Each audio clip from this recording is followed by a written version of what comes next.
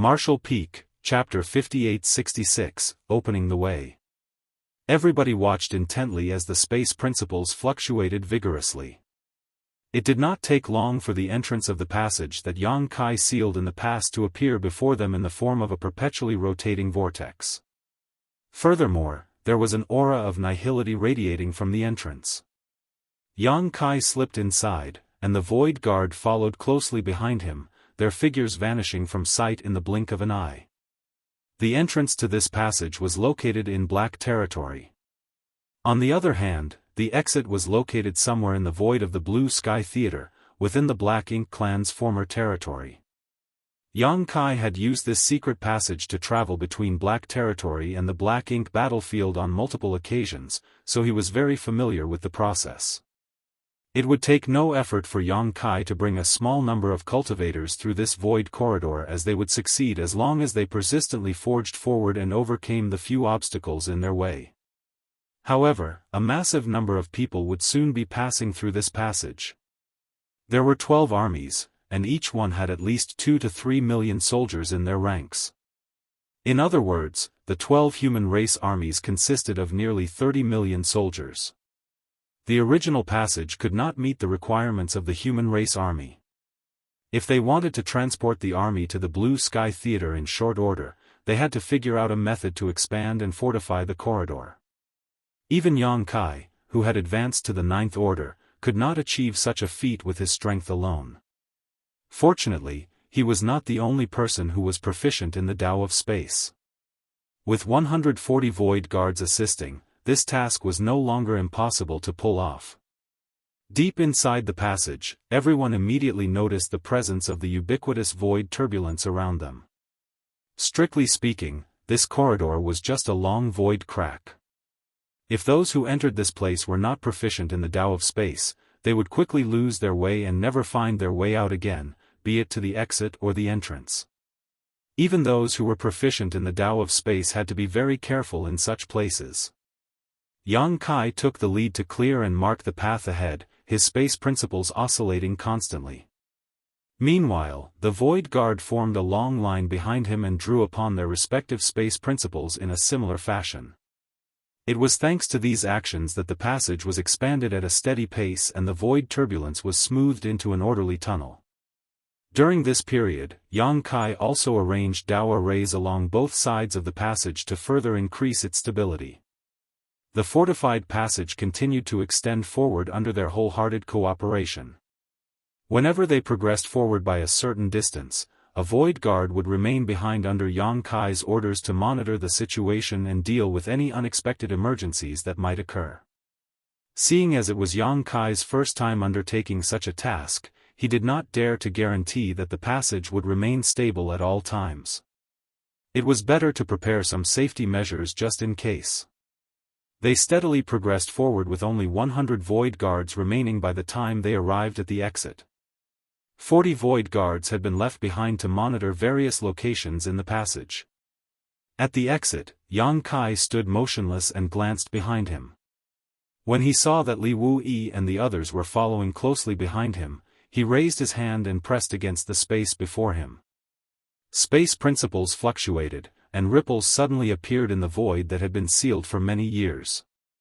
As the ripples spread out, a portal soon emerged. Yang Kai slipped out of the passage, and the Void Guard rushed out from behind him under Li Wuyi's lead. Stay here and expand the passage as quickly as possible. Don't forget to send a message to inform Supreme Commander Mi that the preparations have been completed. I will go and check out the surrounding situation, Yang Kai instructed. Li Wuyi accepted the order. After choosing one person to report back to Mi Jingluan, he assigned a group of people to stand guard around the exit. As for the rest, they began to expand and stabilize the passage further. Back in Black Territory, Mi Jingluan soon received news of their progress. Following his command, the squads quickly kept their respective warships in their small universes before flying into the passage under the leadership of their higher-ups. On the other side, Yang Kai's figure flickered as he traveled through the void, his divine sense spreading out to investigate his surroundings. Now that he was in the Ninth Order, his divine sense was extremely powerful, so it did not matter whether the movement was as slight as the wind blowing through the grass, nothing in the vicinity could be concealed from his perception. A group of Black Ink clansmen with a dozen or so members was wandering around the void. They did not seem to have any fixed goals in mind. On the contrary, they seemed to be searching for something in all directions. Every corner of the void and every piece of rock and debris was carefully investigated without exception.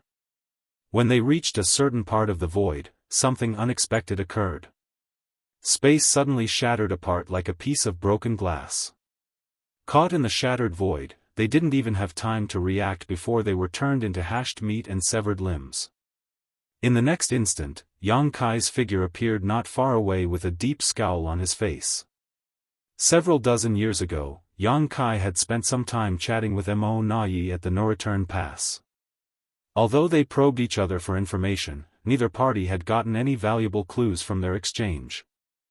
Yang Kai had failed to learn whether Mo, in the primordial heaven source grand restriction, had awoken, and Mo Nayi had failed to discover the location of the secret passage that led from the 3,000 worlds to the Black Ink battlefield.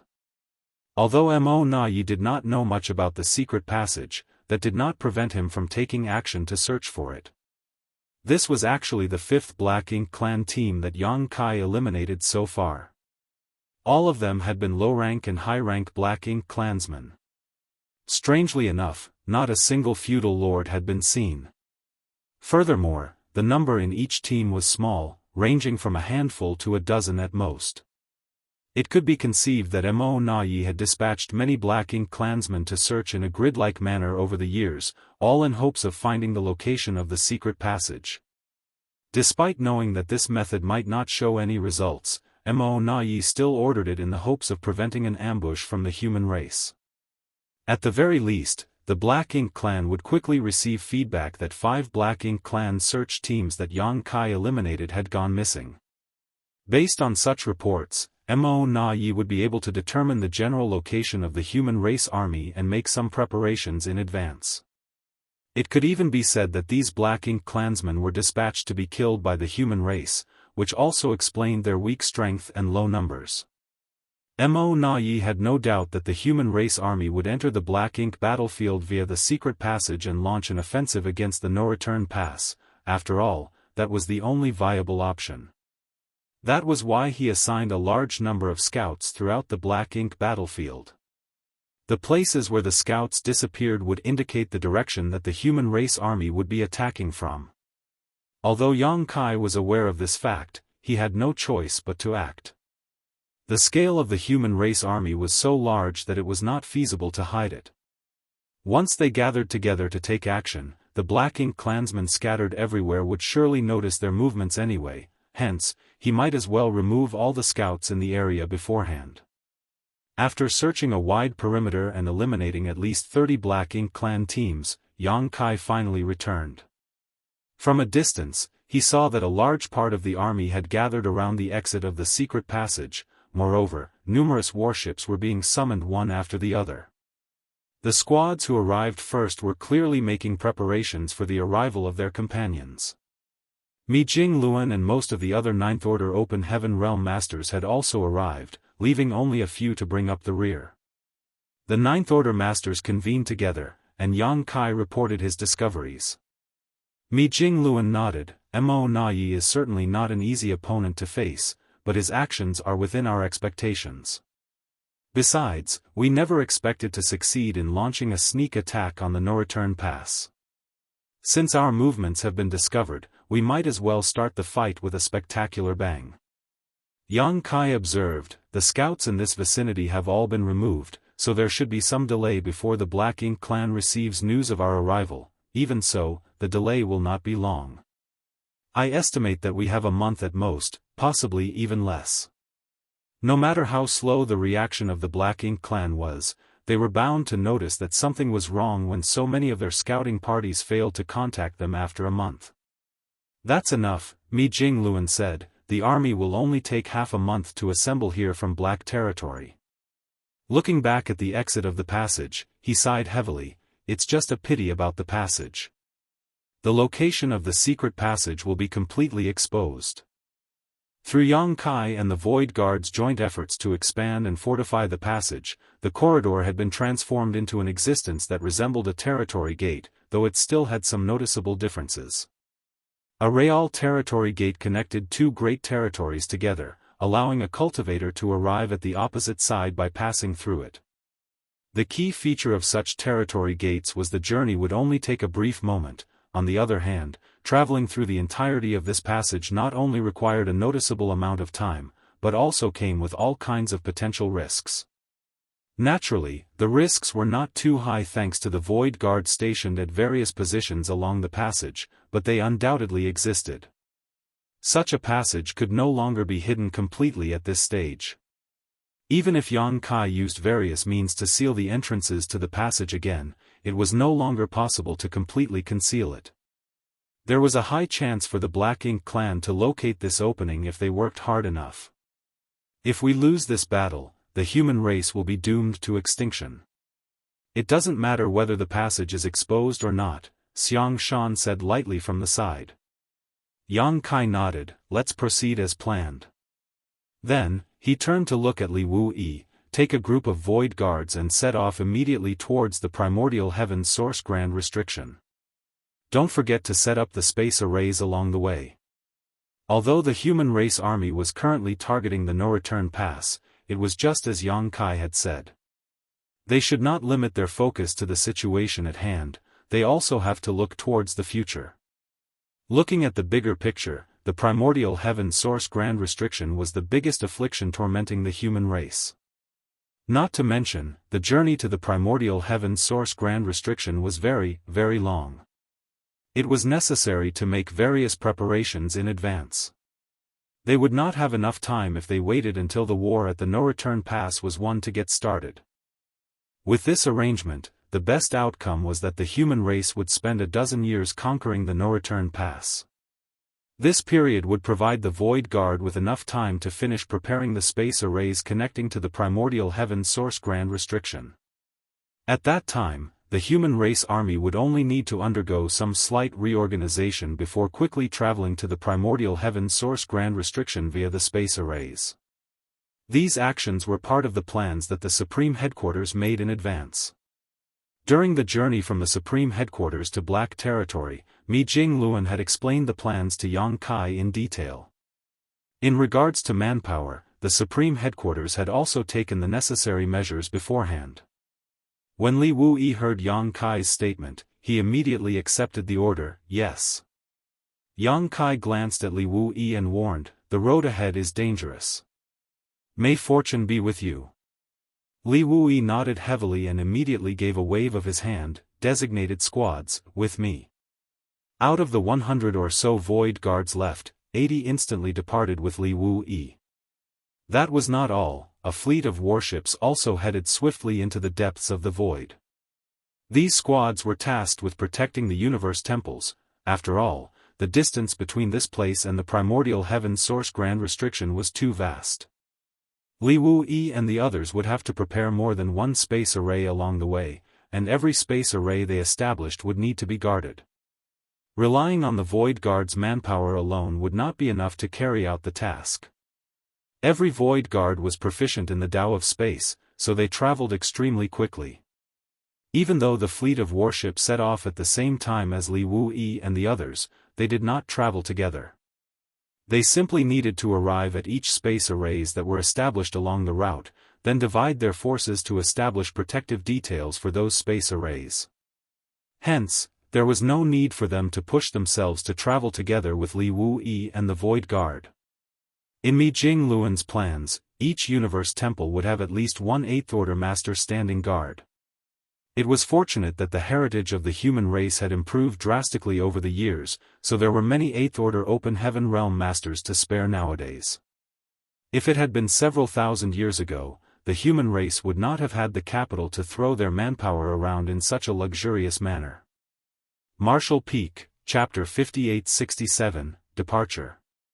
I'll be leaving first, Yang Kai informed Mi Jingluan.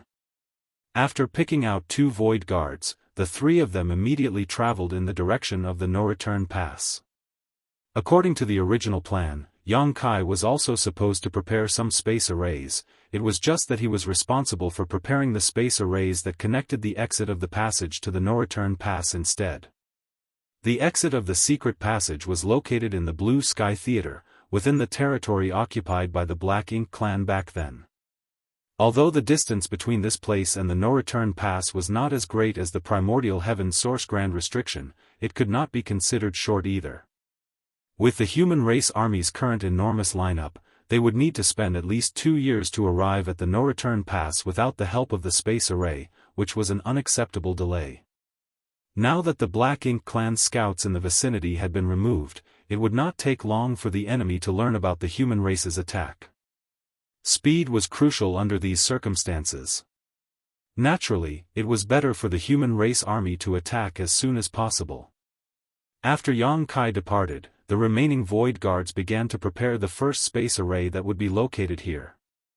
Setting up the space array was not a difficult task because all the space arrays had been prepared beforehand and transported in the universe temples that had been collected previously. Hence, the Void Guards simply had to search for a suitable location, place the universe temple in position, and make some slight adjustments to the space array inside. One of the Void Guards in the Eighth Order opened the portal of his small universe. Following his actions, the portal expanded incessantly. It did not take long before a universe temple emerged. Under Mi Jing Luan's guidance, he placed the universe temple at a certain spot in the void. Several Void Guards immediately flew into the universe temple to check and calibrate the space array. A short while later, they reported that everything was ready and the space array was in perfect working condition. Thereupon, the human race army finally succeeded in placing their first space array on the Black Ink battlefield. With this space array acting as a connection point, the space arrays laid by Yang Kai in the direction of the no-return pass and the space arrays laid by Li Wu-Yi in the direction of the Primordial Heaven Source Grand Restriction could easily form a connection with the space array in this place. As such, they would have a direct transportation route from the no-return pass to the Primordial Heaven Source Grand Restriction once they completed their tasks. There would be many transfer points along the way, but that was preferable compared to the long journey that the human race army would have had to make instead.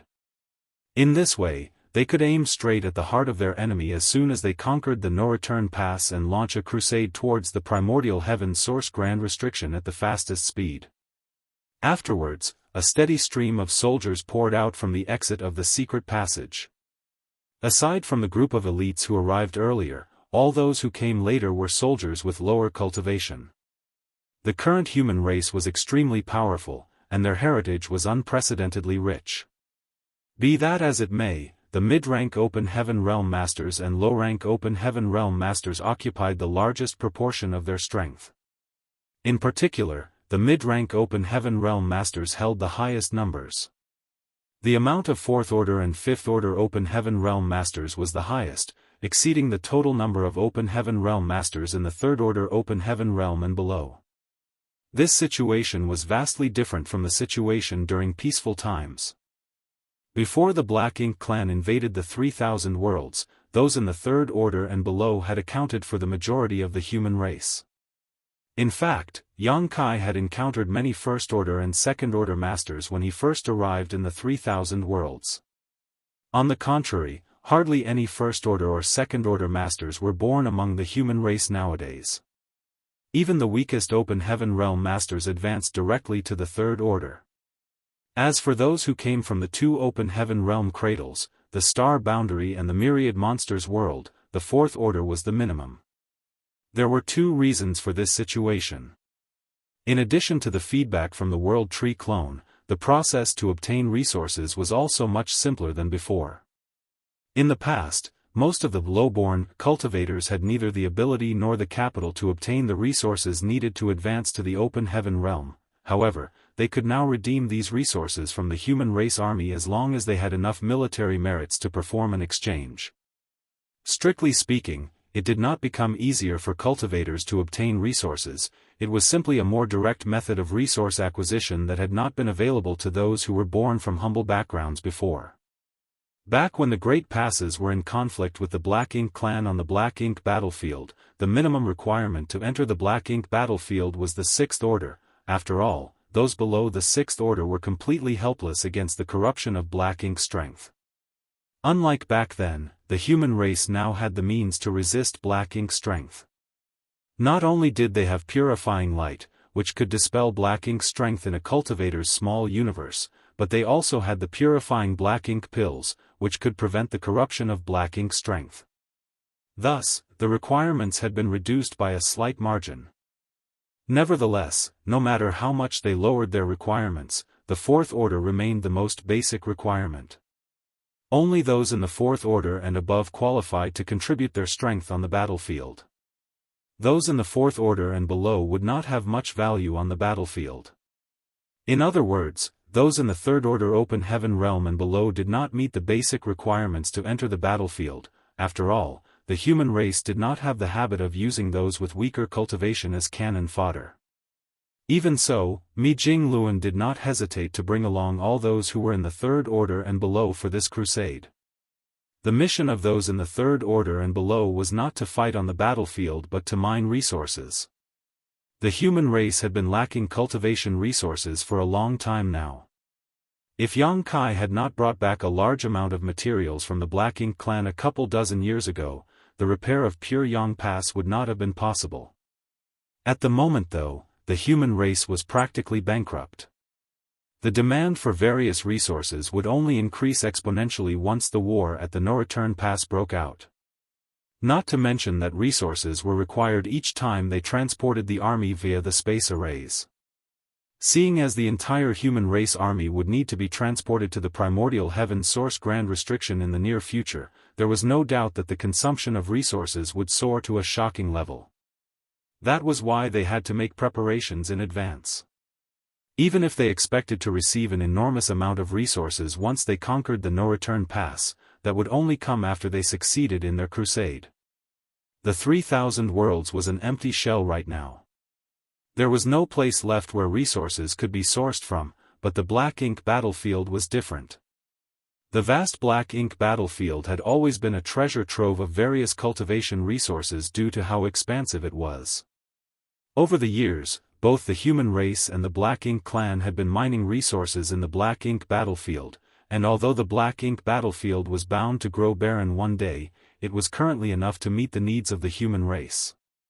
Therefore, the cultivators in the Third Order and below were dispatched here after the elites of the human race army arrived and settled in. These cultivators did not waste any time. As soon as they arrived, they immediately split into small groups and scattered in all directions to search for locations with resources. The dozen or so void guards who remained behind also split up in various directions.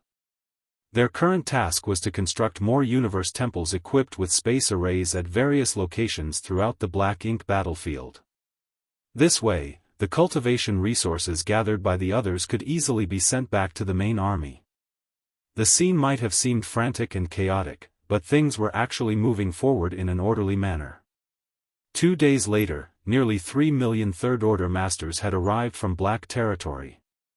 That number accounted for almost 10% of the human race army. They swiftly scattered in all directions across the Black Ink battlefield. At this rate, it would not take long before they brought huge and continuous benefits back with them. It was not until this moment that Mi Jingluan's anxiety finally reduced slightly. Over the years, he had been in charge of the Supreme Headquarters. He was responsible for coordinating and dispatching the human race army, so the supply of resources had also been a huge headache for him. Nevertheless, there was nothing he could do to solve this problem until the human race army set off for the Black Ink battlefield. At this point, the Black Ink battlefield was no longer the Black Ink clan's backyard. It belonged to the human race. The human race army was attacking, and the Black Ink clan could do nothing to stop them except defend the No Return Pass. The situation at this moment was very similar to the Black Ink clan's previous assault on the No Return Pass. It was just that the offense and defense had been reversed. At this moment, a figure flew out of the universe temple that had just been set up. He came straight to Mi Jingluan and cupped his fist in greeting. "Supreme Commander Mi, we have established a connection with the first space array leading to the no-return pass. Mi Jingluan nodded lightly, understood. Although he seemed calm and collected on the surface, he was secretly amazed by the news. Yang Kai was very fast indeed. No news came from Li Wuyi, who had departed earlier. On the other hand, Yang Kai had already finished placing his first space array. Thinking about it again though, it was not a surprise. Yang Kai had higher attainments in the Tao of space compared to Li Wuyi in the first place, so it was only natural for him to be much faster. Turning to look at Xianxia and the others, Mi Jingluan issued the order, start making arrangements for the teleportation of the army. Xianxia and the others nodded, then left to make the necessary arrangements. Every teleportation that was performed required resources.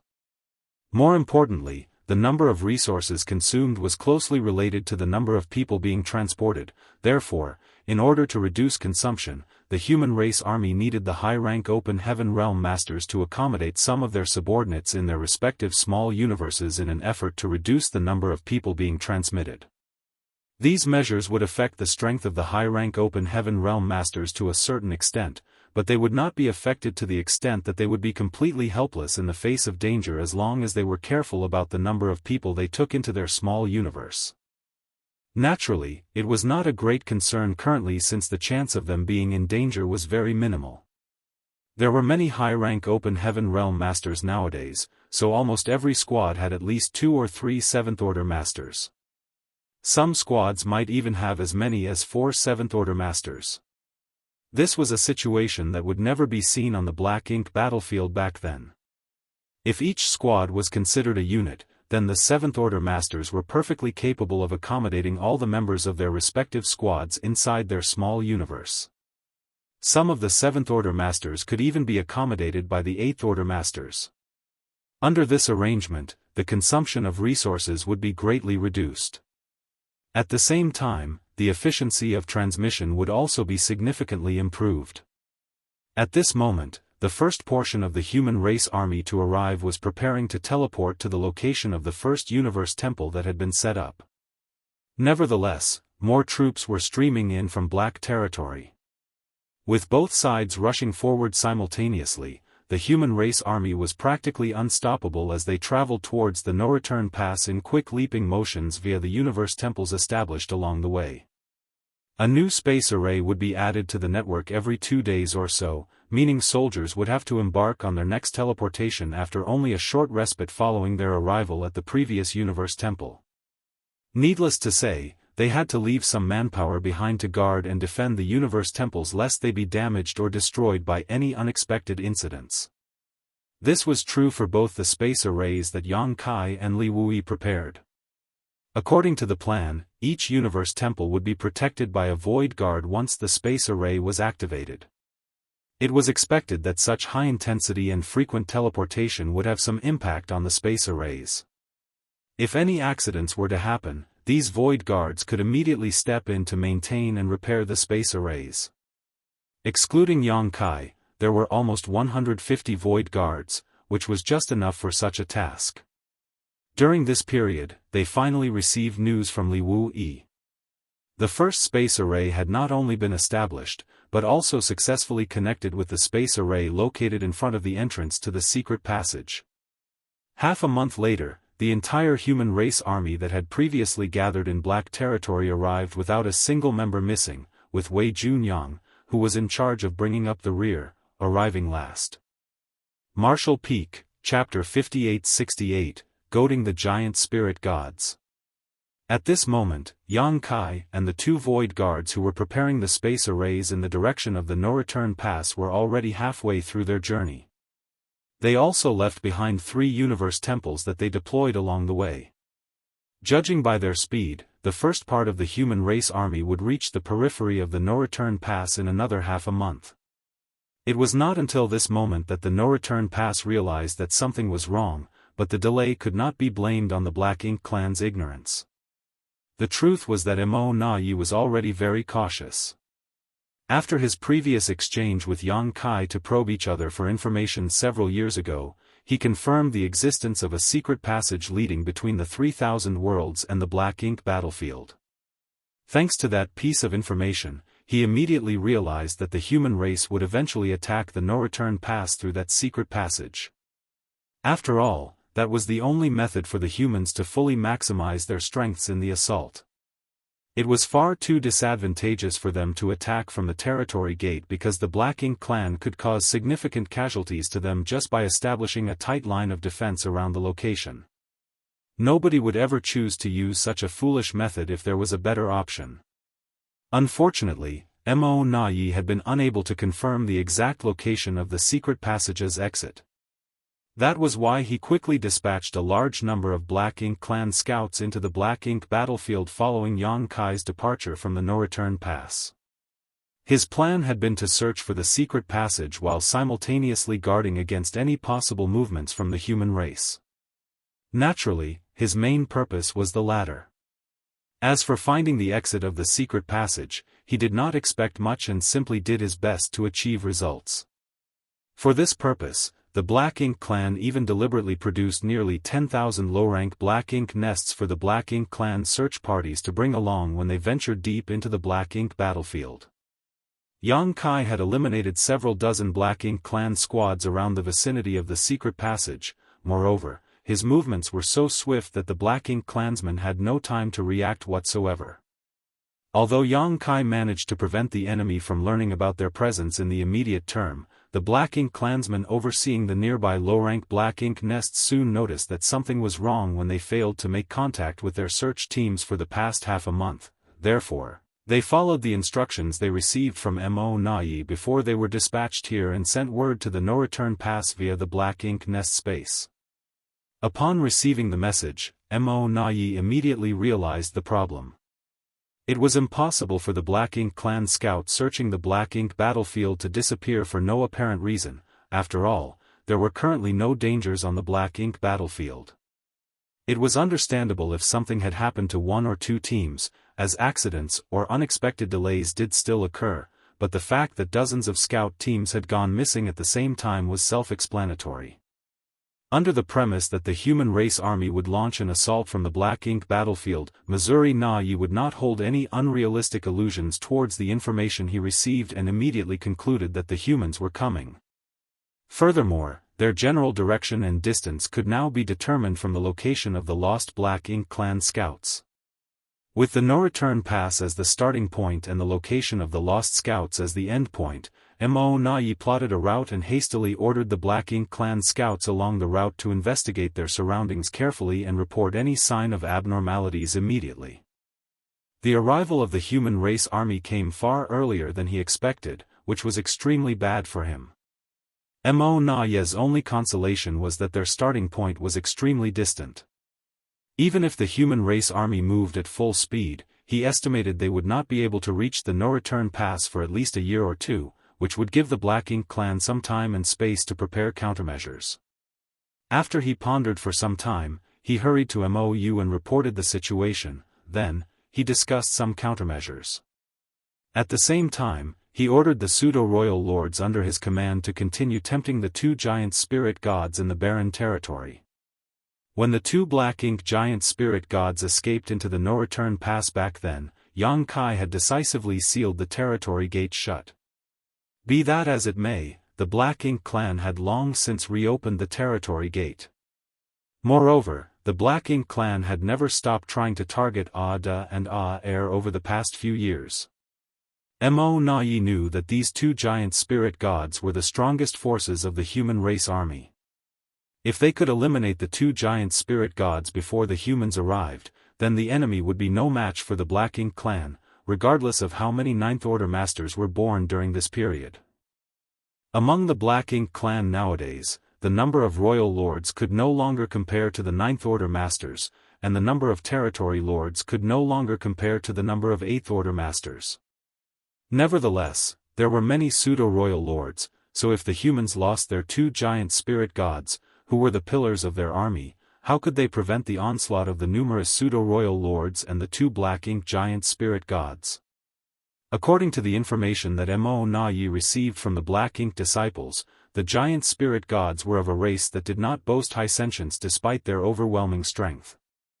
If they could utilize this aspect properly, they might just be able to eliminate those two behemoths without too much trouble.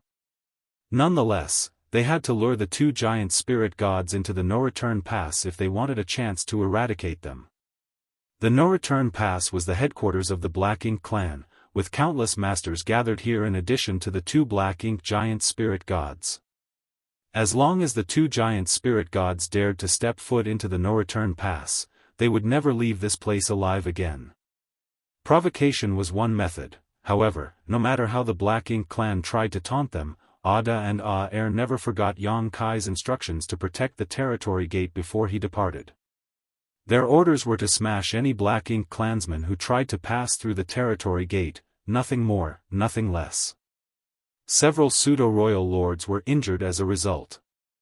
After that, no pseudo-royal lord dared to enter the barren territory at will again. A single slap from the giant spirit gods contained a heaven-destroying and earth-shattering might. Not even a pseudo-royal lord could survive a direct hit.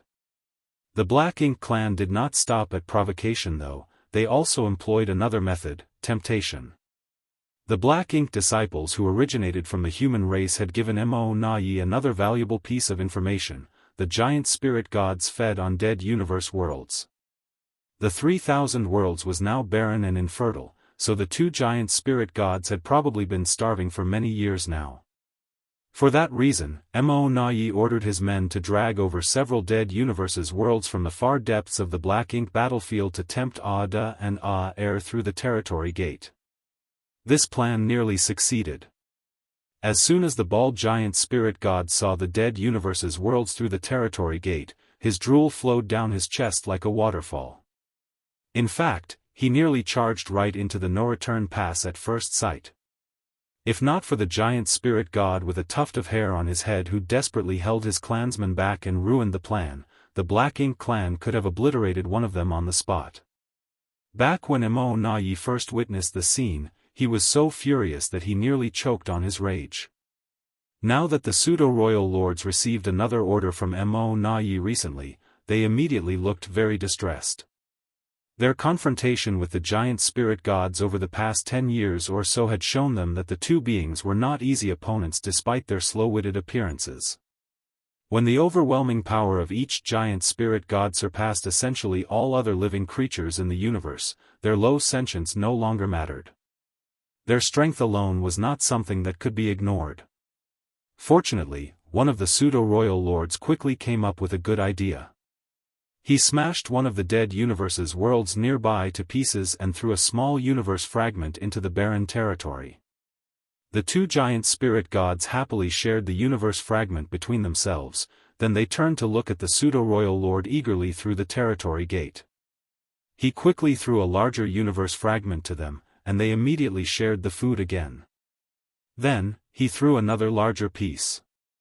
After repeating the cycle several times, he picked up an enormous universe fragment and pretended to throw it into the barren territory. However, the territory gate was too small for the enormous universe fragment to pass through. He then set down the universe fragment and beckoned towards the two giant spirit gods through the territory gate, as though inviting them over to eat. Ada was tempted, then. Ah-Er smacked his bald head hard several times. The blows made him clutch at his head in pain with an extremely aggrieved expression. His appearance was very pitiful, as though he did not know what he had done wrong. "Stay here and smash them.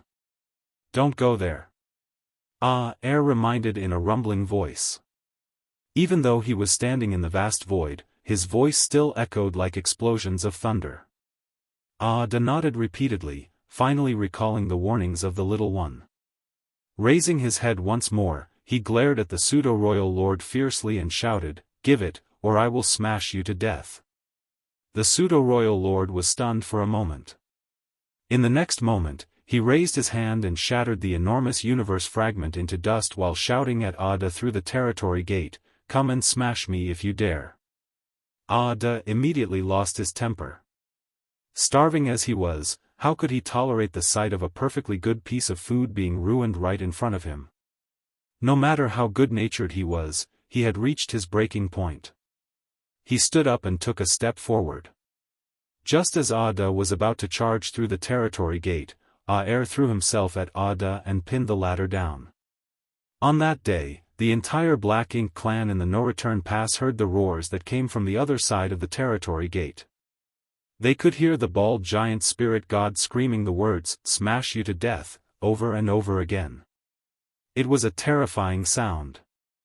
Inside the high-rank Black Ink nest that belonged to Mou, Mo Na-Yi was reporting the situation to him, but another Black Ink clansman was sitting next to them. Given his right to sit together with Mo Na-Yi and Mou on equal footing, the identity of this Black Ink clansman went without saying. He was a royal lord.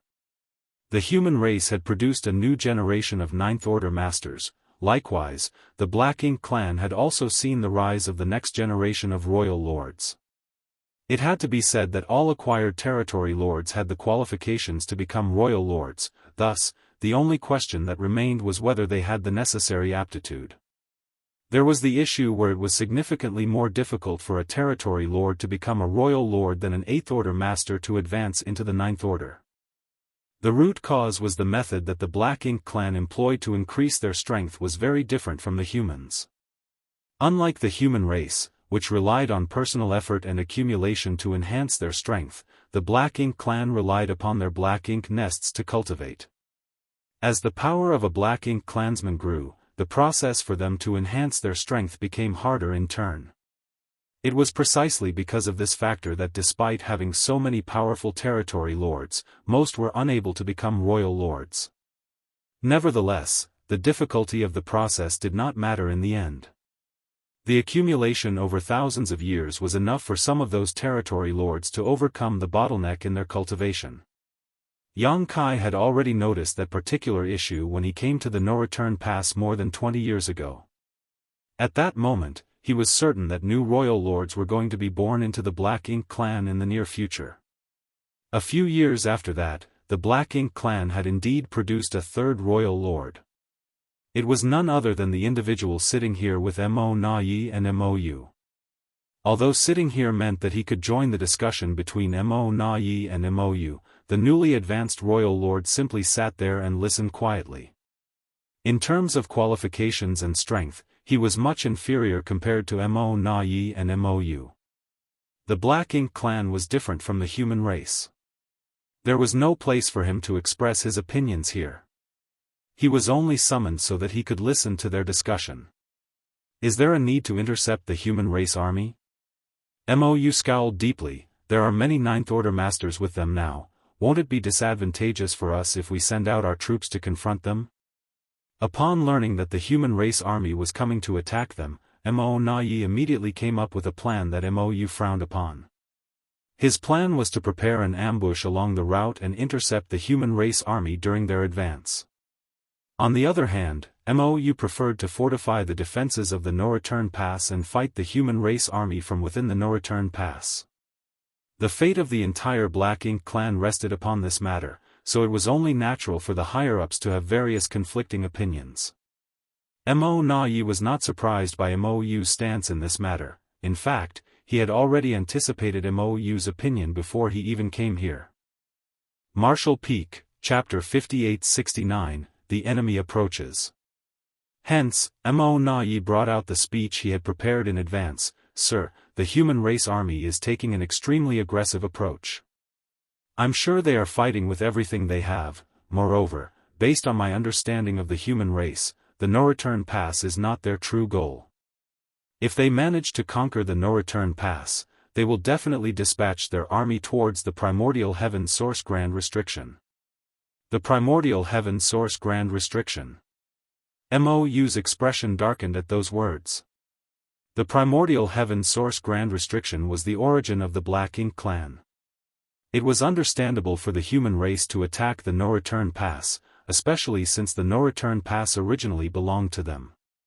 The Black Ink clan had simply occupied this land for the past several thousands of years. However, the fact that the humans planned to use the No-Return Pass as their stepping stone to launch an offensive against the Primordial Heaven Source Grand Restriction enraged Mou.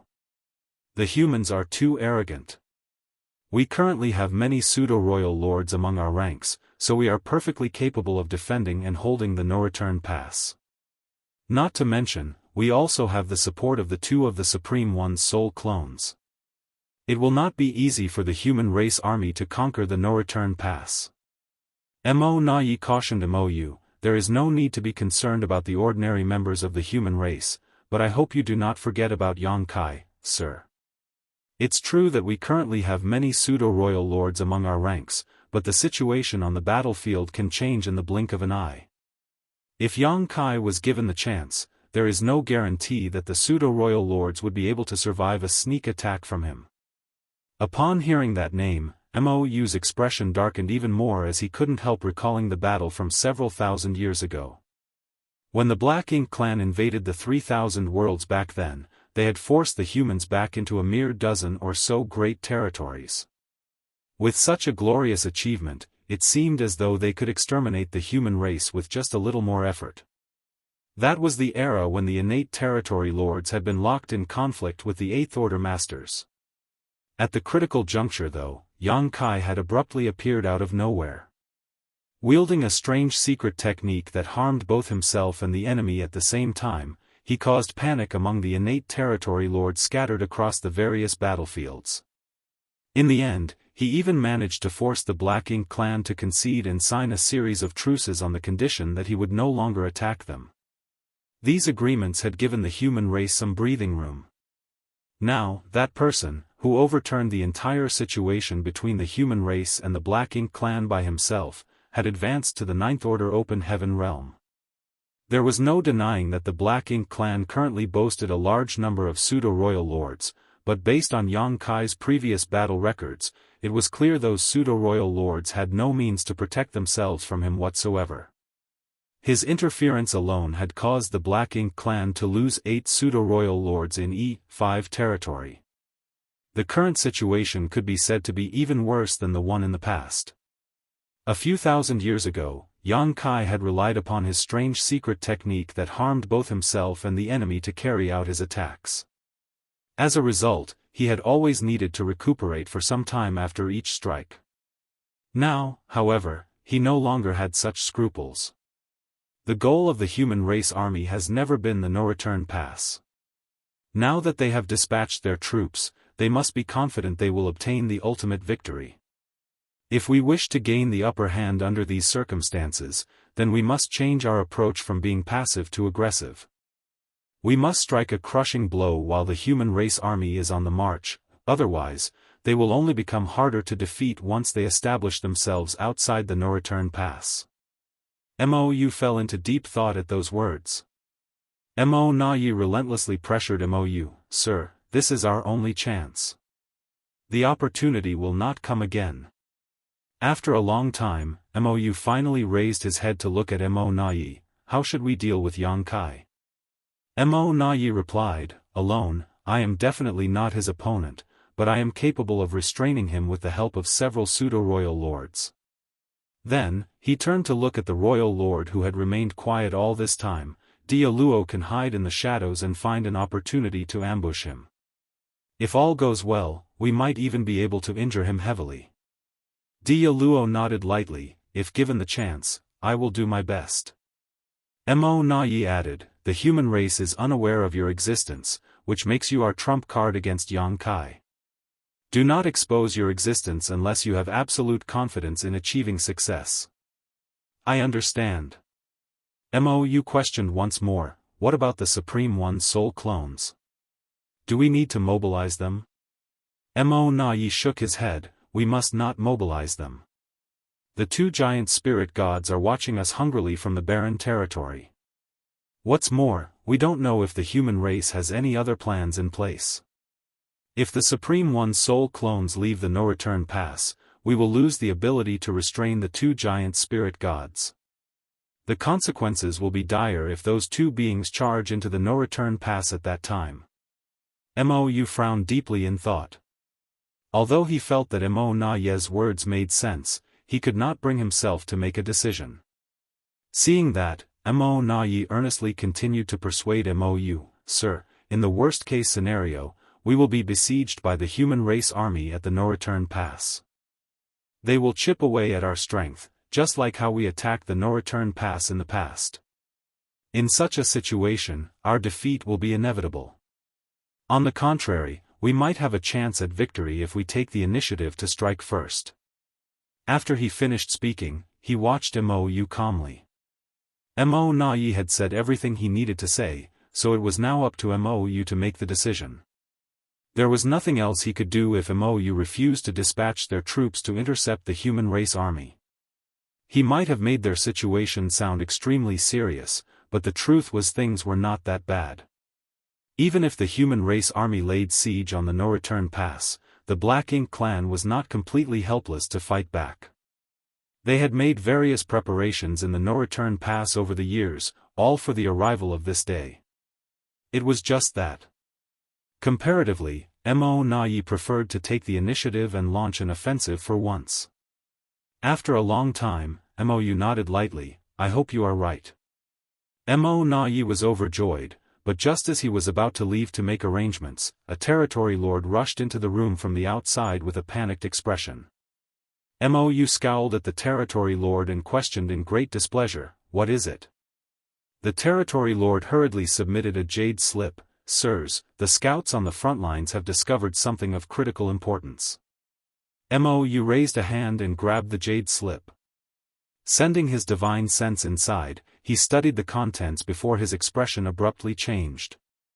Mo's heart thundered uneasily at the sight as he instantly realized that something had gone terribly wrong. Although he did not know what was written in the jade slip, he could tell from Mo's expression that it was something detrimental to the Black Ink clan. In the next moment, Mo silently handed the jade slip over. Mo took the jade slip and checked the contents. His expression quickly changed upon reading the contents and he exclaimed in alarm, "How can that be?"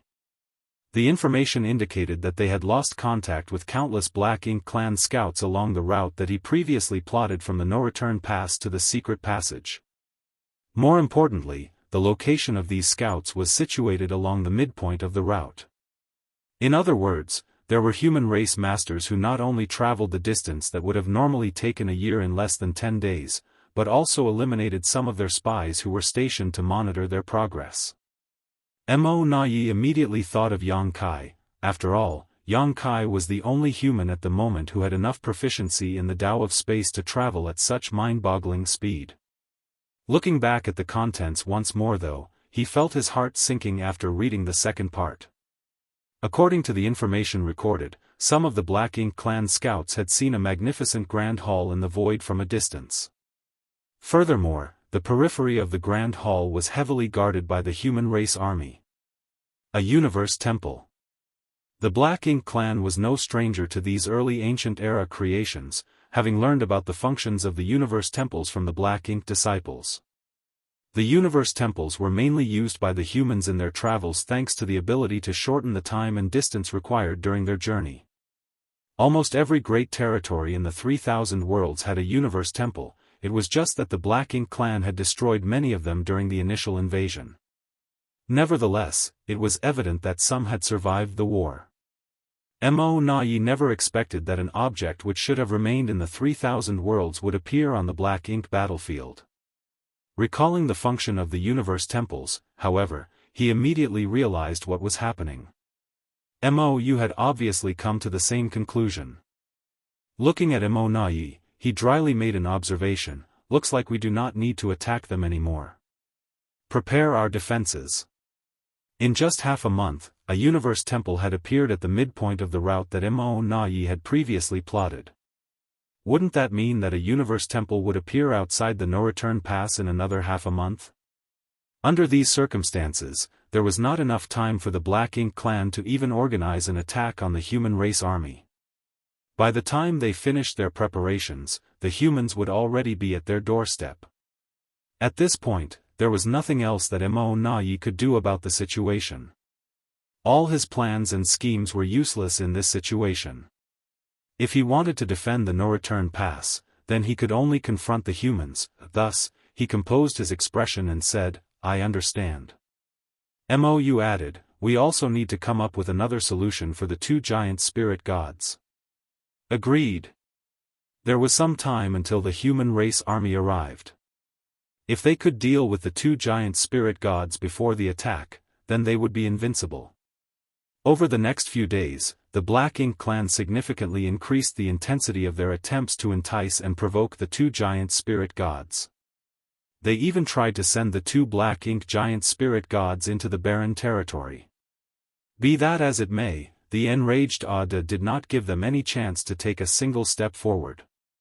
He stood firmly in front of the territory gate, smashing anybody who dared to step forward through the portal. Even the two Black Ink giant spirit gods were beaten so badly that they were forced to retreat. A steady flow of information was consistently being relayed to the no-return pass, and the various reports indicated that the human race army had erected 7 or 8 universe temples along their anticipated route. Some of the Black Ink clan scouts even witnessed the human race army appearing and disappearing from the universe temples from a distance. The current situation clearly explained the deployment of the human race army. With the help of the universe temples, they were rapidly approaching the no-return pass. Some 10 days later, a figure appeared just half a day away from the no-return pass. It was none other than Yang Kai, who had arrived ahead of the others. Gazing at the magnificent base in the distance, he raised his brow at the sight. The layout of the no-return pass had changed significantly compared to his previous visit. When he came here 20 years ago, the ruins of numerous destroyed great passes had been scattered around the no-return pass and countless Black Ink nests had been distributed all over them without any regularity. At this moment, however, it was clear to see that the ruins of the great passes had been organized. The Black Ink clan had arranged the destroyed great passes left behind by the human race in a sphere outside the no-return pass to form a solid defensive barrier. Furthermore, the Black Ink clan army was gathered on the great passes. The impressive high-rank Black Ink nests had also been moved closer to the center of the no-return pass so that they could be strictly protected. It could be seen that the Black Ink clan had made various preparations in advance to deal with the humans' impending attack. Yang Kai even saw traces of large-scale artifacts on some of the destroyed great passes. The Black Ink clan were unable to perform artifact refining themselves, but they had many Black Ink disciples under their command. These artifacts must be the handiwork of those Black Ink disciples. Furthermore, 2 enormous Black Ink giant spirit gods stood guard on either side of the no-return pass, like 2 guardian gods. They towered over the majestic base with a chilling atmosphere around them. As soon as Yang Kai emerged, the 2 Black Ink giant spirit gods immediately detected his presence, raising their heads and turning to look in his direction. The Black Ink giant spirit god on the left even raised his hand and grabbed hold of a universe fragment nearby. In the next moment, he viciously threw the universe fragment in Yang Kai's direction with a roar. Thanks to his immense strength, the universe fragment, which contained heaven-destroying and earth-shattering power, broke through the barriers of space as it rapidly hurtled towards Yang Kai. Martial Peak, Chapter 5870, Preparations. Although Yang Kai was half a day's journey away from the no-return pass, that only referred to the time required to arrive at the no-return pass through normal means for a human race squad-class warship. Be that as it may, such a distance was well within the attack range of Yang Kai and the Black Ink giant spirit gods. At any rate, the Black Ink giant spirit god did not expect his attack to harm Yang Kai in any way. Yang Kai was in the 9th order, so how could a trivial universe fragment injure him? In response to the menacing attack, Yang Kai simply raised his hand slightly. The universe fragment that was hurtling towards him at an astonishing speed instantly came to an abrupt halt and quietly hovered in front of him. Then, he clenched his raised hand into a fist. The huge universe fragment subsequently exploded into dust. The loud and flashy confrontation instantly alerted the entire Black Ink clan in the no-return pass to the enemy's presence. One after another, countless figures quickly rushed out of the no-return pass and stared in Yang Kai's direction. Those figures radiated with powerful auras that shook the void. They were none other than the pseudo-royal lords. The pseudo-royal lords had obtained tremendous power with the help of the source fusion technique, but in exchange, they could never utilize their full strength. The price of their power was also their lack of ability to control it. For that reason, every one of them was extremely conspicuous. They generally resembled bright lights in the dark of the night when they stepped onto the battlefield, which made it impossible for them to carry out any kind of ambush. Yang Kai also saw Mo Na Yi and Mou. The two royal lords were standing in the middle of the no-return pass, surrounded by many pseudo-royal lords. When their gazes collided, Yang Kai grinned at them.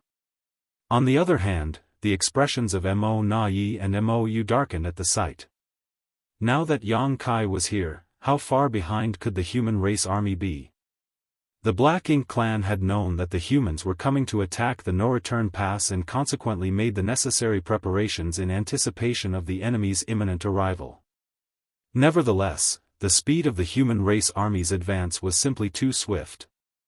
After staring at each other across the distance for some time, Yang Kai raised a hand and made a slashing motion across his throat at Mo Na Yi and Mou before he casually departed. It did not take long before his figure vanished from sight. Inside the no-return pass, Mo Na Yi scowled fiercely. There was no denying that Yang Kai's actions were incredibly childish, but he could not guess the reason for him acting this way. Did he come here just to demonstrate his might?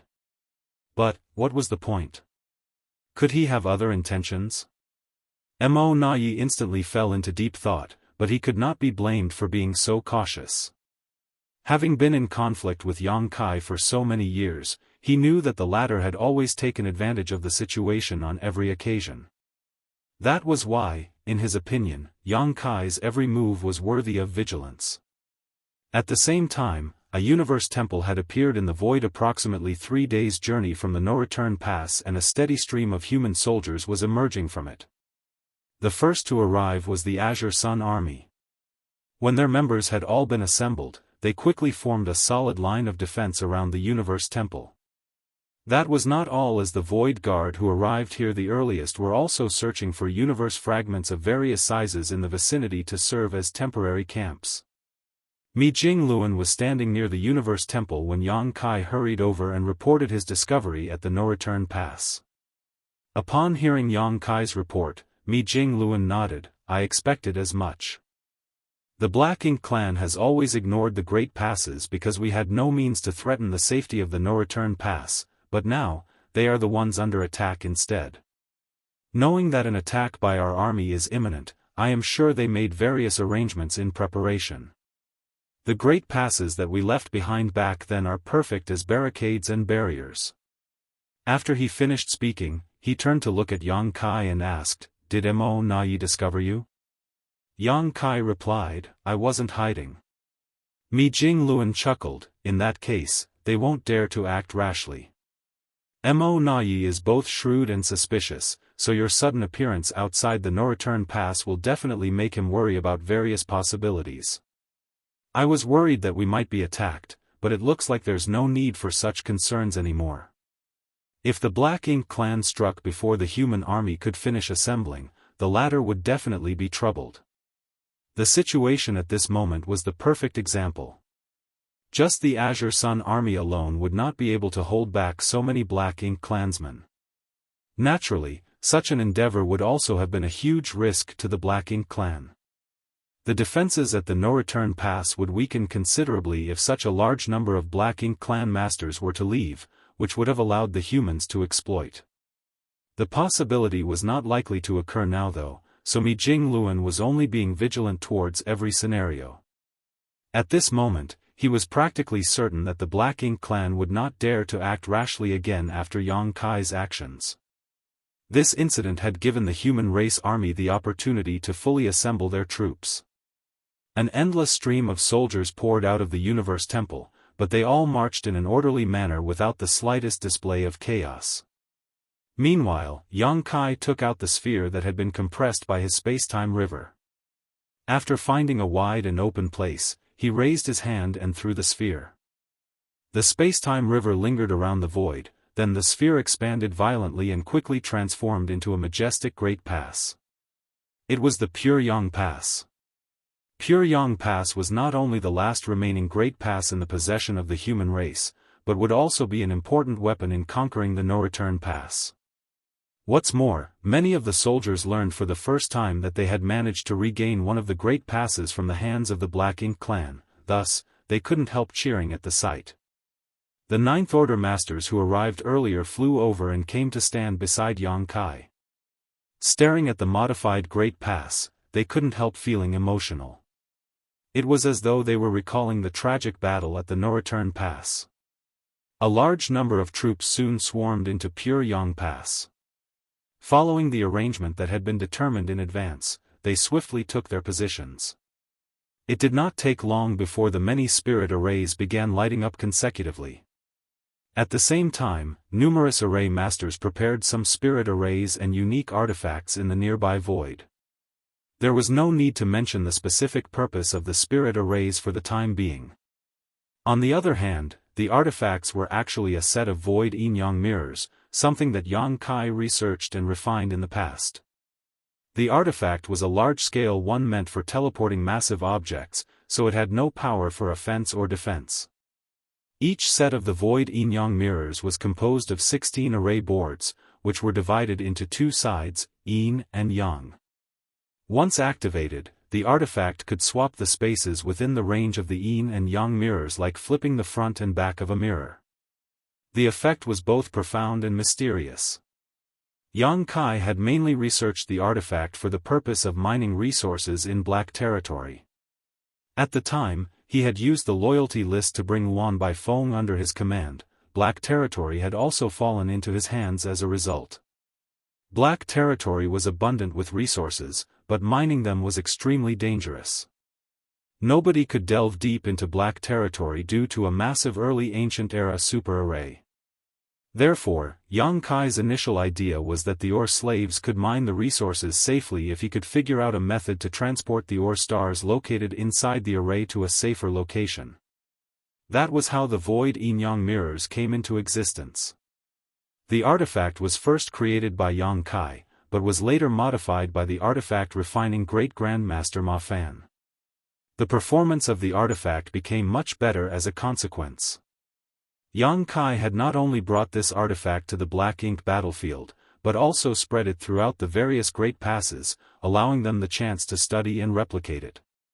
Thanks to the effects of the void Yin-Yang mirrors, Yang Kai managed to solve the shortage of supplies among the major Great Passes in one fell swoop. Before the existence of the void Yin-Yang mirrors, the major Great Passes were forced to dispatch their soldiers deep into the void to gather supplies. These soldiers not only had to search for and mine materials, they also had to keep a constant lookout against ambushes and raids from the Black Ink clan. Things were different ever since they acquired the void Yin-Yang mirrors. They could now transport dead universe worlds and fragments that contained abundant resources to the vicinity of the Great Passes and mine them without worry. In this way, the efficiency of collecting resources naturally increased significantly. It was not an exaggeration to say that the lives of the soldiers at the major Great Passes improved considerably after Yang Kai came to the Black Ink battlefield. At this moment, the human race army was preparing many void Yin-Yang mirrors in their surroundings. Needless to say, they were preparing to transport many universe worlds and fragments here. It was just that the purpose of these universe worlds was not for sourcing resources. The 3 million human race masters in the Third Order Open Heaven realm and below were responsible for collecting resources, so there was no need for the main army to worry about supplies. As for the universe worlds that they transported here from deep within the void, there were other uses for them. For this purpose, the remaining Void Guard, except those who had to stay behind to monitor the universe temples along the way, had immediately sprung into action after Li Wui left for the Primordial Heaven Source Grand Restriction with 80 Void Guard. Each of them had carried either the Yin mirrors or the Yang mirrors of a void Yin-Yang mirrors set and searched various areas of the void. As time passed, the various armies gathered in this place. Aside from the Central Army under Mi Jingluan's direct command who occupied Pure Yang Pass, the other armies claimed a universe world or large universe fragment in the vicinity as their base camp. Each of these camps was soon overflowing with people as they worked to establish temporary outposts. The human race currently retained 12 armies, just like before. Mi Jingluan had not made many adjustments to the organization. After all, each army had experienced thousands of years of fighting together. The heart of the army was united by the blood of their companions and their enemies at this point, and it might instead be detrimental to make any rash changes. Therefore, the 12 armies remained even though there were not enough Ninth Order Masters to oversee them all. Luo Tinghe was in command of the Azure Sun Army, Xianxia was in charge of the Blood Flame Army, Ouyang Lai commanded the Profound Nether Army, Wei Junyang led the Wolf Fang Army, Xiao Xiao was in command of the Soaring Cloud Army, Wu Qing commanded the Purple Feather Army, the newly advanced Shi De Zhuang was in command of the Shocking Thunder Army while Tang Tao led the Red Flame Army. As for the Burning Moon Army, Twin Instrument Army, Azure Dawn Army, and Jade Cicada Army, these four remained unchanged. These four armies might not be under the leadership of a Ninth Order Master, but they had the largest numbers of divine spirits. In terms of overall strength, they were not inferior to the rest of the armies. Besides, these four armies contained many new generation 8th Order Masters who could advance to the 9th Order at any time. Once they experienced a breakthrough, these armies would also have the protection of a 9th Order Master. A few days later, large ripples spread out endlessly from an area somewhere in the void that was warded off by a set of void yang mirrors. The vibration from these ripples was so strong that the space anchored by the yang mirrors became extremely unstable, making it difficult to distinguish between what was real and what was illusory. With the spreading of the ripples, the fluctuations of space principles became increasingly obvious. As time passed, under the watch of countless eyes, something seemed to appear in the space that was originally empty. Once all the commotion had settled, the object turned out to be an enormous universe world that had appeared out of nowhere. Several soldiers quickly stepped forward to retrieve the Yin mirrors before moving to set them up in a new free space. Many array masters and artifact refiners then rushed towards the universe world and gathered on the side of it that was facing away from the no-return pass. Following a cursory survey of the geography, they immediately sprang into action and prepared a large-scale spirit array on the back of the universe world. After the first universe world was transported here via the void Yin-Yang mirrors, more and more began appearing. Meanwhile, almost all the array masters and artifact refiners from the 12 armies were dispatched, working diligently without rest. Martial Peak, Chapter 5871, Universe Worlds. In the short span of 1 month, hundreds of universe worlds of varying sizes appeared in the void where the human race army had gathered thanks to the teleportation effects of the void Yin-Yang mirrors. At this moment, every single artifact refiner and array master in the human race army was hard at work, even Yan Kai was toiling away alongside them. Following the consumption of substantial resources, numerous spirit arrays were constructed on the universe worlds. Another 2 months later, their preparations were complete. The dwindling resources of the human race were completely exhausted after such a grand and large-scale project. However, the Ninth Order Masters did not seem worried about the situation. There were nearly 3 million humans at or below the Third Order gathering resources throughout the Black Ink battlefield and many universe temples equipped with space arrays connecting to various locations. Therefore, it would not take long before large amounts of materials came flowing in from all directions. It could be said that they no longer had to worry about resources as soon as they entered the Black Ink battlefield through the secret passage. During the past 3 months, the Black Ink clan at the No-Return Pass had repeatedly sent out scouts to investigate the situation. As they did not dare to dispatch any masters for the task, the information that the weak Black Ink clansmen could obtain was very limited. All the Black Ink clan knew was that the human race army had assembled at a spot some 3 days' journey from the No-Return Pass, and that they could attack at any moment. They could not gain any further information regarding the situation. On this day, all preparations were completed. The human race army finally embarked on their quest to retake the No-Return Pass. This crusade was the first of its kind in the thousands of years since the Black Ink clan first invaded the 3,000 worlds, the first time the human race had truly taken the initiative in the war. The roles of the hunter and the prey were reversed at this moment. It was also the first battle since the human race army launched their offensive, hence, every single soldier in the human race army displayed high morale and intense fighting spirit. The bustling void became empty in a flash.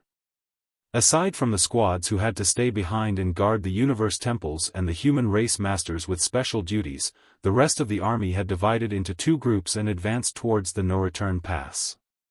One day later, the movements of the human race army were relayed to the no-return pass by their lookouts. Mo Nai finally felt his anxiety receding slightly at the knowledge.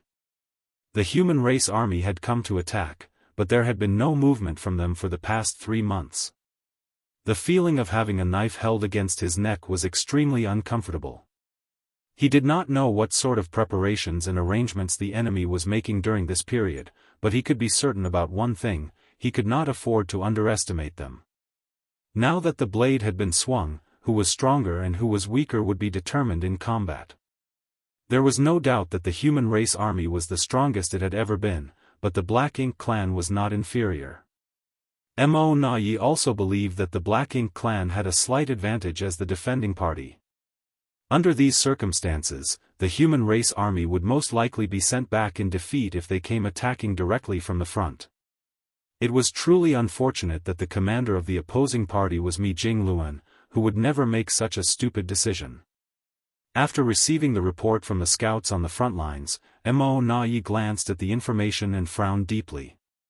It was just as he had expected: the human race army had made various deployments and arrangements in advance. The reports indicated that the human race army was not aiming for a frontal attack. On the contrary, they had divided their forces into two groups and taken a considerable detour by traveling in a wide arc. Judging by their formation, they seemed to be approaching the no-return pass from both the right and left sides in a pincer attack. The deployment of the human race army was both reasonable yet also unexpected. Nevertheless, their actions confused Mo Nai.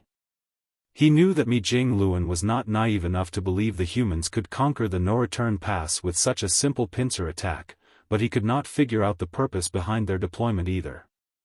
Unable to determine their aim, Mo Nai could only adopt countermeasures on the fly according to how the situation evolved. At his command, most of the Black Ink clan army in the no-return pass mobilized various defensive measures ahead of the human race army's advance. The humans sailed forward aggressively. It was always necessary to take the initiative in a war. After all, the only deciding factor between victory and defeat was the limit of casualties that could be sustained by the respective parties. At this moment, Yang Kai was back at the base camp of the human army on one of the largest universe worlds in the vicinity of the universe temple. He was lying down in a deserted mountain valley with his arms behind his head and one leg crossed over his knee.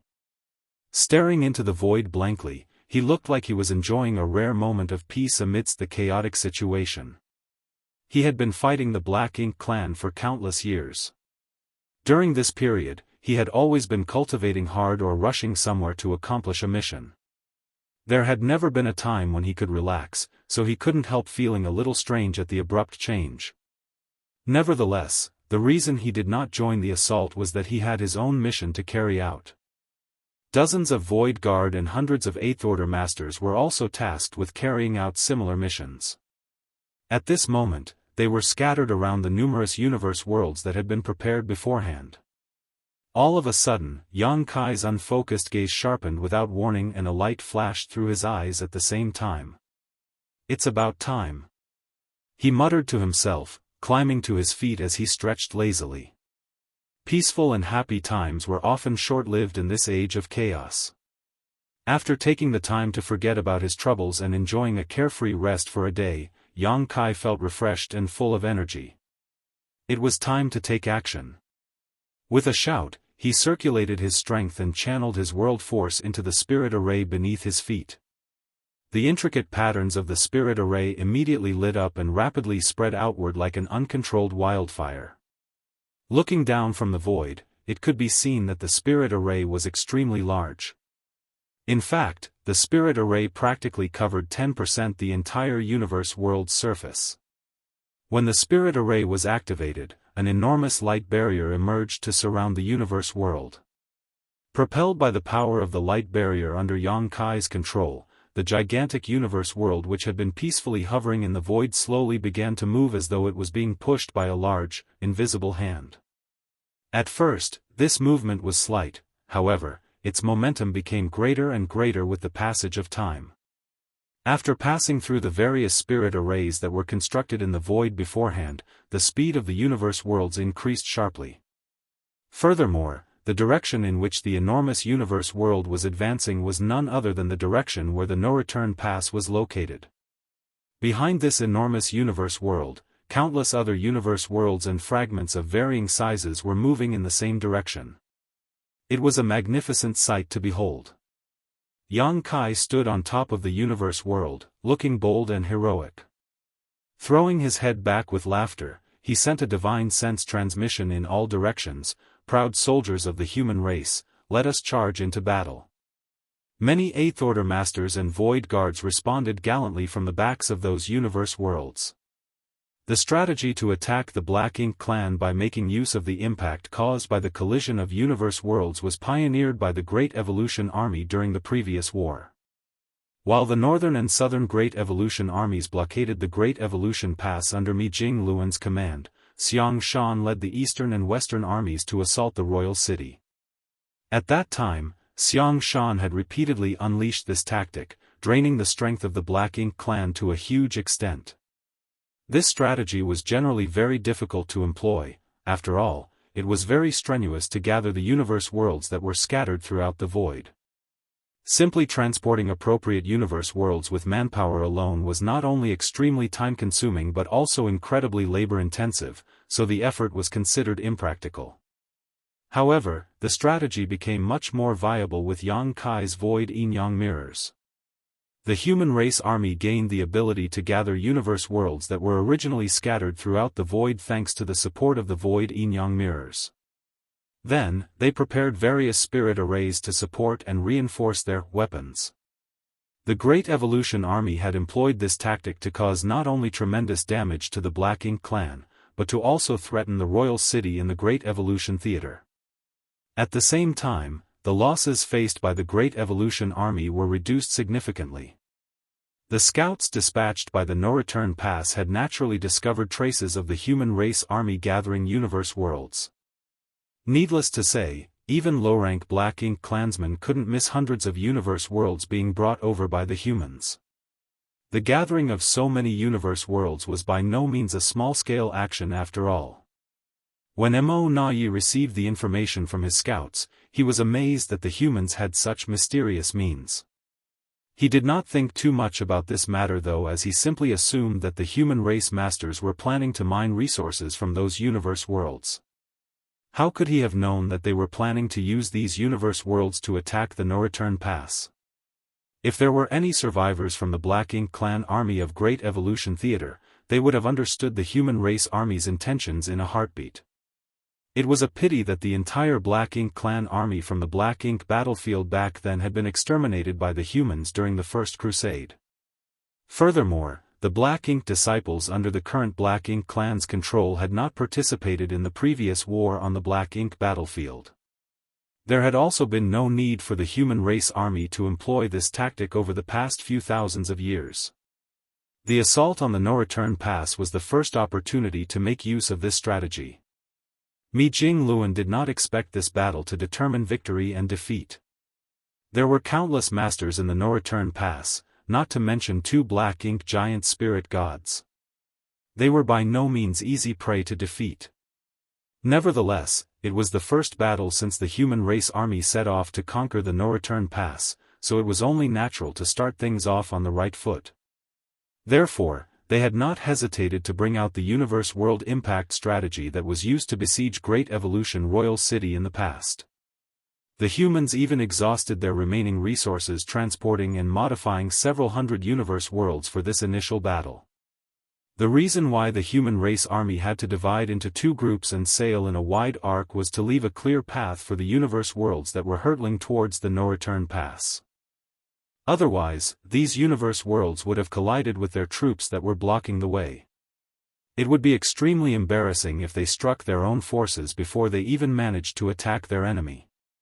Besides, the human race army would also distract the Black Ink clan's attention by marching ahead.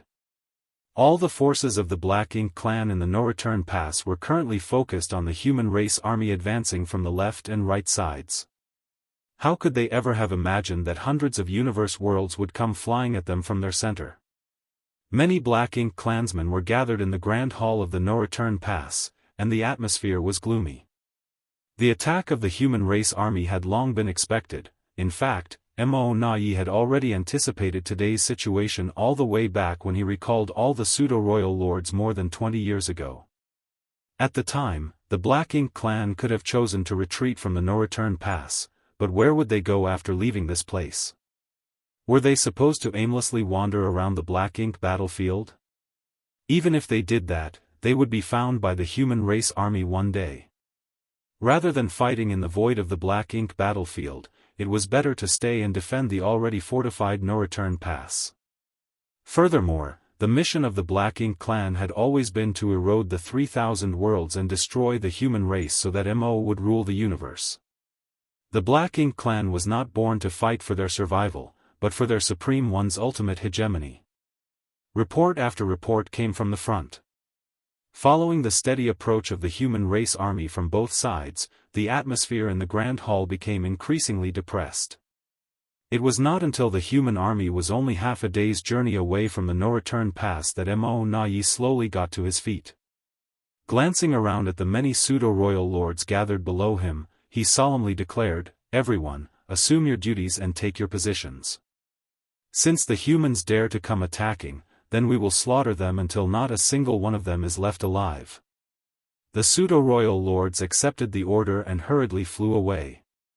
Then Mo Na-Yi looked at Mou again. "Sir, when the time comes, we will need you to restrain one of the Ninth Order Masters. However, the situation on the battlefield changes rapidly. Please adapt to the circumstances as you see fit." Mou nodded. "I know, but I probably won't even need to worry about anything. The Ninth Order Masters will come to me themselves." Mo Na-Yi agreed. There were more Ninth Order Masters than Royal Lords at the moment, so they would surely attempt to restrain both himself and Mou. There was really no need for Mou to bother taking the initiative. Martial Peak, Chapter 5872, One-Way Journey. Mo Na-Yi glanced at Di Luo. "I will engage with Yang Kai in battle. Meanwhile, look for an opportunity to make your move. Do not expose yourself unless you find a suitable opening." "I understand." Di Luo nodded heavily. As the only royal lord born within the Black Ink clan over the past 20 years, he was the trump card that Mo Na-Yi had prepared against Yang Kai, so his existence could not be exposed. The moment he appeared, he had to strike a deadly blow against Yang Kai. Among all the Ninth Order Masters, Yang Kai posed the greatest threat to the Black Ink clan. No matter the strength of the other Ninth Order Masters, they could be contained by several pseudo-royal lords working together. Only Yang Kai, whose Dao strength river was both profound and mysterious, was extremely difficult to handle. The pseudo-royal lords alone were not enough to restrain him. It was only possible to stop him if a royal lord personally took action. Moreover, it would also depend on whether there was an opportunity to obstruct Yang Kai, as the latter was proficient in the Dao of space, which made him as slippery as an eel. Without the right opportunity, nobody could even hope to pin him down. Although the Black Ink clan had 2 Black Ink giant spirit gods, they could not be dispatched into battle casually, as the true giant spirit gods were eyeing the No-Return Pass eagerly. If the 2 Black Ink giant spirit gods left their post in the No-Return Pass, the Black Ink clan would have no means to guarantee the safety of their rear. It could be said that the existence of the 2 giant spirit gods was keeping the Black Ink clan's strongest combat force in check. Naturally, the same could be said in reverse. In this situation, neither side had an advantage over the other. After making various arrangements, Mo Na-Yi darted out of the Grand Hall and stared into the depths of the void. With his cultivation and eyesight, he could naturally see the imposing human race army around him. The huge and boundless fleet coming from both sides resembled a swarm of locusts that covered his entire field of vision. Just looking at the scene gave off an extremely strong sense of oppression. Not to mention, there was a conspicuous and majestic great pass on the left side of the human race army that stood out like a sore thumb. The corner of his face twitched involuntarily at the sight of the Great Pass, as it was none other than pure Yang Pass that Yang Kai took from the no-return pass some 20 years ago. Despite knowing that the human race army would use pure Yang Pass against the Black Ink clan if they let Yang Kai take it, the Black Ink clan was forced to make certain concessions due to the pressure from various threats caused by Yang Kai at the time. That was because the safety of the pseudo-royal lords wandering outside could not be guaranteed if Yang Kai was allowed to act as he pleased. The Great Pass had been repaired and modified by the human race. At this moment, the entire Great Pass seemed to radiate with a sense of grandeur. It was easy to see that the various artifacts mounted on the walls of the Great Pass were not mere decorations. Any Black Ink clansman who dared to approach the Great Pass would instantly be greeted with a storm of attacks. With pure Yang Pass, the safety of Mi Jing Luan, who served as the supreme commander of the human race army, would be guaranteed. Mo Na Yi couldn't help feeling a twinge of regret at the sight. He had been searching for an opportunity to eliminate Mi Jing Luan the entire time, but the latter had always remained in the supreme headquarters during the previous wars. Because Mi Jing Luan rarely entered the battlefield, the Black Ink clan had been unable to touch a single hair on his head up until now. Besides, it had been obvious that Yang Kai was preparing the Great Pass for Mi Jing Luan when he came to the no-return pass and demanded pure Yang Pass. Mo Na sneered coldly to himself, Yang Kai sure takes good care of Supreme Commander Mi. Then, various other thoughts came to mind unbidden. I wonder if the human race army will fall into chaos if Mi Jing Luan is killed before they launch their attack on the no-return pass. HAA. Where is Yang Kai? He swept his gaze over the human race army coming from both sides but did not spot his nemesis anywhere. The realization caused Mo Na Yi to become vigilant. Not only was Yang Kai proficient in the Tao of space, but he also seemed to have mastered a mysterious secret technique that almost perfectly concealed himself. If he wanted to stay hidden and ambush the pseudo-royal lords during the battle, none of the pseudo-royal lords would survive the encounter. Could he be hiding in the vicinity? That's certainly a possibility. Just as Mo Na Yi was starting to feel suspicious, the human race army that had been approaching the no-return pass slowly from both flanks suddenly accelerated. The news was instantly relayed to the entire no-return pass. The battle was about to begin, and the atmosphere in the no-return pass was chilling. The entire Black Ink clan had mentally prepared themselves to fight the humans to the death. Likewise, the pseudo-royal lords were blazing with intense fighting spirit. They displayed their auras proudly, not bothering to conceal their presence in the slightest. For hours passed and the humans were now closing in on the no-return pass. Be it the human race army or the Black Ink clan army, the stronger soldiers now could already see the various deployments of the opposing party clearly. At this moment, none of the Black Ink clansmen, including the royal lords, noticed anything abnormal. However, the two Black Ink giant spirit gods standing guard on both sides of the no-return pass reacted as though they had discovered something. One of the Black Ink giant spirit gods grabbed a universe fragment from nearby and hurled it into the distance, just like how he had attacked Yang Kai several months ago. The rather large universe fragment shot through the void at a high speed, but under the astonished gaze of the Black Ink clan, it did not hurtle towards the human race army but instead soared off into the empty middle void. Then, the two giant spirit gods began to hurl universe fragment after universe fragment into the void without pause. A great surge of anxiety immediately washed over Mo Na Yi at the sight. According to the original plans, the Black Ink giant spirit gods were supposed to use this tactic against the human race army once the war began. They were responsible for guarding the no-return pass, so they could not move around easily. Nevertheless, they could rely on throwing these universe fragments to create a great degree of disturbance to the human race army.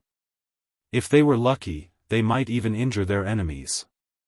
Even the Eighth Order Masters would not be able to withstand such an attack from these Black Ink giant spirit gods. However, the two black ink giant spirit gods had unexpectedly begun to take action before the war started or the Black Ink clan army in the No-Return Pass engaged the enemy. The sudden turn of events was very different from the original plans. As the two black ink giant spirit gods were both soul clones of the Supreme One, Mo Na-Yi had no right to criticize them for anything. Be that as it may, he gradually began to notice the abnormality after observing their actions. He looked in the direction where the universe fragments were being thrown, and what entered his field of vision were countless shadows of indescribable size. When he finally caught a clear glimpse of the shadows, his body began to shake involuntarily. At the same time, he felt as though his head was about to explode at the sight. Those shadows were actually enormous universe worlds.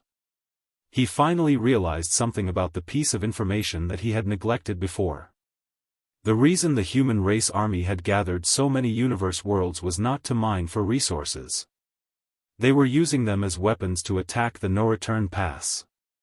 With the abilities of the human race, it was not surprising for them to achieve such a feat, it was just that Mo Na-Yi never expected them to attack in such an outrageous manner. The Black Ink clan had only thought of relying on the Black Ink giant spirit god's strength to attack the human race army by throwing universe fragments at them, but the humans found a way to do something similar. They had brought the universe worlds to the war. Moreover, there were hundreds of them. It was simply outrageous. In Mo Na-Yi's field of vision, the universe world that came first was particularly massive. At the same time, Yang Kai's figure finally appeared on the periphery of a large universe world. He was flying through the void, leading hundreds of unstoppable universe worlds in a torrent behind him. Facing the first universe fragment that the Black Ink giant spirit god hurled at him, Yang Kai simply raised his hand slightly and clenched his fist lightly. In response, the universe fragment instantly exploded into dust. Pointless tricks. 10 million kilometers away, Yang Kai looked in the direction of the No-Return Pass and grinned at Mo Na-Yi. Immediately after that, he summoned the Spacetime River. The river was like a whip, dancing wildly in the void, smashing all the universe fragments hurtling towards him. Useless. All useless. His voice resounded through the void. Mo Na-Yi, there is an old saying among the human race that goes, it's rude not to reciprocate a kind gesture. The Black Ink clan delivered pure Yang Pass and a considerable amount of resources to me 20 years ago, so I brought you a generous gift today in return. Please accept my sincerity. Behind the universe fragments, hundreds of Eighth Order masters shouted in unison, please accept our sincerity.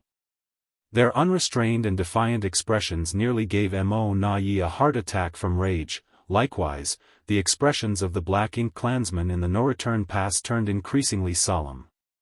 They would not have worried if they were simply attacked with hundreds of universe worlds. All from the Black Ink clan masters were currently assembled in the No-Return Pass, so with their combined strength, mere hundreds of universe worlds could easily be destroyed before they even got close. However, the human race army was currently surging towards their left and right flanks. If the Black Ink clan diverted their strength to intercept these universe worlds, the human army would surely take advantage of their distraction.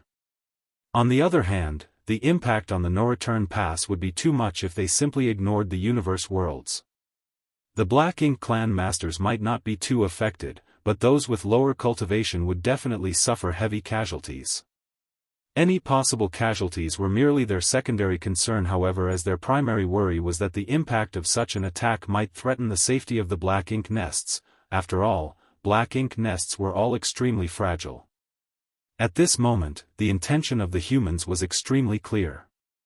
The two groups pressing them from either side abruptly increased their speed so that they arrived at the same time as the universe worlds. They were planning to completely overwhelm the Black Ink clan from all sides. It was too late to reposition the troops at this point, so all Mo Na-Yi could do was make some subtle adjustments here and there. He relayed order after order to the Black Ink clan army, and to their credit, the Black Ink clan army flawlessly executed his commands. The short wait that followed felt like endless torture. As the hundreds of universe worlds drew nearer, their huge shadows seemed to block out the entire sky, causing every single Black Ink clansman to feel a heavy and oppressive pressure. Many Black Ink clan masters also held their breaths and braced themselves against the coming impact. An hour later, the hundreds of universe worlds that were launched from the depths of the void finally entered the attacking range of the Black Ink clan. Mo Nai swiftly unleashed a secret technique. His actions were immediately followed by an overwhelming wave of attacks that burst out from the no-return pass and blasted towards the distance. Good. Yang Kai pushed his space-time river in front of the lead universe world, coiling it into a giant swirling shield that absorbed and blocked the various secret techniques blasting towards it, causing the water to churn violently. Yang Kai could only endure this barrage for 10 breaths before he began to buckle under the pressure. His strength was impressive and his attainments in the Grand Daoist were extremely profound. Nevertheless, it was an extravagant hope to withstand the combined attacks of so many masters from the Black Ink clan. If he stubbornly insisted on this course of action, the very foundation of his Grand Daoist would be affected once the space-time river was damaged. After uttering such haughty words, Yang Kai decisively dodged to the side. Without his interference, the enormous universe world was blasted apart by the rain of secret techniques that came flying over in the next moment. The universe world shattered to pieces and scattered about at the same time. The human army approaching the no-return pass unleashed a volley of attacks. The void immediately lit up in various colors of all intensities. Then, these lights streaked across space like shooting stars and rained down upon the no-return pass. Martial Peak, Chapter 5873, Double the Impact. Countless Black Ink clan miscellaneous troops were stationed along the outermost edges of the no-return pass, and their numbers were overwhelming in every sense of the word. This formation was the most commonly used tactic by the Black Ink clan. Throughout the years of constant conflict with the human race, the Black Ink clan often relied upon the sacrifice of their cannon fodder to shave away at the strength of the humans at the outset of battle. After all, they could spawn as many of these miscellaneous troops as they wanted as long as they had Black Ink nests and resources. That was why the Black Ink clan remained unaffected by the deaths of these troops, no matter how many of them died. Besides, the existence of the cannon fodder could do more than just wear down the strength of the human race army. Following the deaths of the countless lower soldiers, the Black Ink's strength in their bodies would permeate their surroundings and gather together to form dense Black Ink clouds. It was equivalent to artificially creating a battlefield that was advantageous to the Black Ink clan.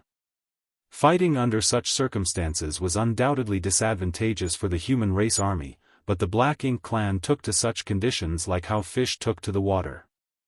In the past, the humans used to be greatly hindered by this tactic and suffered heavy casualties as a result. Fortunately, they had the purifying Black Ink pills and purifying light nowadays. The existence of the purifying Black Ink pills and purifying light drastically reduced the deterrent effect of these tactics on them, but they could not ignore the detrimental effects completely.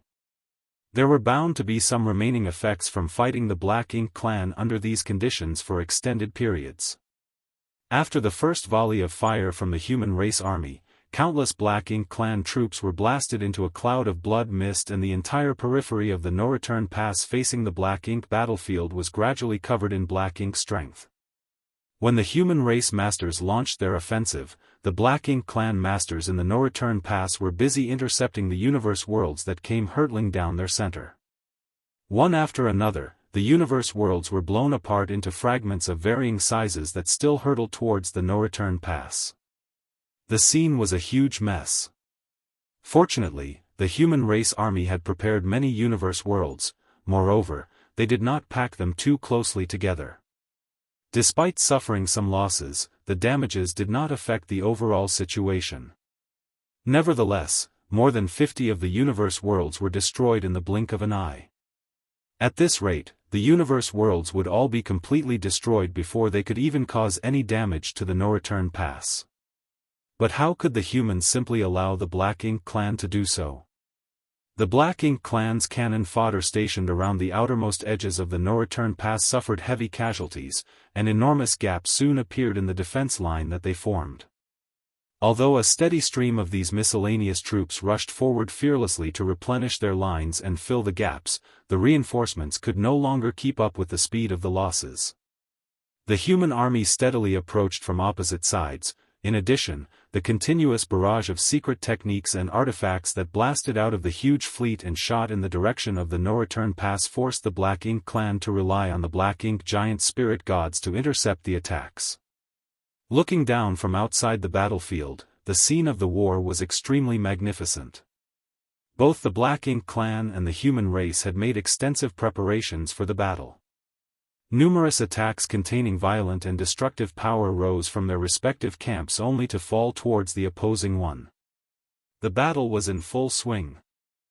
Many masters from the Black Ink clan were being increasingly restrained by the forces of the human race army that were closing in, so they could only watch as the hundreds of universe worlds and fragments approached the no-return pass.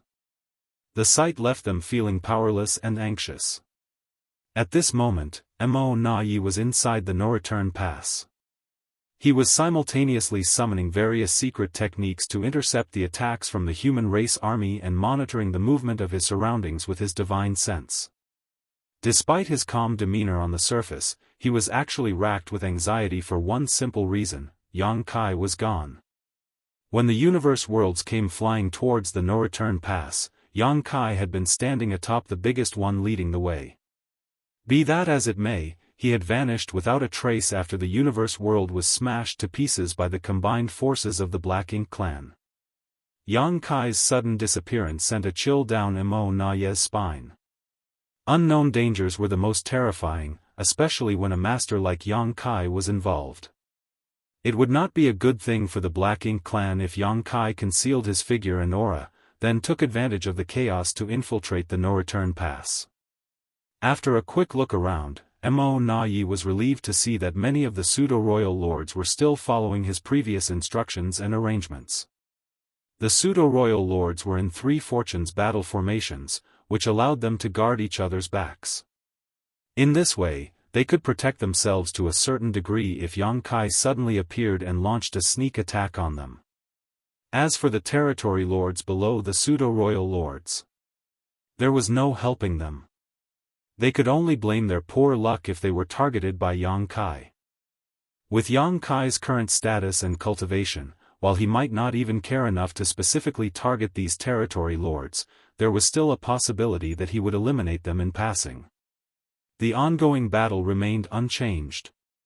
Although the Black Ink clan suffered heavy casualties, their losses mainly came from the ranks of their cannon fodder, while the masters were mostly unharmed. On the other hand, the human race also suffered some degree of loss. Some of the warships out front had been damaged, and a few were completely destroyed. Of course, there were casualties among the soldiers too. Be that as it may, Mo Na-Yi was not optimistic about the situation. Anybody with a discerning eye could see that humans had carefully planned and prepared their attack today. The Black Ink clan was bound to pay an expensive price in this battle. The human race army rapidly closed in on the no-return pass from both sides, and the hundreds of universe worlds flying forward approached the no-return pass at a high speed. These universe worlds were constantly being blown up as they closed in. It was fortunate that the Eighth Order masters controlling these universe worlds quickly noticed the danger and escaped beforehand. If not, they could not have defended themselves from the dense storm of attacks raining down on them. Ultimately though, the Black Ink clan found themselves lacking the necessary numbers to handle the situation. Even though the Black Ink clan desperately tried to defend themselves, they simply lacked the manpower to face both the human race army and the universe world attack at the same time. An hour into the confrontation, one of the universe worlds finally broke through layers of heavy blockades and slammed into the Black Ink clan's outermost line of defense. At the moment of collision, the spirit arrays arranged on the universe world suddenly blazed with light and illuminated the entire sky like a great sun. The spectacle was immediately followed by the grand explosion of the universe world, which detonated with a terrifying force. It could be seen that the power of the spirit arrays was impressive indeed. It only took a moment for the Black Ink clan soldiers in the vicinity to be wiped out completely. Even a few of the territory lords staggered backwards from the force of the explosion. Meanwhile, the auras of many feudal lords vanished from existence. The expressions of many Black Ink clansmen changed at that sight as they gained a new understanding of their predicament. These universe worlds hurtling towards the no-return pass did not just contain enormous momentum but were also covered in various dangerous spirit arrays. That was what made these universe worlds even more terrifying. Unfortunately, their realization came too late. After one universe world broke through the Black Ink clan's defense perimeter, a second and a third quickly followed. Although the majority of the universe worlds were destroyed en route, the human race army was extremely well prepared. In fact, they even went so far as to exhaust all their remaining resources just to arrange the spirit arrays on so many universe worlds. The places along the line of defense that were struck by the universe worlds were in complete disarray. There were countless casualties, and several spots now had wide gaps in them. Hence, the Black Ink clan masters nearby were rushing to restore the defense perimeter to hold the line. Nevertheless, this was just the beginning. At this point, the true power of the human race army had yet to be displayed. The previous exchange had merely been a long-distance confrontation, and the attack relying upon the collision of the universe worlds was simply borrowed from external forces. The power of the humans itself remained hidden from sight. Mo Na Ye's heart sank. Before the war began, he had already mentally prepared himself for the fact that the Black Ink clan would suffer considerable losses. However, it would now seem that they were going to take far more casualties than he originally expected. All of a sudden, he turned his head to look in a certain direction. 3 pseudo-royal lords were standing along the line of defense in that direction. They had formed the Three Fortunes formation and were working together to attack one of the incoming universe worlds. This universe world had almost made it to the defense line at this point. Just as the universe world was about to collide with the outermost perimeter, it was abruptly stopped and exploded thanks to the joint attack of the 3 pseudo-royal lords. The huge impact unleashed a shockwave that caused ripples to spread out across the void in all directions, and the figures of the 3 pseudo-royal lords involuntarily staggered from the resulting aftermath. "Watch out!" Mo Na Ye's furious roar suddenly rang out in the ears of the 3 pseudo-royal lords. Their reaction was undeniably swift. Almost at the same time that Mo Na Ye shouted his warning, they drew upon their respective power and blasted their strongest attack in a certain direction. In that direction, a figure suddenly emerged from the space that was originally empty. It was none other than Yang Kai, who had gone missing previously. Nobody knew how Yang Kai had infiltrated the defenses of the Black Ink clan or when he had appeared at that position. After his 3 selves united, he successfully mastered Thunder Shadow's innate divine ability, which gave him an unmatched advantage in terms of concealment. Only a royal lord could perceive his movements and whereabouts within a limited range. If the pseudo-royal lords had investigated their surroundings wholeheartedly, they might have had a chance to notice his approach. Unfortunately, it was impossible for the pseudo-royal lords to see through the traces of Yang Kai's movements under such chaotic conditions. The chaos had created the perfect conditions for Yang Kai to hide in. Therefore, it was not until he made his move that the 3 pseudo-royal lords noticed his presence. Mo Na Ye's warning had sounded at roughly the same time. When the sound of the surging river entered the depth of their hearts, the 3 pseudo-royal lords involuntarily gulped nervously as a wave of fear washed over them. Yang Kai's achievements in E5 territory had long since spread throughout the no-return pass. At this point, not a single Black Ink clansman remained ignorant about that tragedy. A total of 8 pseudo-royal lords had died at Yang Kai's hands, all thanks to the mysterious Dao strength river he possessed. As the saying went, a lesson from the past was a guide for the future. The deep-seated fear of Yang Kai experienced by these 3 pseudo-royal lords could be said to come from the bottom of their hearts. Accompanied by the sound of roaring water that resounded throughout the void, the Dao Strength River appeared and swept towards the 3 pseudo-royal lords like a flood. It was natural to try to avoid such attacks as soon as possible under normal circumstances. After all, they would never recover if they were caught in the currents of the Dao Strength River. Unexpectedly though, the 3 pseudo-royal lords did not dodge the attack immediately. on the contrary, their fighting spirit seemed to awaken at this juncture of life or death. The aura that was closely connected between them became increasingly solid as a result as they swiftly blasted out a continuous barrage of attacks at the Dao Strength River sweeping towards them.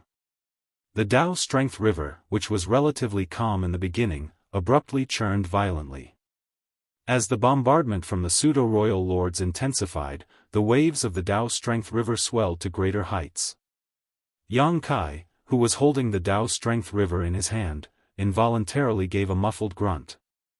At the same time, the strength of his offensive weakened considerably as a result. Seeing that, the three pseudo-royal lords were overjoyed as they also secretly felt a sense of admiration and respect for Mo Nayi. Sir Mo Nayi is a hero indeed. His instructions were indeed an effective method to counter Yang Kai's Dao Strength River. The truth was that Mo Nayi had taught the pseudo-royal lords various methods and strategies to counter Yang Kai's Dao Strength River after the battle in E5 territory. Not only did he confront Yang Kai inside the universe furnace, but he was also swept into the space-time river by Yang Kai once and broke free from its restraints thanks to various circumstances. That was why he had a certain degree of understanding regarding the Dao Strength River. Martial Peak, Chapter 5874, Fake and Real.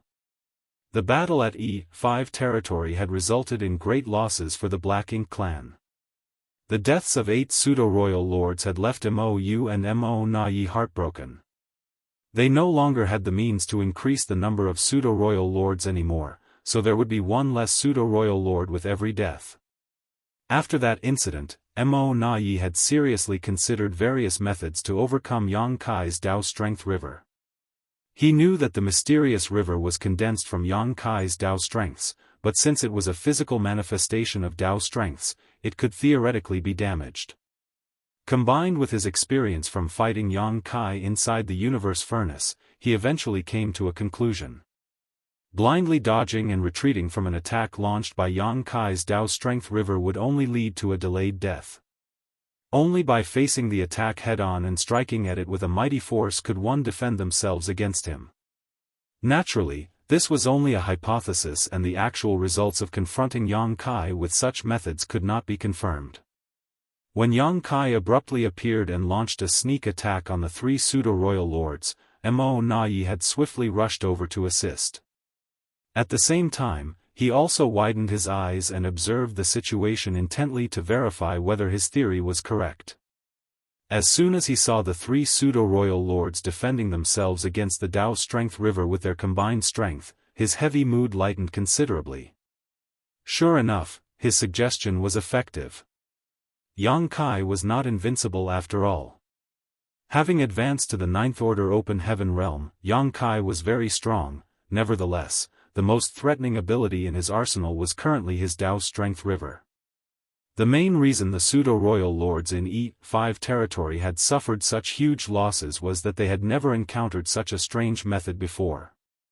With no means to defend themselves, they were caught off guard and suffered horribly. As long as the Black Ink clan had the means to suppress the Dao Strength River, then Yang Kai's threat to the Black Ink clan would be reduced greatly. Needless to say, achieving such a feat would not be easy. Having 3 pseudo-royal lords working together to establish a battle formation was the minimum requirement. Oh! In the center of the battlefield, Yang Kai made an astonished exclamation as he observed 3 pseudo-royal lords before him.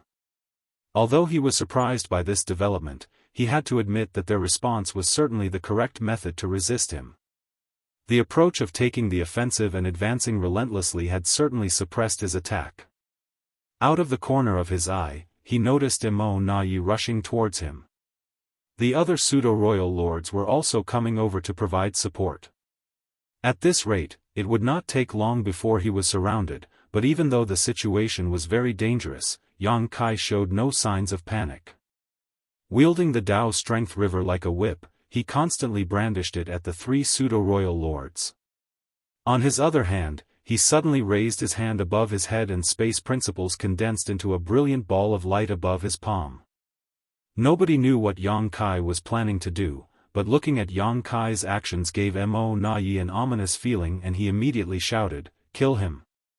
In the next instant, a series of powerful attacks blasted out from Mo Na Yi and the pseudo-royal lords rushing over to help. These attacks landed unerringly in Yang Kai's direction. The space around Yang Kai suddenly became distorted, and under the impetus of the rampaging space principles, those attacks barged into the distorted space like uninvited guests. Then, an astonishing phenomenon occurred. The attacks that had originally been traveling at an extremely high speed suddenly became as slow as a crawling turtle after entering the distortion. They were still approaching Yang Kai, but at a speed that was hard to even see. At such a slow speed, even a 3-year-old child standing there could easily avoid these attacks. Fortunately, Mo Na Yi was very discerning. He could tell at a glance that the secret techniques thrown at Yang Kai had not become slower. On the contrary, it was the space that had become extremely distorted. Near distant horizon. This space secret technique might not contain any defensive abilities on its own, but it had great defensive effects.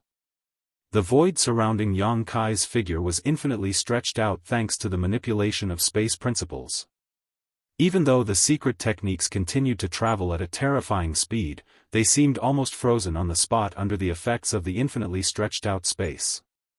At the same time, Yang Kai abruptly brought down his hand that was held above his head earlier. Nothing seemed to occur, but be that as it may, the expressions of the 3 pseudo-royal lords facing Yang Kai changed drastically in the wake of the seemingly useless blow. A turbulent wave of fear surged through their hearts at that moment because their intricately linked auras, which had seemed indestructible previously, suddenly fell apart as though sliced by a sharp blade when Yang Kai's hand came swinging down. The 3 fortunes formation had been broken. The space-time river swept towards them in the next moment, and unfortunately for them, they no longer had the means to defend themselves against the attack. Without the support of the battle formation, the pseudo-royal lords were no match for Yang Kai with their strength alone. One of the pseudo-royal lords was dragged into the depths of the river and disappeared quickly with a small splash. On the other hand, the second pseudo-royal lord reacted swiftly under the circumstances. As soon as he was caught in the currents of the river, he began to struggle desperately. Unfortunately for him, it was as though he was stuck in a quagmire, and the more he struggled, the faster he sank into the raging waters. The third pseudo-royal lord turned out to be the smartest. As soon as the 3 fortunes formation was destroyed, he immediately turned tail and fled. Even Yang Kai could not catch the fleeing pseudo-royal lord in time despite his quick reflexes. At this moment, the barrage of attacks from earlier finally overcame the limits of his near-distant horizon secret technique and slammed into Yang Kai's body. A dazzling golden dragon phantom emerged from nowhere and coiled around Yang Kai's body. When the powerful attacks exploded, the phantom dragon dissipated and Yang Kai's body shook violently from the impact. A trickle of blood leaked out from the corner of his mouth as a result. If it were any other Ninth Order master who bore the brunt of these attacks instead, they would inevitably suffer heavy injuries as a result. However, Yang Kai was a divine dragon. By relying on the physique of a divine dragon to protect him, he only suffered minor injuries from these attacks. That was an advantage that no other Ninth Order master enjoyed.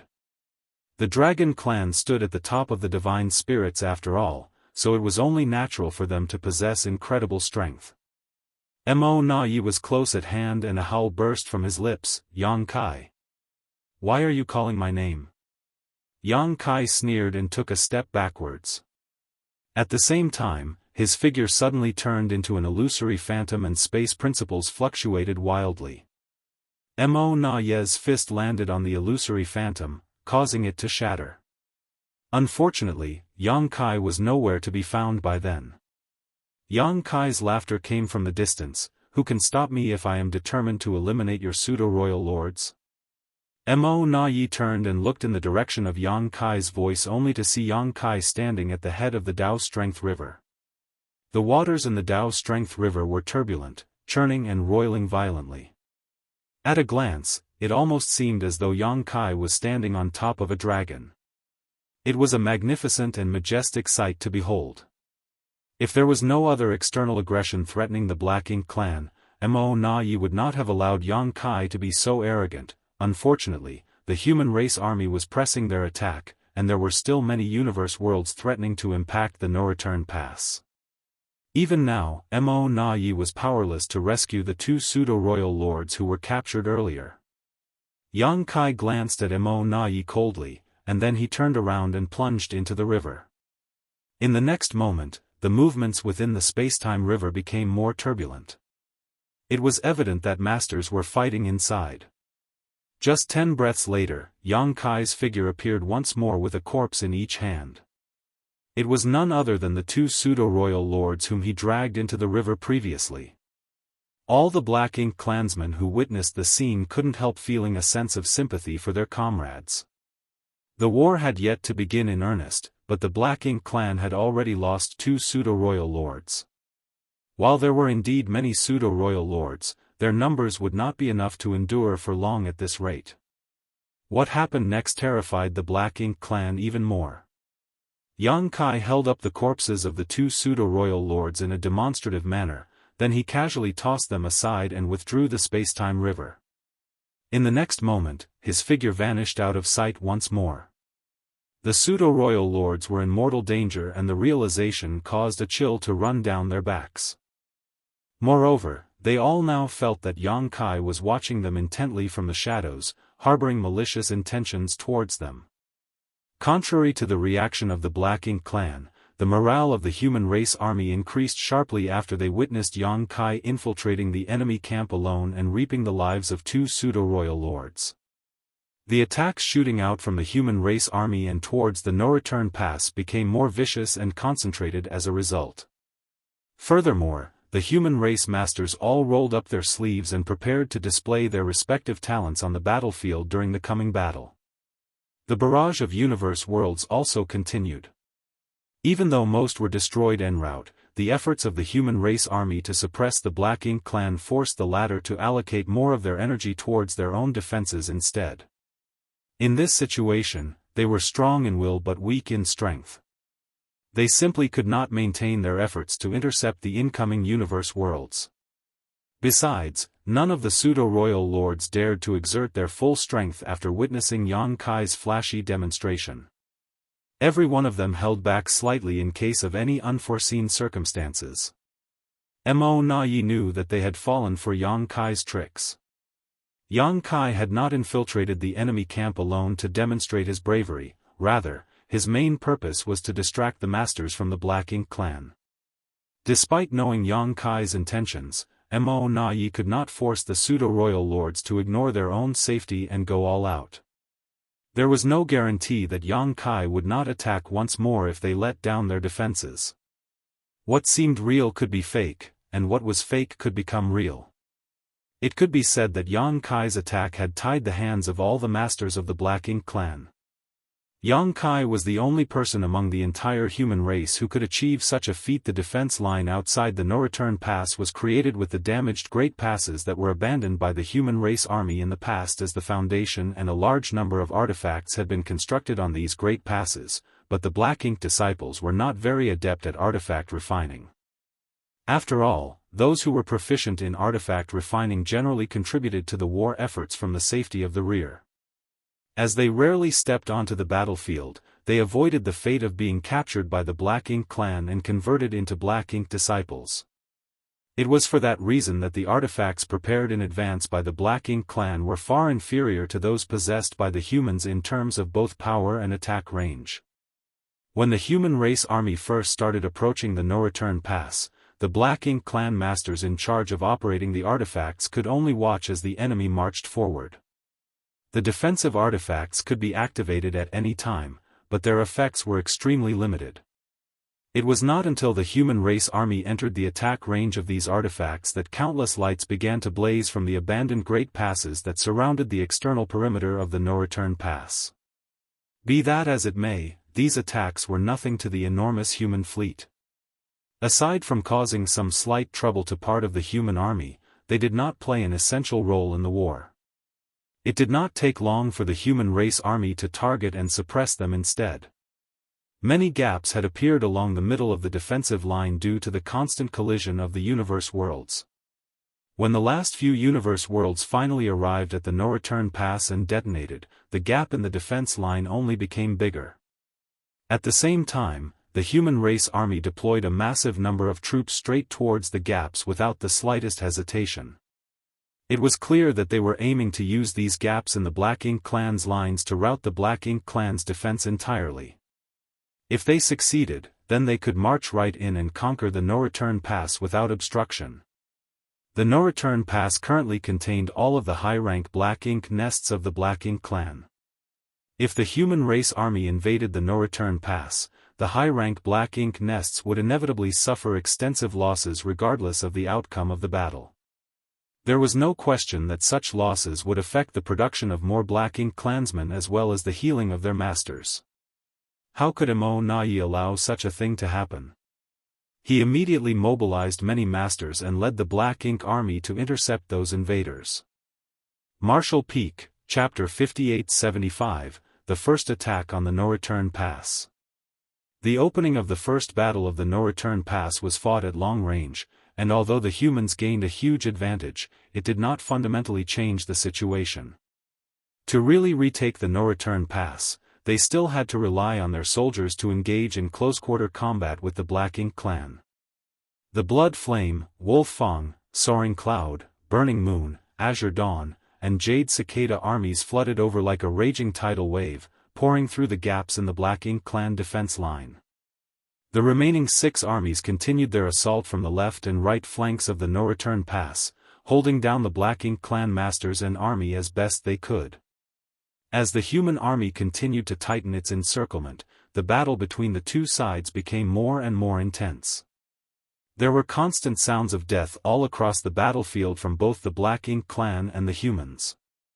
Across the vast conflict zone, aside for the few masters who stood at the pinnacle, the might of an individual became insignificant. However, the synergistic power of combined forces became more than simple numbers would imply. When this was applied on the battlefield, a scenario of death by 1,000 cuts became a reality. The Black Ink Clan tried their best to stem the attack, but the strain they were under from the outset of the battle caused their response to be weaker than the opponents'. Their resistance only lasted less than half an hour before the 6 human race armies broke through the defense perimeter and stormed through the gaps. The human soldiers soon reached the broken Great Passes, which once belonged to the human race but had been abandoned for thousands of years. Warships sailed through and struck the enemy with secret techniques and artifacts while dodging the enemy's counterattacks with astonishing agility. This was the first battle of the human race Grand Army at the No-Return Pass, so they needed to achieve a spectacular victory. Mi Jingluan did not expect to retake the No-Return Pass in one fell swoop. After all, that was simply unrealistic. Nevertheless, momentum and morale were key factors in winning any war. The ultimate goal of the battle was determined even before the army was mobilized: inflict maximum damage on the enemy while minimizing their own casualties. With such an objective, the human warships did not act as lone squads, but rather moved as battalions. Squad worked in units of 8 or 9, protecting each other, advancing and retreating together, so that they could maximize the advantages of the warships and attack the enemy while preserving themselves. The masters of the two sides had also taken action against each other. The Eighth Order masters, territory lords, and pseudo-royal lords all opened up separate battlefields where they aimed to slaughter each other. The humans now had many more Eighth Order masters than the Black Ink Clan had territory lords. Thousands of years ago, the situation was completely different. At that time the Eighth Order masters struggled to resist the swarm of territory lords and fought every battle with all their might to kill the enemy, every time receiving various hard-to-recover from wounds. Ouyang Lai, for example, was afraid to take the supreme grade open heaven pill given to him by Yang Kai because of the accumulation of such wounds in his body. He was concerned that he might fail in his breakthrough and waste a chance for a potential Ninth Order master. In the end, he succeeded and reached the Ninth Order, becoming Army Commander of Profound Nether Army. Back when the situation of the humans was critical, the Profound Nether battlefield was nearly captured by the Black Ink Clan because they lacked top masters. The main reason why they were able to hold out at the time was because the Eighth Order Masters were bold enough to put their lives on the line when they went to war. Additionally, they had battle formations and warships to assist them. However, all of this was not enough to counter the Black Ink clan's overwhelming numerical advantage. It was not until Yang Kai stepped in and forced the Black Ink clan to sign a truce that the situation of the Eighth Order Masters became better. Otherwise, many more veteran Eighth Order Masters would have died. Today, after thousands of years of accumulation, the heritage of the human race has become unprecedentedly strong. There were numerous rising stars who had become Eighth Order Masters, and now, Eighth Order Masters completely outnumbered the territory lords and were capable of completely suppressing them. Moreover, the strength of an acquired territory lords was generally inferior to that of an Eighth Order Master, not to mention their lesser numbers. However, the Black Ink clan also had a great number of pseudo-royal lords on their side. Each pseudo-royal lord had the ability to deal with a 5 elements or even 6 paths formation formed by Eighth Order Masters. Worse, in order to defend against Yang Kai, pseudo-royal lords would group in threes to form their own battle formations, making them much more difficult to deal with. Except for the Ninth Order Masters who could deal with the 3 fortunes formation formed by pseudo-royal lords, the Eighth Order Masters had to assume a 5 elements or even 6 paths formation to deal with a single pseudo-royal lord. In other words, 3 pseudo-royal lords in a battle formation would keep around 20 or even more Eighth Order Masters occupied, which greatly compensated for the lack of territory lords. However, due to their fear of Yang Kai, none of the pseudo-royal lords in their respective formations dared to use all their strength.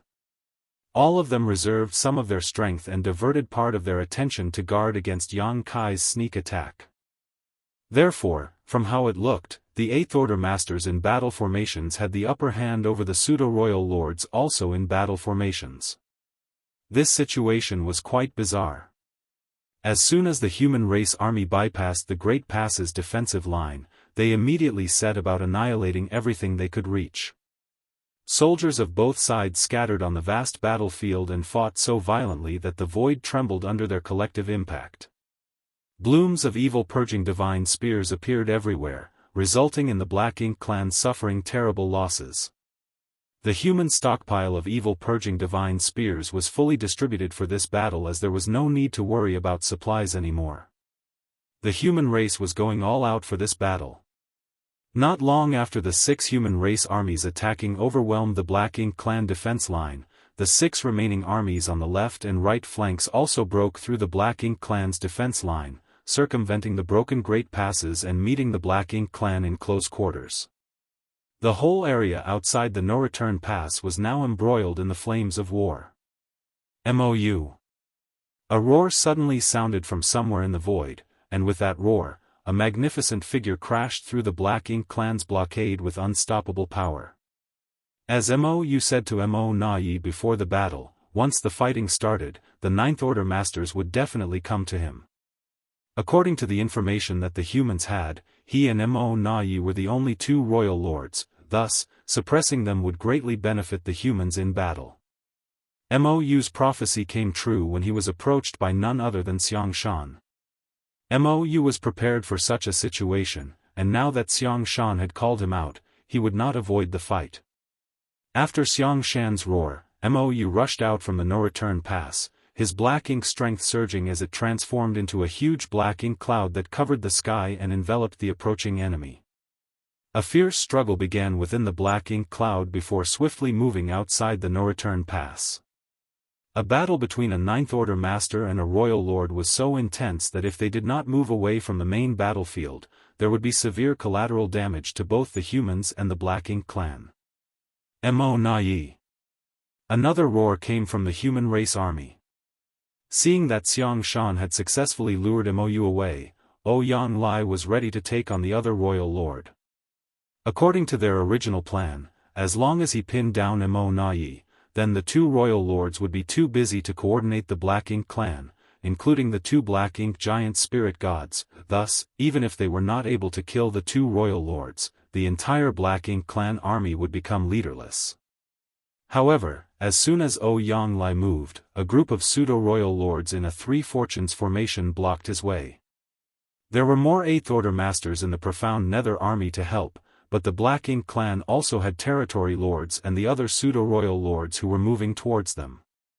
With Ouyang Lai at the center, human and Black Ink clan masters engaged in a ruthless melee. Ouyang Lai was so angry that he shouted as he fought with the three pseudo-royal lords, "Mo Nai, if you have the guts, come out and fight with me alone." However, no matter how much Ouyang Lai shouted, Mo Nai remained unperturbed and ignored him as he remained inside the no-return pass to oversee the situation. With a huge potential threat like Yang Kai lurking in the shadows, Mo Nai would not care about Ouyang Lai. From his standpoint, the biggest threat from the humans was Yang Kai. While the human race army attacked from three sides, Yang Kai was repeatedly using both Thunder Shadow's innate divine ability and his own spacetime river. Needless to say, he made gains almost every time he struck. All pseudo-royal lords throughout the battlefield were his prey. Even though the pseudo-royal lords were in battle formations and were vigilant of their surroundings, they were still caught off guard when Yang Kai suddenly appeared and struck them. If they were lucky, they could block Yang Kai's attacks and save themselves. However, if they were unlucky, as many as three pseudo-royal lords would be caught in his spacetime river, and the Black Ink clan knew exactly what would happen once they fell into the raging waters. Yang Kai weaved through the battlefield, swiftly moving from one success to the next. Each time he found an opening, he dove in to kill the cornered pseudo-royal lords. Within a short time, more than a dozen pseudo-royal lords had been killed by these successive ambushes. It could be said that Yang Kai alone had done more than all the other Ninth Order masters combined. This was a huge loss for the Black Ink clan, and Mo Nai was getting desperate, but there was nothing he could do about it. He had been trying to keep track of Yang Kai's whereabouts, but with such a huge battlefield and Yang Kai's quick and unpredictable movements, it was impossible to do so. Seeing that the situation was getting out of control, Mo Nai knew that things would reach a critical breaking point if he did not do something. He gritted his teeth and looked up at the lofty Great Pass in the void. Pure Yang Pass, which Yang Kai took away from the no-return pass some 20 years ago, had now become the location of the human race's supreme headquarters. It was where their supreme commander, Mi Jingluan, remained and directed the fights on the entire battlefield. After the 12 armies of the human race were fully engaged, Pure Yang Pass became very conspicuous as it remained outside of the battlefield. Martial Peak, Chapter 5876, Battle of Wits. The battlefield was vast and chaotic. In such a situation, it was impossible even for the Ninth Order masters to know what was happening everywhere at all times.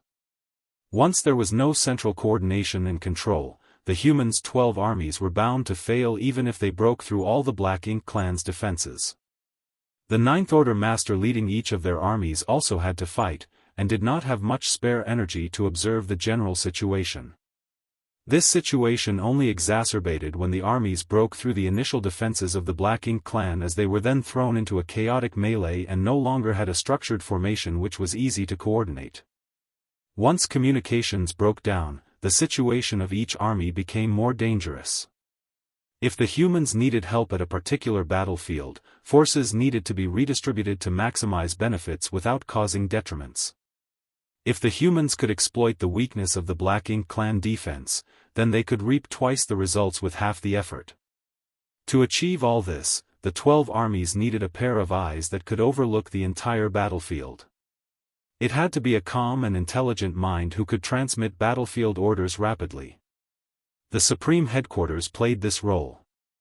The soldiers at the Great Pass could see the whole battlefield clearly and quickly reported the situation from all positions, while Mi Jingluan and his staff were responsible for analyzing the intelligence and formulating plans in the shortest possible time. In this way, the 12 armies would be able to coordinate perfectly as a single unit to pose a deadly threat to the Black Ink clan in the no-return pass. This time, the humans came prepared for the battle. Even the intelligent Mo Nai did not expect that the human race would use tactics such as throwing universe worlds filled with arrays to punch through the Black Ink clan's defensive perimeter, causing the Black Ink clansmen in the no-return pass to suffer a considerable loss. Together with Yang Kai's unpredictable ambushes and ruthless kills, the pseudo-royal lords were all at their wits' end. If Yang Kai continued to cut down the pseudo-royal lords, when their number fell below a certain limit, the Black Ink clan may not be able to stop the humans even if they went all out. Therefore, from Black Ink clan's standpoint, they had to find a way to break the humans' current momentum. Mo Na Yi had a direct interest in Pure Yang Pass, or more directly, in Mijing Luan. Mo Na Yi had never underestimated the importance of Mijing Luan and the Supreme Headquarters and had wanted to find a chance to slaughter them all for many years, but unfortunately, Mijing Luan had not ever appeared on the frontline battlefields, so he could not do anything about him. It was a good opportunity, now that the humans were attacking the no-return pass. However, Pure Yang Pass was going to pose some problems. Although this great pass had not yet displayed its power, it was clearly repaired and refurbished over the past 20 or so years. Mo Na Yi could not estimate how much of its original power Pure Yang Pass could display at the moment, but he did not doubt that if it was brought into the battle, it would cause a huge breakthrough for the human race, and the Black Ink clan would have to pay a huge price to stop it. Even before the fighting started, Mo Na Yi had thought about attacking Pure Yang Pass, and since things had come to this point, it was time for him to act boldly. Many thoughts flashed through his mind as Mo Na Yi's divine sense surged, sending commands in all directions. The next moment, the Black Ink clan army on the battlefield suddenly turned from defense to offense, and many of them rushed towards the human warships. The warships were caught off guard by this sudden onslaught and many were blown to pieces across the battlefield. The human soldiers inside now did not have the protection of their warships and were quickly swamped by the boundless Black Ink clan soldiers. Only a few managed to escape by virtue of their strong cultivation. The scene looked like a group of sharks tearing at their bleeding prey. The nearby human soldiers quickly moved to provide assistance, but this barely stabilized the situation. At that moment, Mo Na Yi, who had been watching from the no-return pass, lunged forward. Along with him, 12 other figures rushed out from the no-return pass. Judging from the unmistakable auras, those were 12 pseudo-royal lords. There were numerous Black Ink clan's pseudo-royal lords. Not all of them were deployed to the battlefield in the previous wars. It was estimated that only 70% of them fought on the battlefield while the remaining 30% were recuperating in the no-return pass. They did this to preserve their strength and to guard the no-return pass. After all, Yang Kai could turn up at any moment to harass them, so Mo Na Yi did not dare to relax his vigilance. If Yang Kai rushed into the no-return pass and stirred up chaos, the high-rank Black Ink nests would be decimated. So even though 12 more pseudo-royal lords were coming out of the no-return pass, there were still a good number of pseudo-royal lords engaged in the main battle. Mo Na Yi attacked together with the 12 pseudo-royal lords along with a large army of 1,000,000 Black Ink clansmen, including many feudal lords and territory lords. This conspicuous army rushed towards the disrupted human lines, and even though the human army at that location tried their best to intercept them, they were unable to contain the enemy thrust. The human defensive line was torn apart by the Black Ink clan attack in a short while. 1,000,000 bloodthirsty and ruthless Black Ink clan soldiers flowed through the gap like a torrent.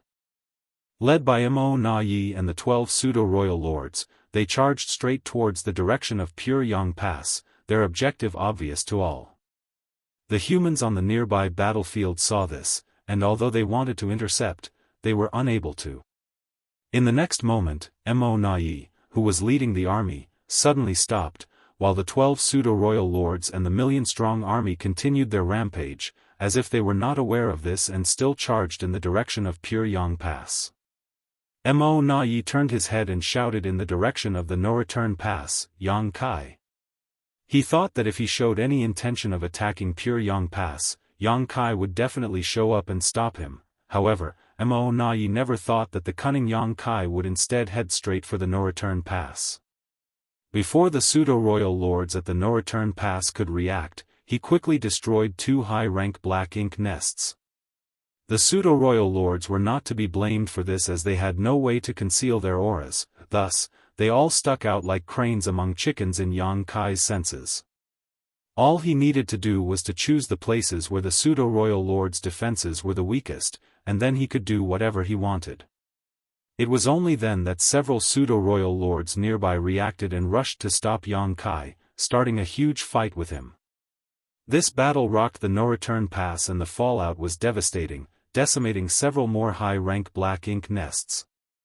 Mo Na Yi quickly turned around and headed for the no-return pass, with his heart aching over the losses. Like the pseudo-royal lords, the high-rank black ink nest could not be replaced. Without these high-rank black ink nests, how could the black ink clans create more soldiers? If the high-rank black ink nests were all destroyed, the black ink clan of the no-return pass would become a river without a source. Their defeat would be inevitable once that happened. By the time Mo Na Yi rushed back to the no-return pass and entered the battlefield, 6 high-rank black ink nests had already been destroyed. Upon seeing this, Mo Na Yi bellowed, "Leave one formation behind, the others guard the black ink nests." Upon hearing his order, the pseudo-royal lords who were ordered to stay with Mo Na Yi joined him in battling Yang Kai, while the rest of the pseudo-royal lords formed 3 fortunes formations to guard their surrounding areas. Yang Kai did not continue his attacks on the no-return pass. Instead, he took a step back, dashed past the group of pseudo-royal lords as he glared at Mo Na Yi. The 3 pseudo-royal lords did not dare to chase after him, but approached Mo Na Yi and stood beside him. At this moment, Mo Na Yi looked at Yang Kai with his eyes blazing and gritted his teeth, "Bastard." Yang Kai smiled smugly and taunted, "Why do you look so bitter? You deployed your troops against Pyongyang Pass, and you expect me not to do anything? Wasn't your intention to draw me out? You should be happy that you achieved your goal." Mo Na Yi looked at him with a deep frown and his anger slowly eased as he said with a frown, "You saw through my intentions." However, he was not faking his anger. Since the beginning of the war, more than a dozen pseudo-royal lords had been killed by Yang Kai and now half a dozen high-rank black ink nests had been smashed. Even if Mo Na Yi had a steady temperament, it was impossible for him not to be furious. However, his anger was not as intense as expected. Yang Kai raised his hand, pointed to his eyes, and asked as he glared, "Do you know what these are?" Mo Na Yi's mind raced and asked in return doubtfully, "What?" "Eyes." Yang Kai replied, "I'm not blind." Mo Na Yi was flabbergasted. Although the battle was in full swing outside the no-return pass, 2 top masters were simply staring at each other inside the no-return pass. They just stared and talked to each other without fighting. However, the tension was very tense and treacherous. Moments later, Mo Na Yi quickly asked, "Has Mi Jingluan broken through to the 9th Order?" "What makes you think so?" Yang Kai asked with a puzzled expression. The Black Ink clan should not know about Mi Jingluan becoming a 9th Order master. Even if they found out about the 2 newly promoted 9th Order masters, it should have been impossible for Mo Na Yi to know Mi Jingluan had also broken through. Mo Na Yi replied with a shrug, "It's obvious. Originally, I had already guessed that Mi Jingluan might have become a 9th Order master. After the battle in the Universe Furnace, the Universe Furnace world became a hunting ground for the humans. The humans might have obtained another supreme grade open heaven pill, and the most logical person to take it would be Mi Jingluan, but that was all only a guess. When I saw how you reacted just now though, I became 80% certain." Marshall Peak, Chapter 5877, Of course I can. So that's how it is. Yang Kai appeared to be enlightened. The attack on Pyongyang Pass was not only to lure me out, but also to verify your suspicions. After a pause, Yang Kai continued, "Your main purpose must be the latter." At this point, there was no point in denying it, as the 12 pseudo-royal lords led a 1,000,000-strong Black Ink clan army towards the Pyongyang Pass, which was outside the battlefield. There was no longer a way to hide the fact that Mi Jingluan had advanced to become a 9th Order master. If Mi Jingluan was still only an 8th Order master, Yang Kai would have to go to their rescue instead of boldly attacking the no-return pass. Since Yang Kai appeared in the no-return pass, it meant that he was at ease about Mi Jingluan's safety, and in such a large-scale battlefield, only a Ninth Order master was able to guarantee their own safety. Mo Na Yi shook his head and said, "No, the main reason was still to lure you out and pin you down. Yang Kai, you must not underestimate yourself. Everyone from the royal lords down to the ordinary Black Ink clansman fears you deeply." Yang Kai grinned and replied, "Should I feel honored? Do as you please, I'm just speaking the truth." Mo Na Yi stared at Yang Kai, as did the three pseudo-royal lords standing beside him. None of them let their guard down even when Mo Na Yi was having a conversation with Yang Kai, and any abnormal movement would result in a violent exchange between them. This was also the reason why Yang Kai was willing to stand here and chat with Mo Na Yi. Otherwise, he would have already used instantaneous movement to disappear to somewhere else on the battlefield to kill more enemies. However, Mo Na Yi had locked onto him using his aura, thus, even if he tried to use instantaneous movement, it would have been disrupted. After a moment of silence, Yang Kai suddenly said, "Since you have guessed that senior brother Mi had become a Ninth Order master, aren't you worried about the safety of those pseudo-royal lords?"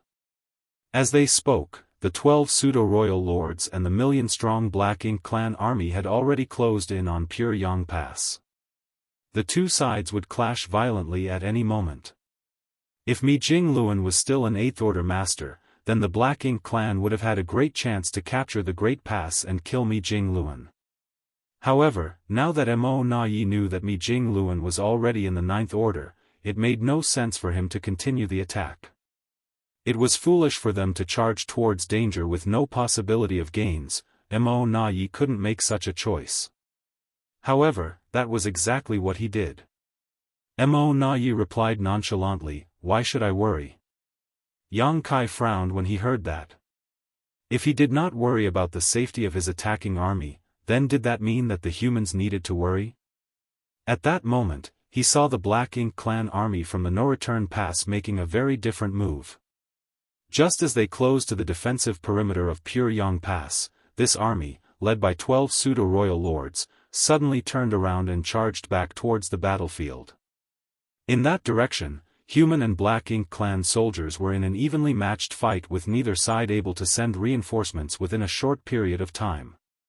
A large army would be able to change the situation of that local battlefield and allow the Black Ink clan to gain the upper hand if they rushed over at this moment.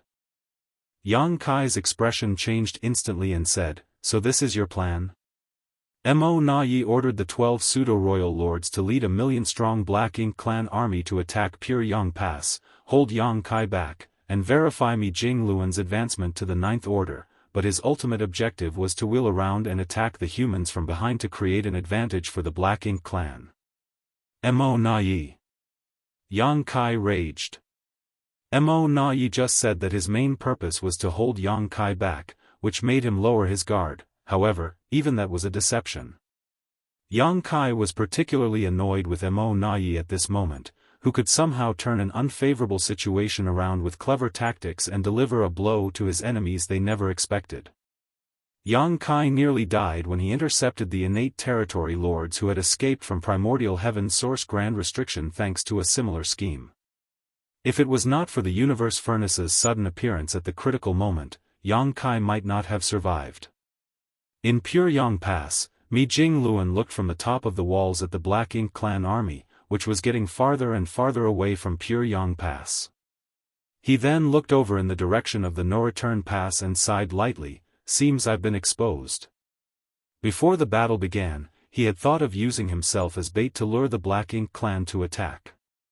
His advancement to the Ninth Order was only now known to the higher-ups of the human race, while the Black Ink clan was totally unaware. Therefore, after the battle started, the 12 armies all pressed forward, leaving Pyongyang Pass vulnerable outside the battlefield. This was to send a message to the Black Ink clan and Mo Na Yi. The supreme headquarters is on Pyongyang Pass, and Mi Jingluan is also on Pyongyang Pass. As long as the Black Ink clan could take down Pyongyang Pass, then the humans would become blind and deaf. When that happened, regardless of how strong the humans were, even if they could recapture the supreme headquarters, they would eventually be defeated. This deception was initially successful. Mo Na Yi had an army charge towards Pure-Yang Pass, but just when they were about to engage each other, the pseudo-royal lords leading the way turned around and flew back to the battlefield. Their target had always been the human race army. If Black Ink clan defeated the humans at their targeted spot, then the Black Ink clan army would be able to gain a foothold and use that part of the battlefield to expand their advantage. No need to hide anymore, let's fight. Mi Jing Luan said softly. The next moment, numerous figures suddenly shot out from Pure-Yang Pass and chased after the Black Ink clan army with the 12 pseudo-royal lords leading them. The two leading figures, with powerful auras, were the two newly promoted Ninth Order Masters of the human race. Right behind them were nearly 200 Eighth Order Masters. Mi Jing Luan had used Pure-Yang Pass and himself as bait, so naturally, he had made all the necessary arrangements. The garrison of Pure-Yang Pass might have seemed obvious at a glance, but under the cover of many concealment arrays, the two newly advanced Ninth Order Masters and a large group of Eighth Order Masters were quietly lying in wait. If the 12 pseudo-royal lords and the million-strong Black Ink clan troops dared to set foot on Pure-Yang Pass, they would end up with heavy casualties. For this reason, Mi Jing Luan even hid Shi De Zhuang and Tang Tao from the public even when the battles began. However, now that they had been exposed, there was no longer any point in hiding them anymore. They were now Ninth Order Masters, thus, it was time for them to play a role in the battlefield. The two Ninth Order Masters led some 200 Eighth Order Masters towards the Black Ink clan army, and although their numbers were far less than the enemy, their strength was comparable. The two Ninth Order Masters took point and charged into the enemy army, slicing through it like a hot knife through butter. Black blood splattered with body parts flying everywhere, leaving a trail of dead and dying Black Ink clansmen. It was only when the leading 12 pseudo-royal lords managed to intervene and blunt the human race masters' assault, halting the wanton slaughter of their subordinates. So, you had two more Ninth Order Masters. Mo Na Yi remarked calmly as he watched Yang Kai closely, able to sense the violent fallout from the clash even from where he stood. The sudden appearance of the two Ninth Order Masters' auras naturally did not escape his notice. Mo Na Yi was actually not surprised by this. Since Black Ink clan had a new royal lord, then the humans could also have new Ninth Order Masters. If he counted Mi Jing Luan, the humans had 3 more Ninth Orders in just the last 20 years. It was unknown whether the two new appearances relied on their own accumulation of cultivation to break through, or did so with the help of supreme-grade open heaven pills. If it was the latter, then it did not matter as the number of supreme-grade open heaven pills were limited and would eventually run out. However, if it was the former, then the situation was untenable. The human race had produced several new Ninth Order Masters while the Black Ink clan only gained one new royal lord. It was obvious which side had the advantage and time would only exacerbate the situation. The Black Ink clan is doomed. Yang Kai taunted. Mo Na Yi scoffed and replied, Brother Yang underestimates my Black Ink clan. Oh?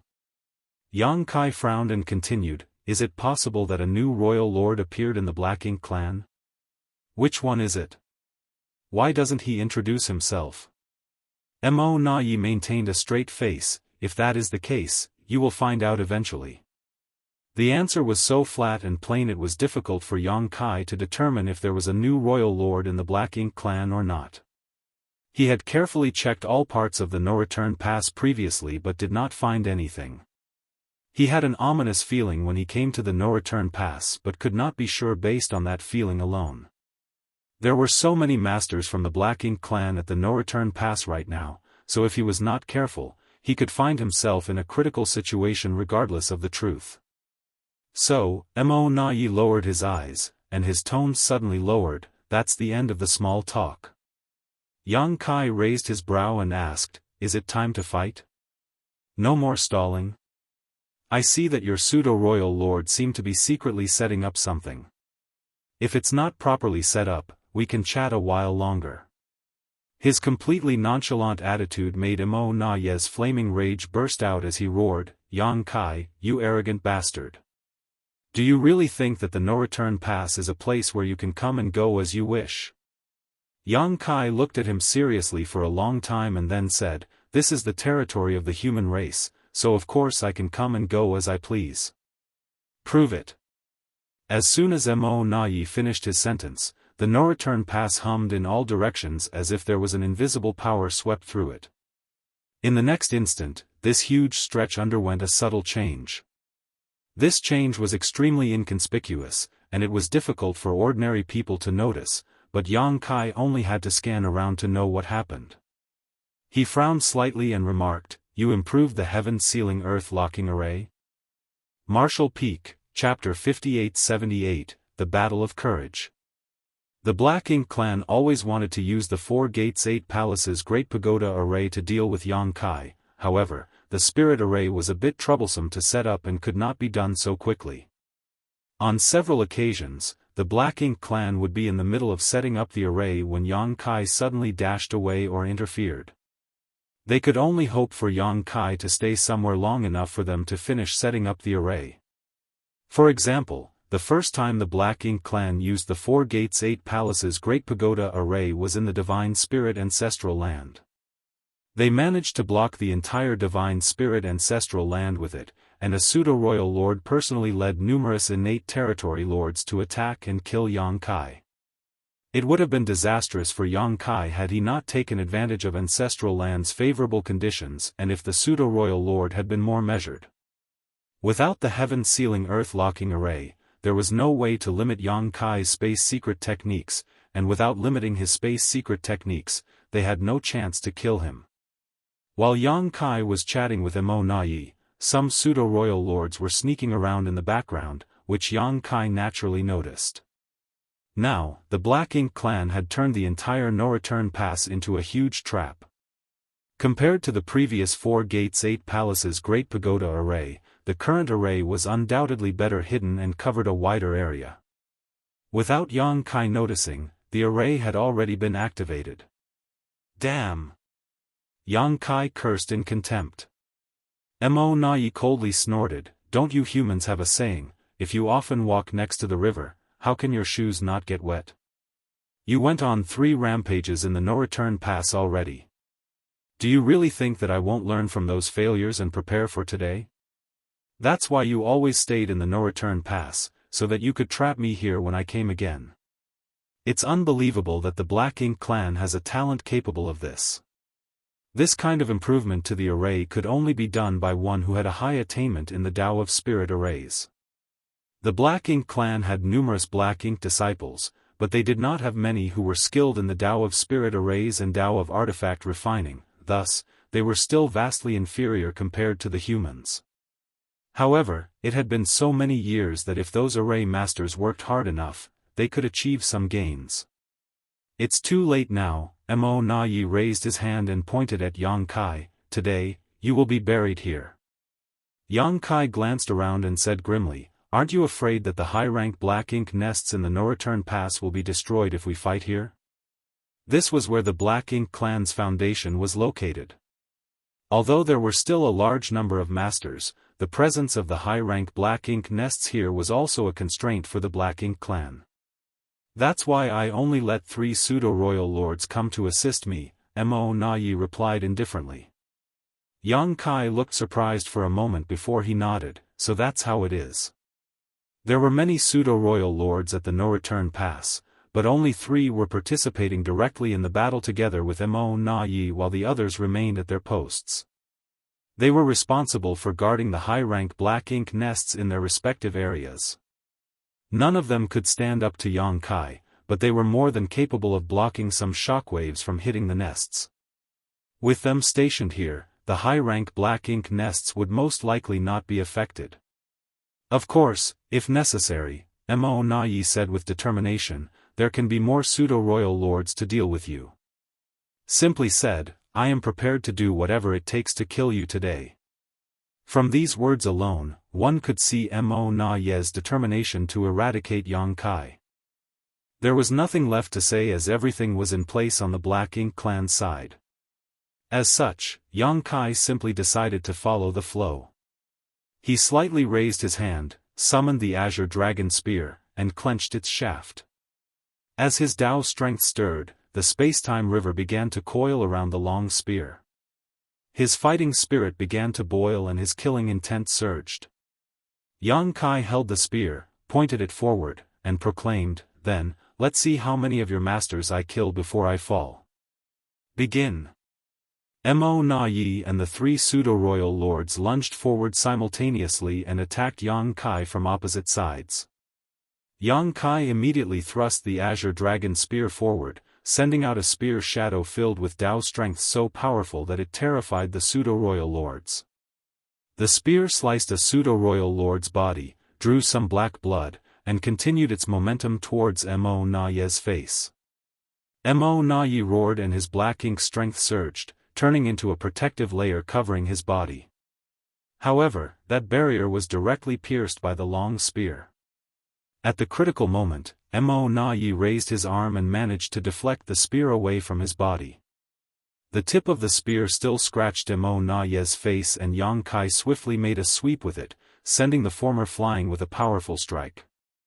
Yang Kai was about to give chase when he felt a powerful force coming at him from behind. It was the three pseudo-royal lords who attacked together, forcing him to draw back his spear to defend himself. Mo Na Yi quickly regained his balance but still appeared bewildered.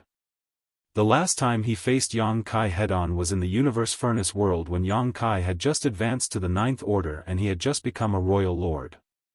He was almost killed by Yang Kai back then, but Meng Ke sacrificed himself for the greater good and helped him to escape. It had been hundreds of years since that encounter. Now, fighting Yang Kai once again, Mo Na Yi suddenly found that this bastard seemed to be a lot stronger than back then. Of course, Yang Kai would certainly become stronger after hundreds of years, but likewise, Mo Na Yi was also much stronger than back then. Both of them still had serious injuries back when they first fought, so neither was able to display their peak strength. However, Yang Kai had now become much stronger than Mo Na Yi had expected. He knew how humans cultivated and understood well that a Ninth Order master required many years of accumulation to improve themselves, thus, he could not figure out how Yang Kai managed to grow so much in just a few hundred years. Mo Na Yi thought that one group of three pseudo-royal lords together with himself would be enough to deal with Yang Kai, but now it seemed that was not sufficient. Unfortunately, he was not prepared to let more pseudo-royal lords come forward to fight against Yang Kai, as just adding more bodies may not help the situation. The three pseudo-royal lords who were already in a battle formation could only withstand Yang Kai's assault for 10 breaths before they started to crumble under his relentless attacks. They had previously fought with other Ninth Order masters and basically concluded that if they used a Three Fortunes formation, they would be able to contend with the enemy. Even if they were ultimately outmatched, they did not have to fear dying. However, this killing star seemed to be far more powerful than other Ninth Order masters. Fortunately, Mo Na Yi quickly came over to assist them. Even then, it was just barely enough to contend with Yang Kai. The pseudo-royal lords who were tasked with protecting the no-return pass saw this and became concerned and gloomy. It was impossible to realize how powerful Yang Kai was until one actually fought him. Three pseudo-royal lords in a formation could compete with a Ninth Order master, that was the standard rule, but now, even with Mo Na Yi, who was a true royal lord, their power was barely enough to hold Yang Kai back. Yang Kai was even beginning to gain the upper hand over them, which was a terrifying sight to behold. The battle was fierce and ruthless. Several figures darted around as they fought throughout the no-return pass. Every single attack on Yang Kai was well coordinated and powerful, which showed how well prepared the Black Ink clan was for this confrontation. The pseudo-royal lords who were guarding the high-rank Black Ink nests were also able to block all the fallout, leaving the Black Ink nests untouched. As the battle dragged on, the three pseudo-royal lords who were fighting became wounded and drained, causing their strength to drop.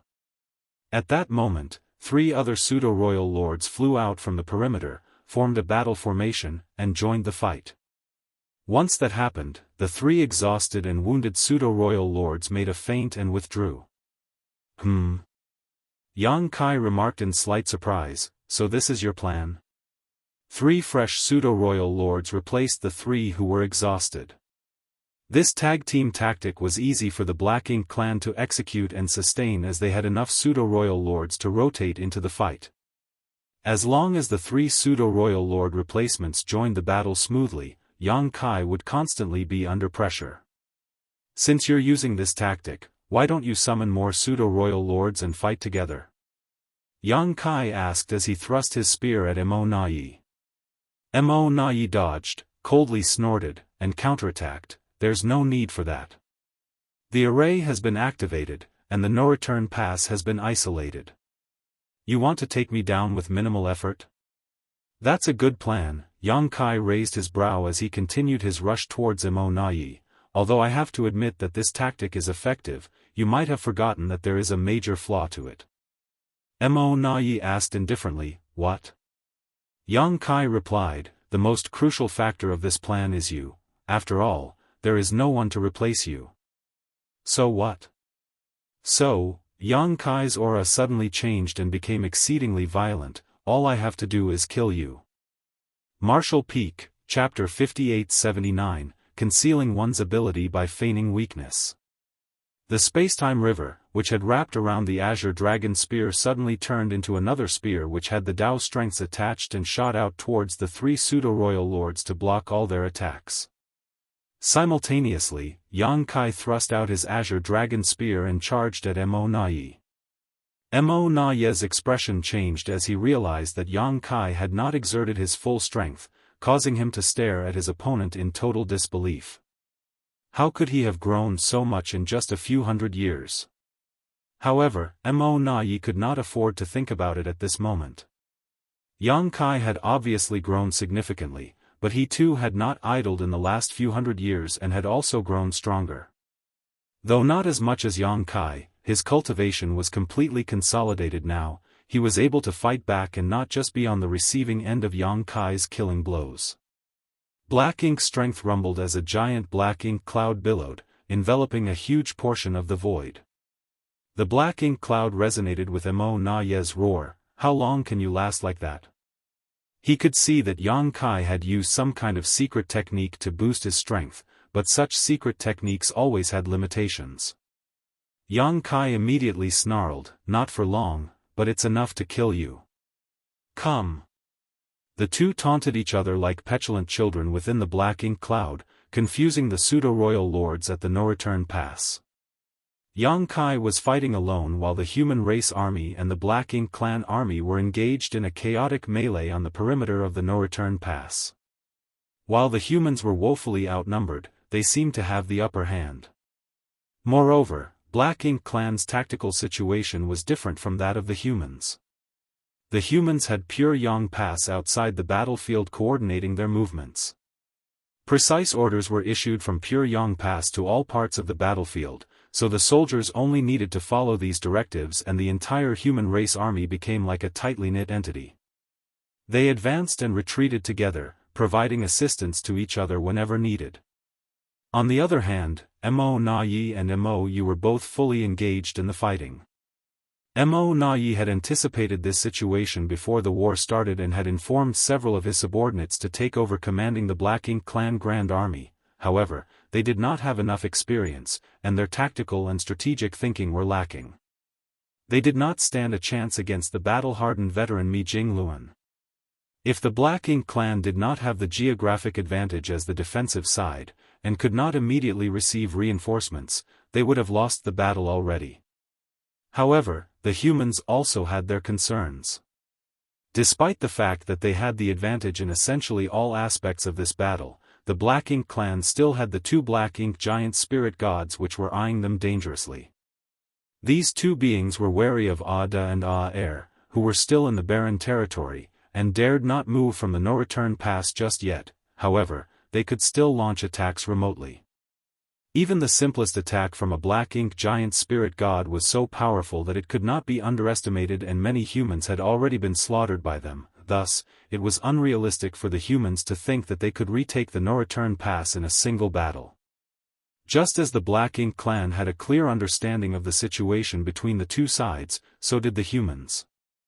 The deciding factor of the war between the two races was the four giant spirit gods. Whoever could solve the other's giant spirit gods first would seize an irreversible advantage.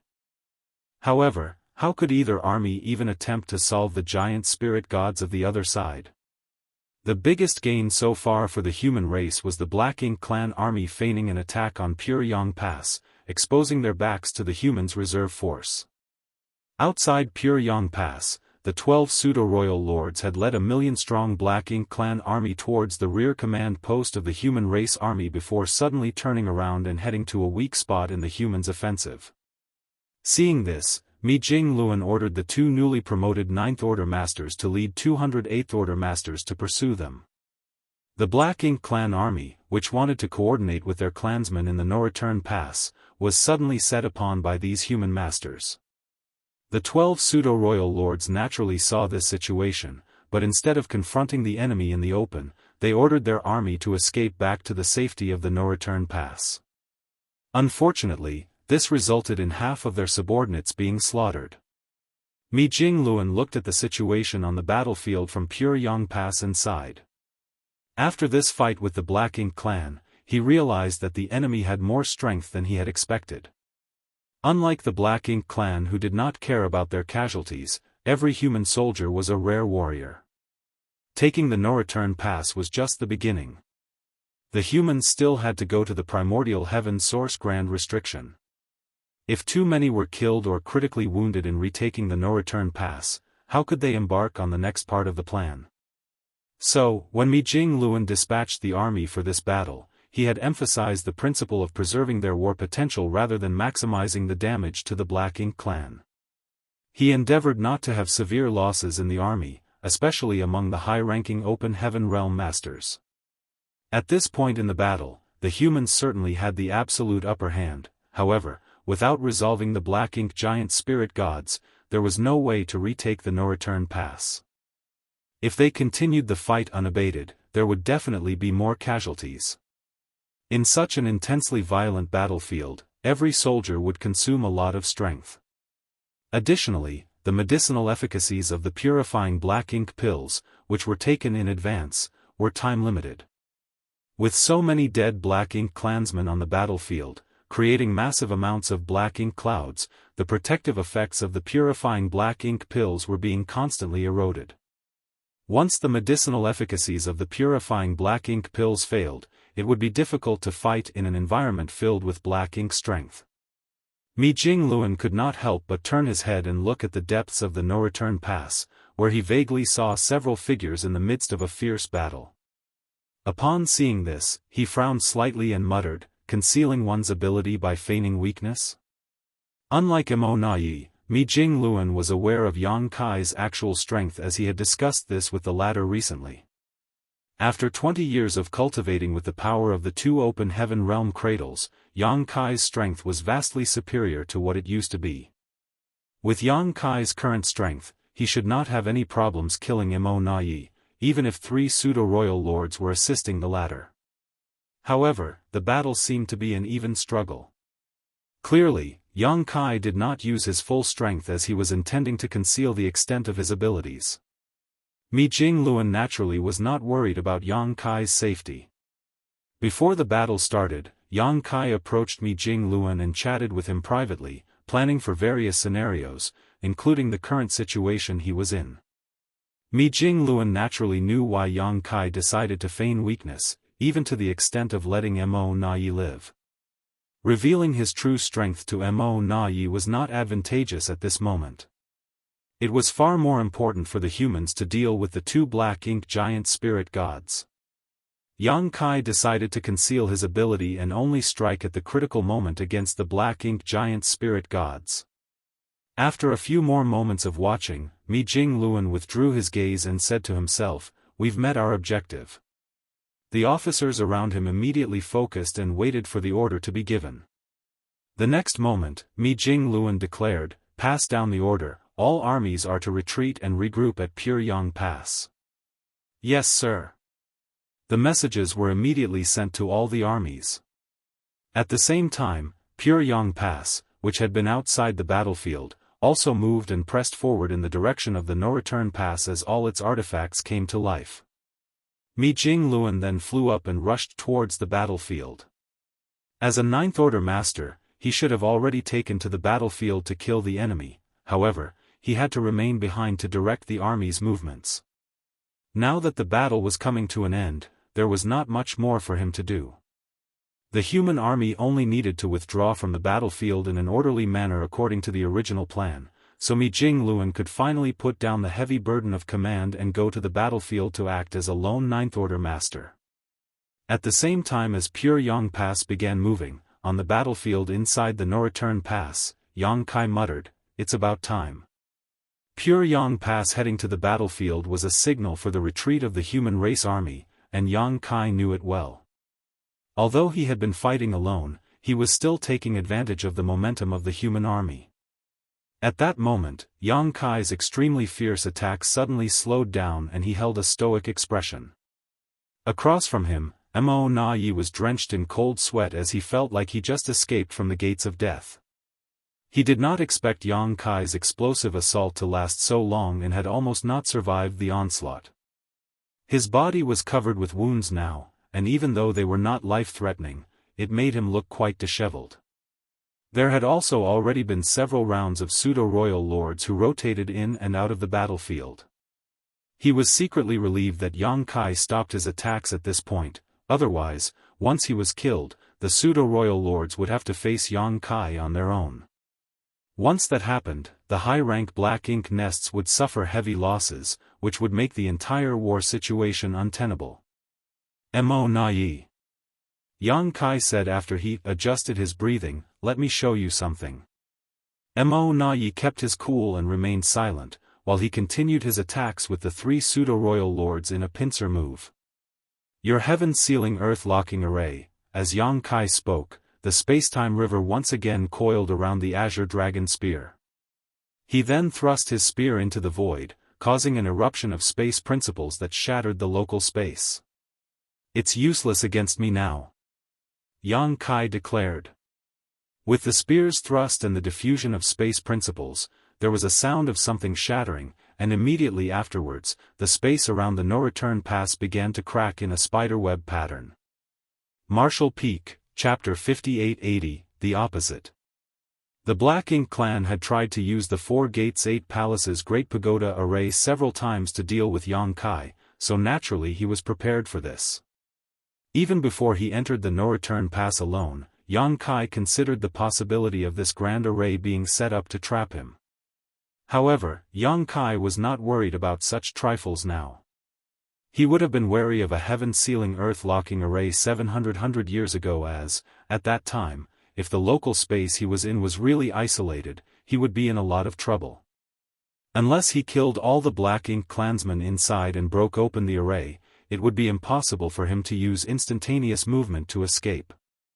But he was not the same as back then. In the universe furnace, he had broken through to the Ninth Order Master and his strength had dramatically increased after his retreat over the past 20 years. In addition, Yang Kai refined and devoured various Dao strengths in the infinite river in the universe furnace world. It was also there that he realized his own space-time river was actually the condensed manifestation of all his Dao strengths.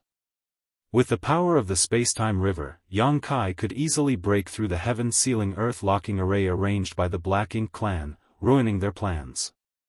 Another point was that this array was only made by some Black Ink disciples with mediocre attainments in the Tao of Spirit arrays at best, thus, the array they produced was not too effective. If it had been the great grandmaster of the human race that devised and set up an array to use against Yang Kai, it would have been more troublesome, but the Four Gates Eight Palaces Great Pagoda array was still easy to break free from. From the start of the battle today, Yang Kai could have broken the array at any moment he chose to. What he said about, "Let's see how many of your masters can I kill before I fall," before the fighting started was simply meant to mislead Mo Na Yi. Mo Na Yi was absolutely shocked the moment the heaven-sealing earth-locking array was shattered. He did not know much about spirit arrays, so he did not expect this one, which he had such high hopes for, to not affect Yang Kai at all. As such, he and the three pseudo-royal lords who had teamed up with him launched a desperate attack. This seemed to be a worsening situation, and it was obviously unwise to continue after knowing that it was impossible to contain Yang Kai. However, considering that Yang Kai was also feigning weakness, there was no reason why Mo Na Yi would choose not to take advantage of him when he seemed to be suffering backlash from some kind of sacrificial secret technique. Murderous thoughts flashed through his mind, but Yang Kai suppressed his urge to kill Mo Na Yi here and now. Instead, he just summoned a bit of strength to block Mo Na Yi's blow, making it appear as if the two of them were now evenly matched. The three pseudo-royal lords in their formation also attacked from the side, but Yang Kai simply thrust his spear out to force them back. A single thrust was enough to block these three. After all, Yang Kai was stronger than the other Ninth Order masters and royal lords by a large margin. Even though he was busy fending off Mo Na Yi, the power of this spear could not be underestimated by the three pseudo-royal lords. However, as Yang Kai swung his spear, the leader of the three pseudo-royal lords actually raised his hand to block the blow. The moment contact was made, the pseudo-royal lord's aura changed subtly. Yang Kai could not help but be stunned for a moment and quickly cursed in his heart. Even though he had been careful enough, he did not expect to fall for Mo Na Yi's tricks in the end. He had to admit that Mo Na Yi was a cunning and highly intelligent foe. The main reason for this admiration was that Yang Kai had realized that the pseudo-royal lord, who was leading the charge towards him, was not a pseudo-royal lord. He was a true royal lord. This caught him off guard. However, Yang Kai was ready for such surprises. When he came to the no-return pass more than 20 years ago, Yang Kai realized that new royal lords would soon be born in the Black Ink clan, and over the past 20 or so years, the humans managed to gain 2 new Ninth Order masters, so how could the Black Ink clan lag behind? It was not certain a new royal lord had risen, but there was still a good chance at least one had appeared. When Mo Na Yi answered Yang Kai's probing question previously, it was difficult for him to conclude anything. However, he still held the mindset that he would rather believe that there was at least one more. With such a mindset, Yang Kai was constantly on guard against any unknown royal lord who might be lurking and waiting for an opportunity to strike. He subconsciously felt that if a new royal lord appeared in the Black Ink clan, he would be hiding somewhere, looking for an opening to attack him. However, Mo Na Yi chose to hide the new royal lord in plain sight, among a group of pseudo-royal lords. There were not many differences in terms of the auras of a royal lord and a pseudo-royal lord. What set the two apart was that a pseudo-royal lord could not control their strength completely. As a result, a pseudo-royal lord could only exert about 70 to 80% of their full strength, despite possessing the foundation of an actual royal lord. It was like two identical wells of water, but the lengths of rope used to draw up water were different. Since one rope was shorter, it could not access the well's entire water supply. This was the difference between a pseudo-royal lord and a true royal lord. This meant that as long as a true royal lord simply released his own aura wildly, it was basically impossible to differentiate him from a pseudo-royal lord. Even if he was in a fight, as long as he intentionally held back part of his strength, he would not reveal any flaws. So, it was only when he started to attack that Yang Kai realized that among these three pseudo-royal lords, there was a true royal lord. This was what Yang Kai did not expect. He had been distracted, monitoring the movement all around him, lest a royal lord suddenly popped out of nowhere. However, he never anticipated that a true royal lord was actually lurking right next to him this whole time. This arrangement was extremely clever and was definitely Mo Na Yi's idea. According to Mo Na Yi's instructions, 3 pseudo-royal lords would join him in suppressing Yang Kai, and so far, several batches of pseudo-royal lords had rotated in and out of this battle. After establishing a kind of routine, even if Yang Kai was that astute, he would gradually become blind to such a possibility. Of course, Yang Kai was doing something similar in trying to conceal his abilities by feigning weakness. Consciously having to hold back was actually an additional burden on him which left him somewhat distracted. There was no point in blaming himself at this point though. The 2 royal lords were close at hand with one of them in the midst of a violent attack. In Yang Kai's current, weakened state, it was impossible to dodge the incoming blow. Many thoughts flashed through his mind as he weighed between continuing with the deception or revealing his true strength, counterattacking, and taking Mo Na Yi and the new royal lord by surprise. In the end, though, he restrained his murderous intent. The next moment, the new royal lord's fist found its way through Yang Kai's guard and struck his chest. This punch was so powerful that it almost caved Yang Kai's chest in, and a mouthful of fresh golden blood spurted out, turning into a thick mist of blood. Yang Kai swung his fist back to repel his new foe before sweeping at him with his spear, forcing the new royal lord to dodge out of the way. Mo Na Yi was surprised that the heaven-sealing earth-locking array was broken by Yang Kai, but his original plan still worked out, which made up for the embarrassment. While Yang Kai was fighting with Di Luo, he raised his hand and black ink strength broke through the void, aiming at the back of the former's head. If this blow landed, it would be disastrous for Yang Kai. Mo Na Yi appeared exuberant and eagerly awaited what was to come. However, at this critical moment, Yang Kai unexpectedly swung his azure dragon spear behind his head and blocked the fierce blow precisely. Mo Na Yi immediately realized what was happening and yelled, "Don't let him get away." As he shouted, he used his aura to shake the void, and the nearby black ink masters did the same. However, when Mo Na Yi and Di Luo pounced towards Yang Kai again, the latter's figure faded away. Without the heaven-sealing earth-locking array, there was no way to limit Yang Kai's instantaneous movement. Even Mo Na Yi's aura could only interfere slightly with it.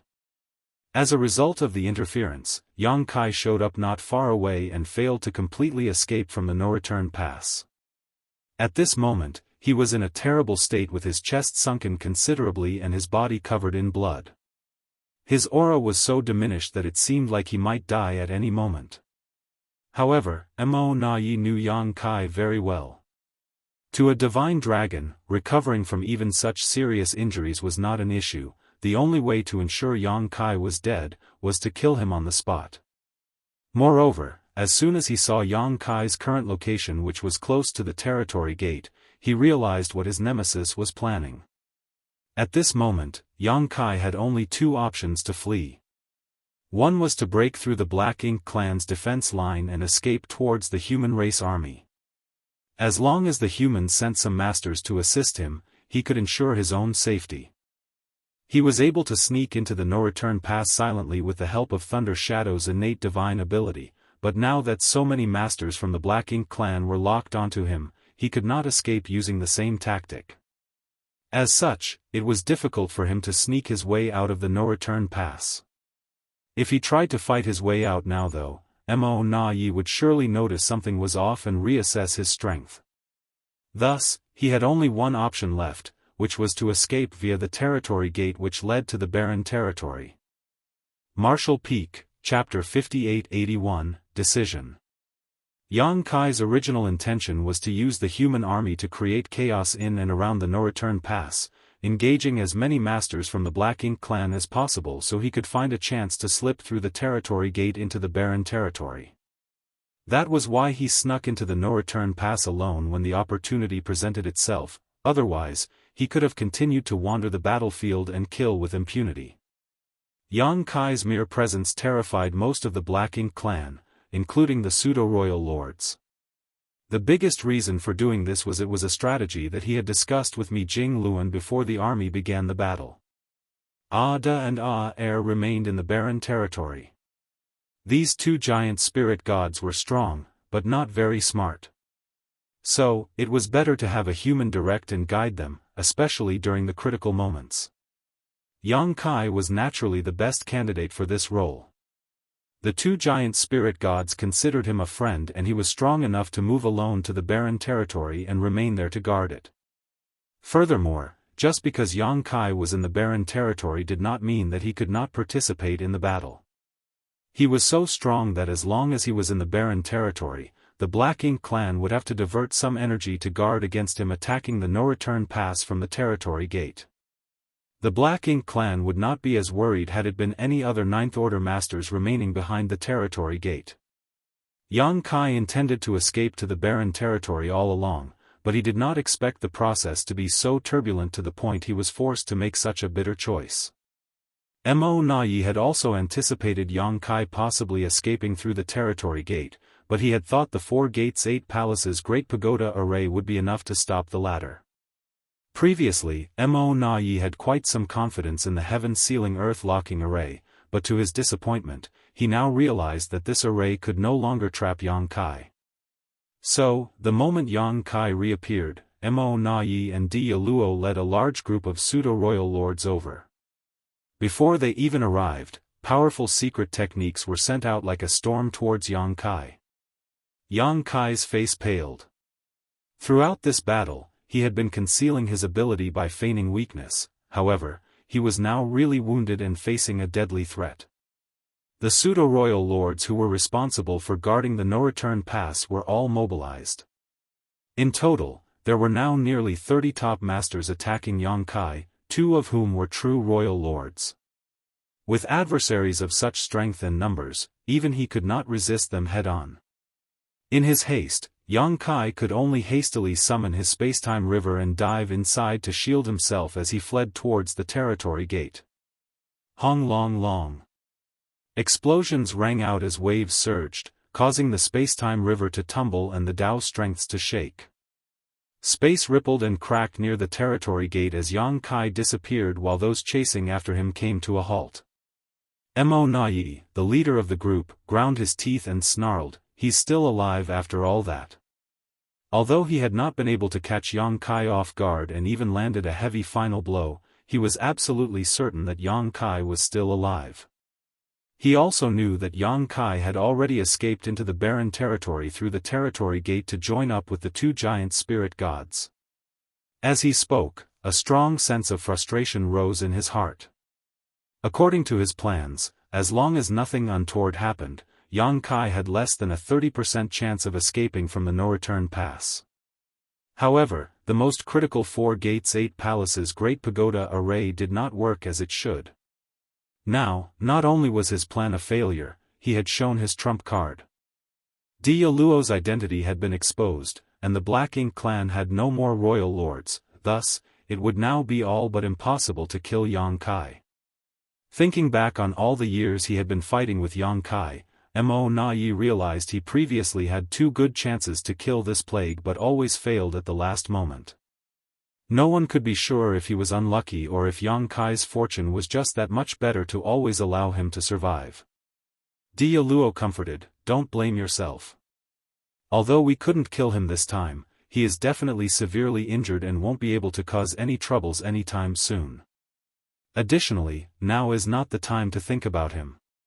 We should consider the overall situation." As a royal lord, Dia Luo did not have many dealings with Yang Kai. More specifically, he had not suffered many losses at his hands, thus, he did not have Mo Nai's obsession with killing Yang Kai. However, right now, the Black Ink clan had more problems than just a wounded but still alive Yang Kai. Mo Nai forced himself to calm down, nodded, and said, "You're right." When he was fighting with Yang Kai, he did not have the time or the capacity to think of the situation on the battlefield. However, he immediately noticed something unusual as he observed the fights. The human race army was withdrawing, while Pure Yang Pass, which had kept its distance all this time, was actually advancing.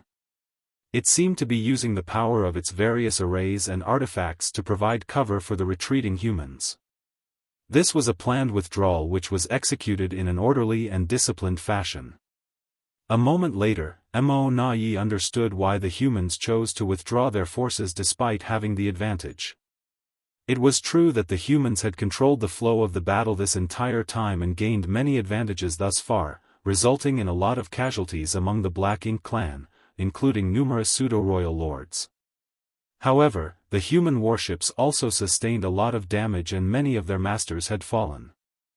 If the humans continued to fight, their casualties would only rise as more and more of their warships were destroyed. By choosing to withdraw at this point, they could preserve their own strength. Mo Nai would also make this choice if he was in such a situation. To put it bluntly, the Black Ink clan was now a caged beast and there was no need for the humans to fight them to the death. As long as there were a few more battles like this one, when Black Ink Clan's strength was worn down enough, the humans could launch a decisive final attack and wipe them out. Want to leave? It's not that easy. Mo Na-Yi coldly snorted as he saw through the human race's intention. This kind of hit-and-run tactic was despicable and clearly Mi Jingluan's plot, so he swiftly shouted, "Pass down the order, attack the humans at all costs. Have all the pseudo-royal lords in the no-return pass join the offensive." The pseudo-royal lords were shocked by Mo Na-Yi's boldness. The no-return pass was the foundation of the Black Ink clan, as all the high-rank Black Ink nests were here. The pseudo-royal lords who stayed behind were tasked exclusively with guarding these Black Ink nests. If they left, the entire no-return pass would be unguarded and extremely vulnerable. If at this moment any human race master managed to sneak through, it would definitely cause terrible damage to the Black Ink clan. However, the only one who could really achieve this was already badly injured and had escaped into the barren territory. Thus, he would not have the strength to cause trouble again. As for the others, there was no need to worry about them accomplishing what that anomaly could do. Although this order seemed to be a rash decision by Mo Na-Yi, it was actually well considered. After giving this order, Mo Na-Yi and Dia Luo took the lead and rushed towards the battlefield, followed by several dozen pseudo-royal lords. Somewhere on the battlefield, Mi Jingluan, who had just started killing the enemies, keenly noticed this and sighed, "That guy is really difficult to deal with." When an army was withdrawing from the battlefield, it was most fearful of such a situation. Now, the humans were bound to incur even more losses. Thankfully, the advantage that the humans had gained this time was significant. Even though the Black Ink clan had responded in the worst way possible, the humans were still able to withstand the onslaught. Just as the battle was about to end, the fight suddenly became more intense than before. The orderly withdrawal of the human race army was interrupted by the Black Ink clan army doggedly chasing after them, with masters of both sides clashing in the void. Comparing the two sides, the humans were undoubtedly better organized. The 12 armies coordinated with each other as single units, while Black Ink clan was much more chaotically and haphazardly arranged. Many of the Black Ink clan soldiers that gave chase could not interfere with the humans meaningfully, as they did not coordinate properly and were basically trampling over each other, trying to get ahead. However, there was still some impact on the withdrawal of the army. The sudden attacks resulted in numerous losses among the humans. Many damaged warships were destroyed and the cultivators on board were crushed. Seeing the situation deteriorating, one of the purifying Black Ink battleships actually turned around and dove into a close-quarters battle, its weapons firing madly as it plowed its way through the enemy lines. Arriving at the heart of the enemy's charge, the giant warship suddenly glowed brilliantly before exploding into a great sun made of pure white light, illuminating the entire void. The great sun enveloped a massive area and wounded or killed all the surrounding Black Ink clansmen, creating an opening for the rest of the human forces to escape. The scene was magnificent and the battle-weary soldiers cheered from all corners of the battlefield. This was how far the humans were willing to go, how far they could go when they had something to protect. The 3,000 worlds was their home, and although it was now an empty shell due to the Black Ink clan's wanton plunder, it was still their homeland and none of it would be ceded. If they wanted to protect their home, they had to uproot the Black Ink clan once and for all. The two mighty armies continued to clash, with the humans fighting hard as they retreated. The Black Ink clan continued their pursuit for 5 million kilometers before finally stopping. The relentless and tenacious pursuit of the humans frustrated Mi Jingluan and he was tempted to order an immediate counteroffensive. However, considering that most of the warships were damaged and the effects of the purifying Black Ink pills was wearing out, he had no choice but to give up on this risky idea. The soldiers were very reliant on their warships for protection. For so many years, the human warships were the key to them taking on the numerically superior enemy and prevailing. Most of the losses in the later part of the battle were due to the destroyed warships, leaving the soldiers without extra protection. It was only when the pursuing Black Ink clan army retreated like an outgoing tide that this battle finally ended. Marshall Peak, Chapter 5882, the simple giant spirit gods. The human race army regrouped at their temporary camp 3 days away from the no-return pass. After this battle, the humans would be unable to launch another full assault on the no-return pass within a short time. The wounded soldiers needed time to heal, not to mention that the logistics were also unable to keep up with the intense consumption. A large number of damaged warships needed to be repaired, evil purging divine spears needed to be replenished, and the purifying black ink pills had to be refined. All of this required a lot of resources, so although there were currently 3 million third-order and below cultivators mining supplies in the vast black ink battlefield, it would always take some time to accumulate enough. A conservative estimate was that for the next 2 to 3 years, they would not have the ability to attack the no-return pass again. The Black Ink clan, even though they had found out that the humans had set up camp just days away, did not dare to harbor any aggressive thoughts. When the entire human race army withdrew, the Black Ink clan could still chase after them in order to thin their numbers. However, now that they had settled down and regrouped, it was not wise to disturb them again. Thus, although the humans were not far from the no-return pass, the two sides coexisted for a long period without much conflict.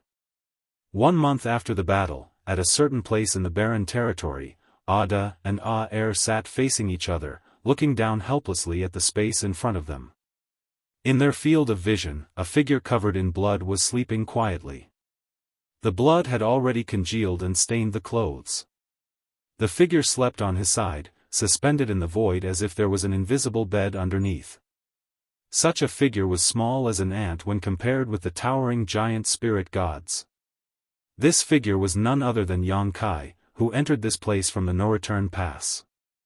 At the last moment, he used the power of his space-time river to block the fierce attacks of the 2 royal lords and dozens of pseudo-royal lords. The impacts were so violent that his own Dao strengths were severely impacted and his vitality plunged to the point he became delirious. He passed out soon after entering the barren territory. He would not have been able to sleep so peacefully for so long if not for Ada and Aer watching over him. With their protection, Xianxia felt safe enough to recuperate in peace. However, his condition caused the 2 giant spirit gods to worry about him. After staring at the tiny figure in front of him for a long time, Ada suddenly wailed, "Dead." Ada had said this so many times that Aer was so frustrated, but he still patiently explained, "Not dead." Asleep, Ada suddenly remarked, "Oh, ate till he was full."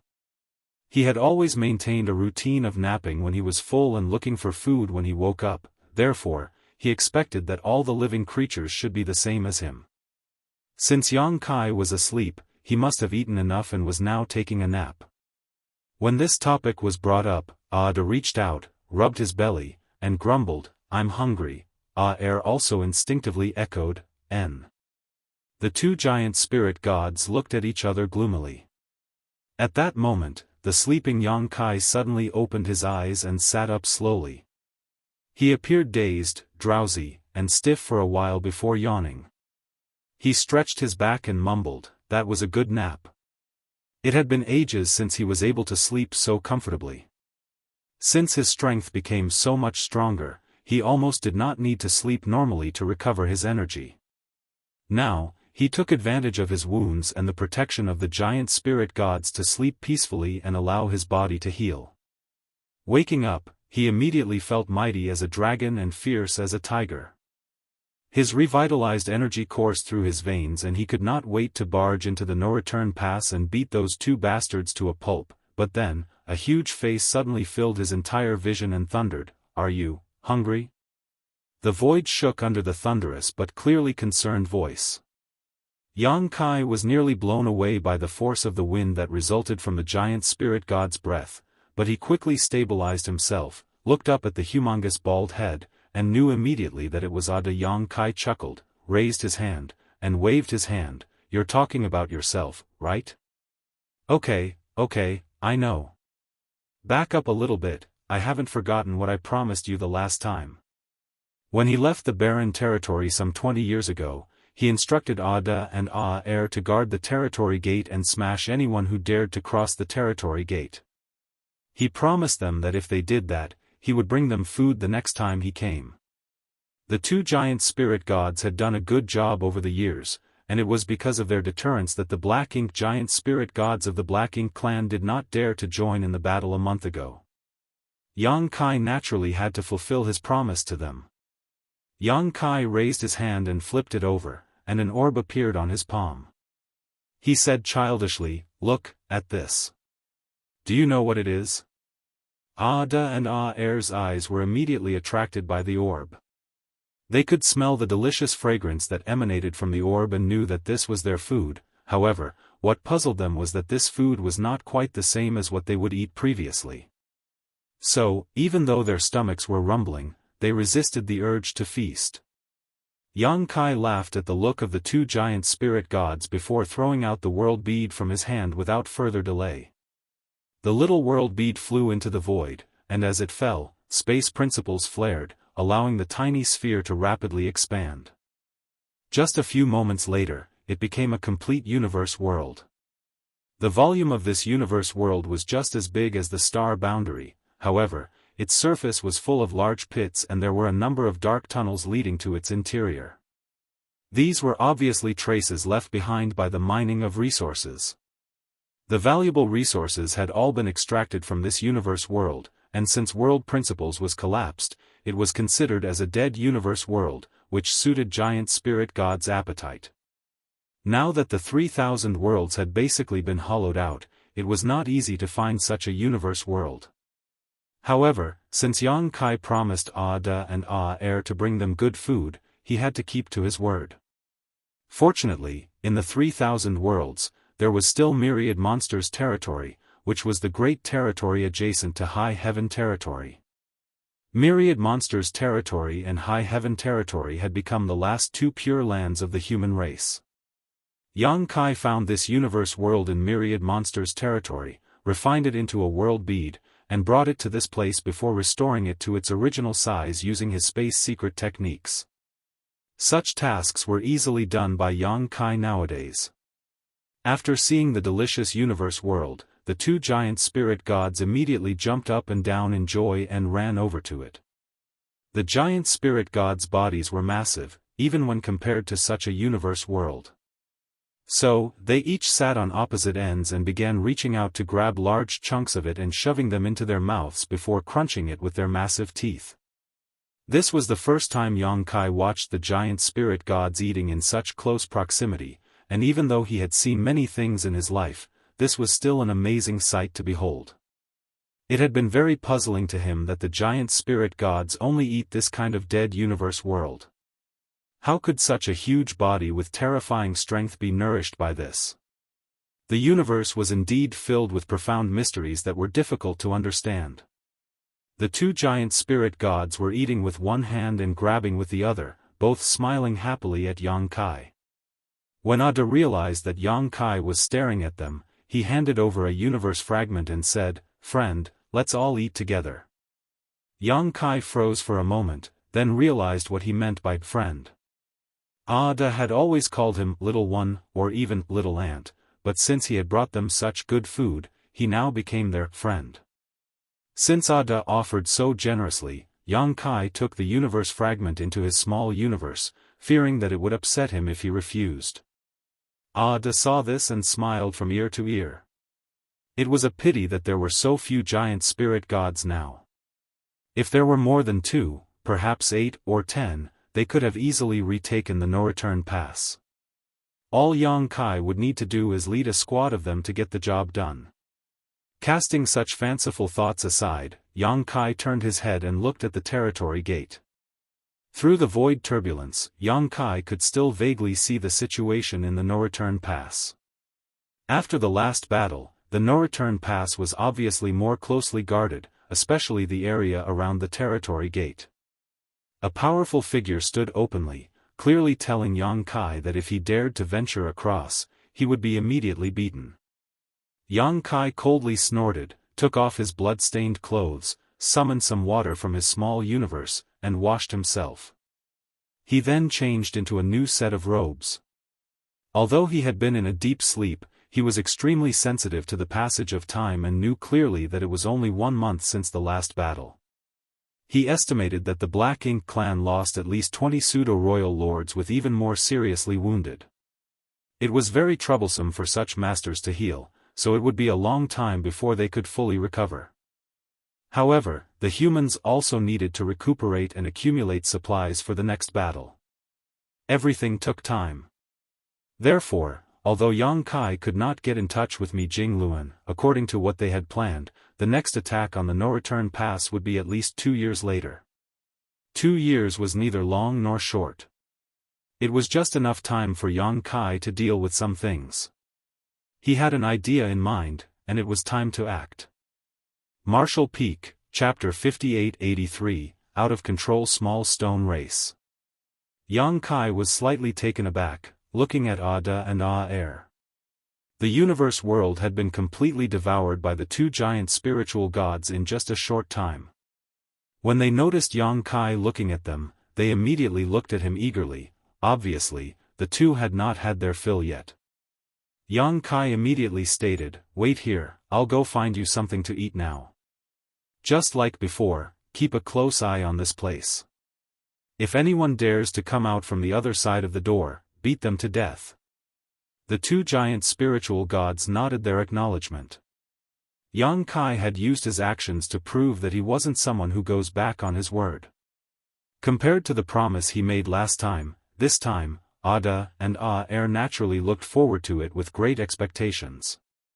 After confirming that the two giant spiritual gods understood his intentions, Yang Kai manipulated space principles and rushed towards the territory gate connected to the shattered heaven.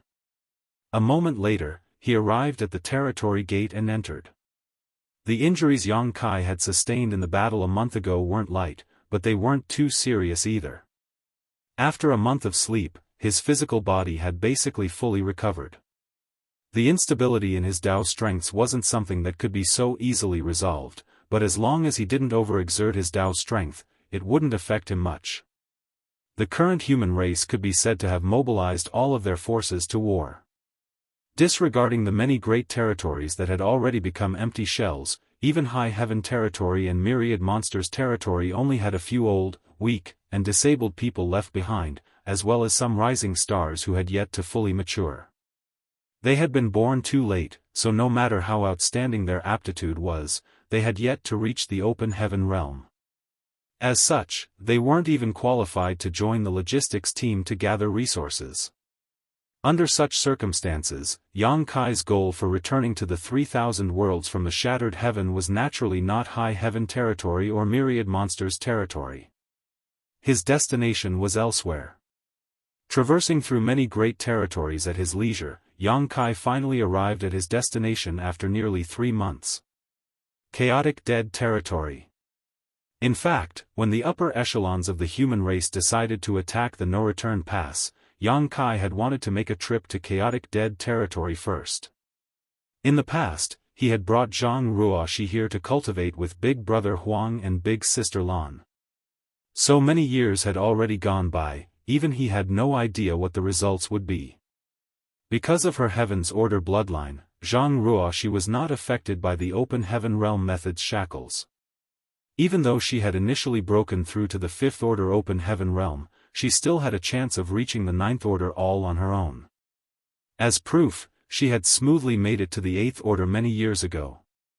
Of course, the amount of time that passed shouldn't have been enough for her to reach the 9th Order. Be that as it may, what Yang Kai valued was not her cultivation, but her amazing ability to control the small stone race. Zhang Ruoxi was able to fully control them. Those from this race had intelligence that was even inferior to the giant spiritual gods. It was horribly low, so low that they only acted based on their instincts. Basically, no one could completely control them. However, the small stone race raised by Big Brother Huang and Big Sister Lan had become a special variation. These small stone race members were divided into 2 types, the Great Sun Small Stone Race and the Great Moon Small Stone Race. Because they had grown up absorbing the pure power of Yang and Yin, respectively, they could almost be regarded as living, mobile yellow and blue crystals. All the divine spirits with the Great Sun and Great Moon marks were capable of controlling these small stone race members that had been reared using this special method. At critical moments, they could even extract the yin and yang energy from their bodies and fuse them into purifying light. Yang Kai had used this method many times to kill masters from the Black Ink clan. Compared to Yang Kai and the other divine spirits who used the Great Sun and Great Moon marks to control them though, Zhang Ruoxi completely relied on the suppression of her bloodline to do the same, and was actually able to exert a vastly superior level of control akin to moving her arms and legs. She had no need for the Great Sun and Great Moon marks. She was even able to have small stone race members form higher order 9 palaces formations. Yang Kai had witnessed her do this up until a 4th order 9 palaces formation comprised of over 6,000 small stone race soldiers. Even for the human race, forming a 9 palaces formation was not an easy task, especially at higher orders. Hardly anyone could even form the 8 trigrams formation, while no one had ever witnessed a 9 palaces formation of 8th order masters. However, in previous battles, 8 8th order masters had successfully formed the 8 trigrams formation and used it to kill pseudo-royal lords. Of course, during such battles, it was inevitable that some if not all of the 8th order masters involved would die from the backlash of using such a battle formation, while those who managed to survive had their foundation severely damaged. Even so, given that it had such might, all 8th order masters wouldn't hesitate to sacrifice their lives so long as they could kill a pseudo-royal lord from the Black Ink clan. Unfortunately, successfully forming this battle formation was not always possible, even if the masters attempting it were willing to make such a sacrifice. If an 8 trigrams formation formed by 8th order masters could kill a pseudo-royal lord, then what about the 9 palaces formation? It was probably strong enough to kill a royal lord. Unfortunately, no 8th order masters could achieve this. By comparison, Zhang Ruoxi's ability was simply shocking.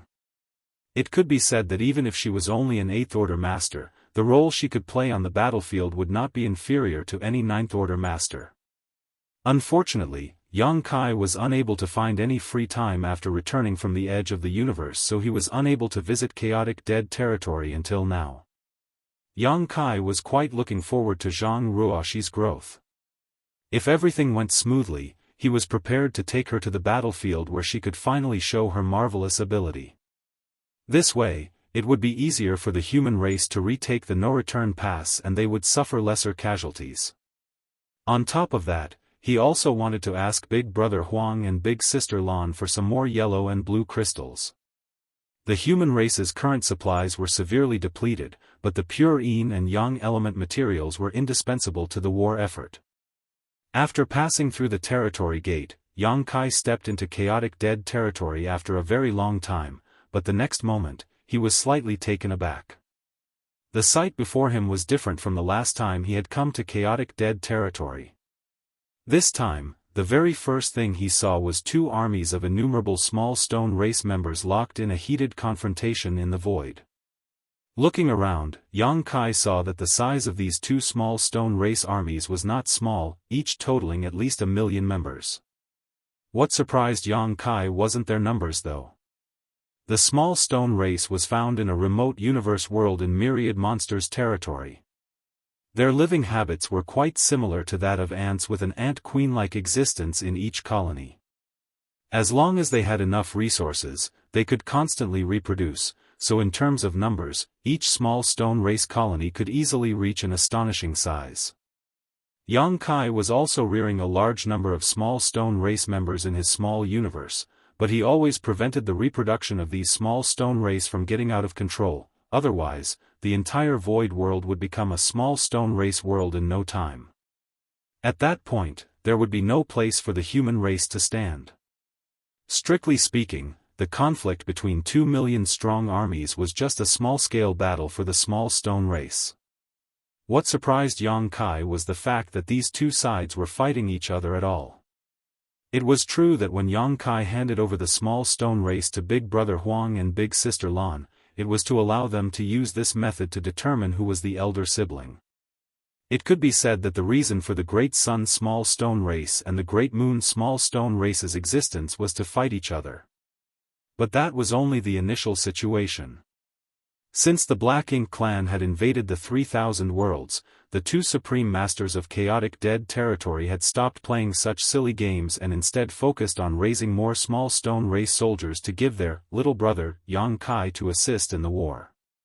Yang Kai had looted yellow crystals, blue crystals, and even the small stone race armies from them several times.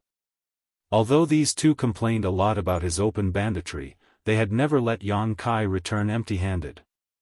Every time Yang Kai came to ask for their help, he would always reap a bountiful harvest. The relationship between Yang Kai and the two of them was similar to that of a prodigal son who indulges in debauchery and parents who painstakingly accumulates their family's wealth. Every time they built up a little savings, Yang Kai would come over and take it away before squandering it all. But they were willing to do so because they also didn't want to see the Black Ink clan rule the universe. Despite their astonishing strength and ability, they were unable to provide direct assistance in this war between the human race and Black Ink clan, where one side was destined to be completely annihilated. The small stone race was the only thing they could offer in terms of combat power. Thus, the small stone races in chaotic dead territory had stopped fighting each other a long time ago. The last two times Yang Kai had come here, he had not seen any scenes of conflict, so the scene in front of him was quite shocking.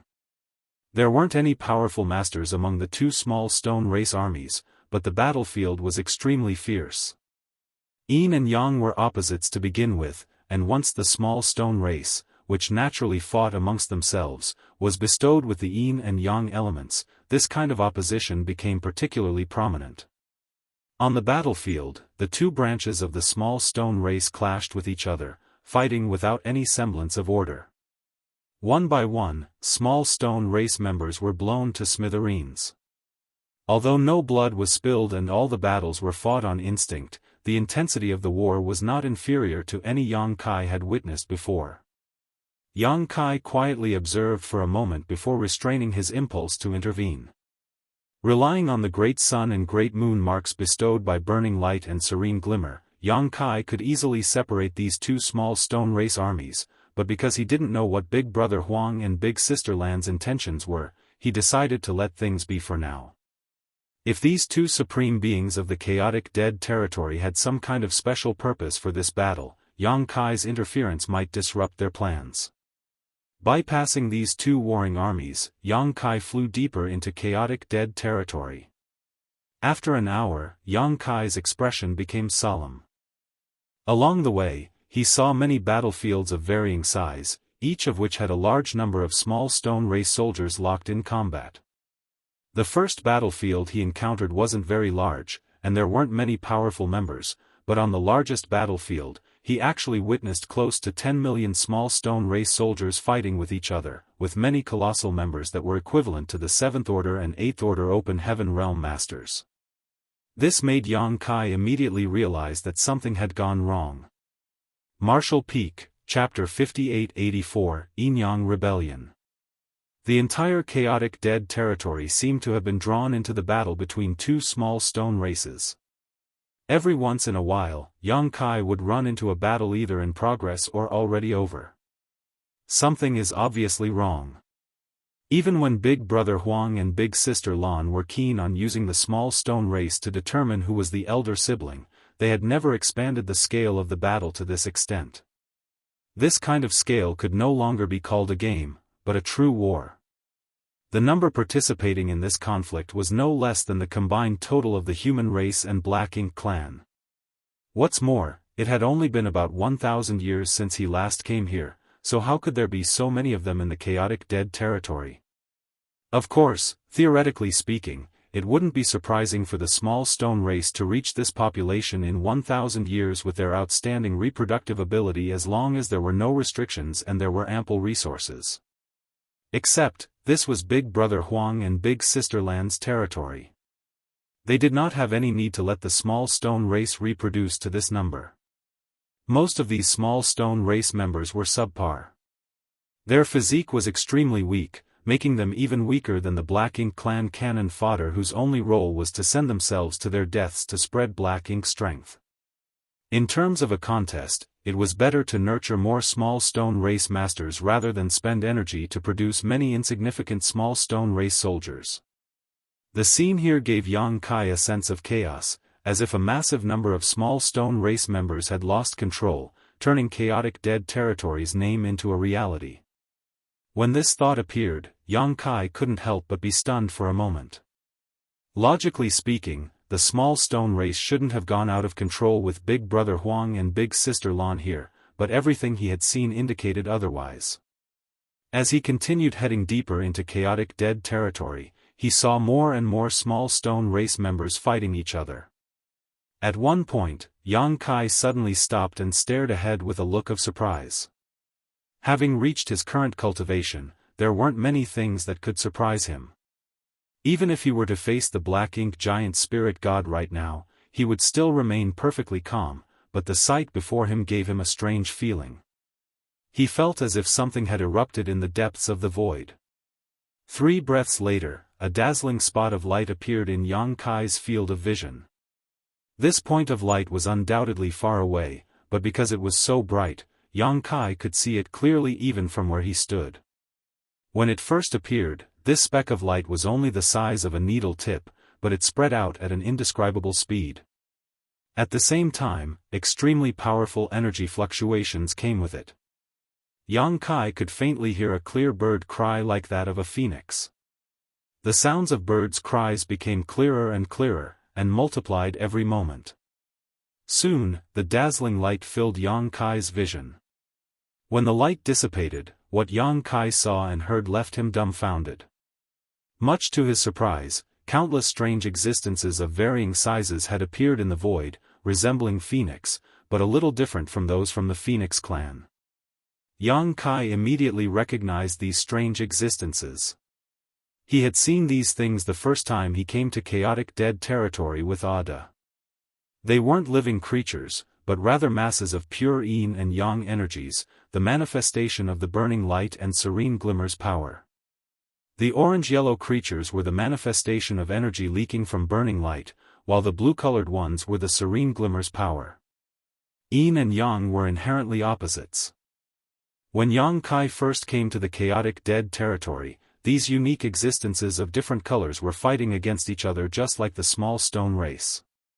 The confrontation of these two pure opposing energies gave birth to large amounts of yellow and blue crystals, which allowed Yang Kai to reap great benefits.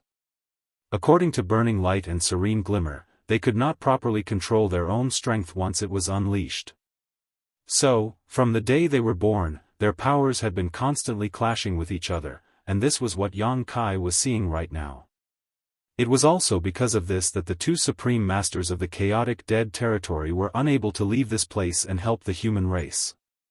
Once they left the chaotic dead territory and entered another great territory, that great territory would become a part of the chaotic dead territory. Back then, Yang Kai had thought that if one day the human race really couldn't hold on any longer, he would ask Big Brother Huang and Big Sister Lan to descend the mountain and wreak havoc. No matter how much these two destroyed, it would still be better than allowing the Black Ink clan to corrupt everything. Of course, the situation had not yet reached such a critical level. As existences whose strength wasn't inferior to that of a giant spirit god, it was quite strange that these two couldn't control their own strength. It wasn't until Yang Kai visited the divine spirit ancestral land and witnessed its complete history that this mystery was finally solved. It turned out the Burning Light and Serene Glimmer were incomplete existences. They had been separated from the primordial light, so although they had great strength, they were unable to perfectly control it as they were lacking certain pieces of their foundation. Even the Big Brother Huang and Big Sister Lan who Yang Kai interacted with were not their true forms, just avatars composed of their energy. From another point of view, they could be considered as manifestations of energy that they could control, so when Yang Kai came into contact with them, there was no danger. Zhang Ruoxi's Heaven's Order bloodline was also incomplete. After the primordial light separated yin and yang from itself, it arrived at the divine spirit ancestral land where it dispersed itself and gave rise to many divine spirits. The final pure essence of the primordial light was what eventually became the Heaven's Order bloodline. This was also the reason why the Heavens Order bloodline was able to restrain all divine spirits and even allow Zhang Ruoxi to easily control the small stone race. Yang Kai had noticed this point, which was why he had brought Zhang Ruoxi to the chaotic dead territory to meet Big Brother Huang and Big Sister Lan to cultivate. However, the clash between the Yin and Yang energies of the burning light and serene glimmer had reappeared for some unknown reason now. If nothing unexpected happened, these manifestations that looked like phoenixes were destined to battle each other to the death before transforming into yellow and blue crystals. However, the existence of the small stone race interfered with this end result. Yang Kai clearly saw that on a nearby battlefield, two small stone race armies happened to be engaged in a fierce battle, but the moment the Yin and Yang energies manifested, they all abandoned their respective opponents and pounced towards the Yin and Yang creatures. The small stone race had been raised by Big Brother Huang and Big Sister Lan using their own strength, so the Yin and Yang energies naturally had a fatal attraction to them. Under normal circumstances, an ordinary small stone race clansman was very small, only reaching an adult human's thigh in height, but they seemed to grow bigger and bigger as their strength increased. Be that as it may, they were still no bigger than ordinary humans before Big Brother Huang and Big Sister Lan began feeding them with their pure Yin and Yang energies. In the blink of an eye, the countless manifestations of Yin and Yang energies were surrounded by the small stone race, and even more small stone race members continued rushing over from afar to devour them. This scene resembled a swarm of ants covering a sweet and delicious meat bun. This was just the scenes Yang Kai could see, but considering how massive the pulse of light from before was, similar scenes must be happening all over the chaotic dead territory, out of Yang Kai's sight. Although the manifestations of Yin and Yang energies were essentially pieces of the burning light and serene glimmer and took the form of various monster beasts and creatures, they were not alive. As such, even though they were being devoured by countless small stone race members, they didn't utter a single wail or even struggle to break free, because the small stone race members that were devouring them were just like them in terms of Yin and Yang attributes. The Great Sun small stone race devoured the Yang energy creatures, while the Great Moon small stone race devoured those made of Yin energy. Yang Kai clearly saw a small stone race member in a certain location, who was originally equivalent to a peak 7th Order Master, suddenly started radiating a yellow halo after devouring a large amount of Yang energy. Immediately after, its body, which was already larger than the other small stone race members, began growing rapidly as its aura reached something equivalent to an 8th Order Master. All the small stone race members who were ingesting Yin and Yang energies saw varying degrees of improvement. Yang Kai finally understood how this chaotic dead territory had so many small stone race members now. To the small stone race, the energy dispersing from burning light and serene glimmer was a great blessing. With such a massive amount of energy to use as food, the small stone race's reproduction was naturally smooth, and after many years of accumulation, it wasn't surprising for them to have reached such a massive number. The source of all this seemed to be deep in the distant void. Yang Kai turned his head to look in the direction where the explosion of light originated from. If he wasn't mistaken, the burning light and serene glimmer were there, because their energy was dispersing from that direction. What happened in the chaotic dead territory over the past 1,000 years? What are Big Brother Huang and Big Sister Lan up to? What about Ruoxi? Suppressing the many doubts in his heart, Yang Kai took a step forward and manipulated space principles, dashing off towards the distant void to investigate.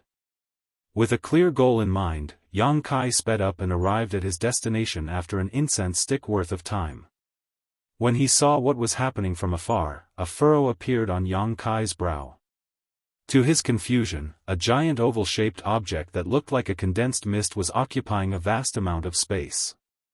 At first glance, it gave the impression of an egg.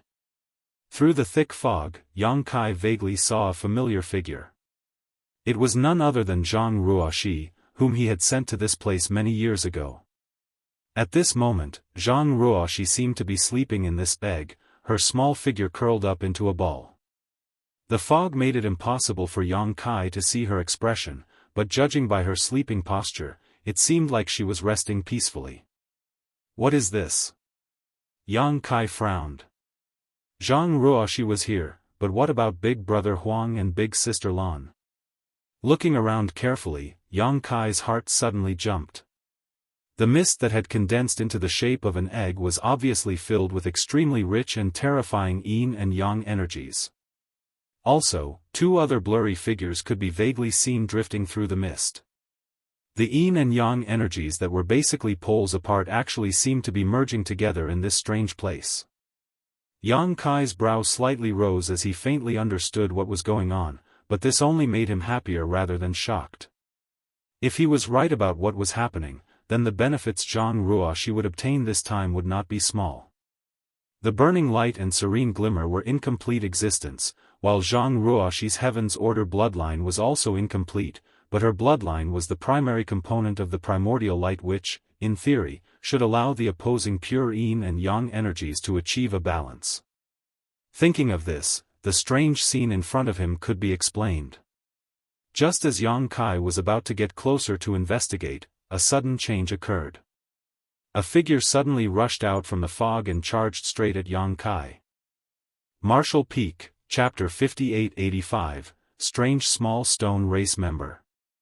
Because he was worried about Big Brother Huang, Big Sister Lan, and Jianghu, Yang Kai's complete attention was on the strange egg-shaped object after arriving here, so he had failed to notice anything else out of the ordinary. Moreover, he really hadn't expected to be ambushed in this place. More importantly, the ambusher's aura was exactly the same as the mist, making it the perfect camouflage. It wasn't until the other party was charging at him that Yang Kai finally noticed. The ambusher was extremely fast and was already before him by the time he blinked. When Yang Kai finally caught sight of the figure, he couldn't help but look surprised. The one rushing at him was none other than a small stone race member, who was slightly larger than an ordinary human. At first glance, it gave the impression of someone wearing a set of stone armor.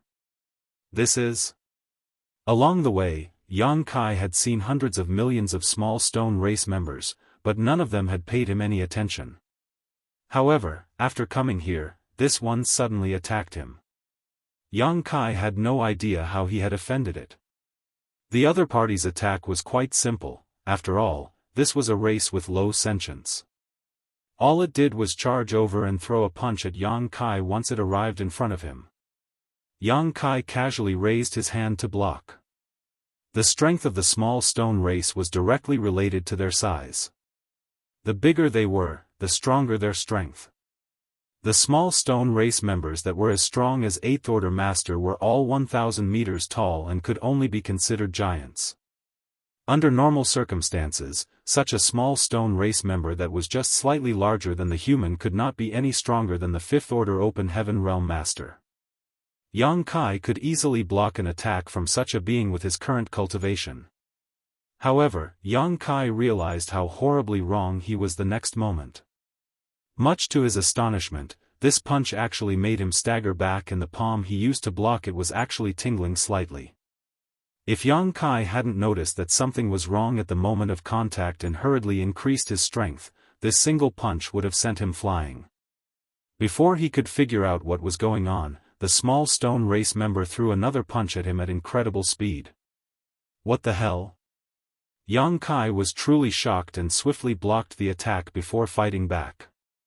The shock in Yang Kai's heart was indescribable.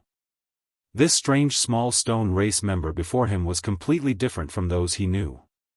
Just from the strength and speed of its punches, this small stone race member was not inferior to an ordinary 9th Order Master. Is this guy really from the small stone race? Although Yang Kai didn't know why this small stone race member in front of him had undergone such a strange mutation, he was certain it was absolutely not an ordinary one. All this time, the strongest small stone race members cultivated by Big Brother Huang and Big Sister Lan were only equivalent to 8th Order Masters. In the past, Yang Kai had thought that if Big Brother Huang and Big Sister Lan could cultivate small stone race members equivalent to 9th Order Masters, it would be a great help to the human race. However, this was just a fantasy. It was already Big Brother Huang and Big Sister Lan's limit to cultivate small stone race soldiers to the level of an 8th Order Master. Wishing to cultivate one that was equal to a ninth-order master was simply a fool's dream.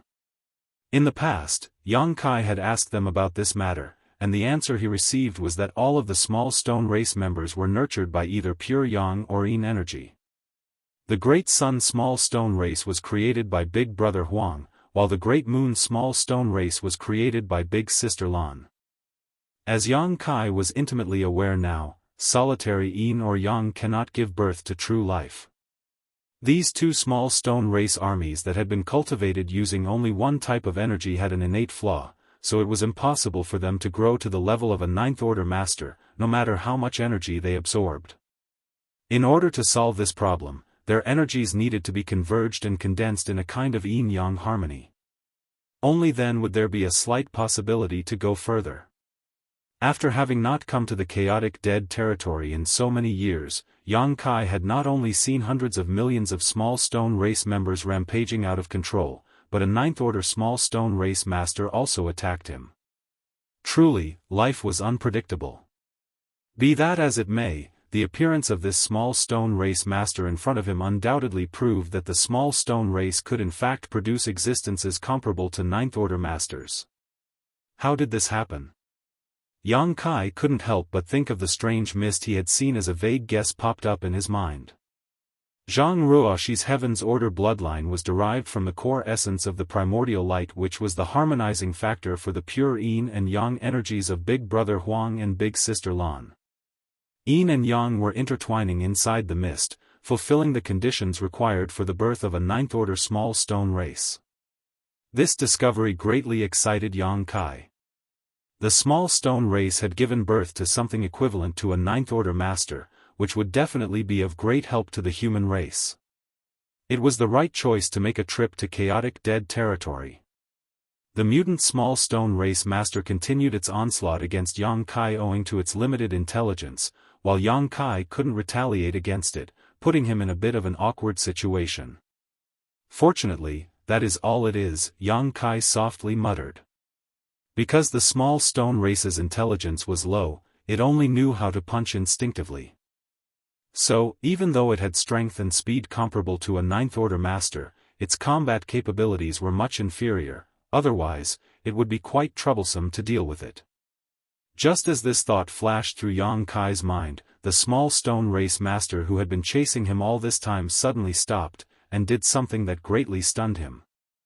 It raised its two hands and spread its arms, its palms facing each other as if it was holding a giant, invisible ball.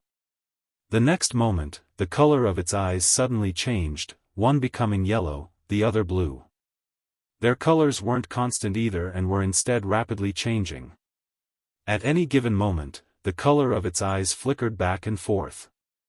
Seeing this change, Yang Kai's heart jumped as he instinctively felt something wrong. By the looks of it, this strange small stone race master had another unknown ability. Just as expected, following the actions of this small stone race master, extremely rich Yin and Yang energies emerged in the space between in its palms.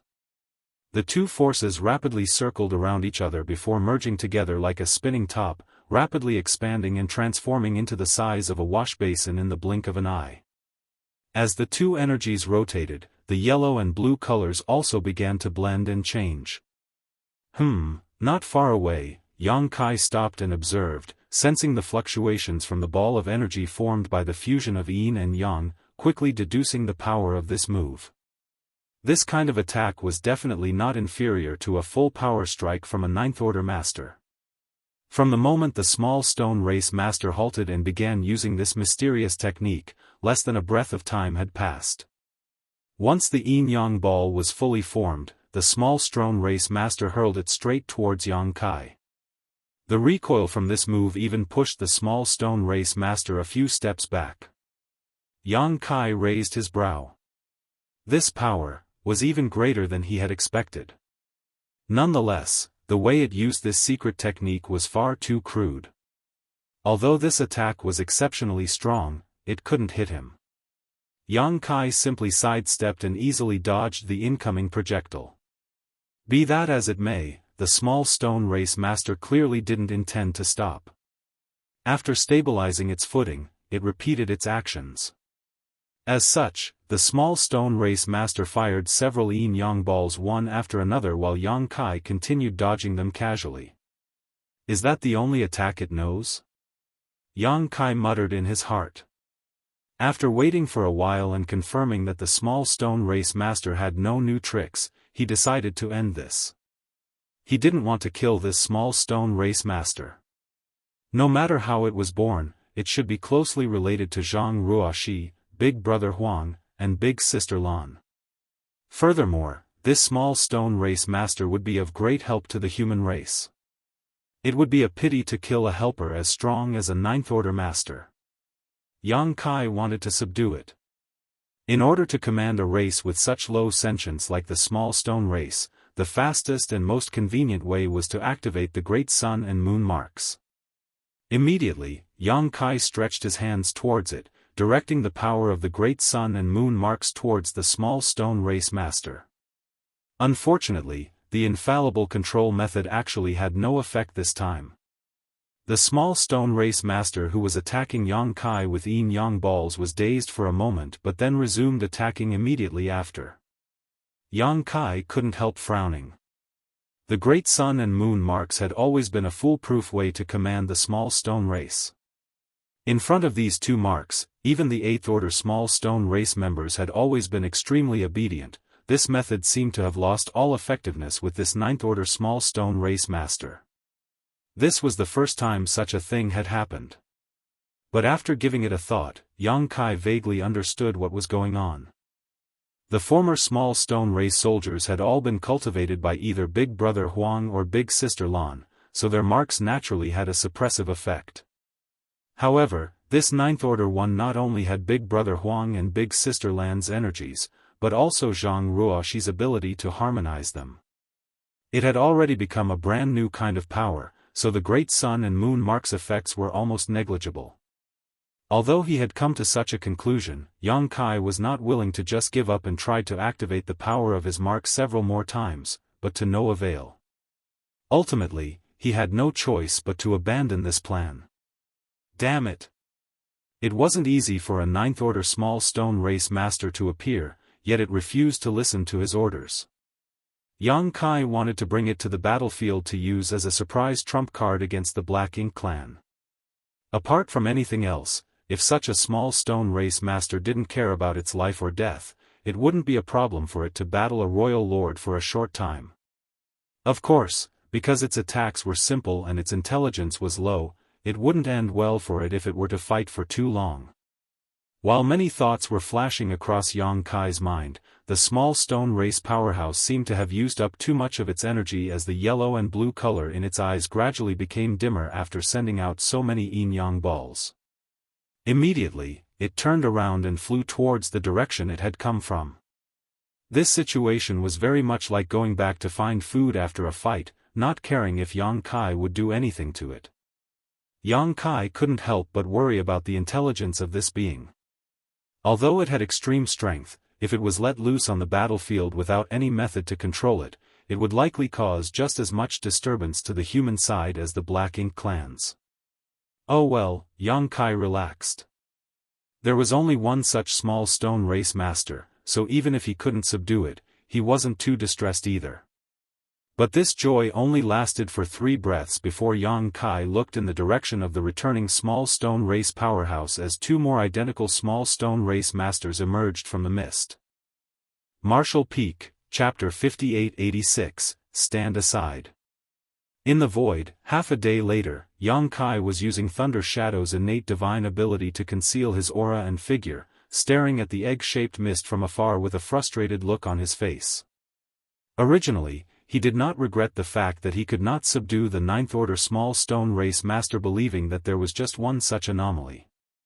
He could do nothing about it, but since there was only one, he had no choice but to accept it. However, Yang Kai later discovered that there was more than one of them. After half a day of probing and dragging things out, Yang Kai was certain that there were no less than 5 such masters. As for how many of them there were exactly, he couldn't say for sure, because every time these 9th order small stone race masters emerged from the mist and attacked him, they would return to the mist once they had exhausted themselves too much. And after returning, they would completely disappear like water merging into the sea. This was also the reason why Yang Kai hadn't seen the others before, as their existence was too difficult to detect. At the very least, there were 5 of them, perhaps even more. Yang Kai stared at the mist with naked greed and frustration, so much so that both drool and tears almost trickled down his face. If he could successfully subdue this force, it would be of enormous help to the human race in conquering the no-return pass, but right now, all he could do was stare from afar. He basically didn't have the strength or means to subdue these masters. The great sun and moon marks were unable to control these ninth-order small stone race masters. Left with no alternative, Yang Kai tried to force one of them into his small universe to suppress it. Unfortunately, it was impossible to communicate with them as their level of intelligence was too low. Even when Yang Kai managed to take one in and suppress it, it kept resisting, draining Yang Kai's energy and strength. If he brought them to the battlefield in their current state, it might even cause some damage to the human race. Helpless, Yang Kai could only release the one he suppressed. Even when he was unable to subdue these creatures though, Yang Kai was unwilling to just leave like this, feeling extremely depressed. According to his estimations, since they were created because Zhang Ruoxi had harmonized both Yin and Yang energies, only Zhang Ruoxi could command them. Furthermore, judging by their behavior, they seemed to be protecting Zhang Ruoxi, because as long as Yang Kai didn't approach the mist, he was completely safe. However, once he got too close, they would immediately attack. This made it obvious they were guarding this place. Yang Kai didn't know what Zhang Ruoxi, Big Brother Huang, and Big Sister Lan had done over the past 1,000 years, but by the looks of it, they seemed to be in the middle of something incredible. The birth of these ninth-order small stone race masters was simply unimaginable before. After quietly observing for a long time, Yang Kai had no choice but to quash his greed. Some things in this world couldn't be forced. What was certain now was that Zhang Ruoxi herself was safe, and she was using her Heaven's Order bloodline to harmonize with Big Brother Huang and Big Sister Lan's Yin and Yang energies. Although he didn't know how long this process would last, once she succeeded, she might be able to step into the Ninth Order open heaven realm. At that time, the power she would control would definitely surpass all Ninth Order masters. What was that energy turmoil, though? Yang Kai couldn't help but recall the scene he had witnessed some time ago. The Yang and Yin energies seemed to have gone out of control and exploded out into the chaotic dead territory, causing a large amount of Yin and Yang manifestations to appear, which were then subsequently devoured by the small stone race. Judging by the large population and the body sizes of the small stone race in the chaotic dead territory, this was not the first time this loss of control had occurred, it must have happened many times before. At the same time, because Big Brother Huang and Big Sister Lan were in a state where their energies were still harmonizing, the small stone race soldiers in the chaotic dead territory no longer had any restrictions and had reverted back to their original nature, instinctually devouring resources, breeding new clansmen, then fighting to the death. This was the reason why Yang Kai saw so many small stone race members fighting in the chaotic dead territory. If the Yin and Yang energies exploded with such frequency, perhaps I should observe it for a while. I don't think it will take too long. Having come to a decision, Yang Kai decided to spend a year observing the situation here in order to obtain more information. Time ticked by bit while Yang Kai remained hidden all this while, observing the situation around Zhang Ruoxi. Just as he had expected, the frequency at which the energies went out of control was indeed very high. He didn't even need to wait for an entire year. In just 3 months, the originally stable fog suddenly started fluctuating wildly. Right then, Zhang Ruoxi, who seemed to be peacefully sleeping in the middle of the fog, unconsciously let out a groan. Judging by her voice, she seemed to be enduring incredible pain. At the same time, the Yin and Yang energies that were constantly flowing and fusing in the mist also became unstable.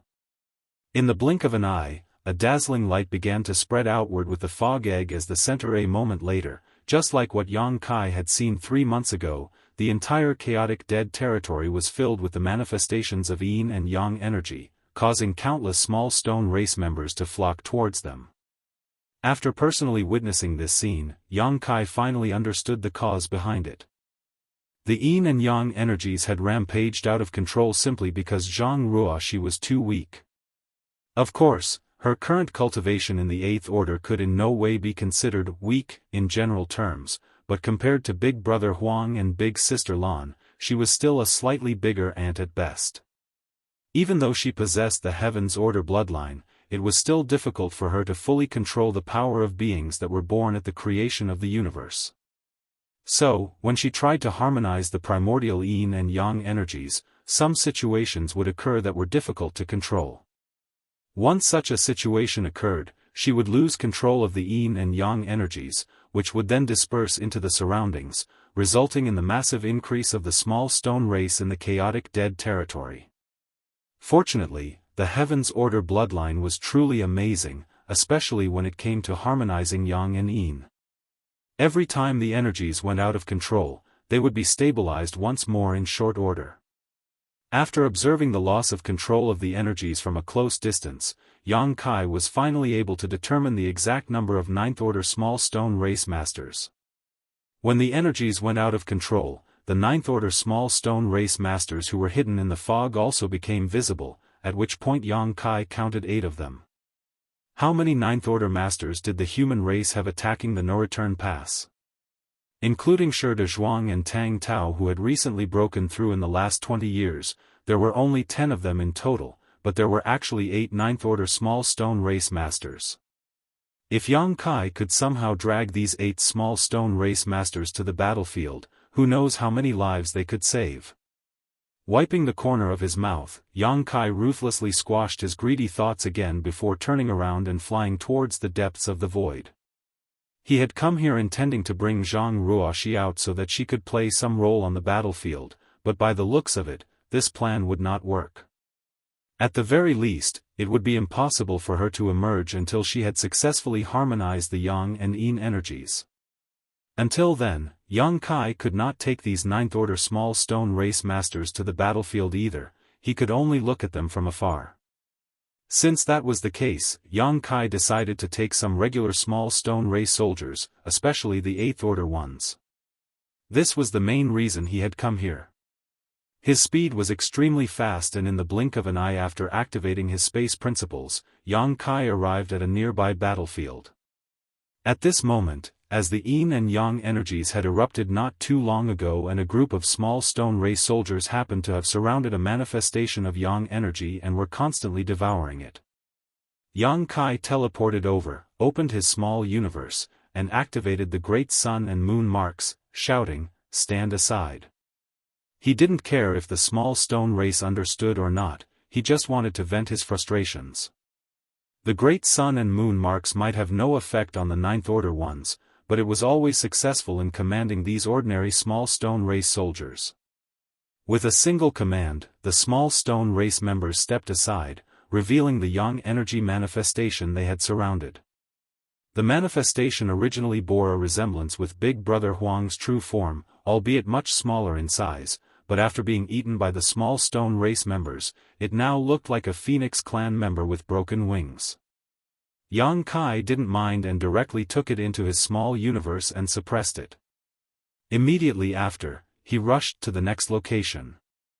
After so many years of constant war, the human race's demand for yellow and blue crystals had become extremely high. Yang Kai had originally wanted to ask Big Brother Huang and Big Sister Lan for more yellow and blue crystals, but now that he couldn't, he could only use this method to collect some. As such, he had to act quickly, otherwise the omnipresent small stone race would soon devour all of the dissipated Yin and Yang energies. For a time, Yang Kai's figure shuttled back and forth through the void, borrowing the power of the great sun and moon marks to force all of the small stone race to retreat and obediently hand over their food to him. Even if Yang Kai was fast though, he had no choice but to stop after an incense stick worth of time, because apart from the Yin and Yang energies he had taken into his small universe, the rest of the dispersed energies had been devoured clean by the small stone race. Many small stone race members had become stronger, even breaking through their own limits. Standing still, Yang Kai examined his harvest. Inside his small universe, the Yang and Yin energies suppressed by him had already transformed into pieces of yellow and blue crystals. Some were as small as a fist while others were as large as a house. His harvest was not small, but it was definitely not much. The main reason was that Yang Kai was a bit slow, as he had to carefully observe Zhang Ruoxi's situation first, which gave the small stone race ample time to devour most of the dispersed Yin and Yang energies. Yang Kai naturally would not be satisfied with such a small harvest, so he immediately began traversing through the void. At the same time, he opened a portal to his small universe and kept it open all the while. In any case, Yang Kai wasn't worried about his own strength leaking with the World Tree clone protecting his small universe. This would have been quite a risky move for any other open heaven realm master, as every bit of energy leaking out of the portal was a result of arduous and time-consuming cultivation. The loss of every bit of energy would make one a bit weaker. Yang Kai also left the great sun and moon marks on the backs of his hands constantly active. Everywhere he went, he would collect all the suitable small stone ray soldiers he could find into his small universe, just like how the autumn wind would sweep away the fallen leaves. The selection criteria was simple: all those comparable to human race third-order open heaven realm masters were taken. All the small stone race members who didn't even have such strength would be useless, even if Yang Kai collected them. If he were to let them out on the battlefield, he would just be sending them to their deaths, so he might as well let them continue to grow stronger here instead. Marshall Peak, Chapter 5887, Popping His Head Out. In just a short month, Yang Kai had taken in more than a couple 100 million small stone race soldiers into his small universe.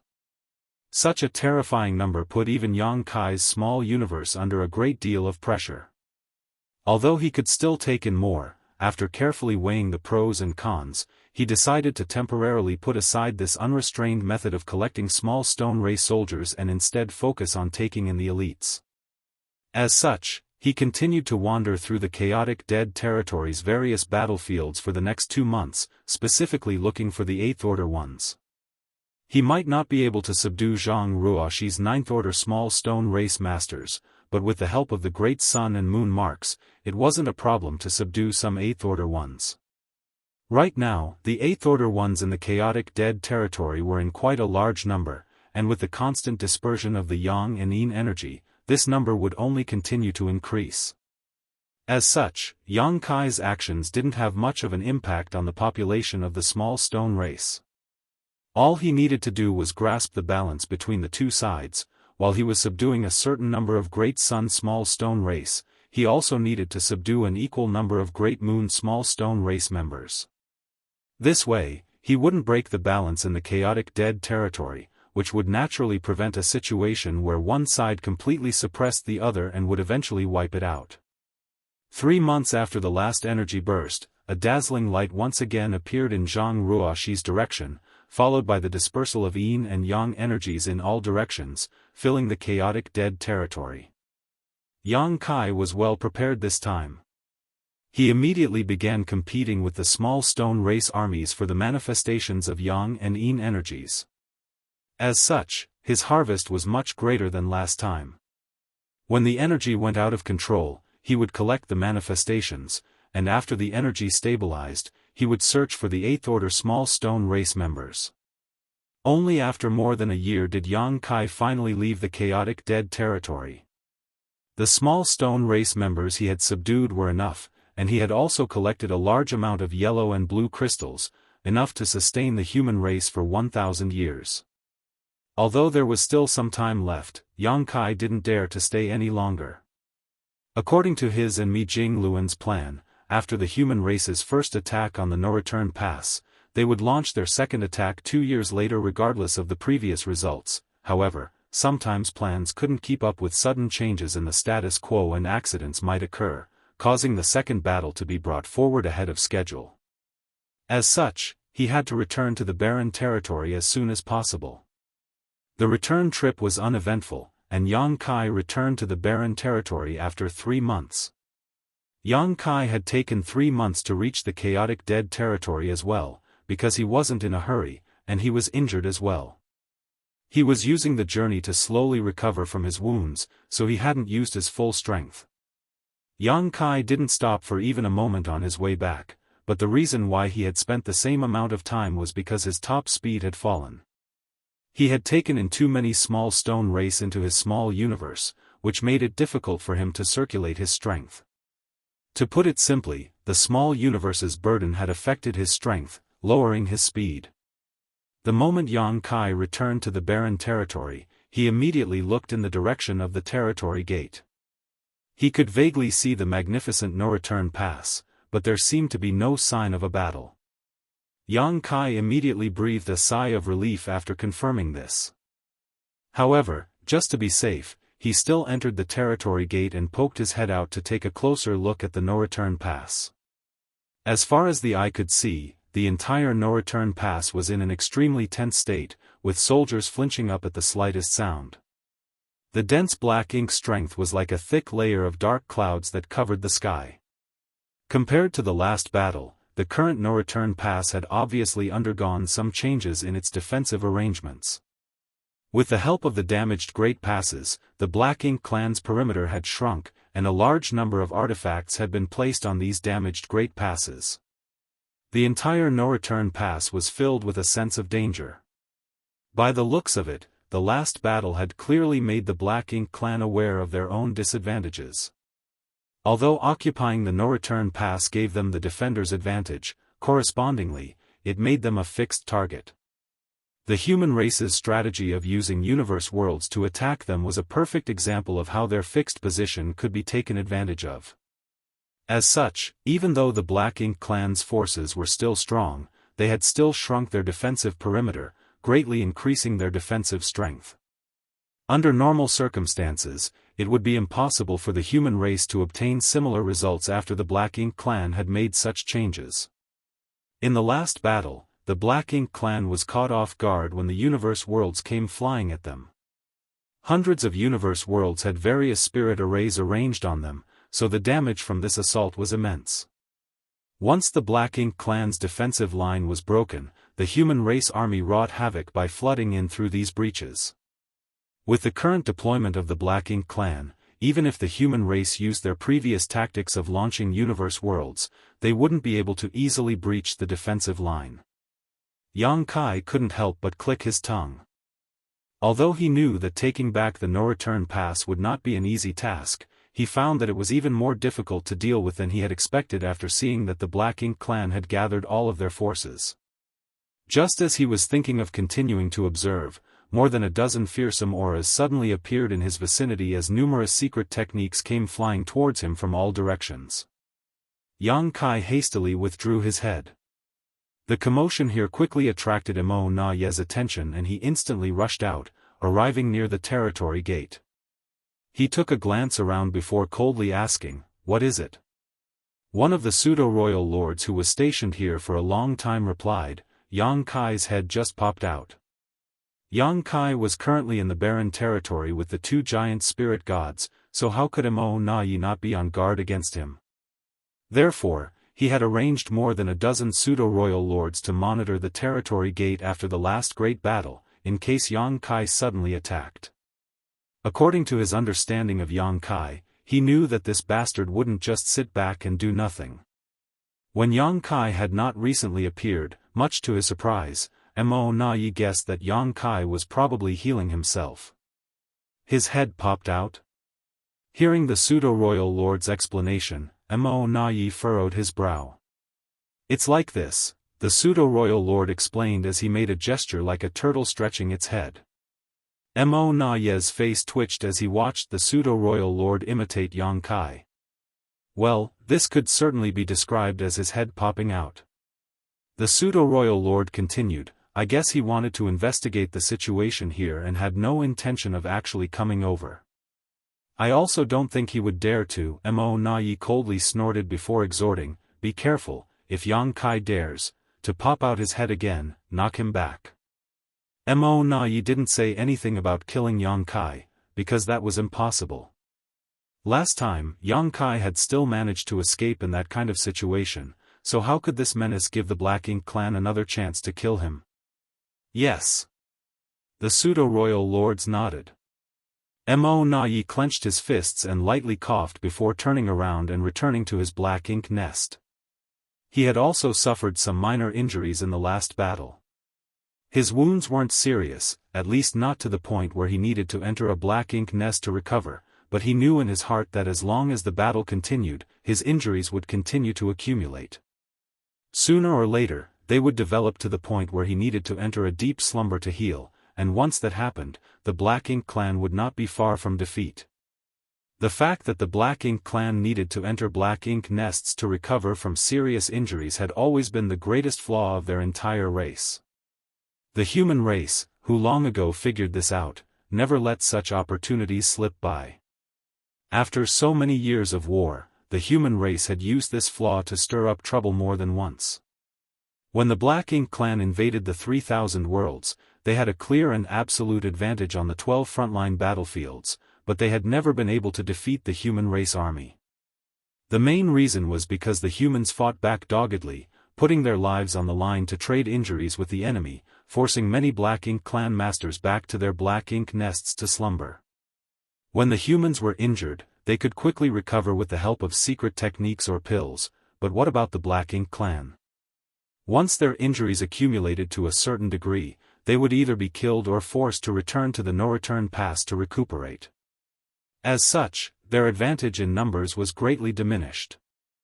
Hundreds of years ago, even though the Eighth Order Masters knew that they were no match for the pseudo-royal lords, they would still go all out to injure their opponents even at the risk of death. Thanks to the sacrifice of many Eighth Order Masters, at least a quarter of all pseudo-royal lords were constantly stuck in the no-return pass recuperating. Inside a certain black ink nest, a look of sadness appeared on Mo Na-ye's face. Originally, the Black Ink clan had the upper hand, but now they had fallen to such a state.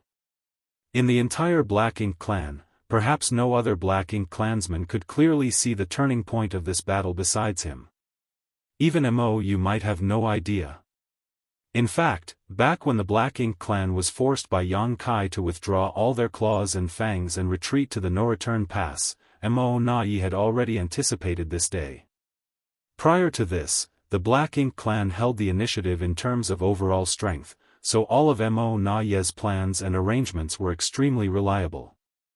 It could be said that as long as there were no unexpected accidents, the Black Ink clan had a 70% chance of winning the war. Unfortunately for the Black Ink clan, after the appearance of the Universe Furnace, Yang Kai, who had disappeared for some 600 years, suddenly returned and disrupted everything.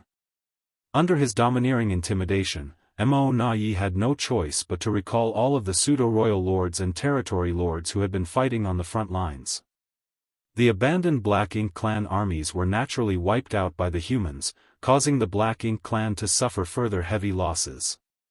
Even that was still fine though, but the key was that the Black Ink clan had no place to go other than retreating to the no-return pass and guarding it. As such, the human race was able to gather all of its forces and no longer need to split up like before. All they needed to do was focus their attacks on the no-return pass while not having to worry about any other fronts.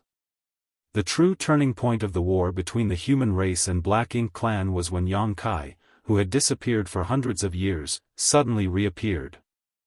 After his appearance, the human race and Black Ink clan's defensive and offensive positions had switched. Without Yang Kai's coercion, the Black Ink clan wouldn't have been reduced to such a miserable situation. If there was no Yang Kai, the Black Ink clan would have dozens more pseudo-royal lords today. If there was no Yang Kai, the innate territory lords who had snuck out of the primordial heaven's source grand restriction would have all been able to safely arrive at the no-return pass. At that time, the Black Ink clan's strength would have definitely soared, and the human race would not have been their opponent. Unfortunately, all that was only if Yang Kai didn't exist. Over the years, Yang Kai had slowly shaved pieces of flesh bit by bit from the body of a fat cow that was the Black Ink clan like a skilled butcher. Even now, the Black Ink clan still looked powerful, but in reality, they were not far from their doom. Martial Peak, Chapter 5888, New Cultivation Method. As shrewd and intelligent as Mo Na-yi was, how could he not see that it was impossible for the Black Ink clan to win this battle? Sooner or later, the human race would overwhelm the Black Ink clan army and capture the No-Return Pass. The only fate awaiting the Black Ink clansmen in the No-Return Pass was to be completely wiped out. Even if he knew this though, what was he supposed to do? It was impossible for him to escape. Furthermore, the human race would have to pay a big price to capture the No-Return Pass. The humans still had a bigger target after taking down the No-Return Pass. If he could cripple the human race army using the power of the Black Ink clansmen in the No-Return Pass, even if the humans won this battle, they would still lose the war.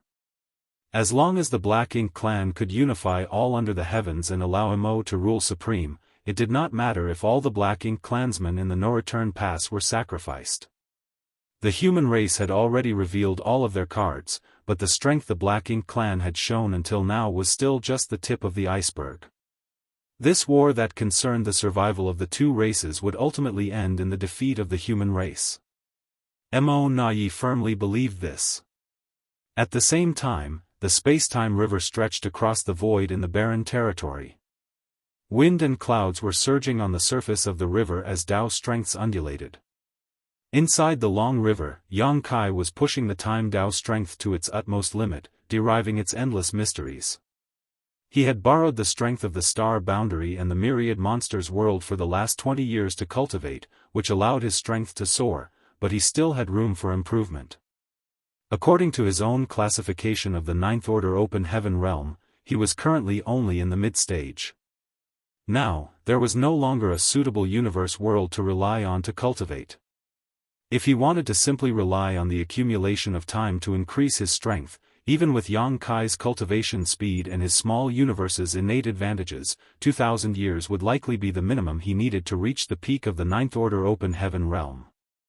If he could reach the peak, he wouldn't be afraid of anyone even if he was up against a Black Ink giant spirit god. But under the current circumstances, what he lacked the most was time. According to the Supreme Headquarters plan, they needed to conquer the No-Return Pass within 20 years before they continued their crusade to the primordial heaven source grand restriction, quelling the Black Ink clan disaster once and for all. With Yang Kai's current foundation, even if he cultivated this entire time, he probably wouldn't make any noticeable progress. Fortunately, time wasn't something immutable, especially in front of someone like Yang Kai who was proficient in the grand Daoist of time and space. The time flow of his small universe was 10 times faster than the outside world, so a year in the outside world was 10 years in his small universe. Long ago, Yang Kai chanced upon several temporal rivers inside the Great Sea celestial phenomenon which allowed him to cultivate for the equivalent of 4,000 years in just a few hundred years in the outside world, breaking through to the Eighth Order in one fell swoop. His attainments in many of his grand Daos had also improved during that time. With all these kinds of personal experiences, it naturally gave birth to some ideas in Yang Kai's head. But of course, just having ideas was useless, he needed to have the ability to turn them into reality to receive any benefits. Fortunately, with Yang Kai's attainments in the Tao of Time, he was already equipped with this ability.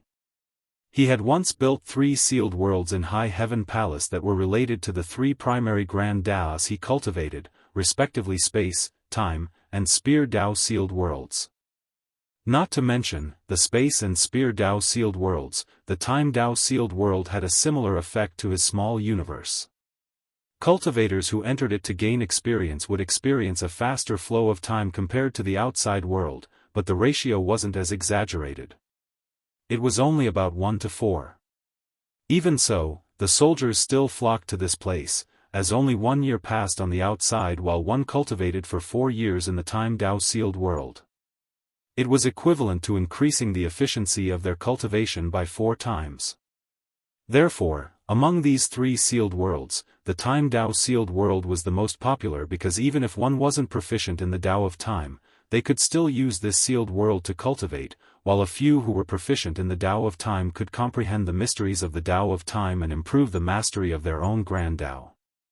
Originally, the 3 sealed worlds Yang Kai had left behind were for the disciples of the Void Dao Temple to cultivate their grand Daos, but there were no restrictions on entry. Once too many soldiers wanted to enter the time Dao sealed world though, which severely affected the disciples who had truly cultivated the Tao of Time. Some rules were put in place. Head manager Hua had no choice but to report this matter to the Supreme Headquarters, after which, the Supreme Headquarters issued an order that one needed a certain amount of military merits to enter the Time Tao sealed world. Even so, that did little to dampen the enthusiasm of the soldiers. If it weren't for the fact that Yang Kai was always on the move and it was hard to get a hold on him, Mi Jingluan would have asked him to build more Time Tao sealed worlds. It could be said that Yang Kai had been able to create a sealed world inside of which the flow of time different from the outside world a long time ago, and now that he had reached the ninth order, with his mastery over the Tao of Time had reached an even higher level, he was naturally more proficient in such matters.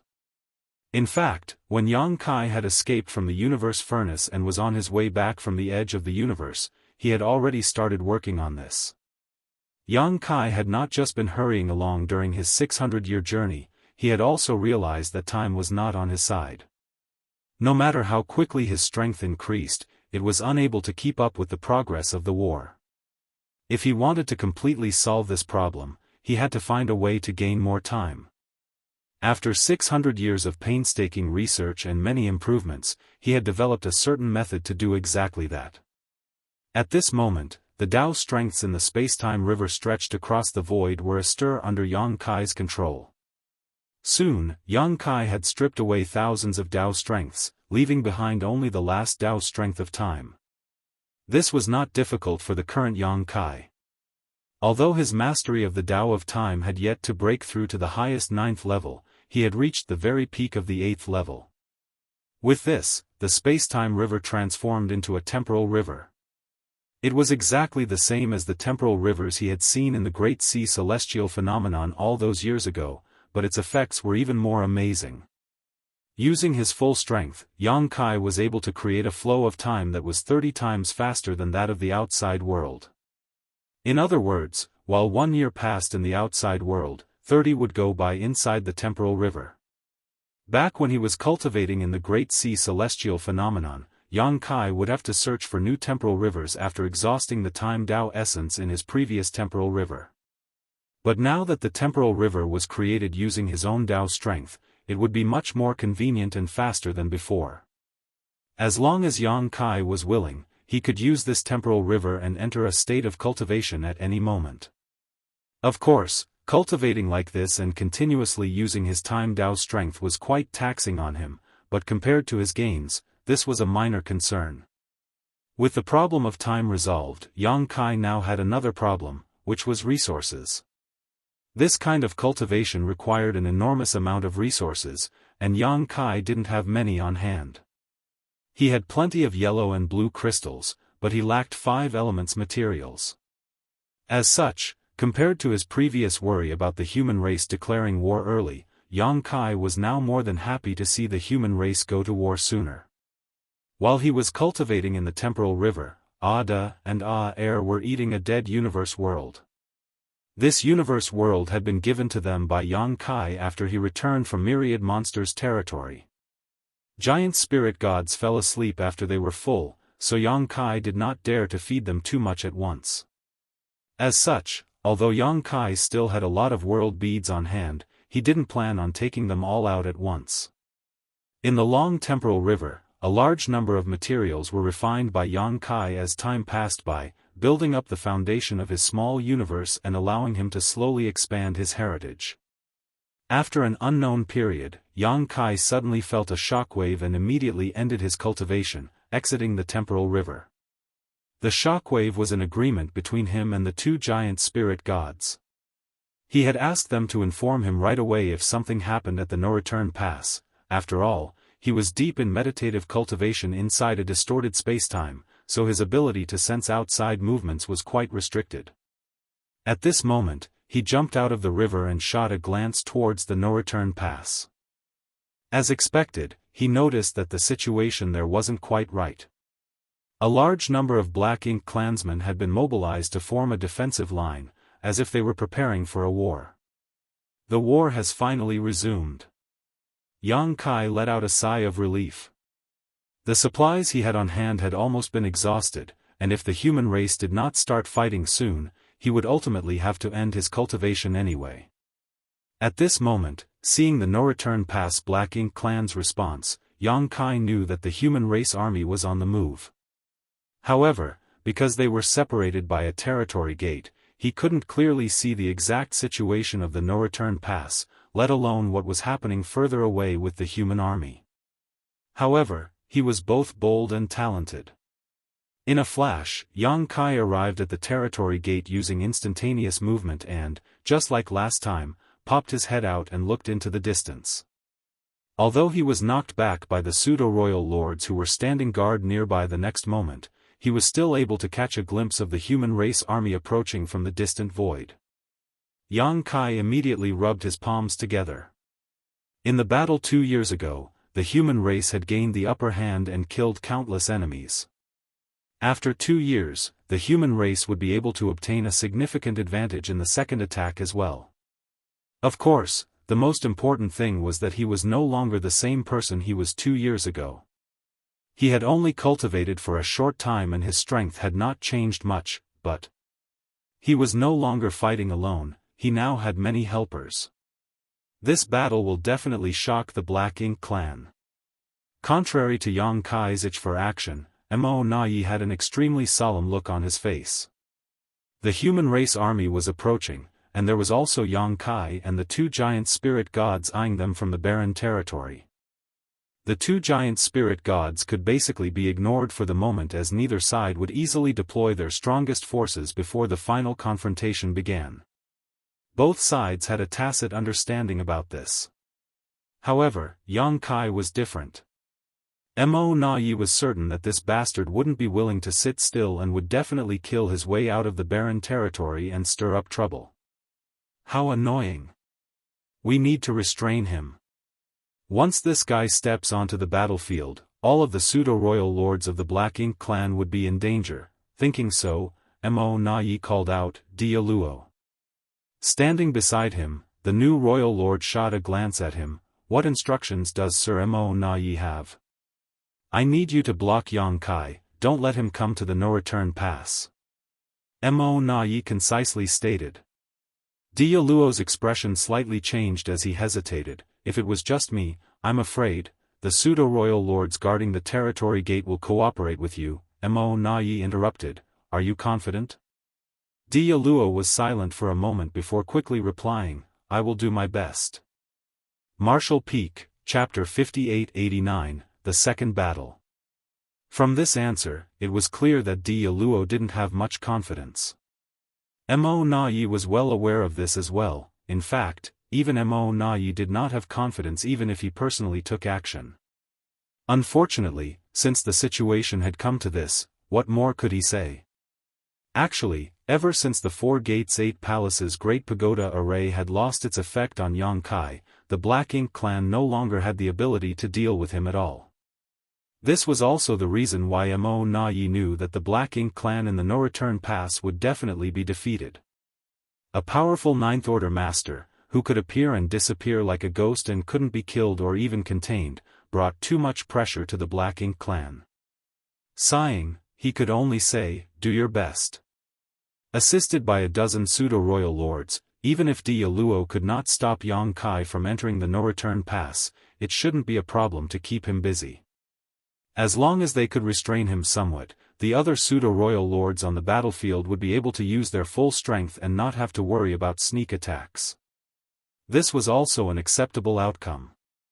After instructing Dia Luo, Mo Nai turned his head towards the depths of the void and coldly snorted, this move again.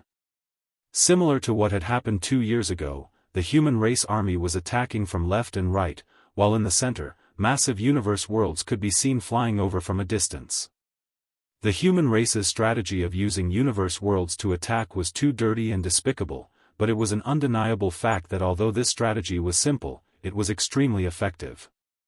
In the last battle, the human race had used this tactic to tear apart the Black Ink clan's defensive perimeter and open multiple gaps in their lines. After tasting the benefits, the human race was obviously going to use the same tactic again. The Black Ink clan had taken precautions this time however, contracting their defensive line quite a bit compared to last time. As a result, the the defensive forces in all directions had become more solid and compact, making it impossible for the humans to easily break through again. The human race obviously understood this point as well. Over the past 2 years, a number of human scouts had been constantly appearing at the periphery of the no-return pass, spying on the no-return pass. As such, the Black Ink clan's deployment and arrangements were no secret to the humans.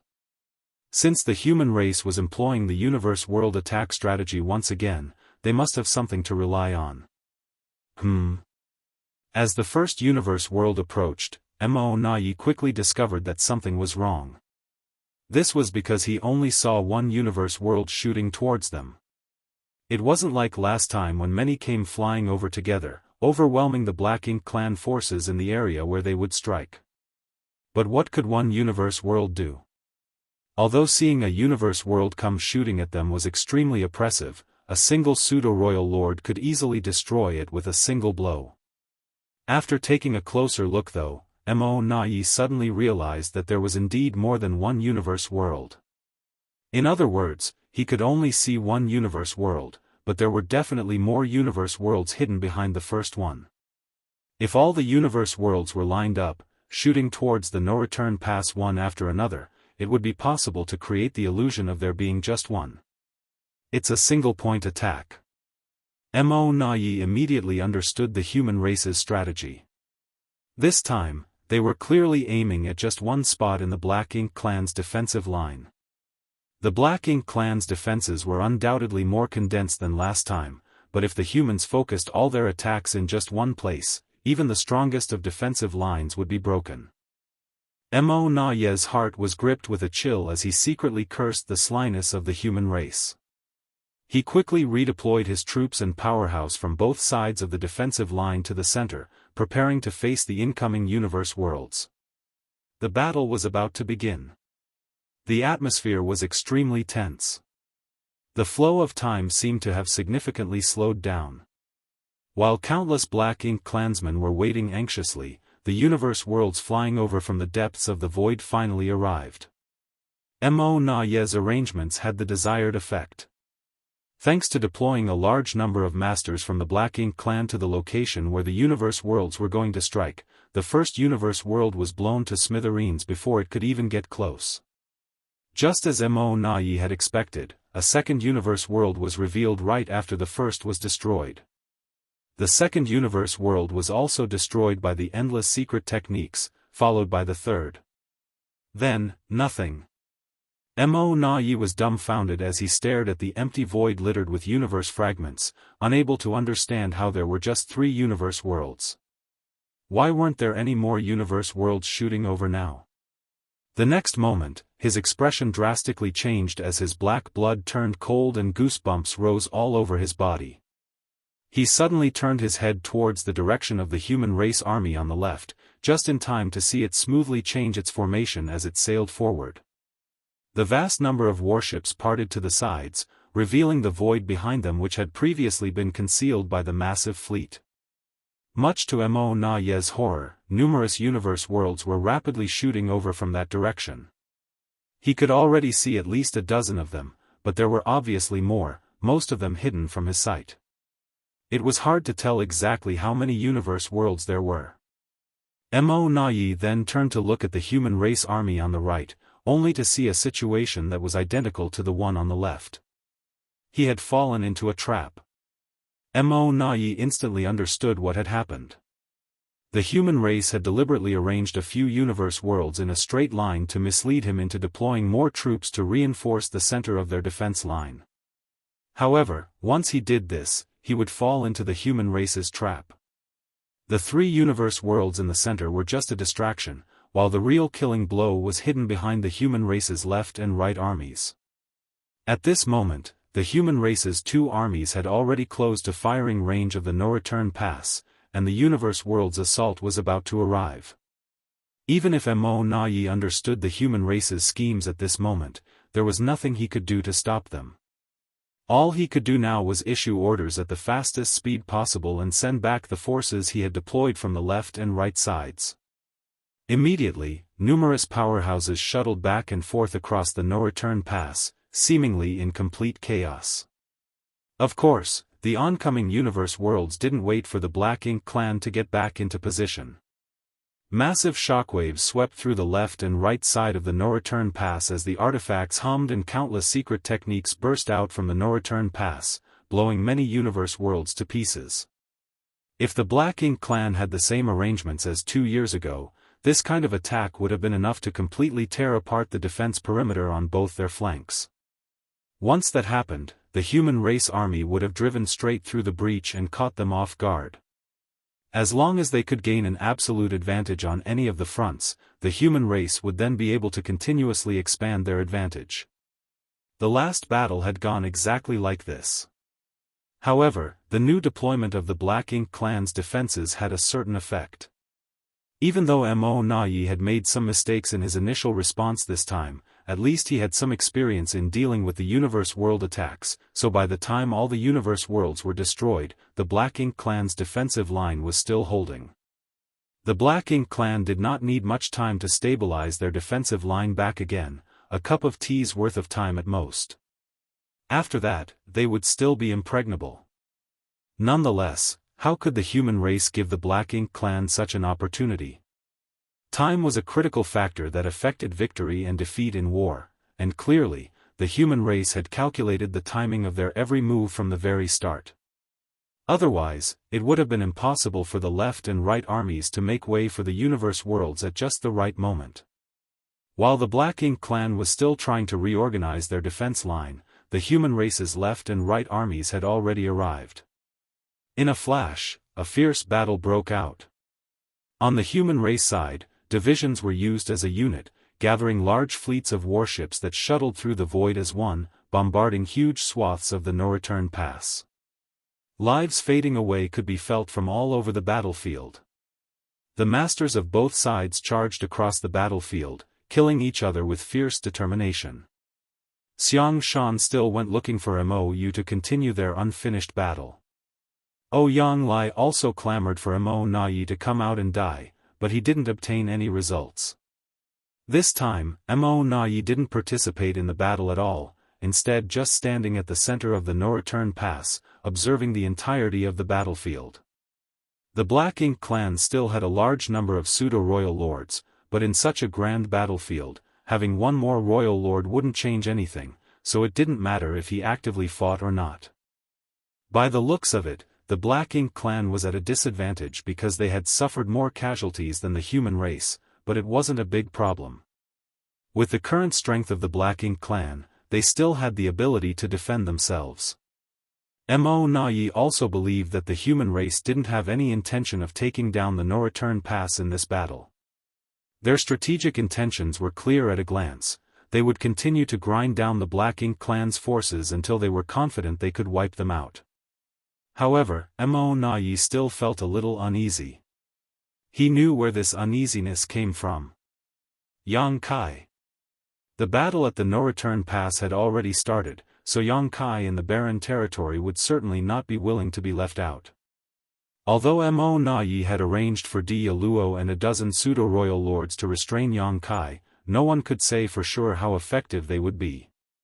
Once Di Luo and the others were unable to stop Yang Kai from entering the battlefield, the overall strength of the many pseudo-royal lords would instantly drop by at least 30% because each of them would have to reserve that much strength and focus to guard against Yang Kai's sneak attacks.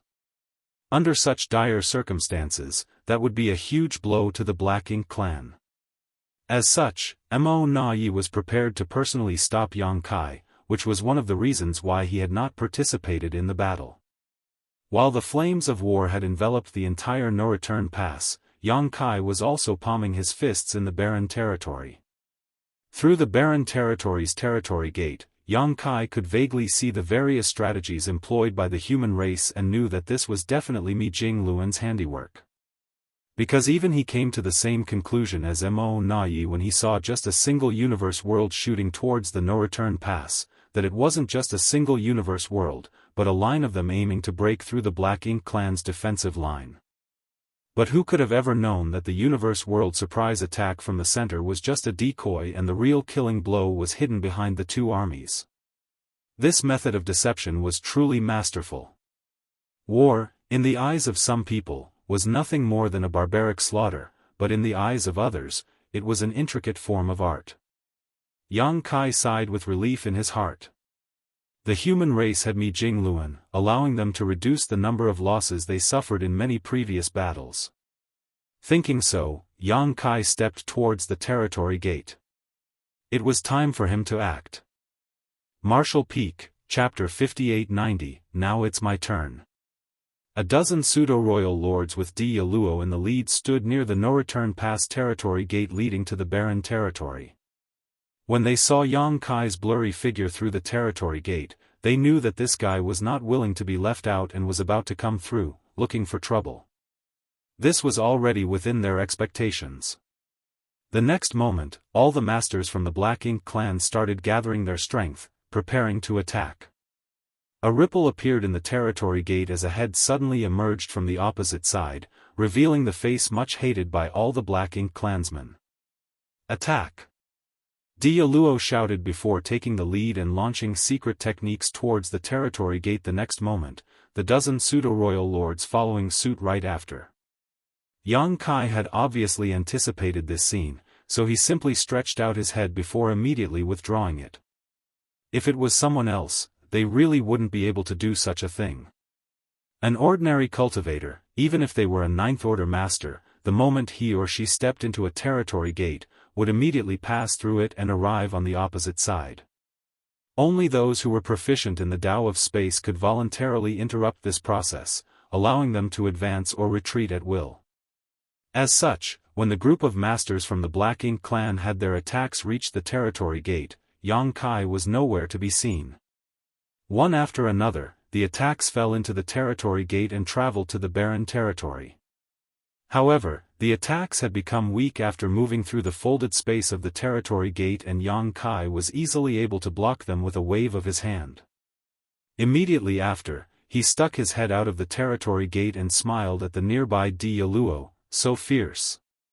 The response he received was the same as before, more merciless attacks. Naturally, Yang Kai just quickly withdrew. Hence, such scenes repeated 7 or 8 times in a row in the next 10 breaths, making Dia Luo and the others feel both ridiculous and helpless, enraging them. The veins on Dia Luo's forehead were about to burst. Although he knew that the chances of failure were high when he accepted the mission to prevent Yang Kai from stepping into the no-return pass, as long as Yang Kai could withstand one round of attacks, it would not be that hard for him to force his way out of the territory gate with his strength, and the Black Ink clan would not be able to stop him. Worse, Yang Kai had the qualifications to do so. He was a divine dragon with thick skin and strong flesh, so an attack that was strong enough to severely injure or even kill an ordinary ninth-order master would basically be unable to mortally wound him. At most, he would suffer some minor injuries. As long as Yang Kai broke into the no-return pass, the Black Ink clan would not be able to restrain him with their current means and strength. Dia Luo had to at least inflict enough injuries on Yang Kai before he could break into the no-return pass. If he could do that, he would barely be able to give an explanation to Mo Nai. As the defending party, it should not have been difficult to accomplish this. However, he never imagined that Yang Kai could actually come up with such a shameless plan.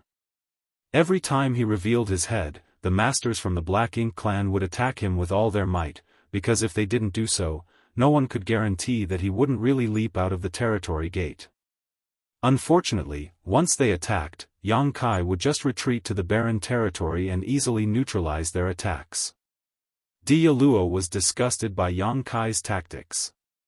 The Black Ink clan should have been the ones with the initiative in this kind of confrontation, but after Yang Kai started doing this, the Black Ink clan had basically turned into his puppets. If Yang Kai wanted them to attack, they would attack. If he wanted them to stop, they would stop. Damn it! Even so, I can't stop him. Dia Luo lamented in his heart.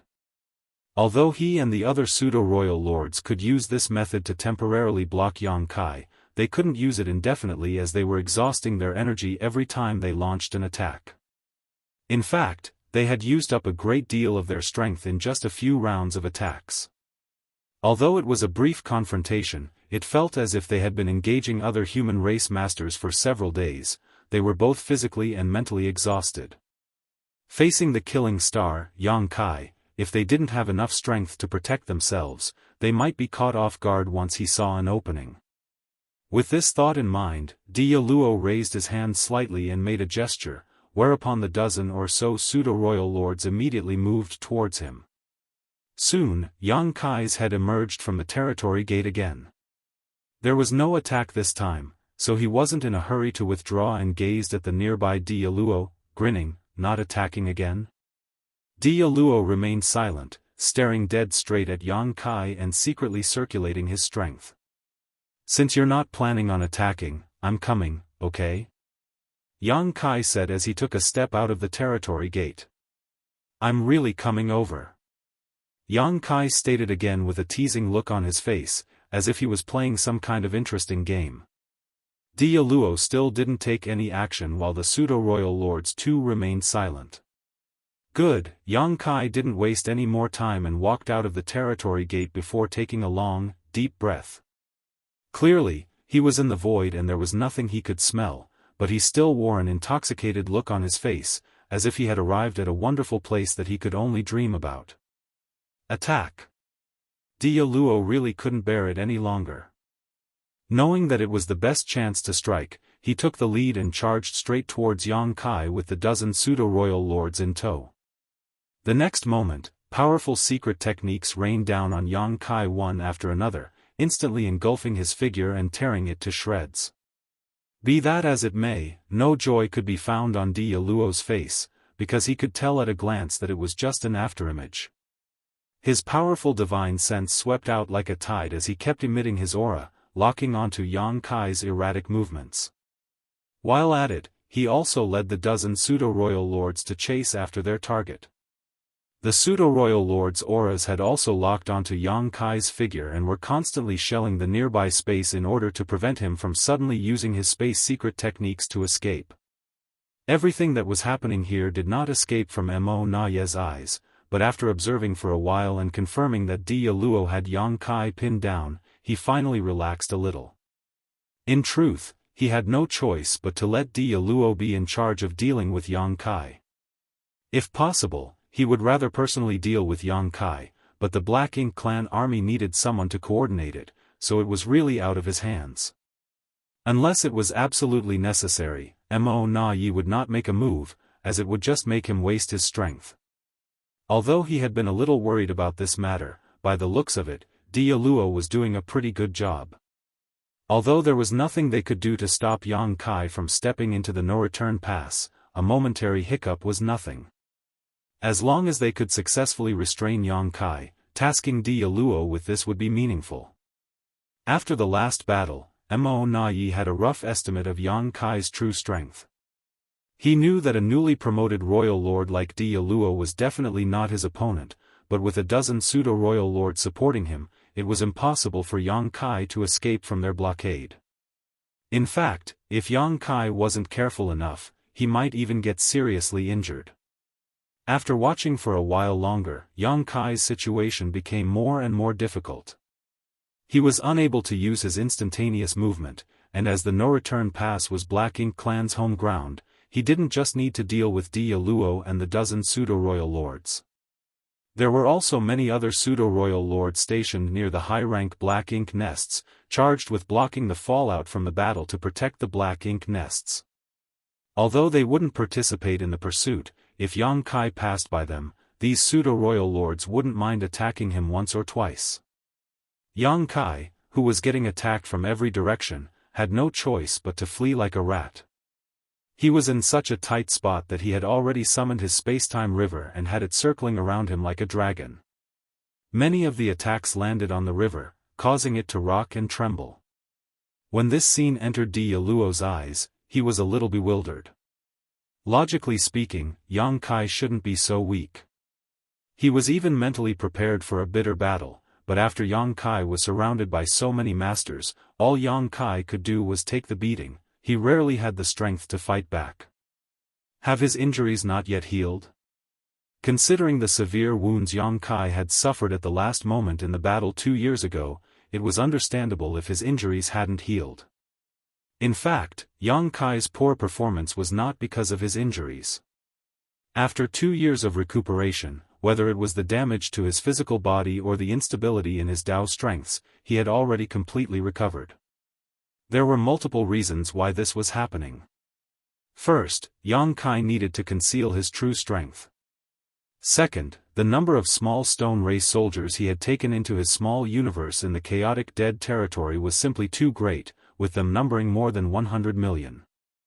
Even with his small universe's foundation, this many small stone race soldiers had become a burden. In other words, he was dealing with all these masters while carrying this burden. This made it hard for him to smoothly circulate his world force, which prevented him from displaying his full strength. Lastly, he was also making some arrangements, diverting some of his attention to deliver a great gift to the Black Ink clan. And at this moment, his preparations were almost complete.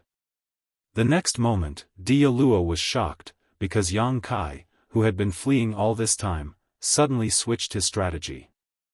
The space-time river that had been hovering around him suddenly swept out and covered a vast area of the void. Everyone within the range of the space-time river, including Yang Kai, Dia Luo, and the dozen or so pseudo-royal lords, became isolated. At the same time, Yang Kai changed directions and charged straight towards the Black Ink clan masters. "Be careful!" a pseudo-royal lord shouted. As the distance between them rapidly shortened, Yang Kai stretched out his hands towards the Black Ink clan masters instead of taking out his azure dragon spear. The next moment, the marks on the back of his hands started glowing. Alarm bells immediately started ringing in Dia Luo's heart, faintly feeling that something extremely bad was about to happen. Although he had no idea what to expect, Yang Kai's abnormal actions were definitely part of some sinister plot. Without wasting any more time mulling over it, he simply shouted, "Attack!" He immediately charged at Yang Kai, leading the dozen pseudo-royal lords in a brutal, all-out assault. "You bastards have had your fun attacking me for so long, now, it's my turn." Yang Kai roared as suddenly, the space-time river which had enveloped a vast stretch of void suddenly disappeared without a trace. The next moment, a shocking scene appeared in front of all the Black Ink clansmen in the no-return pass. After the space-time river disappeared, an enormous number of stone man-like creatures appeared where the waters had originally been. Martial Peak, Chapter 5891, Light will eventually expel darkness. The small stone race were all born with sharp and distinct edges. They appeared simple and stupid, as if they could not harm even a fly. Nonetheless, the moment they appeared, all the Black Ink clansmen at the no-return pass who saw this felt their scalps go numb. After fighting the human race for so many years, how could the Black Ink clan not recognize these strange creatures? The human race had used these creatures to fight against the Black Ink clan on many battlefields, and had often achieved good results. When these strange creatures appeared, one of the pseudo-royal lords immediately shouted, "Small stone race." His voice was trembling because he had never seen so many small stone race soldiers in one place. The size of the space-time river was extremely large, and using its cover, Yang Kai had summoned 2 million small stone race soldiers. Although Yang Kai had actually summoned an even larger number of small stone race in the past, the strength of this small stone race group was far beyond any he had ever brought out before. During his journey to the chaotic dead territory, Yang Kai had carefully selected each small stone race soldier, with even the weakest of them being equivalent to a third-order master. When 2 million such small stone race soldiers suddenly appeared, the momentum they released was so great that even a royal lord like Dia Luo was horrified. Worse yet, with the 2 glows on the back of Yang Kai's hands, Dia Luo immediately understood what was about to happen. His pupils instantly shrank as he screamed, "Retreat!" As soon as he finished speaking, he was the first to break through the encirclement and flee. However, how could he get away? The 2 million small stone race soldiers were deployed evenly by the space-time river, tightly blockading this part of the void. Furthermore, Yang Kai went a step further and froze the local space using his space principles. In a flash, every Black Ink clan powerhouse felt a great resistance around them, hindering their movements. Of course, this kind of resistance was not enough to immobilize them for long. If they had just 3 breaths of time, they would be able to escape from the small stone race army's encirclement. However, while 3 breaths was normally just a blink of the eye to such masters, in this instance, 3 breaths was an eternity which separated life and death, making it impossible to cross. Light will eventually expel darkness, Yang Kai declared in a low voice, clenching his fists. As he did so, intense yellow and blue glows suddenly emerged from the bodies of the 2 million small stone ray soldiers, filling the void in the blink of an eye. The yellow and blue lights converged and fused together, blooming into a dazzling white light. The pure white glow was not eye-catching at first, but in an instant, it started rapidly expanding like a great sun which had exploded. Time seemed to freeze inside the no-return pass, but a moment later, shrill cries broke the despairing silence. Shrouded in the white light, every Black Ink clansman, whether it was Diyaluo, the pseudo-royal lords, or even the lowly Black Ink serfs, were howling in pain.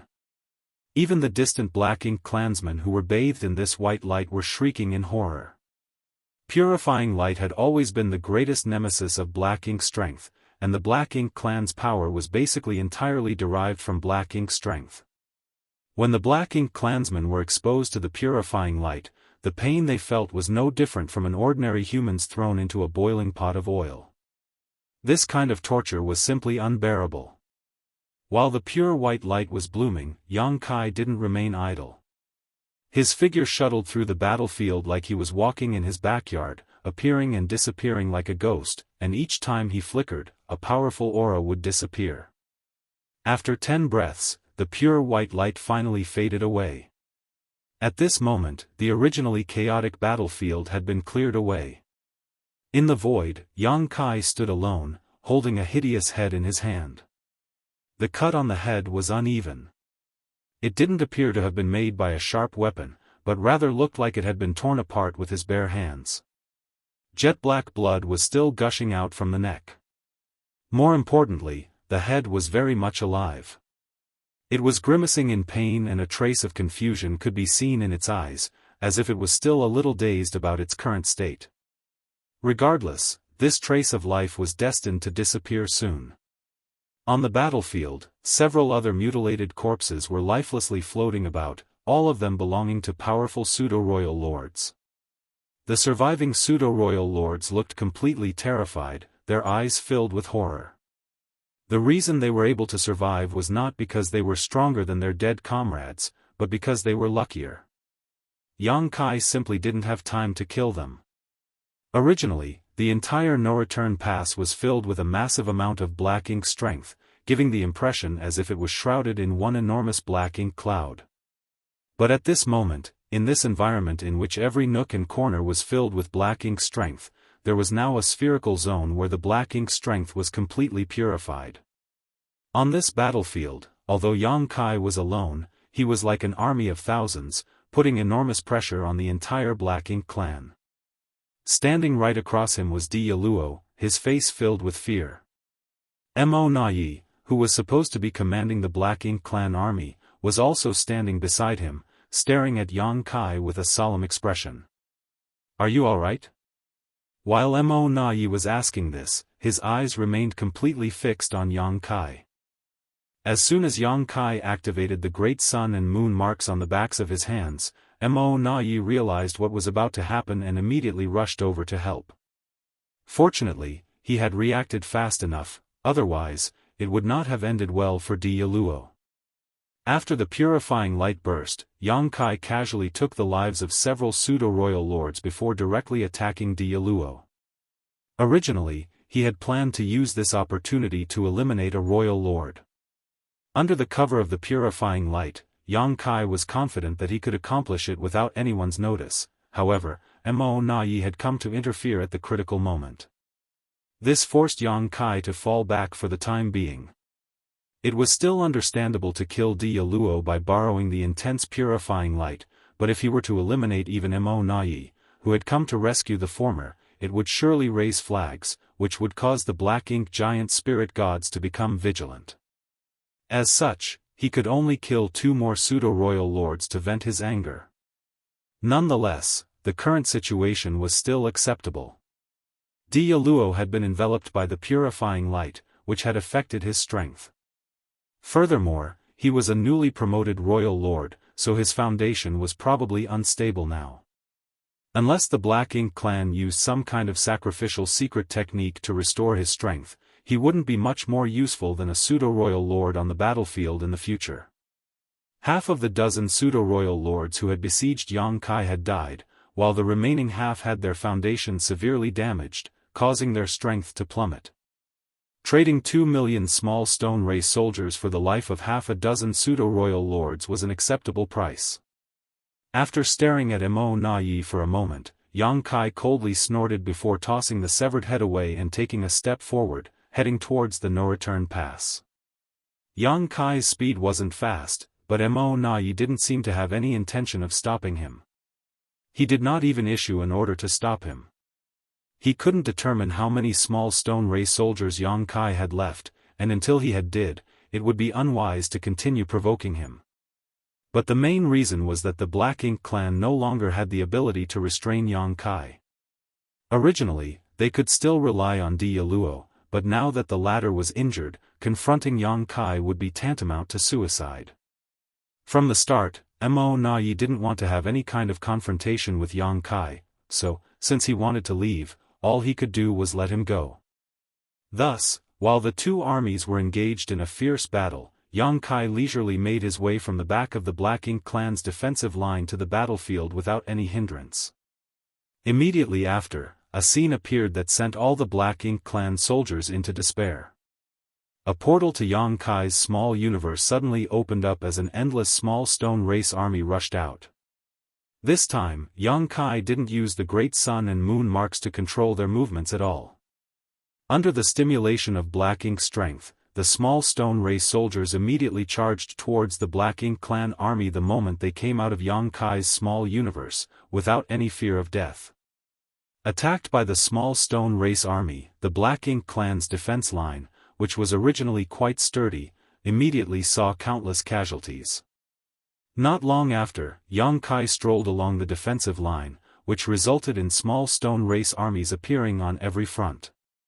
They didn't cooperate with the human race, each and every small stone race soldier simply acting like a killing tool without any sentience, attacking anyone or anything with Black Ink strength.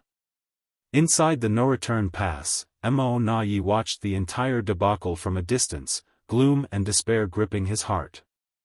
Under the current circumstances, it was just a matter of time until the human race conquered the no-return pass. Only death and destruction was waiting for the Black Ink clansmen here. Be that as it may, Mo Na-Yi had never been one to sit back and just wait for death. Even if he couldn't defend the no-return pass, he had to try his best to weaken the human race army so that they wouldn't have the strength to continue their crusade to the primordial heaven source grand restriction. Mo Na-Yi originally had some confidence that he could achieve this goal, but after witnessing such a huge small stone race army appear on the battlefield, this confidence was completely shattered. These small stone race soldiers basically blanketed the entire battlefield, and they could not be stopped. Their population size was several times greater than the humans, so using them as cover, the humans would definitely suffer fewer casualties. Under these circumstances, it would be extremely hard for the Black Ink clan to destroy or even critically damage the human race army. Mo Na-Yi couldn't figure out where Yang Kai had obtained so many small stone race soldiers. In fact, Mo Na-Yi had done some research on these strange beings known as the small stone race, so, he knew about their characteristics. The only thing he didn't understand was their origins. From some Black Ink disciples, he came to learn that the small stone race was a special race brought out by Yang Kai. But where did Yang Kai get them from? Everything in the universe had a source. After suffering countless casualties over the thousands of years of war, the small stone race had gradually faded from the Black Ink clan's sight, so, Mo Na-Yi had never expected Yang Kai to bring so many small stone race soldiers to the battlefield before today, catching them off guard. It's Yang Kai again. Every single turning point in the war between the human race and the Black Ink clan is connected to him. Mo Na couldn't help but feel a little regretful. Had he known that Yang Kai had such a card up his sleeve, he would have insisted on keeping him here even if he had to sacrifice more pseudo-royal lords. But when he gave it another thought, Mo Na realized that nothing was going to change even if he somehow pinned Yang Kai down here. Sacrificing 2 million small stone race soldiers, Yang Kai had managed to kill a few pseudo-royal lords and injure Di Yaluo.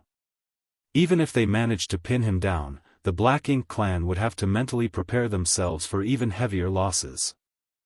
Martial Peak, Chapter 5892, Handover.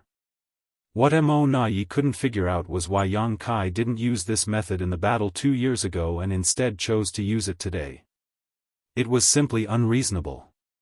It would be even more unreasonable to say that Yang Kai had used some kind of method unknown to the Black Ink clan in the past 2 years to produce so many small stone race members. Although he really wanted to find out the reason, Mo Na didn't have the time to do so. As over 100 million small stone race soldiers joined the battlefield, the Black Ink clan's originally stable line of defense began to collapse. A large number of the Black Ink clan soldiers fighting at the forefront fell, affecting the lives of even the masters behind them. Mo Na could only focus on the battle in front of him, issuing a stream of orders one after another, trying to kill as many enemies as possible while resisting the attacks of the human race and small stone race. At the same time, he also didn't forget to pay attention to Yang Kai's movements. After Yang Kai had made his way to the battlefield, his presence had restrained all the pseudo-royal lords who had been fighting outside. The human race's tactic to deal with these pseudo-royal lords was basically to confront them using battle formations formed by Eighth Order masters. Although the human race had many Eighth Order masters, the Black Ink clan had many pseudo-royal lords. Moreover, when 3 pseudo-royal lords assumed a simple 3 fortunes formation, they were easily able to restrain the several battle formations formed by 5 Eighth Order masters. Although the human race could still use more Eighth Order masters, using any more of them would just make it even harder for them to effectively coordinate with each other. It would defeat the purpose and put them in jeopardy. As such, most of the battles between the top combatants of the 2 races were evenly matched. Only a small number of pseudo-royal lords could disrupt the balance, while it took far more Eighth Order masters to compensate. However, when Yang Kai disappeared after rushing out of the no-return pass and releasing a massive number of small stone race soldiers, the situation abruptly changed. All the pseudo-royal lords who had stepped on the battlefield immediately fell into a disadvantageous position as they were now highly distracted, stretching their divine senses to the limit to monitor their surroundings, guarding against any sneak attacks. It wasn't until a pseudo-royal lord saw Yang Kai's figure appear at Pure Yang Pass that they all collectively breathed a sigh of relief. Yang Kai hadn't launched a sneak attack and had instead gone to Pure Yang Pass, which was undoubtedly good news for the Black Ink clan on the battlefield.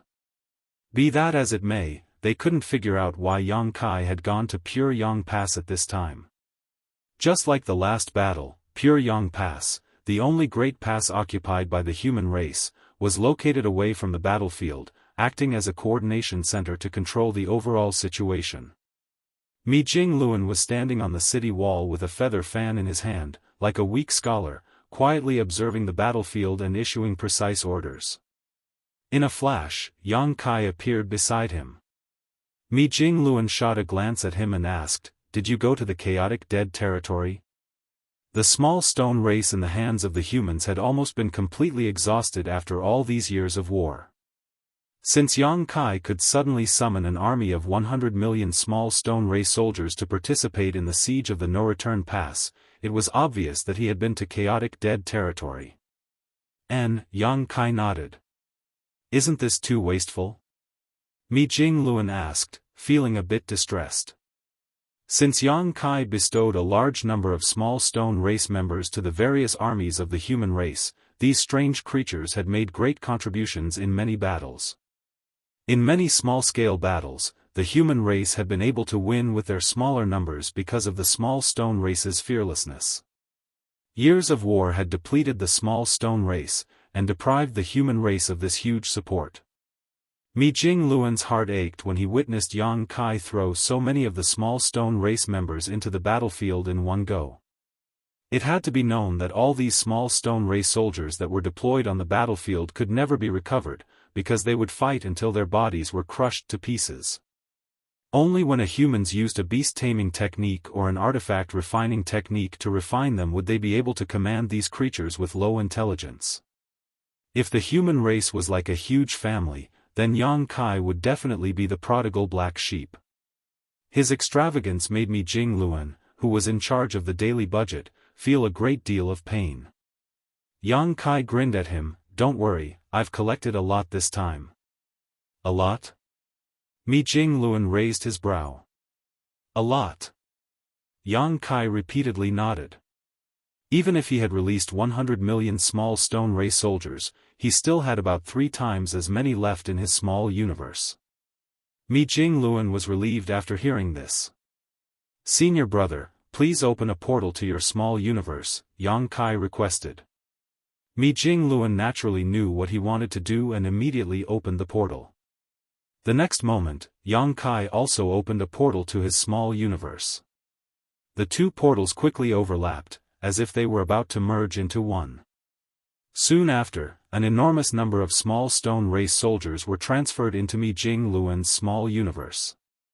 Slowly, Mi Jingluan's expression changed.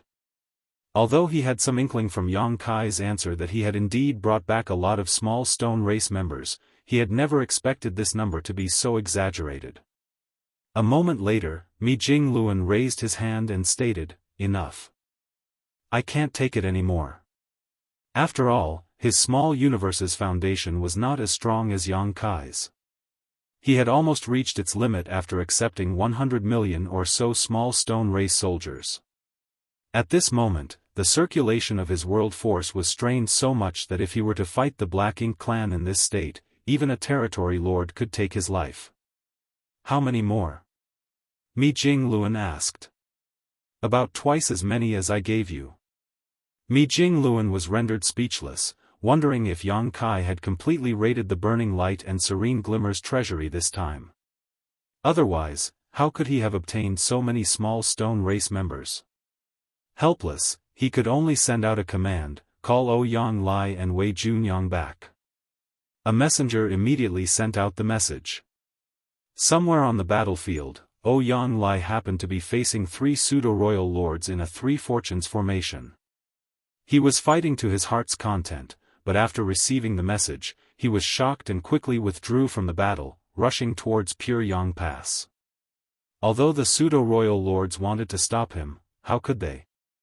They might gain an upper hand while fighting Ouyang Lai together, but if the latter wanted to escape, they were completely powerless to stop him. Somewhere else on the battlefield, Wei Junyang did the same. The two had no idea what had happened, but since Mi Jingluan had called them back during such a battle, it was obviously no small matter. The two arrived at Pure Yang Pass one after the other. When Mi Jingluan briefly explained everything, they finally understood why they were recalled. The small stone race soldiers couldn't just be let out in the open. The only option they had was to temporarily suppress them inside a Ninth Order Master's small universe. After this battle was over, they would then be refined and used by the human race's soldiers. Ouyang Lai and Wei Junyang didn't delay things any further. Just like Mi Jingluan, each opened a portal to their small universes before Yang Kai transferred the small stone race to them. After the time it took for an incense stick to burn, Yang Kai finally breathed a sigh of relief, looking refreshed. His small universe had been under pressure ever since he left the chaotic dead territory, which finally disappeared until now. Of course, he had also kept a few small stone race masters for his own use, but he could easily afford to keep them without affecting himself. On the other hand, Mi Jingluan and the other two looked strained, as if they had eaten too much. Even their auras were unstably fluctuating. Ouyang Lai couldn't help but complain, "Please inform me in advance next time something like this happens." He was halfway through his fight with the pseudo-royal lords and was unhappy to be recalled just for something like this. Worse, after this, he could not participate in the following battle. Yang Kai grinned, just bear with it." While they were speaking, a figure flew out from the depths of Pure Yang Pass and landed in front of everyone, handing a large number of space rings to Mi Jingluan. "Supreme Commander Mi, all the supplies are in here." Mi Jingluan gestured casually to Yang Kai, "Give them to him." The man then handed the space rings to Yang Kai, who took them and swept them with his divine sense before nodding his acknowledgement. "Quite efficient." The human race's supplies had almost been depleted after the last battle, so obviously, these resources had been mined over the past 2 years. The humans had scattered nearly 3 million soldiers throughout the Black Ink battlefield to mine resources, and with the universe temples as transfer points, their efficiency was naturally quite high. Of course, using the universe world assault tactic in this battle had also consumed a lot of resources, otherwise, there would have been more. There were 2 reasons Yang Kai came to Mi Jingluan from the no-return pass. Firstly, he wanted to hand over the small stone race army, and secondly, he wanted to ask Mi Jingluan for some supplies, as well as hand over the yellow and blue crystals he had looted from the chaotic dead territory. After silently calculating for a moment, Yang Kai stated, "The next battle should still be fought after 2 years, yes?" The supplies in his hands were enough for him to last 2 years. If the human race launched a war after his supplies had depleted, he would be able to ask for them once again. This way, his cultivation would not be delayed and he could quickly reach the peak of the Ninth Order Open Heaven realm. In the next war, the human race would have the assistance of a large number of small stone race soldiers, so the situation would definitely be different. Indeed. Mi Jingluan nodded his agreement. The human race would also need some time to recuperate after such a large battle. On top of that, mining supplies would also require time. An interval of 2 years was the absolute minimum. "How are the Void Guard doing?" Yang Kai asked again. According to the previous arrangements, the Void Guard led by Li Wuyi would be setting up space arrays leading to the Primordial Heaven Source Grand Restriction in advance in preparation for the future crusade. They were ordered to send a report every time they set up a new space array, so that the Supreme Headquarters had a good grasp of their situation. The Void was a dangerous place, especially the vast late ancient era battlefield, which was fraught with many unknown dangers. So, it was necessary to send reports back in a timely manner. "Everything is going smoothly," Mi Jingluan replied. "They have already laid out 8 space arrays." Yang Kai nodded his acknowledgement. It had only been 2 years since Li Wuyi and the others had set out while the Primordial Heaven Source Grand Restriction was extremely far from here. Even if they went all out, it would take Li Wuyi and the others several years to reach the Primordial Heaven Source Grand Restriction. On top of that, they also had to stop and arrange space arrays while circumventing unknown dangers along the way. It would take them a while to complete this task. Yang Kai reckoned that they had only covered about 30% of the total distance at most. "I'll go and fight, everyone take care." Yang Kai didn't say anything else. He simply cupped his fists towards Mi Jingluan and the others before taking a step forward and disappearing from their sight. Martial Peak, Chapter 5893, The Small Stone Race's Charge. On the battlefield, the Black Ink clan situation became even more dire as the Small Stone Race army continued their assault, tearing apart many of their defensive lines. Meanwhile, the Human Race army took advantage of this opportunity to hit the Black Ink clan, forcing them to retreat.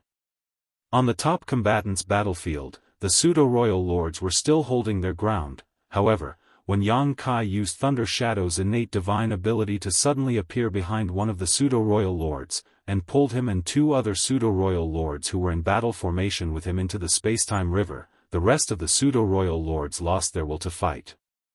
Mo Na Yi timely adjusted his strategy, issuing one order after another. The pseudo-royal lords and the Black Ink clan army began to shrink their lines once again, concentrating their forces to resist the combined assault of the Small Stone Race and the Human Race armies. Putting aside how effective this strategy was, at the very least it shrank the battlefield, which would definitely restrict the movements of the Human Race army further. Fortunately, the Human Race had no way of effectively coordinating with the Small Stone Race army. Before this, the human race just had to follow behind, filling the gaps that were created. However, once the Black Ink clan's perimeter shrank, if the human race army were to advance recklessly, it was highly likely they would be disrupted by the small stone race army. This instantly exposed the disadvantages of the small stone race, who acted completely on instinct, but this was within the human race's calculations. Compared to the benefits brought by the small stone race army, the disadvantages could be endured. While the small stone race army had achieved brilliant results, their casualties were also quite horrifying. They had no intelligence and acted purely on instinct. Furthermore, as they were born by absorbing yin and yang energies, they had a very keen perception of the Black Ink strength. Yang Kai had already discovered this characteristic when he acquired the first batch of the small stone race soldiers from Big Brother Huang and Big Sister Lan.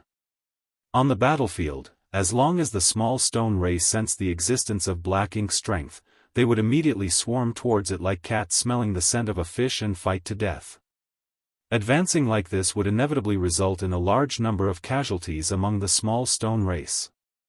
By the time Yang Kai made his way to Pure Yang Pass from the No-Return Pass, the small stone race army had lost about 10% of their forces.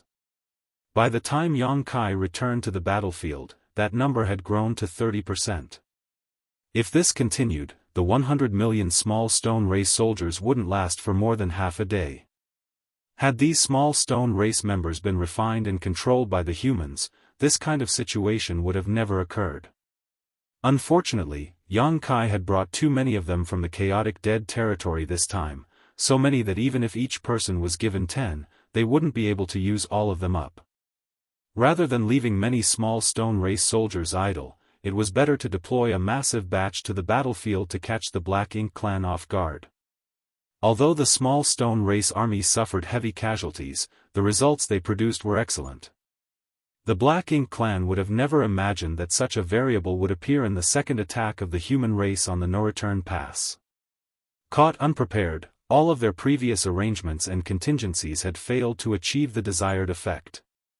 Without any strategy, the small stone race army that only knew how to charge forward and kill the enemy couldn't last long. Mi Jingluan had naturally noticed this long ago, so when he felt that the time was right, he ordered his troops to retreat. The human race army withdrew in an orderly manner, and during this entire process, the Black Ink clan could only helplessly watch. They were unable to give chase like last time because there were still many small stone race soldiers that had yet to be killed. If they didn't kill all of them, there was no way they could leave the No-Return Pass. As such, when the human race army withdrew this time, they didn't even need to cover their retreat. While the human race army was retreating from the battlefield, Yang Kai headed into the No-Return Pass. Under the watchful eyes of a group of pseudo-royal lords, he casually strode into the territory gate and returned to the barren territory. When Mo Na Yi witnessed this, his already unpleasant mood became much worse. Previously, Yang Kai had summoned 2 million small stone race soldiers and used them to condense a massive burst of purifying light, allowing him to kill several pseudo-royal lords and even injure Di Yaluo. Immediately after, Yang Kai released 100 million small stone race soldiers directly onto the battlefield. Now, no one could guarantee that he did not have more small stone race soldiers on him, or rather, he definitely had many more. Combined with his fearsome personal strength, who would dare stand in his way? Even Mo Na Yi didn't dare to face him head-on anymore. The fact that Yang Kai did not do much on his way back to the barren territory already made Mo Na Yi give thanks to the Supreme One. It wasn't until the human race army had disappeared from their sight and Yang Kai had returned to the barren territory that the Black Ink clan's forces finally retaliated in anger, completely surrounding the small stone race army that only knew how to charge forward, then wiping them out. Of course, they still paid a price in order to achieve this. At this point, the human race's second attack on the No-Return Pass had come to an end. For the Black Ink clan, the result of this battle was even worse than the previous one. Last time, the human race had used the universe world bombardment tactic to catch the Black Ink clan off guard, causing them to suffer heavy losses. Although the effects of the universe world bombardment had been reduced during this second attack, the small stone race army brought by Yang Kai had become the hidden dagger that caused the Black Ink clan to suffer even greater losses than before. At the end of the last battle, the Black Ink clan still managed to chase after the retreating human race army, barely managing to save some face, but this time they were not even able to do that. Shrouded in a rich black ink strength, the no-return pass was filled with gloom as fear and despair ran rampant. What made the Black Ink clan feel even more desperate and worried was that the human race would surely commence a third and fourth attack soon. Judging by the results of the last two wars, sooner or later, the Black Ink clan would definitely lose the no-return pass. At that time, the fate of the entire Black Ink clan in the no-return pass would be doubtful. Thousands of years ago, when the Black Ink clan army broke out of the primordial heaven source grand restriction, conquered the no-return pass, assaulted the barren territory, and invaded the 3,000 worlds with an unstoppable momentum. Every Black Ink clansman was in high spirits back then. All of them felt that the 3,000 worlds was as good as defeated, and they were not far away from achieving the grand plan of unifying all beneath the heavens. Unfortunately, thousands of years later, the Black Ink clan was now trapped in the no-return pass while all momentum was not on the human race's side. After the battle, many pseudo-royal lords sought out Mo Nai, asking him what they should do in the future. Some of the pseudo-royal lords also tried to persuade Mo Nai and Mo Yu to lead the surviving Black Ink clansmen into the depths of the void. After all, it was not a good idea to just passively take a beating. If they were to retreat from the no-return pass and escape into the void, they might have a chance to survive. Without exception, all the pseudo-royal lords who had proposed this idea were harshly reprimanded by Mo Nai. After several examples were made, the pseudo-royal lords who had doubts didn't dare raise any objections. In truth, they also knew that if they left the no-return pass, the Black Ink clan would be in an even worse situation. They were just desperate to do something, anything to survive.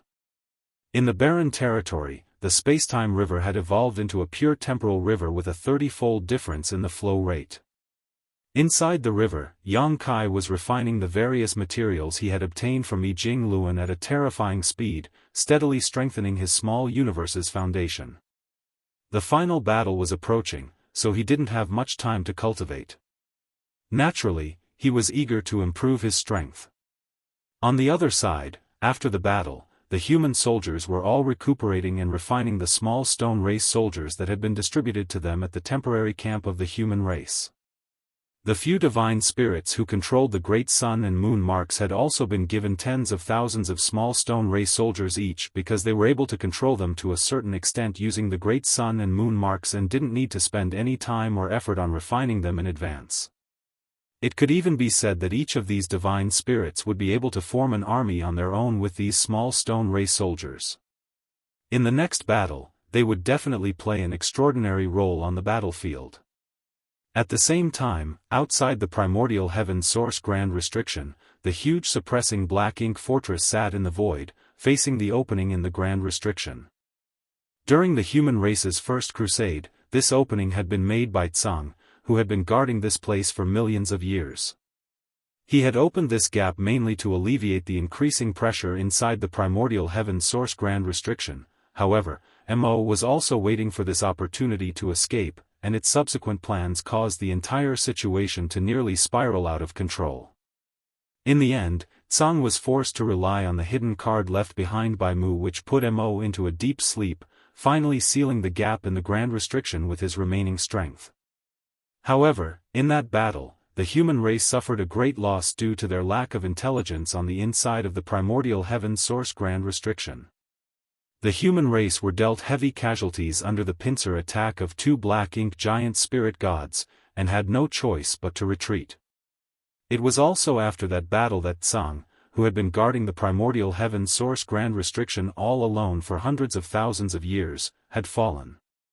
It was difficult to imagine how this martial ancestor had spent hundreds of thousands of years in solitude. Perhaps, to him, death was a form of release. But as a result, the descendants had to take on the burdens and expectations of their ancestors. Later, Yang Kai brought Wu Kuang to this place and had him assume control of the primordial heaven source grand restriction. Yang Kai then arranged for the Suppressing Black Ink Army and Suppressing Black Ink Fortress to be stationed here. After making all the necessary preparations, Wu Kuang once again opened a gap in the Grand Restriction. As before, this was to relieve the pressure inside the Primordial Heaven Source Grand Restriction, because the Black Ink clan and Black Ink strength was constantly increasing. Wu Kuang was ultimately weaker than Tsang, so he was unable to forcefully suppress it and could only use this method to relieve some of the burden. Unfortunately, there was no way to completely close the opening this time.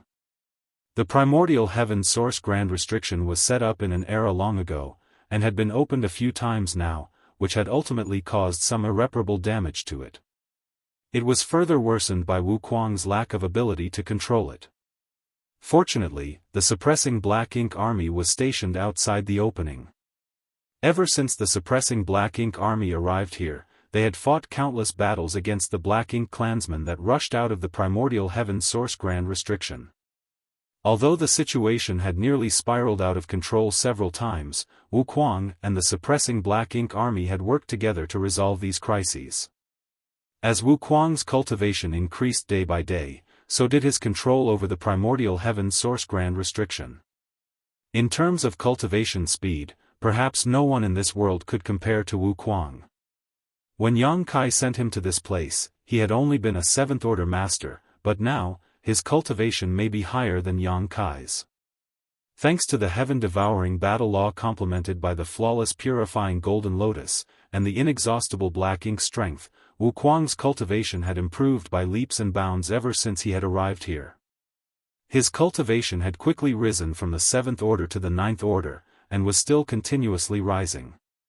Of course, the biggest benefit of the increase of his control over the Primordial Heaven Source Grand Restriction was that the Suppressing Black Ink Army had to face fewer battles. Martial Peak, Chapter 5894, That Day Has Arrived. The opening in the Primordial Heaven Source Grand Restriction could no longer be closed, but Wu Kuang was still able to shrink it somewhat. This way, the Black Ink clan would face even greater restrictions if they tried to rush through the opening. Previously, there might have been some royal lords who could force their way out, but now that Wu Kuang's strength had increased, and his control over the Primordial Heaven Source Grand Restriction had also become better, the royal lords could not force their way through anymore. Without the support of royal lords, the rest of the Black Ink clansmen rushing out of the opening were just easy targets before the mighty Suppressing Black Ink Army, no matter how many there were. The Suppressing Black Ink Army did not have that many soldiers, only a few thousand, but their overall strength was pretty amazing. It could be said that they were the elite of the elites of the human race. Back when Yang Kai and Mi Jingluan had chosen the soldiers for the Suppressing Black Ink Army, the minimum requirement was the 6th Order. In other words, if one had not reached the 6th Order, they would be unqualified to join the Suppressing Black Ink Army. Furthermore, the 6th Order wasn't the limit of the Suppressing Black Ink Army soldiers, they still had room to grow. After so many years, most of the original 6th Order masters of the Suppressing Black Ink Army had advanced to the 7th Order. In the entire Suppressing Black Ink Army, there were only a few whose cultivation remained at the 6th Order. Besides, some of these 6th Order soldiers had reached the peak of the 6th Order and could break through at any moment. In other words, the current Suppressing Black Ink Army, with the exception of a few 6th Order masters, were basically all high-rank Open Heaven Realm masters. When the Suppressing Black Ink Army was first founded, there were only 400 8th Order masters, but now, there were nearly 1,000 of them. The extra ones were all those who had broken through their limits over the years. The Suppressing Black Ink Army had no shortage of battles, so it was not that difficult for these proud sons and daughters of heaven to break through their shackles and advance to the next order amidst the bloody battles. In addition, the Suppressing Black Ink Army also had over 100 powerful divine spirits. To top it all off, Divine Dragon Fu Guang and Yang Shui, who had also broken through to the 9th Order Open Heaven Realm in the Universe Furnace World, were assuming command. Zhao Yi Bai, Zhao Ye, and Su Yi were also expected to break through their limits and advance to the 9th Order soon. The three of them were Yang Kai's legacy disciples. Each of them had respectively inherited one of Yang Kai's primary grand Daoists, so everyone had high hopes for them. In terms of age and seniority, they weren't much different from Shi Dezhuang, who had already broken through to the ninth order. Perhaps the third disciple, Su Yi's period of cultivation was shorter as he had started cultivating a little late. Be that as it may, a little bit of delay in the long years of cultivation was not a big deal. Shi Dezhuang had already advanced to the ninth order, and Tang Tao amongst the rising stars had also achieved the same, so naturally, Zhao Yi Bai and the two others would soon be reaching the ninth order as well. After thousands of years of accumulation, the human race would definitely be able to give birth to more ninth order masters in the near future. With such a lineup, the suppressing Black Ink Army could be said to be the most elite group among the human race's forces. They might not have that many members, but they had ample capital to guard the primordial heaven's source grand restriction. However, since the battle 700 years ago, when the universe furnace appeared, there had been no movements from the other side of the primordial heaven's source grand restriction. For the past 700 years, the suppressing Black Ink Army soldiers had been doing nothing but cultivating in turns. Fortunately, when the suppressing Black Ink Army first arrived here, they had brought a lot of supplies with them.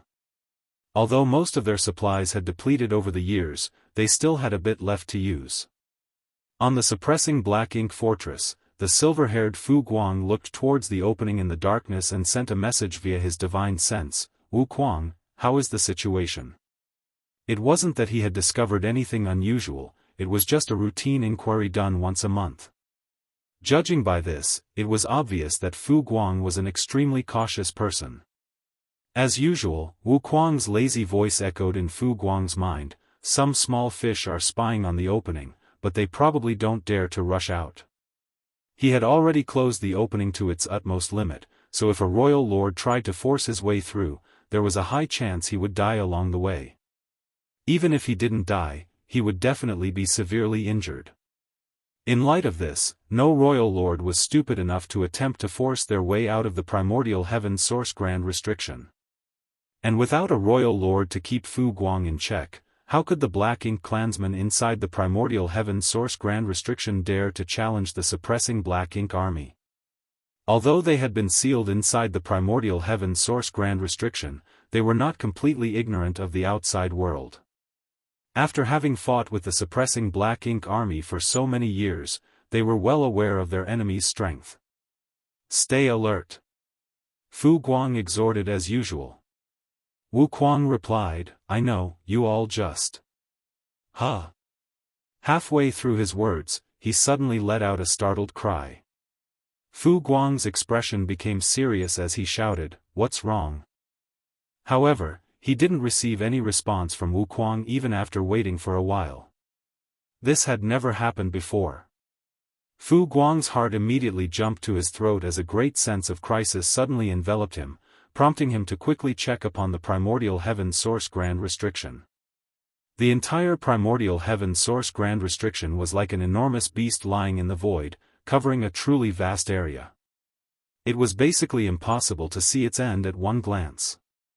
This dark area was completely imbued with Black Ink strength. If it wasn't for the primordial heaven source grand restriction, it was very difficult to imagine just how far this endless darkness would have spread. Fu Guang could not see any change to the primordial heaven source grand restriction, but his sense of unease grew stronger and stronger. He knew that something must have happened, otherwise, it was impossible for Wu Kuang to not give any response. Without hesitation, he shouted, "Prepare for battle." The next moment, the entire suppressing Black Ink Army, whether they were cultivating or on guard duty, began to move. Spirit arrays lit up one after another and the soldiers took position before the artifacts. In just 10 breaths, the thousands of suppressing Black Ink Army soldiers were ready for battle. A storm was brewing. Yang Shui flashed over to Fu Guang's side and asked with a solemn look on her face, "Senior, what happened?" Fu Guang slowly shook his head in response, "I don't know." Yang Shui's expression only became even more solemn upon hearing that. Since even Fu Guang had no idea what was going on, it was clear that the situation was already beyond their control. "Where is Senior Wu Kuang?" she asked again. "He is not responding." Yang Shui knew that things weren't looking good. Wu Kuang was in charge of overseeing the primordial heaven source grand restriction, but he was not responding. Could it be that the primordial heaven source grand restriction had stopped functioning? If so, it would be a disaster for the human race. Just as she was thinking of heading to the primordial heaven source grand restriction to investigate, Wu Kuang's voice came from the other side, sounding anxious and horrified. "It's awake. Be careful." These sentences instantly made Fu Guang and Yang Shui's scalps go numb. They both knew what Wu Kuang was referring to. Mo, a supreme master from the primordial era, was the source of the Black Ink clan. It was the darkness born alongside the primordial light. It was basically immortal and indestructible. The suppressing Black Ink army had always been on guard against it. In the past, Tsang had forced Mo into a deep slumber at the last moment using the trump card left behind by Mu, but no one knew how long this method would last. The only thing they could foresee was that this method would become ineffective sooner or later. Once that day came, Mo would completely awaken. A supreme master of the primordial era like Mo, who was likely to be in the creation realm, was not someone the mere suppressing Black Ink army could stop. Even if the human race gathered all its strength, they might not be able to stop it. Once Mo woke up, no one could guarantee that the primordial heaven source grand restriction would continue to suppress it. By the looks of it, Mo's awakening had a great impact on the primordial heaven source grand restriction, otherwise, they would not have lost contact with Wu Kuang for a short time. He must have been struggling with Mo for control of the grand restriction. In addition, the moment Wu Kuang issued the warning, the boundless darkness that had remained dormant in the void for 700 years suddenly started expanding, as if it had a life of its own. It looked as if a black balloon was being fiercely inflated. "Retreat!" Fu Guang shouted as horror filled his eyes. At the same time, he and Yang Shui joined forces to power the core of the suppressing Black Ink fortress, intending to drive this enormous artifact backwards. Unfortunately, the darkness was expanding at a horrible rate, and was already at the border of the suppressing Black Ink fortress before it could even start moving. A mighty dragon pressure broke out from Fu Guang as he promptly activated a dragon clan innate divine ability. Time principles started wildly surging around him, turning into dragon patterns that swam through the void as if they wanted to freeze time. Yang Shui took action at the same time. She too cultivated the Tao of time, so when she cooperated with Fu Guang, they complemented each other perfectly. Be that as it may, it was to no avail. They could only manage to block the darkness from advancing for a moment before the entire suppressing Black Ink fortress was swallowed by it. Everyone in the suppressing Black Ink fortress, including Fu Guang and Yang Shui, felt their vision go dark, and soon after lost their sense of direction. Looking from a distance, the darkness was still expanding, very fast, but then, complex patterns appeared on the edges of the darkness, glimmering and expanding before quickly forming a seal. Naturally, this was the power of the primordial heaven source grand restriction, a mechanism jointly set up by 10 martial ancestors of the early ancient era. It was through this mechanism that they had been able to suppress Mo for countless years. The pattern started to shrink back, but it was unable to completely suppress the surging darkness. Gradually, a stalemate was formed between them. After an unknown period, the stalemate gradually stabilized, and so did the darkness that was seething like the ocean after a tsunami. It became completely calm. In comparison, the area enveloped in the boundless darkness was undoubtedly bigger than before, but under the seal of the primordial heaven source grand restriction, the boundless darkness was unable to expand further. When everything was settled, Wu Kuang's angry and distraught voice suddenly reverberated across the void, "You dare try to trick me? I'll kill you sooner or later." From Wu Kuang's perspective, he had indeed been tricked. He had been controlling the primordial heaven source grand restriction for so many years that, with his rise in cultivation, his control of the grand restriction also increased. Although he still wasn't as strong as Tsang's, it was already pretty good. He was also constantly monitoring Mo's condition. Up until today, he was certain that Mo was still asleep. By the looks of it though, he had been tricked by Mo. Apparently, Mo's condition had changed at some point, but it had been accumulating its strength. Today, it suddenly attacked, catching Wuquang off guard. And at that point, he discovered Mo's condition. When he realized that he had been tricked, he thought that Mo had woken up, so he warned Fu Guang. But all the current signs clearly indicated that Mo had not woken up, at least not completely. If Mo was in a deep slumber in the past, then at this moment, it was in a half-awake state. Just now, when it tried to seize control of the primordial heaven source grand restriction from Wuquang, it was only an instinctive reaction. Martial Peak, Chapter 5895, The Change in the Grand Restriction.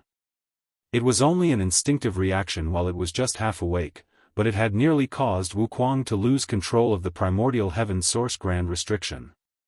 From this, it could be seen that if Mo really woke up, the primordial heaven source grand restriction would no longer be able to contain it. Once the primordial heaven source grand restriction was broken, the boundless darkness would start spreading without restraint. At that time, the vast black ink battlefield would be flooded by the boundless darkness, perhaps even the 3,000 worlds would be engulfed as well. Although the boundless darkness was no longer showing any signs of abnormality after being sealed by the primordial heaven source grand restriction, after today's incident, no one knew when something similar would happen again. This incident undoubtedly indicated that Mo was not far from completely awakening. Inside the grand restriction, Wuquang's heart was gripped with fear and worry. He had to inform Yang Kai as soon as possible about this so that the human race could take precautions, otherwise, it would be too late by the time Mo was awake. However, he was powerless to do so. The primordial heaven source grand restriction was extremely far away from the 3,000 worlds, so there were no effective means to communicate with each other. In the past, Yang Kai used to come here using some kind of mysterious method, but after the previous incident where a flaw had appeared in the grand restriction, there had been no news from him. It had already been nearly 1,000 years since then. From what Yang Shui had told him, Wuquang knew that Yang Kai had broken through his shackles in the universe furnace and successfully reached the Ninth Order open heaven realm. Be that as it may, that was of no help to the current situation. Before Wuquang could come up with a solution, figures were already charging out the opening in the primordial heaven source grand restriction. The auras radiating from these figures were extremely powerful. Surprisingly, all of them were innate territory lords. Seeing this, Wuquang's heart sank. In the past, Wuquang had worked in concert with the suppressing Black Ink army to block the Black Ink clan from escaping the grand restriction. Even royal lords found it hard to force their way out of the opening. For the past 700 years, the Black Ink clan had not dared to not make any rash movements with only a few small fries constantly monitoring the opening. But now that the suppressing Black Ink army had been swallowed by the boundless darkness, the threat on the outside of the opening had disappeared. Even if Wuquang could still maintain his control over the primordial heaven source grand restriction, he couldn't stop the Black Ink clan from rushing out. Not to mention, because of the suppressing Black Ink army, he was unable to put his entire focus on controlling the primordial heaven source grand restriction. He had to divert some of his attention to look after the suppressing Black Ink army. Having been swallowed into the primordial heaven source grand restriction by the darkness, it was tantamount to falling into the Black Ink clan's lair. Even if the suppressing Black Ink army had countless elites, without Wuquang's protection, only death was waiting for them. With his protection, they could at least survive for a little while. The only silver lining was that Wuquang's strength had greatly increased over the past few millennia and he was close to the peak of the Ninth Order open heaven realm. Thanks to this, his control over the opening was stronger than ever. He was still able to prevent royal lords from making it through the opening, so the strongest Black Ink clansmen who could make it out were just the innate territory lords. As time passed, more and more Black Ink clansmen of varying strength rushed out of the opening, their faces filled with excitement and joy, like they were prisoners who had finally gained freedom after countless years of imprisonment.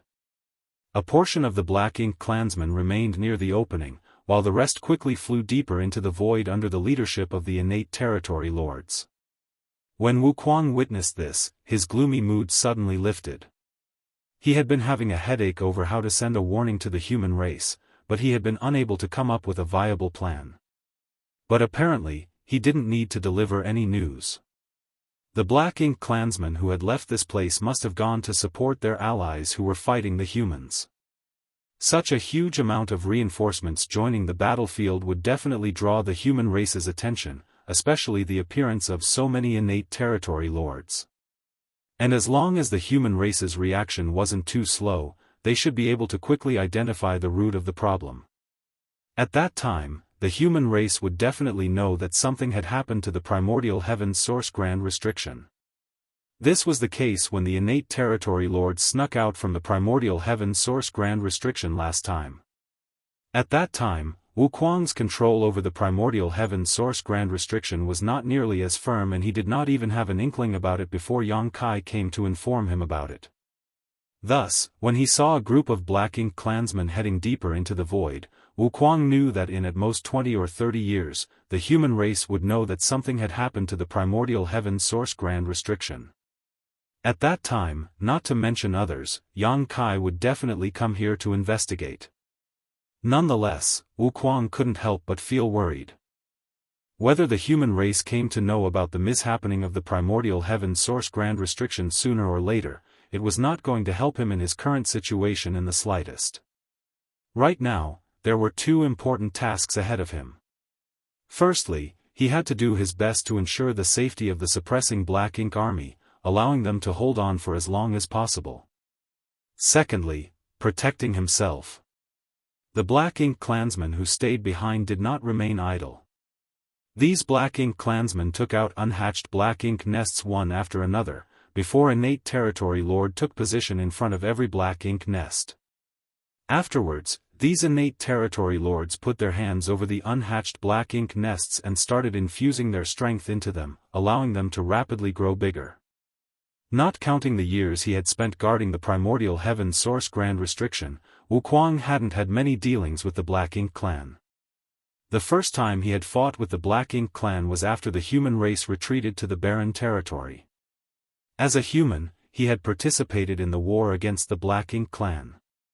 It was during that battle that he had made a name for himself, relying on the treacherous and powerful heaven-devouring battle law, drawing the attention of many Ninth-Order old ancestors. Later, when the Black Ink clan invaded the 3,000 worlds, the human race had completely shrunk their defensive line, defending just a dozen or so great territory battlefields. Wuquang for the most part had acted alone as a hunter, roaming the 3,000 worlds to kill Black Ink clansmen, getting into numerous fierce battles along the way. He might not have much contact with situations like the one before him, but he knew that if the Black Ink clan wanted to hatch Black Ink nests this way, they would need to consume a lot of resources. Except, what resources could the Black Ink clan find outside of the primordial heaven's source grand restriction? This vast void didn't even have ambient starlight energy, it was truly a spiritless land. If the Black Ink clan wanted to extract resources, they would have to venture in the direction of the Black Ink battlefield, which would take a year or two at best. But apparently, the Black Ink clan's incubation of Black Ink nests did not require them to consume resources at all. It could also be done using the energy of the innate territory lords themselves. Innate territory lords were directly born from Mo and contained a trace of Mo's source strength. On the other hand, the Black Ink nests similarly manifested from Mo's source strength. It could even be said that both innate territory lords and Black Ink nests shared the same source. So, devouring the innate territory lord's energy could also hatch the Black Ink nests. After a short time, the aura of every innate territory lord standing in front of the Black Ink nests became weak to the point that they were trembling. All of their energy had been absorbed by the Black Ink nests. Every single one of these powerful innate territory lords died on the spot after all of their energy had been absorbed. Immediately after, a second round of innate territory lords stepped in. This is not good, Wuquang thought to himself. How could he not understand the intentions of these Black Ink clansmen who had remained behind? Over the years, he had learned a lot about the Black Ink clan from the soldiers of the suppressing Black Ink army, including how the Black Ink clan created pseudo-royal lords. Wuquang wasn't afraid of mere innate territory lords, regardless of how many of them there were. Although the primordial heaven source grand restriction was a sealing array, it also had some defensive and counter-attacking capabilities. If not, when Song was stationed here all those years ago, the Black Ink clan from the Black Ink battlefield would have already retreated to attack the primordial heaven source grand restriction first. In that era, the human race and Black Ink clan were fighting each other in over 100 theaters. Each side had over 100 Ninth Order Open Heaven Realm Masters and Royal Lords respectively. The Black Ink clan's overall strength during that time was extremely fearsome, but the reason they chose to fight with the human race, instead of withdrawing and attacking the primordial heaven source grand restriction, was because doing so was futile. They would only be wasting their time and energy if they tried.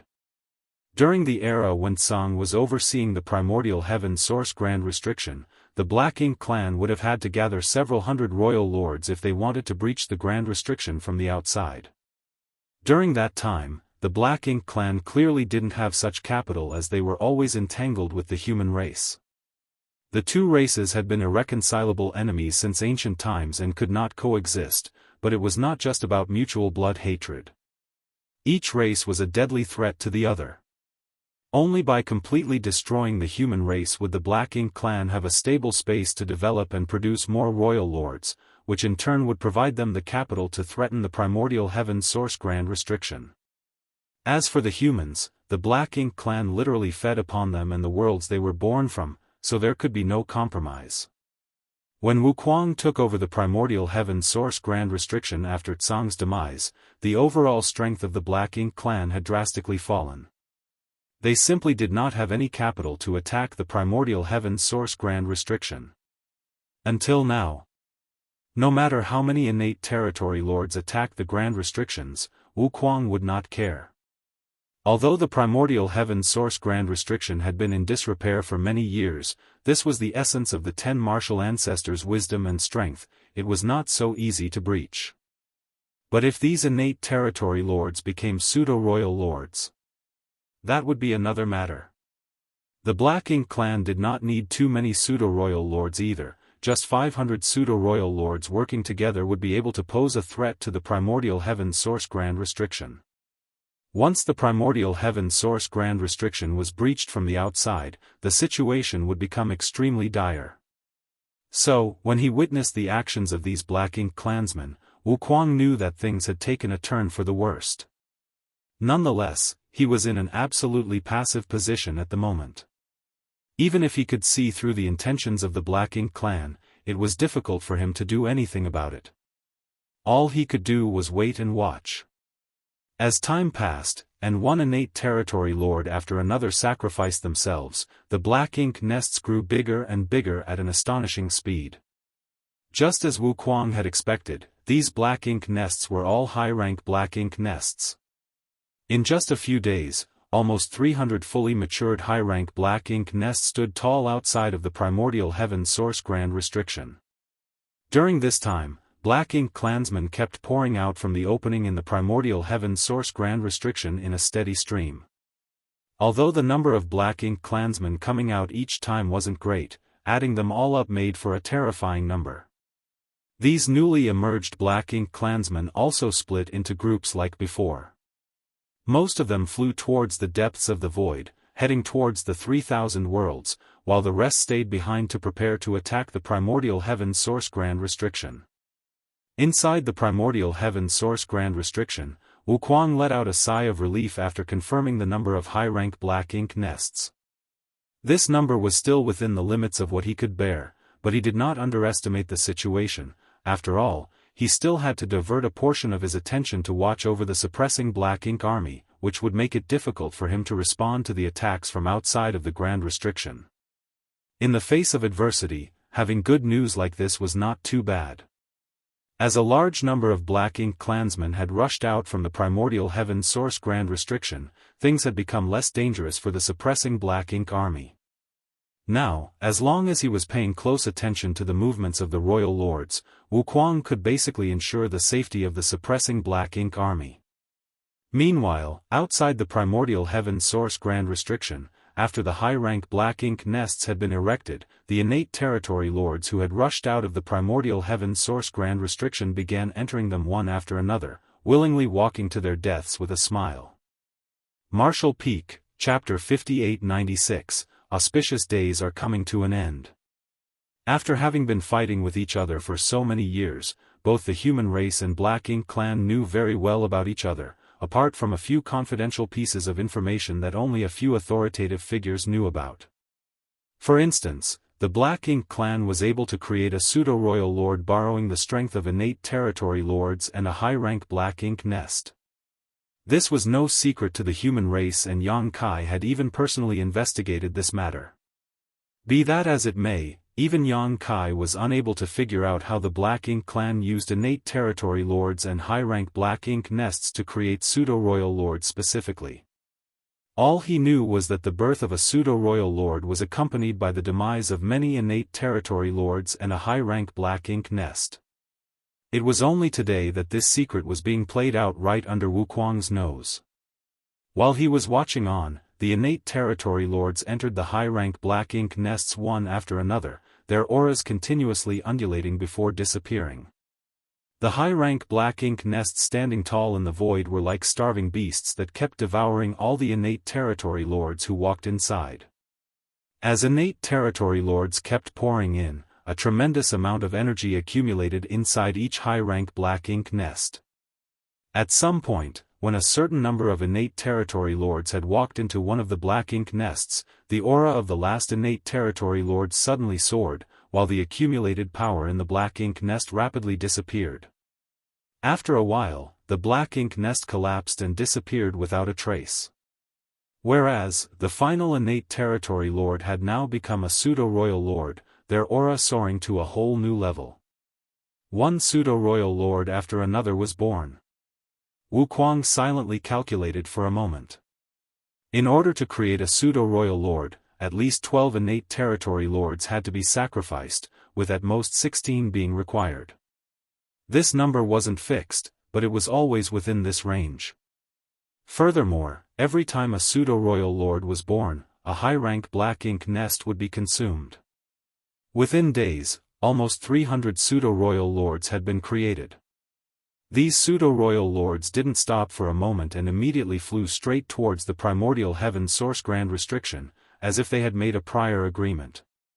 Wuquang sighed in his heart. He knew that his good days had come to an end.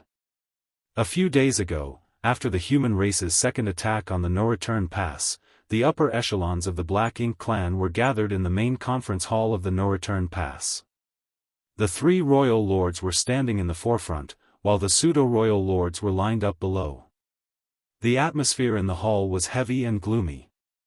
Over the past few years, the human race had attacked the Black Ink clan twice, and each time, the Black Ink clan had suffered great losses.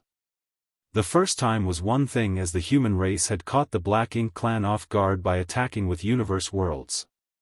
It was a completely new tactic the Black Ink clan had never seen before, so they could not respond immediately to it. However, the Black Ink clan had already made preparations to deal with this universe world attack before the second battle. They had even shrunk their defensive line, yet they were still unable to reverse the situation. A small stone race army of over 100 million had brought great benefits to the human race, becoming one of the keystones for their victory. Since Yang Kai was able to release over 100 million small stone race soldiers at once, it was evident that he still had more with him. From the start, the human race army was aggressively attacking, determined to retake the No-Return Pass. Now, with the help of the small stone race, they were like tigers with wings. After the last battle, even the stupidest Black Ink clansman knew that the war was already lost. The No-Return Pass would eventually fall, and the Black Ink clan here was doomed to extermination. Over the past few thousand years, the Black Ink clan had held the initiative and absolute advantage in the war against the human race. However, things had taken a sharp turn in the last few decades. The Black Ink clan found it really hard to accept this change in the status quo. Among the three royal lords, only Mo Na-yi appeared to be in a decent condition, while Mou and Di Luo's auras were slightly unstable, occasionally coughing to show their injuries. In these two battles, Mou and Xianxia had fought with each other one-on-one twice. The latter was a newly promoted Ninth Order Open Heaven Realm Master, and his strength and foundation might be worse than a veteran royal lord like the former, but he fought with his life on the line every time. Even if Mou was slightly stronger, he still took serious damage from the near-suicidal human master. The human race understood that the Black Ink clan's biggest weakness was healing. So, when human race masters fought against those masters from the Black Ink clan, they frequently did so by trading injuries. The goal of this strategy was completely cut and dry. If a human was injured, they could use pills or secret techniques to recover, but if a Black Ink clansman was injured, they had to slumber inside a Black Ink nest to properly heal. However, in the face of such a shameless strategy, there was nothing the Black Ink clan could do. They could only try to be more cautious in battle and not allow the human race to succeed. As the popular adage goes, one can be a thief for 1,000 days, but one cannot guard against a thief for 1,000 days. In a battle, there would always come a moment in a battle when one had no choice but to take risks, no matter how careful they were. This was pretty much the case with Xianxia in the last two battles, which had inflicted serious injuries on Mou. Of course, Xianxia did not have it easy either. Had he not run quickly enough at the last moment, Mou had the confidence that he could kill him on the spot. The veteran royal lord, Mou, could barely be considered to have beaten the newly promoted Ninth Order Open Heaven Realm Master, so his injuries were worth the price. In contrast, Di Luo was rather miserable. His injuries were caused by the burst of intense purifying light Yang Kai had created when he summoned 2 million small stone race soldiers under the cover of his space-time river. At the time, 6 pseudo-royal lords perished, and if not for Mo Na-ye's timely rescue, the total number of royal lords would now be 2. 2 of the 3 royal lords were seriously injured. Their condition could be described in just one word: miserable. The pseudo-royal lords were in an even more miserable state. At a glance, Mo Na-yi found many familiar faces missing. Compared to the Grand Assembly over 20 years ago, there were 50 fewer pseudo-royal lords. In just 2 battles, 50 pseudo-royal lords had perished. This was an unprecedented loss. No matter how many pseudo-royal lords the Black Ink clan had, they would not be able to withstand such a rate of attrition. The human race did not need to engage the Black Ink clan many more times in such high-intensity battles. Perhaps the Black Ink clan would no longer be able to hold on after 3 more such fights. When the disparity in top masters reached a certain extent, it would be impossible for the Black Ink clan to hold their ground on the battlefield. The air inside the hall was extremely heavy. The shame and pressure of the battle was weighing down on all the Black Ink clansmen like a mountain. "Sir." Mo Na-yi turned to Mou and asked for his permission to speak. Mou was sitting upright on his thrones of bones, his face a little pale. Hearing Mo Na-ye's request, he simply raised his hand a little and weakly gave his permission. "Go on." "Yes." Mo Na-yi respectfully accepted. Although he was already a royal lord and had the qualifications to sit on the same level as Mou, he had always maintained a certain degree of deference and respect towards Mou. And why not? After all, Mou had given him enough trust for so many years. When Mo Na-yi was still just a pseudo-royal lord, Mou had allowed him to take complete charge of the Black Ink clan's affairs. Although this was partly because Mou was not good at managing things, Mo Na-yi was still quite grateful. A true king didn't need to do things personally, but rather knew how to use others to accomplish his goals. After responding to Mou, Mo Na-yi stood up and swept his gaze over the many pseudo-royal lords. The faces of the pseudo-royal lords instantly went cold as they realized that Mo Na-yi had made an important decision and was about to announce it. The royal lords had probably reached a consensus on this decision, and all they needed to do was obey. As expected, Mo Na-yi calmly and softly relayed his decision a moment later, that sent all the pseudo-royal lords flying into an uproar. The next battle will be the decisive one. Having relayed this, Mo Na-yi just shut up and let the pseudo-royal lords argue, his heart filled with grief. He had not expected the situation to develop to this point. Originally, he had planned that even if the current Black Ink clan was not an opponent of the human race, they would still try their best to damage the enemy as much as possible. So long as they could achieve this, even if the human race managed to take back the no-return pass, they wouldn't be able to threaten the primordial heaven source grand restriction.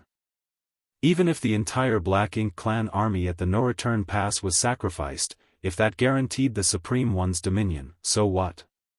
Gathering all of their forces and defending the no-return pass was the best way to deal with the current situation. In addition, the Black Ink clan had a certain geographical advantage at the no-return pass.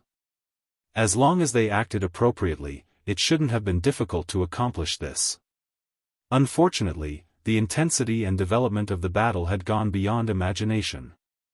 First, there was the human race's strategy to bombard them using universe worlds, which turned the Black Ink clan army guarding the pass into a punching bag, and then, there was Yang Kai using the massive small stone race army to offset the disadvantage of the human race's forces being far outnumbered by the Black Ink clans. With all these unexpected external factors affecting the battle, the only result awaiting the Black Ink clansmen at the no-return pass was continuously being worn down by the humans while the humans wouldn't suffer much loss. After at least 3 and at most 5 more battles like the one before, it would be impossible for the Black Ink clan to defend the no-return pass. Rather than being slowly bled to death by the human race like this, it would be better to go all out and perhaps even have a chance to severely damage the human race army. Mo Na-yi was not hoping for too much, but as long as they could increase the number of human casualties by 50% compared to their previous fights, then the price paid by the Black Ink clan would be worth it. Are you done arguing? After a long silence, Mo Na-yi suddenly shouted, glaring at the pseudo-royal lords, if you have any doubts, just ask. What are you all arguing about? The noisy hall immediately fell silent. After a long time, one of the pseudo-royal lords asked, Sir, may I ask if the Supreme One's soul clones will participate in the next battle? Mo Na-yi glanced at the pseudo-royal lord and indifferently replied, Of course they will. The pseudo-royal lord's expression became serious as he saw the determination of the higher-ups. In both battles, the Supreme One's soul clones had been guarding the no-return pass. Although they did provide long-range support, they never left their positions because they had to deter the 2 giant spirit gods in the barren territory. So, their support was extremely limited. But if these 2 were to participate in this fight, it would become a true decisive battle. It was foreseeable that when the 2 giant spirit gods in the barren territory saw the Supreme One's soul clones' movements, they would respond in kind. Once they rushed over from the barren territory, the entire no-return pass would become a battlefield. At that time, the high-rank Black Ink nests placed here would be completely destroyed. Without the high-rank Black Ink nests, the Black Ink clan would be like a river without a source, a tree without roots. This was what it meant to go all out. It was the final battle. Martial Peak, Chapter 5897, Complete Defensive Posture. This battle was both a crisis and an opportunity to the Black Ink clan. No matter the outcome, there was only one ultimate fate waiting for the Black Ink clansmen at the no-return pass, and that was to be exterminated by the human race. There was only one thing they could aim for, to weaken the humans as much as possible. If they succeeded, the human race would lose the ability to launch a crusade to the primordial heaven source grand restriction. Even if they failed, they would still weaken the human race, so whether they wanted to or not, the Black Ink clan had no choice but to go all out. In light of the current situation, the Black Ink clan still had a good chance of severely wounding the human race army. In the last 2 battles, the Supreme One's 2 soul clones had remained motionless. If the human race launched another attack, they might not have considered the possibility of these 2 also participating in the battle. At that time, as long as the 2 soul clones made a move at the right time, the human race army would suffer a huge blow.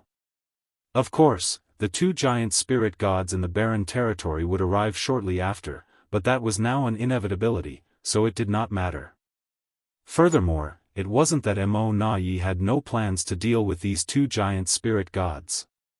He was confident that with enough pseudo-royal lords, they could hold off those two giant spirit gods for a brief moment, which would give Supreme One Soul clones enough time to bring unimaginable losses to the human race army.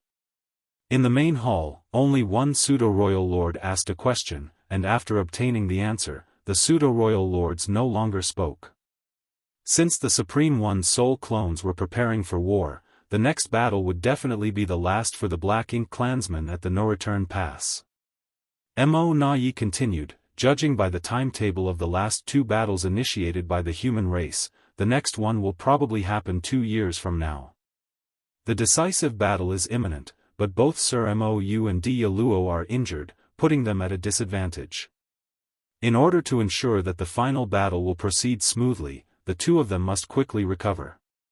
Saying so, he swept his eyes over the pseudo-royal lords below. So, I need your help. Who is willing to sacrifice everything for the Supreme One? Whether it was Mou or Di Luo, both had suffered heavy injuries. If they wanted to fully recover, they would have to slumber inside black ink nests for several decades to a century. Of course, the human race would not give them so much time, so they had to resort to other methods to quickly restore these two royal lords. Back in the universe furnace, when Mo Na-yi fought with Yang Kai, he was cornered in a hopeless situation, but just as Yang Kai was about to kill him, Meng Ke sacrificed himself using the source fusion technique, integrating his strength into Mo Na-yi, which ultimately helped the latter recover and escape. This was a secret technique that only the pseudo-royal lords and innate territory lords could use. As pseudo-royal lords were born with the help of the source fusion technique, they could use the source fusion technique to infuse their strength into other Black Ink clansmen to help them recover. Under normal circumstances, the Black Ink clan would never choose to sacrifice pseudo-royal lords, but desperate times called for desperate measures. They had no choice but to do so. A royal lord in perfect condition would naturally be able to play a greater role in the upcoming battle than a pseudo-royal lord. After Mo Na-yi presented this question, all the pseudo-royal lords remained muted. This was also within his expectations. After all, not every pseudo-royal lord had the same courage and resolve as Meng Quebec. Furthermore, the reason Meng Ke helped Mo Na-yi at that time was because he knew he was already doomed to die, so he wanted to make his death meaningful. This time, when Mo Na-yi asked if they were willing to die for the two royal lords, even the Black Ink clansmen, who were known for their extreme loyalty to the Supreme One, had to think twice about it. Although he had already expected this, Mo Na-yi was still displeased when it actually transpired before him. Thus, he coldly snorted before rebuking, "It seems that you still have to weigh things in your loyalty to the Supreme One. Since that's the case, I will be the one to decide." Apparently, he was prepared for this and casually picked out two severely wounded pseudo-royal lords. The two pseudo-royal lords who had been pointed out were naturally depressed. Nonetheless, they didn't offer any resistance and immediately accepted their orders. They knew that they were picked because even if they participated in the next battle, they wouldn't be able to play much of a role due to their severe injuries. After picking two pseudo-royal lords, Mo Na-yi seemed to be a little dispirited as he stated, waving everyone away, "Go and prepare yourselves. Everything will be decided in the next battle." All the pseudo-royal lords bowed and were about to withdraw when suddenly, a profound wave of energy suddenly spread from somewhere in the No-Return Pass, quickly enveloping the entire hall.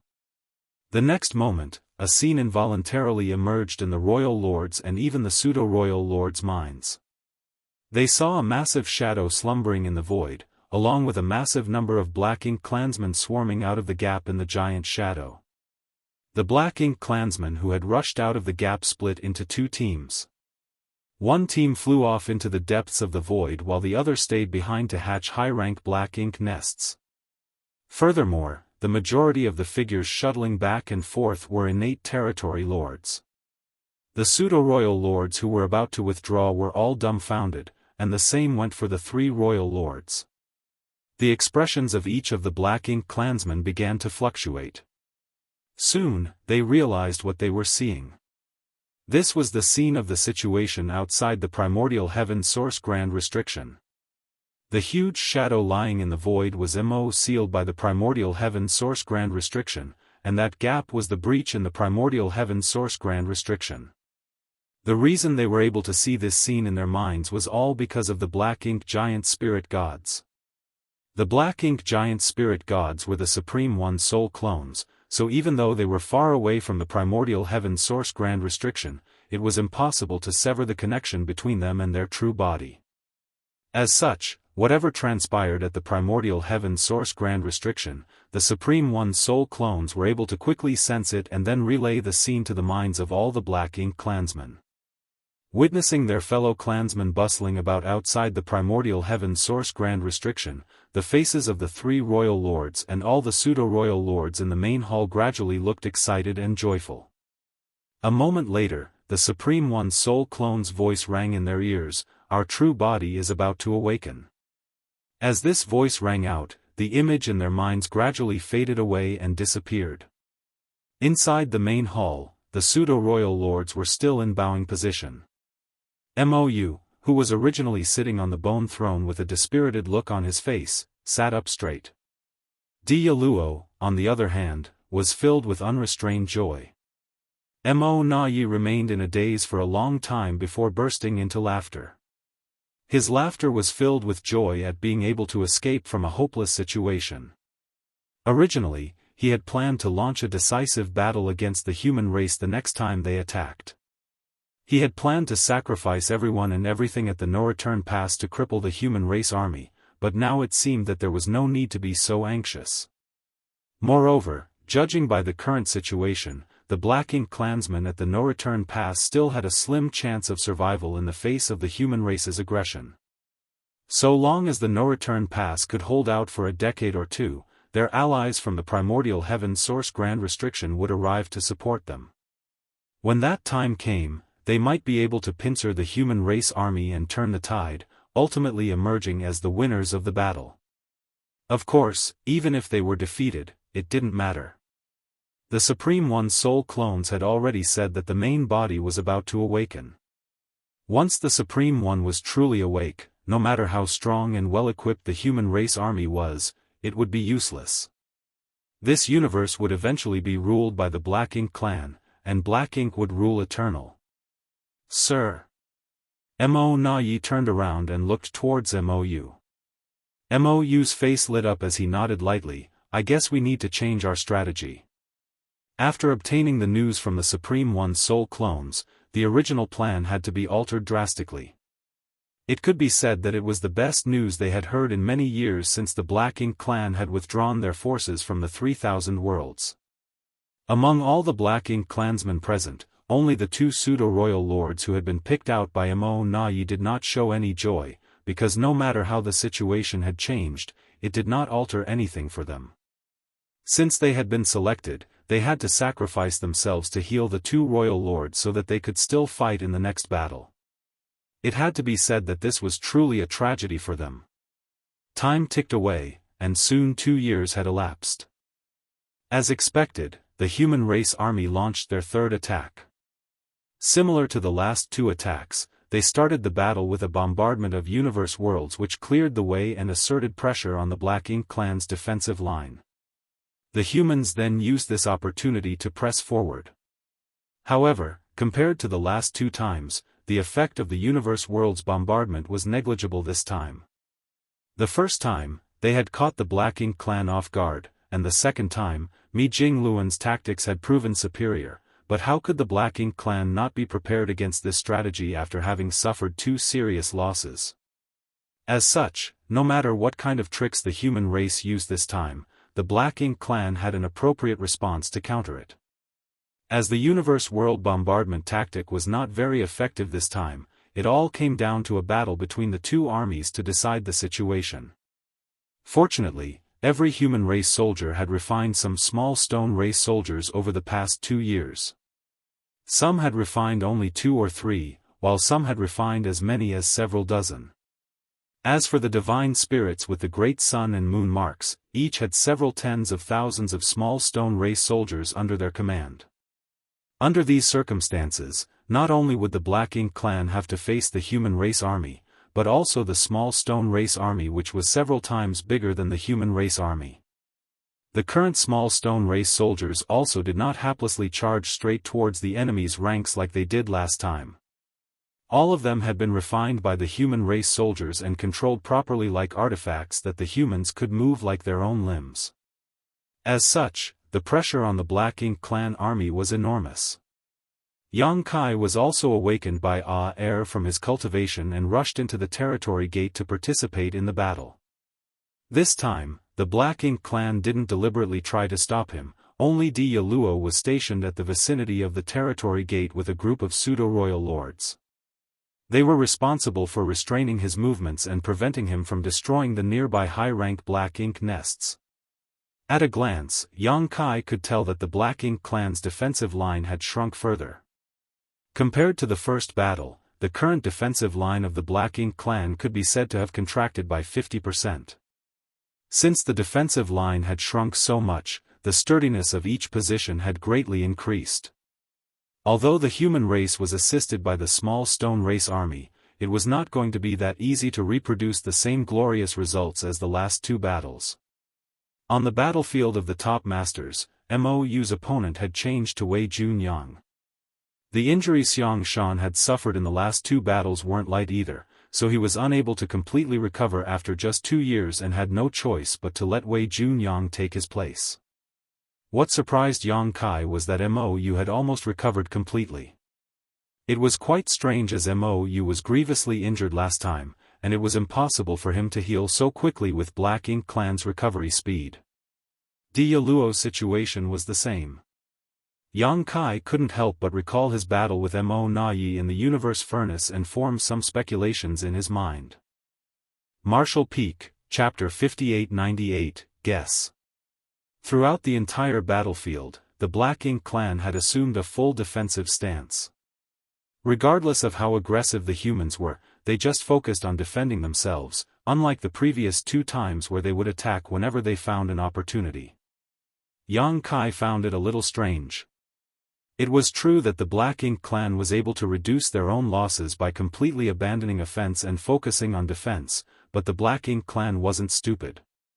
This would only prolong their death throes, and would also greatly reduce the risk the human race army had to bear.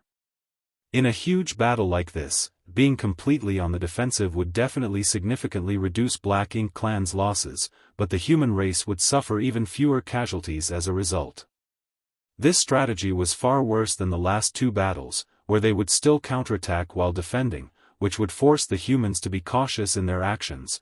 After all, the human race didn't want to suffer too much damage, which would be detrimental to their future crusade plans. How could someone as astute as Mo Nayi use such a stupid tactic? Yang Kai was puzzled. Be that as it may, he did not have time to mull too much over it as Di Yaluo was already charging towards him leading a dozen pseudo-royal lords. Even though Yang Kai had made the Black Ink clansmen besieging him suffer great loss by sacrificing 2 million small stone race soldiers in the last battle and had killed several pseudo-royal lords on the spot, it was not a tactic that could not be defended against. The Black Ink clan was just caught unprepared last time as none of them had expected Yang Kai to summon so many small stone race members at once.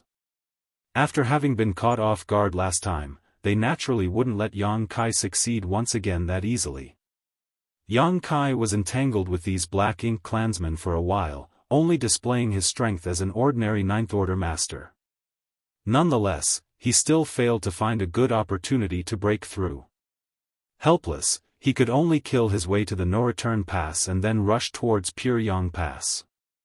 Just like before, the Black Ink clan had received some prior instructions, which was why when Yang Kai attempted to kill his way to the no-return pass, it was smooth and easy. He basically did not face any obstruction from the Black Ink clan. In fact, when he approached, they even took the initiative to open up a path so as to avoid provoking him into attacking.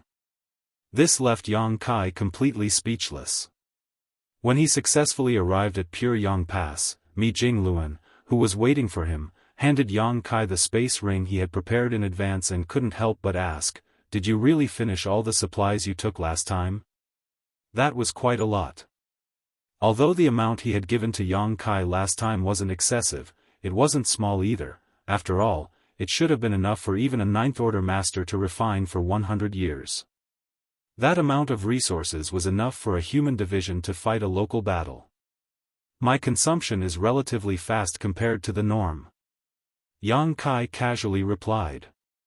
As he checked the contents of the space ring, he found the amount of resources was twice what he received last time. Feeling satisfied, he carefully put it away. Mi Jingluan was also baffled by his reply. It was enough for an ordinary ninth-order master to cultivate for 100 years, yet Yang Kai had used them all up in 2 years. Under the current circumstances, it was naturally impossible for Yang Kai to waste even a little. In other words, there was a high chance that Yang Kai had really refined everything he was given. Mi Jinglong was very curious about how Yang Kai cultivated, but he still didn't ask. After all, matters about cultivation were always considered private. Yang Kai's crazy consumption of resources was also not a bad thing for the human race, as it meant he was rapidly increasing his strength. The Black Ink clan seems to have changed their strategy. Mi Jingluan changed the subject. What do you think? Maybe they are just struggling to survive? Yang Kai casually replied. Mi Jingluan shook his head, disagreeing. With as smart as Mo Nai is, he can't miss that doing so will only treat the symptoms but not the root cause. The Black Ink clan's current response will only increase the time it takes for the human race to capture the no-return pass. Originally, we could have seized it within 5 battles, but now, it may take 10 or more. However, in the end, the price we will have to pay will be much smaller. In a battle where the human race wanted to capture the no-return pass, the amount of time and price to be paid was inversely related. The longer the time the human race took, the smaller the price they would have to pay. This was especially true now that the Black Ink clan had chosen to focus on defense, greatly reducing the threat they posed to the human soldiers. If the Black Ink clan focused on the bigger picture, they absolutely shouldn't have used such a strategy. Instead, they should have attacked the human race with everything they had. That way, the war here might have come to a conclusion in possibly 2 to 3 battles.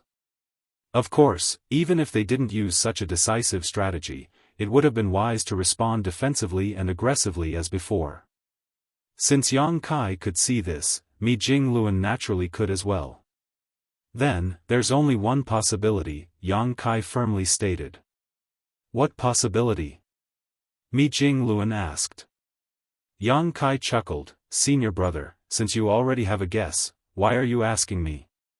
Mi Jingluan waved him off. Just tell me, I want to know if we're thinking the same thing.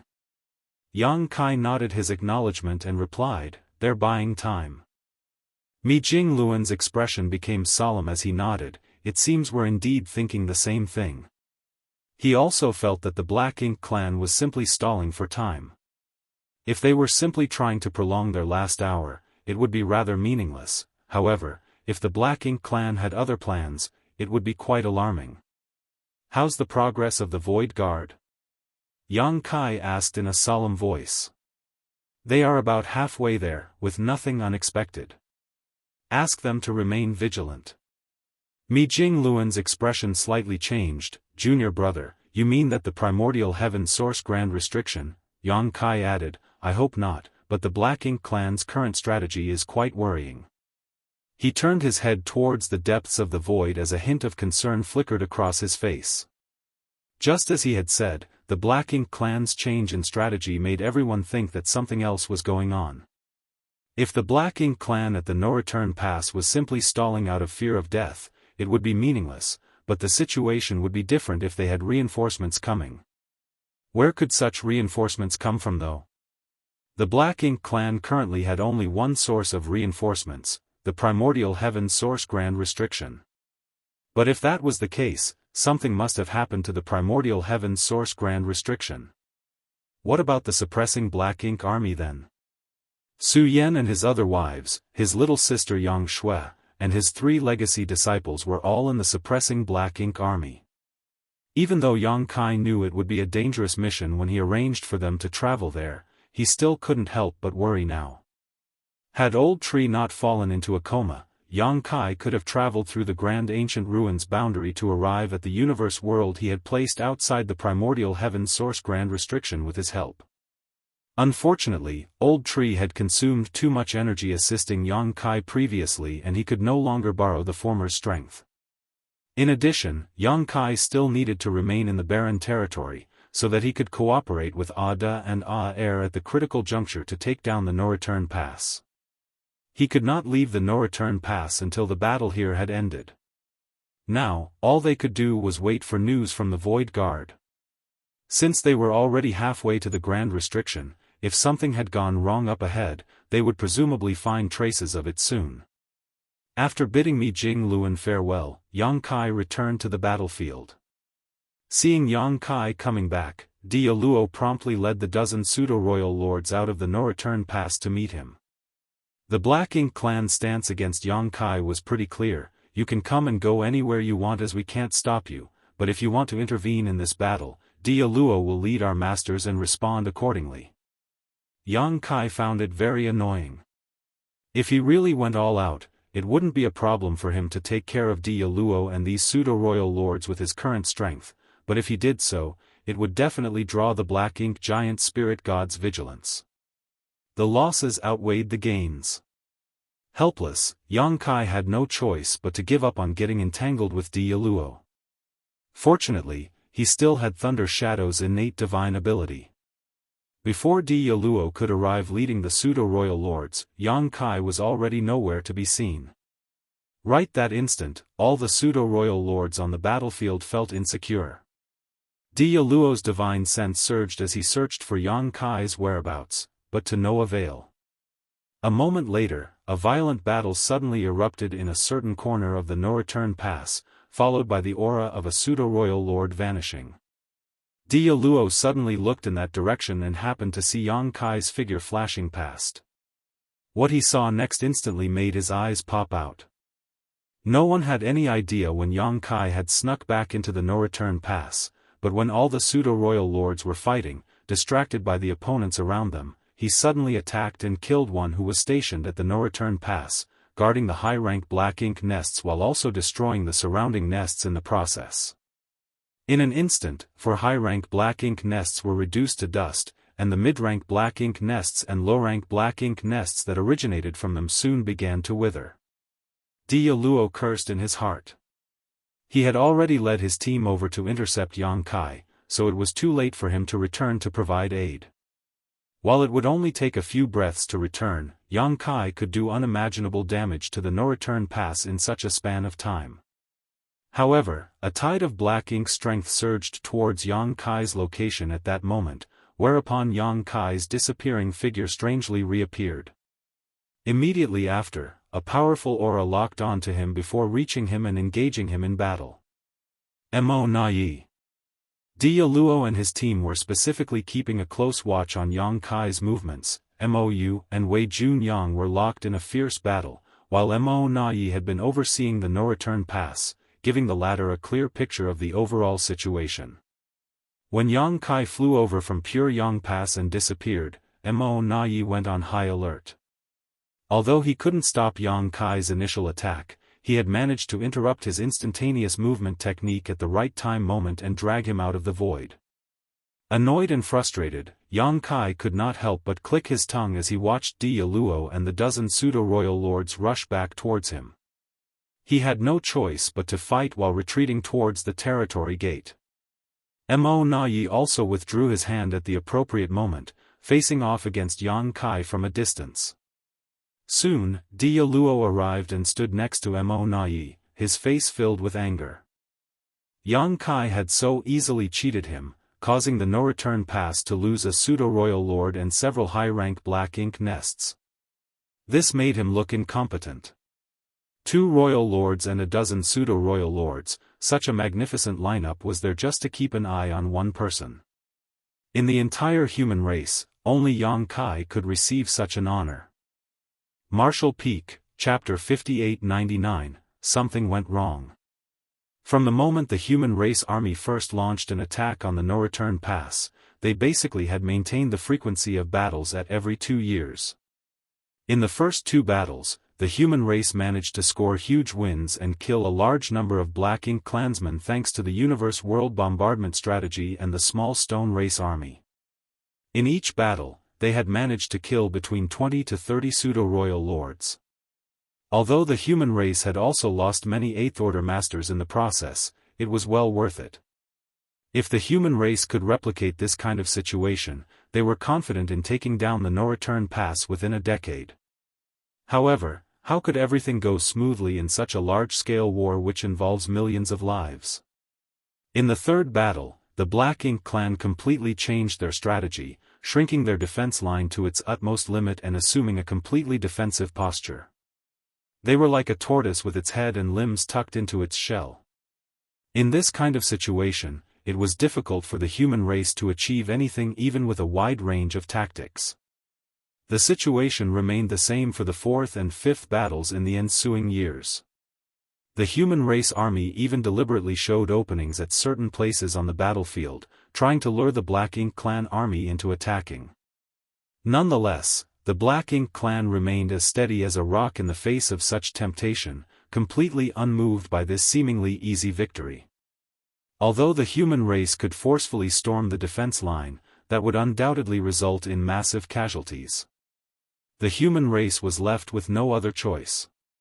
Since the Black Ink clan had opted for a defensive strategy, they could only slowly wear down the enemy forces. The only silver lining in this was that the human race had complete control of the situation in this kind of battle, allowing them to reduce their losses to an extremely low level. Of course, aside from the faint uneasiness in his heart, Yang Kai was more than happy to see this kind of situation. He would have more time to cultivate and grow stronger the longer the battle dragged on. He had his own temporal river inside which the flow of time was 30 times faster than the outside world. He would cultivate inside the temporal river after every battle, giving him a full 60 years to cultivate after each fight, allowing him to refine massive amounts of resources which helped constantly grow his strength. In the 10th year of the human race army's campaign against the no-return pass, after the 6th battle ended, Yang Kai was refining and cultivating in his temporal river which stretched across the void just like before. But suddenly, a tremor came from outside, waking Yang Kai up. This was the signal he had agreed upon with giant spirit god Aer. As he was completely absorbed in cultivation inside the temporal river, Yang Kai knew nothing about the outside world and had to be informed by Aer. Every time the human race launched an attack on the no-return pass, Aer had used this method to awaken him. Feeling this familiar signal, Yang Kai quickly ended his cultivation and rushed out from the river. Seeing him emerge, the nearby Aer pointed towards the territory gate. As Yang Kai turned his head and gazed through the territory gate, he noticed faint traces of a battle on the other side. He had seen this scene many times already. Every time the human race launched an attack, he would enter the no-return pass from the barren territory and single-handedly restrain many masters from the Black Ink clan. Except, a frown had appeared on his brow this time, because it was not yet time to attack. Although he was absorbed in cultivation inside the temporal river, he could still feel the passage of time. In the past, he had been able to cultivate for roughly 60 years before the human race launched another assault. However, only 10 years had passed inside the river of time this time. In other words, it had only been 4 months since the last battle. This had never happened before. Yang Kai's expression couldn't help but become grave as he realized that something unforeseen had occurred, otherwise, the human race wouldn't have rashly changed their strategy. In a flash, he rushed towards the territory gate, but he didn't forget to turn around and warn Aer before disappearing, "Keep an eye on those two. If they dare to leave, you must promptly come over." Aer repeatedly nodded, agreeing in a resonant voice, "N." Da also chimed in, but Yang Kai believed that he didn't really understand it. Just like the past few times, the moment Yang Kai stepped out of the territory gate, a dozen or so powerful auras locked onto him. With Di Yaluo in the lead, a dozen pseudo-royal lords gathered around him, standing in combat readiness. Yang Kai had to fight with these guys in every battle, but because he had always been hiding his strength, he had never been able to do anything to them. Nonetheless, he had still managed to kill a few pseudo-royal lords after so many battles of wits and courage, so it wasn't a complete loss.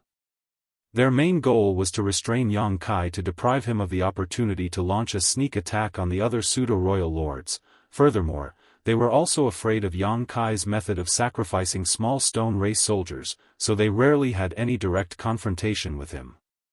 Most of the time, they would only use their auras to interfere, attacking him from a distance. However, things were different this time around. The moment Yang Kai appeared, Dia Luo shouted, "Attack!" Unexpectedly, they were the first to charge at Yang Kai.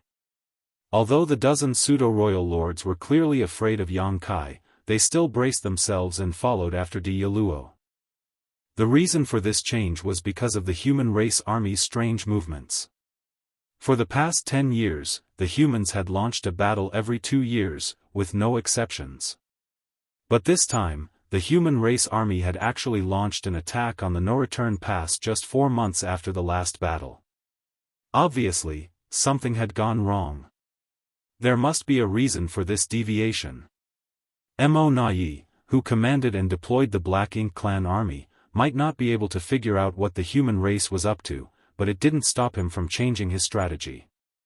While keeping their original defensive strategy unchanged, he ordered Dia Luo and his squad to try their best to stop Yang Kai from meeting up with the human race's higher-ups.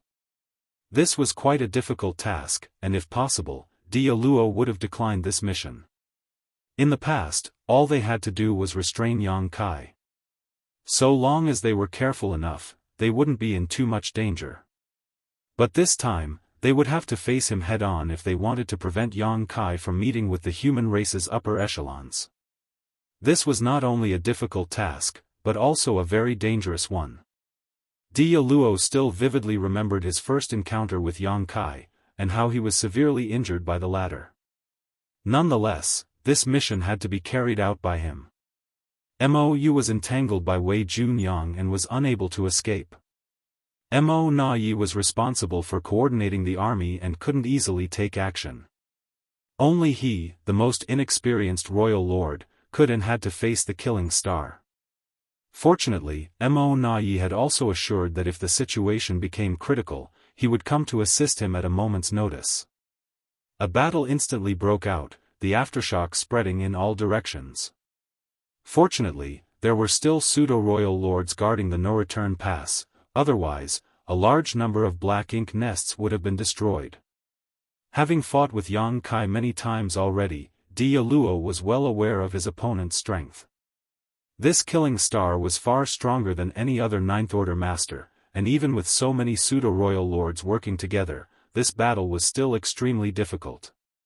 When Yang Kai summoned the small stone race army and activated Purifying Light, Dia Luo and the pseudo-royal lords who had been on guard promptly scattered and fled. A glaring light flashed and enveloped the entire sky, but by the time it faded away, Yang Kai's figure had already disappeared. Seeing this, Dia Luo, who was still very much on guard, let out a sigh of relief. He and the other pseudo-royal lords had already tried their best, but they still couldn't stop Yang Kai, and it was definitely not because they were slacking on their duties. According to their past experiences, Yang Kai should have appeared at Pure Yang Pass by now.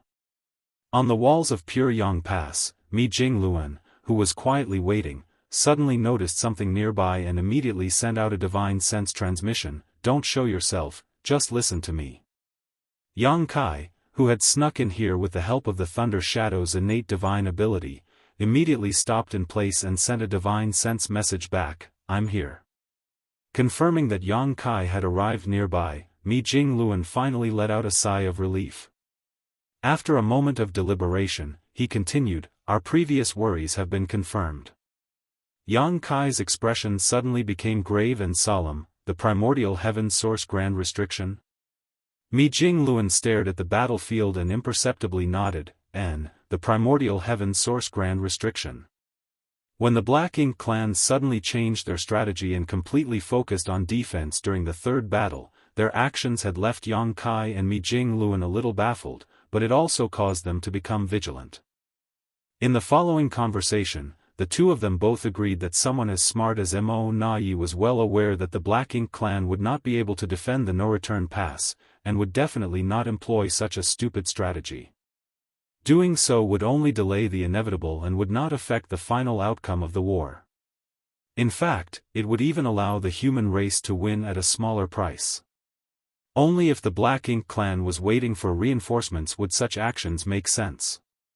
In this vast universe, if the Black Ink clan really had reinforcements, they would definitely come from the primordial heaven source grand restriction.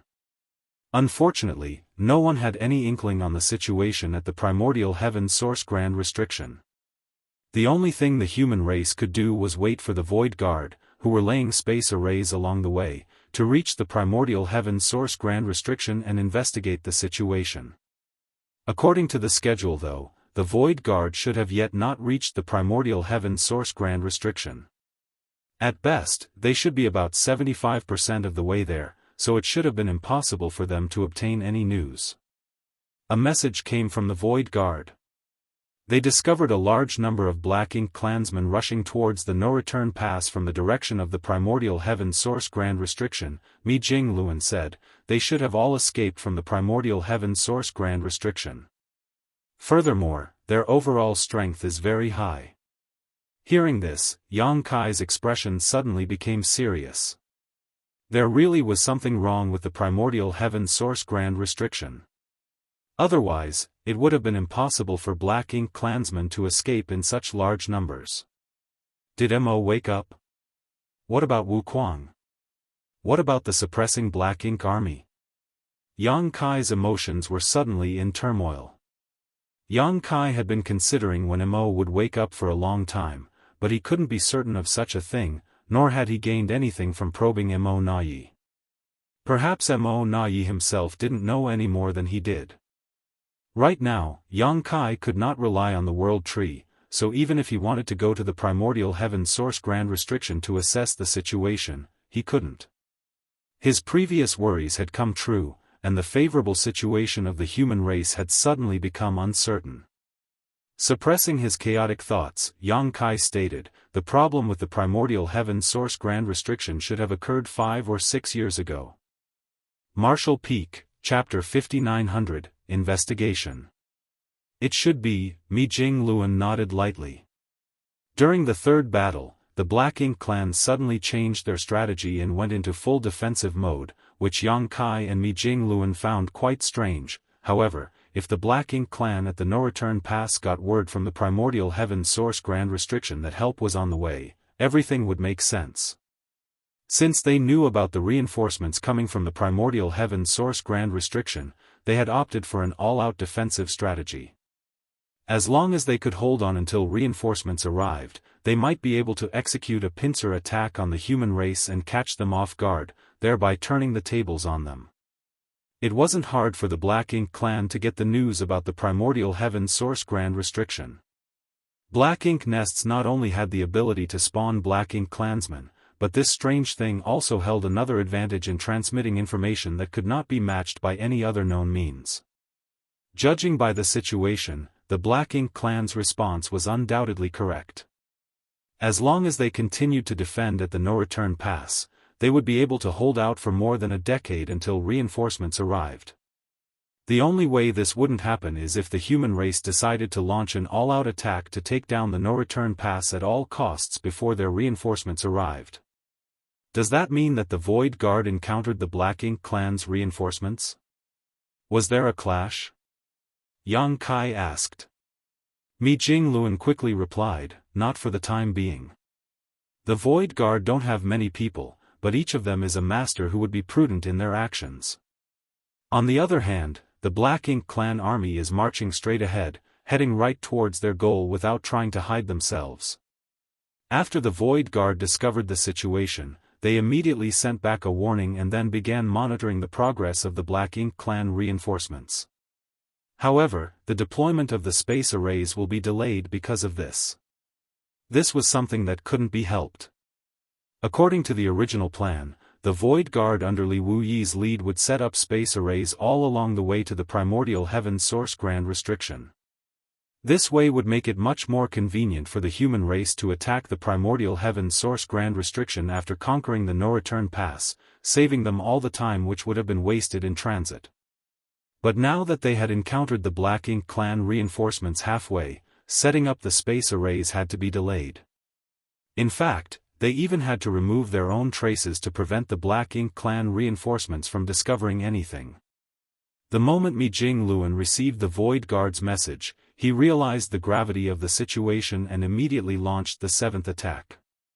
If he didn't, he wouldn't be able to contact Yang Kai. It could be said that the reason this battle was happening was because Mi Jingluan wanted to contact Yang Kai. As for dealing damage to the no-return pass, that was inconsequential today. Yang Kai sank into contemplation. Something must have happened to the primordial heaven source grand restriction, but no one knows exactly what. The only thing that's apparent from the current situation is that the suppressing Black Ink army is in trouble, otherwise, they wouldn't have allowed Black Ink clansmen to escape. In the worst-case scenario, Mo is completely awake and has broken out of the primordial heaven source grand restriction, while the suppressing Black Ink army has been completely wiped out. Suppressing the worry and pain in his heart, Yang Kai tried his best to find a glimmer of clarity in this chaotic situation.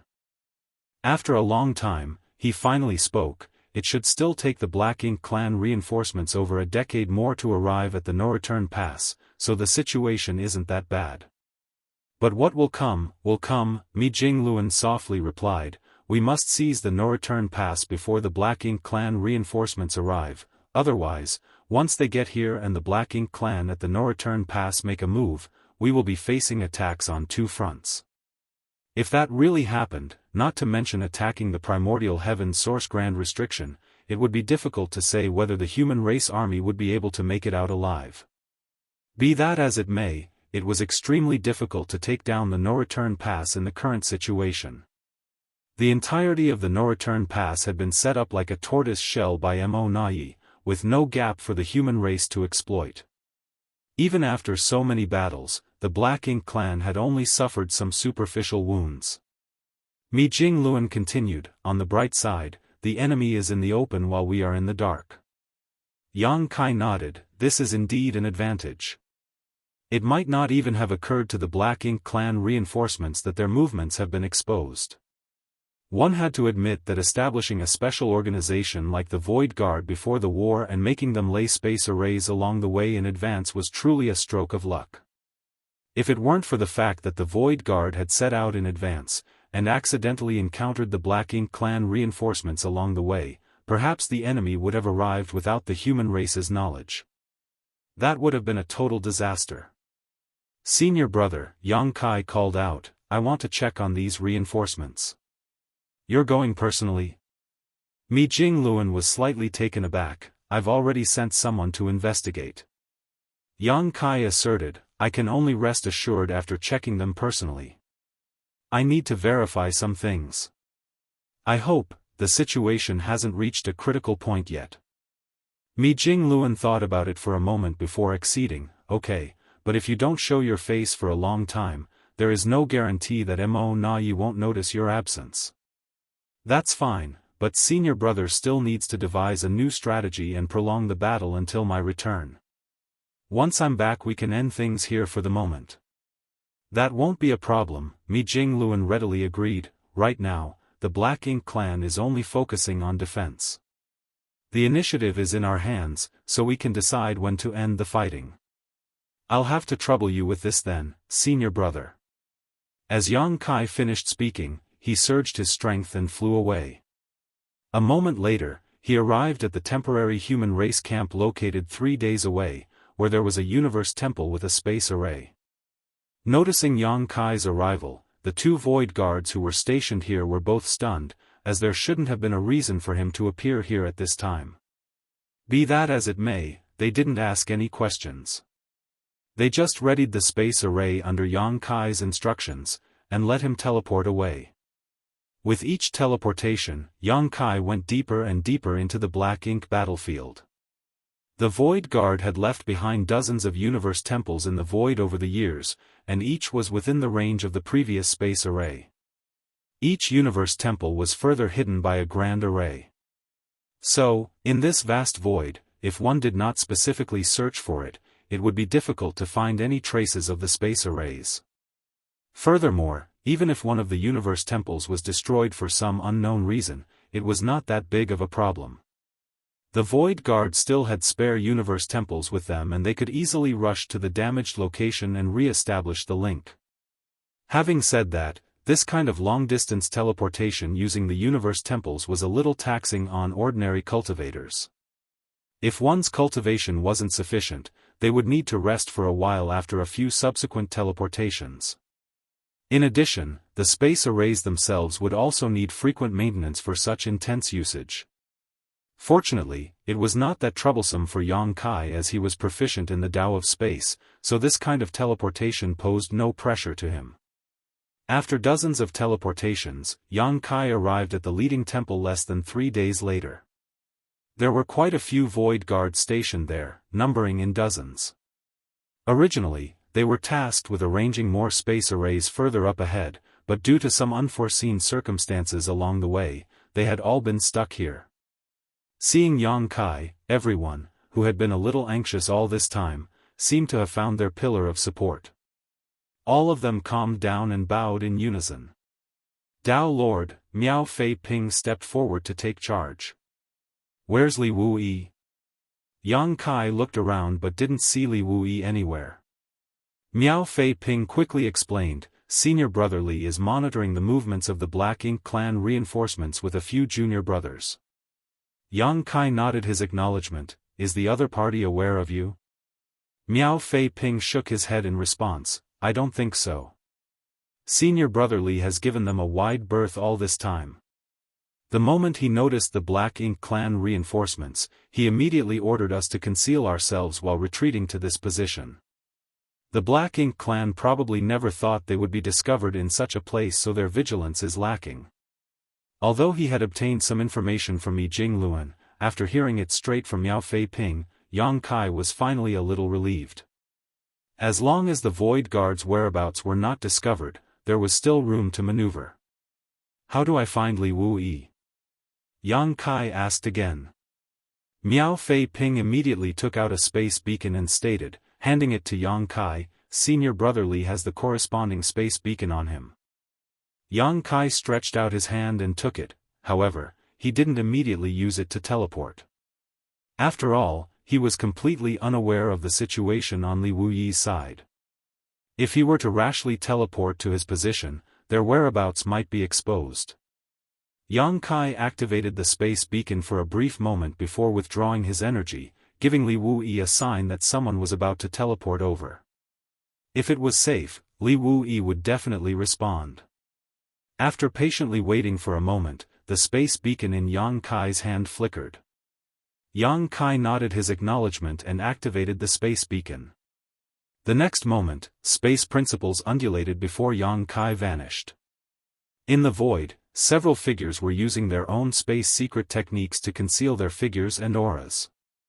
Under this kind of concealment, it was basically impossible for the Black Ink clan reinforcements to detect their presence. The leader of these figures was none other than Li Wuyi.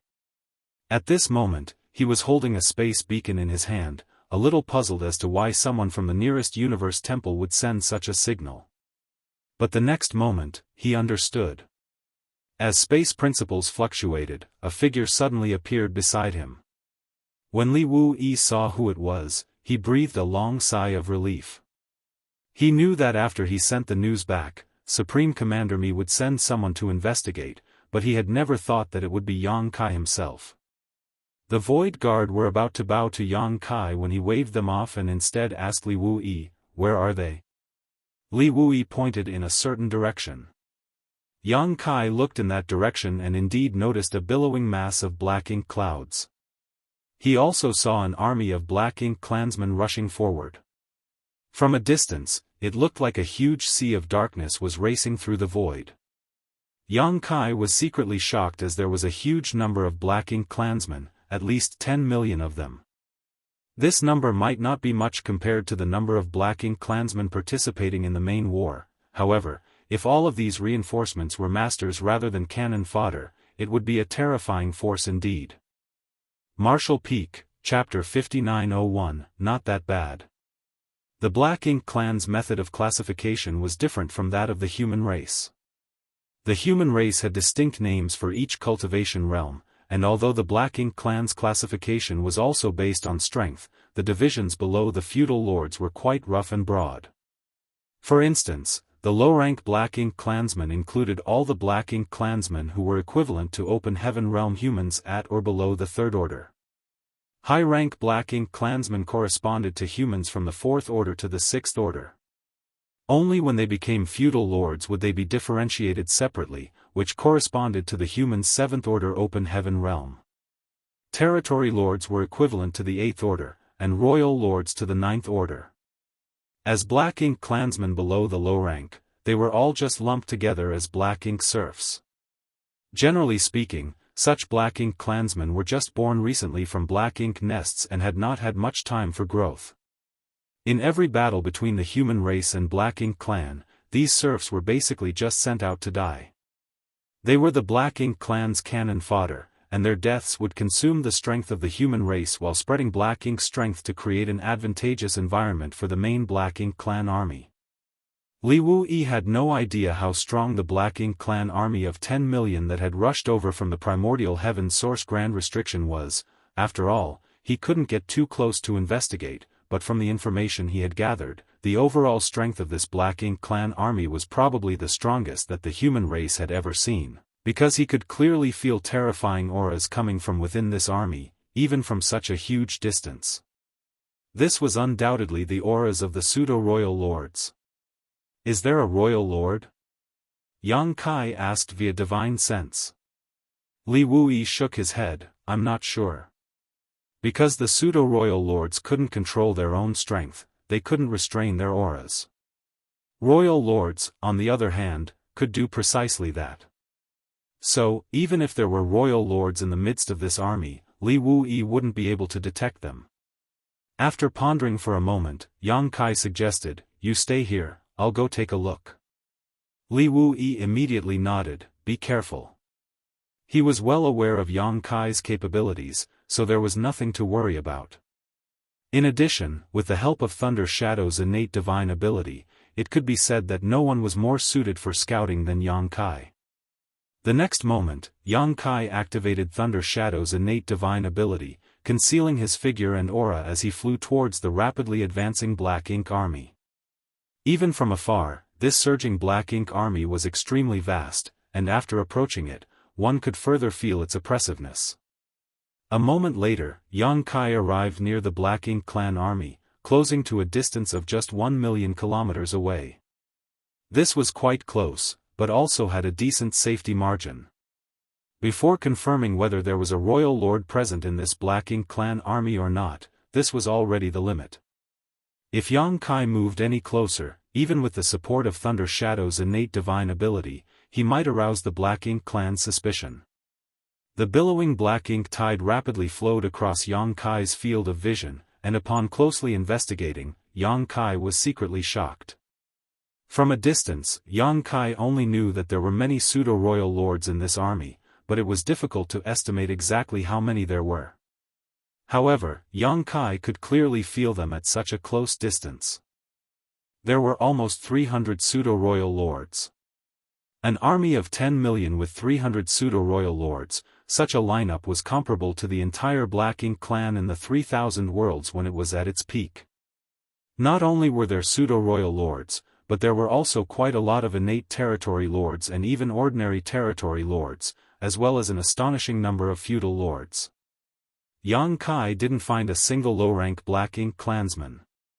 Even the weakest soldiers here were high-rank Black Ink clansmen. This discovery made his heart a little heavy. The Black Ink clan army in front of them could only be described as an elite force, the most powerful army the human race had ever encountered. Even the Black Ink clan army currently defending the no-return pass was inferior to this army. Are there any true royal lords? Yang Kai continued to observe. The reason he had personally come here to investigate was to find out about this matter, as it was of utmost importance to the future of the human race.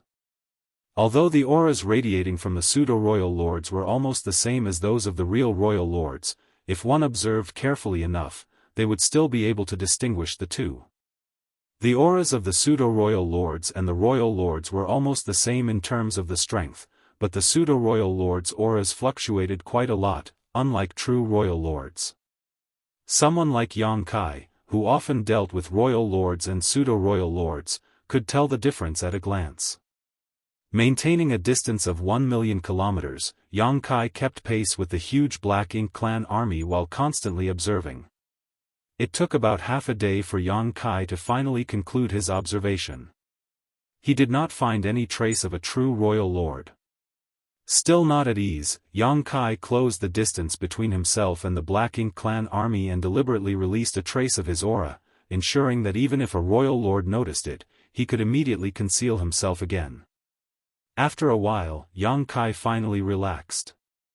He could conclude that there were no royal lords in this Black Ink clan army, allowing him to breathe a long sigh of relief. From the looks of it, the situation was not as bad as he had thought. The primordial heaven source grand restriction had not completely collapsed. If the primordial heaven source grand restriction had been completely broken, the Black Ink clan would not be sending pseudo-royal lords, but true royal lords. The fact that there wasn't a single true royal lord amongst the Black Ink clan army of 10 million here was incontrovertible proof of this. Be that as it may, it was an undeniable fact that there must be something wrong with the primordial heaven source grand restriction, something similar to when the innate territory lords had escaped last time but on a much bigger scale. Looking at the massive Black Ink cloud passing by, Yang Kai suppressed the murderous intent in his heart and quietly withdrew. Although he could launch an attack right now and catch this Black Ink clan army off guard, he was still just one man.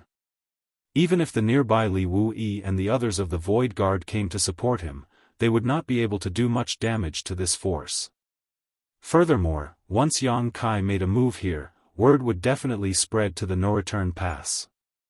At that time, the human race would lose the intelligence advantage of having discovered the Black Ink clan reinforcements. The Black Ink clan reinforcements would take at least 10 years to reach the no-return pass, so there was no need to disturb them yet.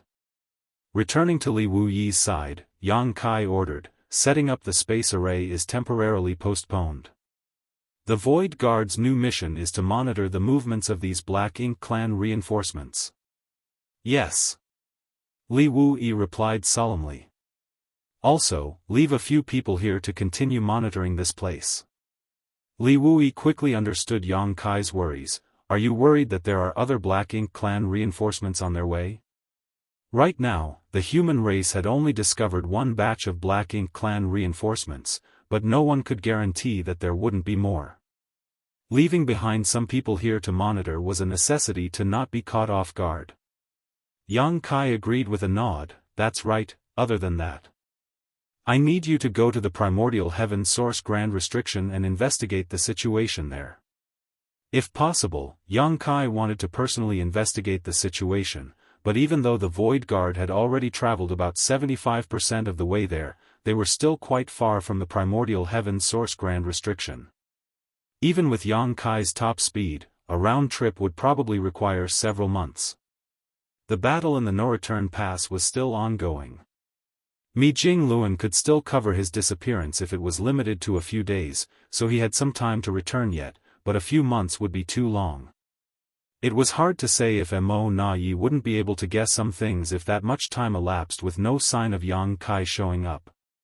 If it was just a few days, even someone as smart and shrewd as Mo Na Yi might not be able to imagine that Yang Kai had run to this position and met the Black Ink clan reinforcements.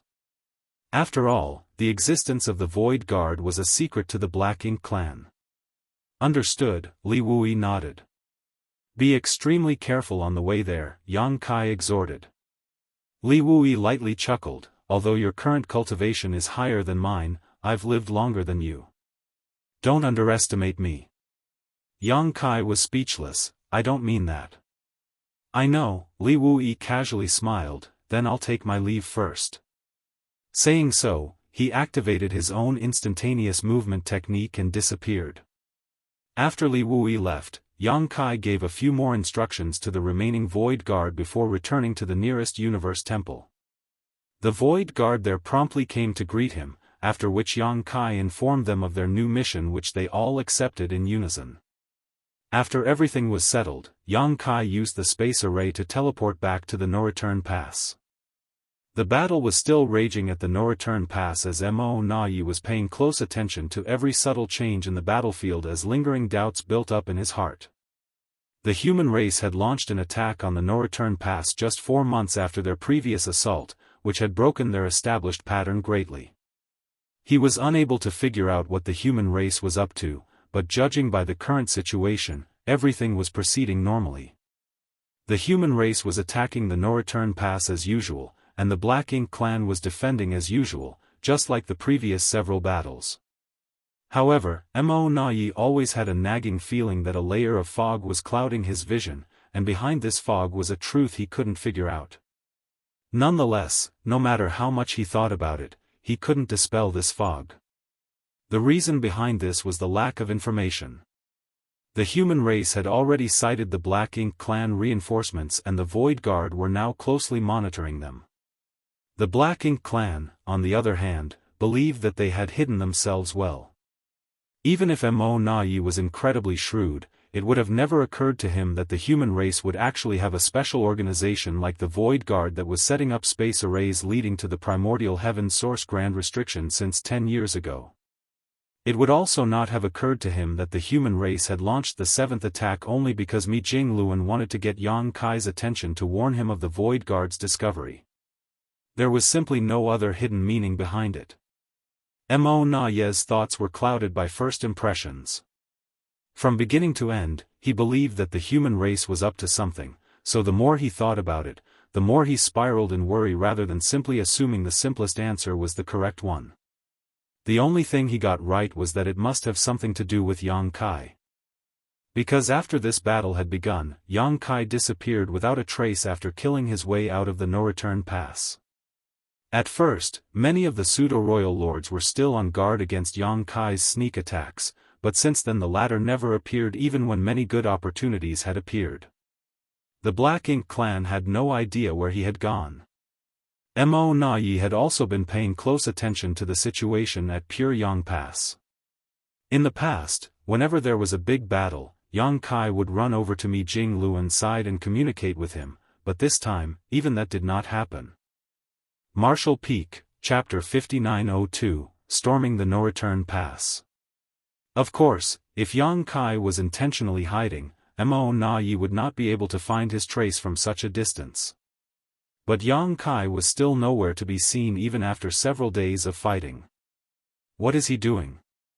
From Mo Na Yi's point of view, the more he could not spot Yang Kai, the more suspicious things became.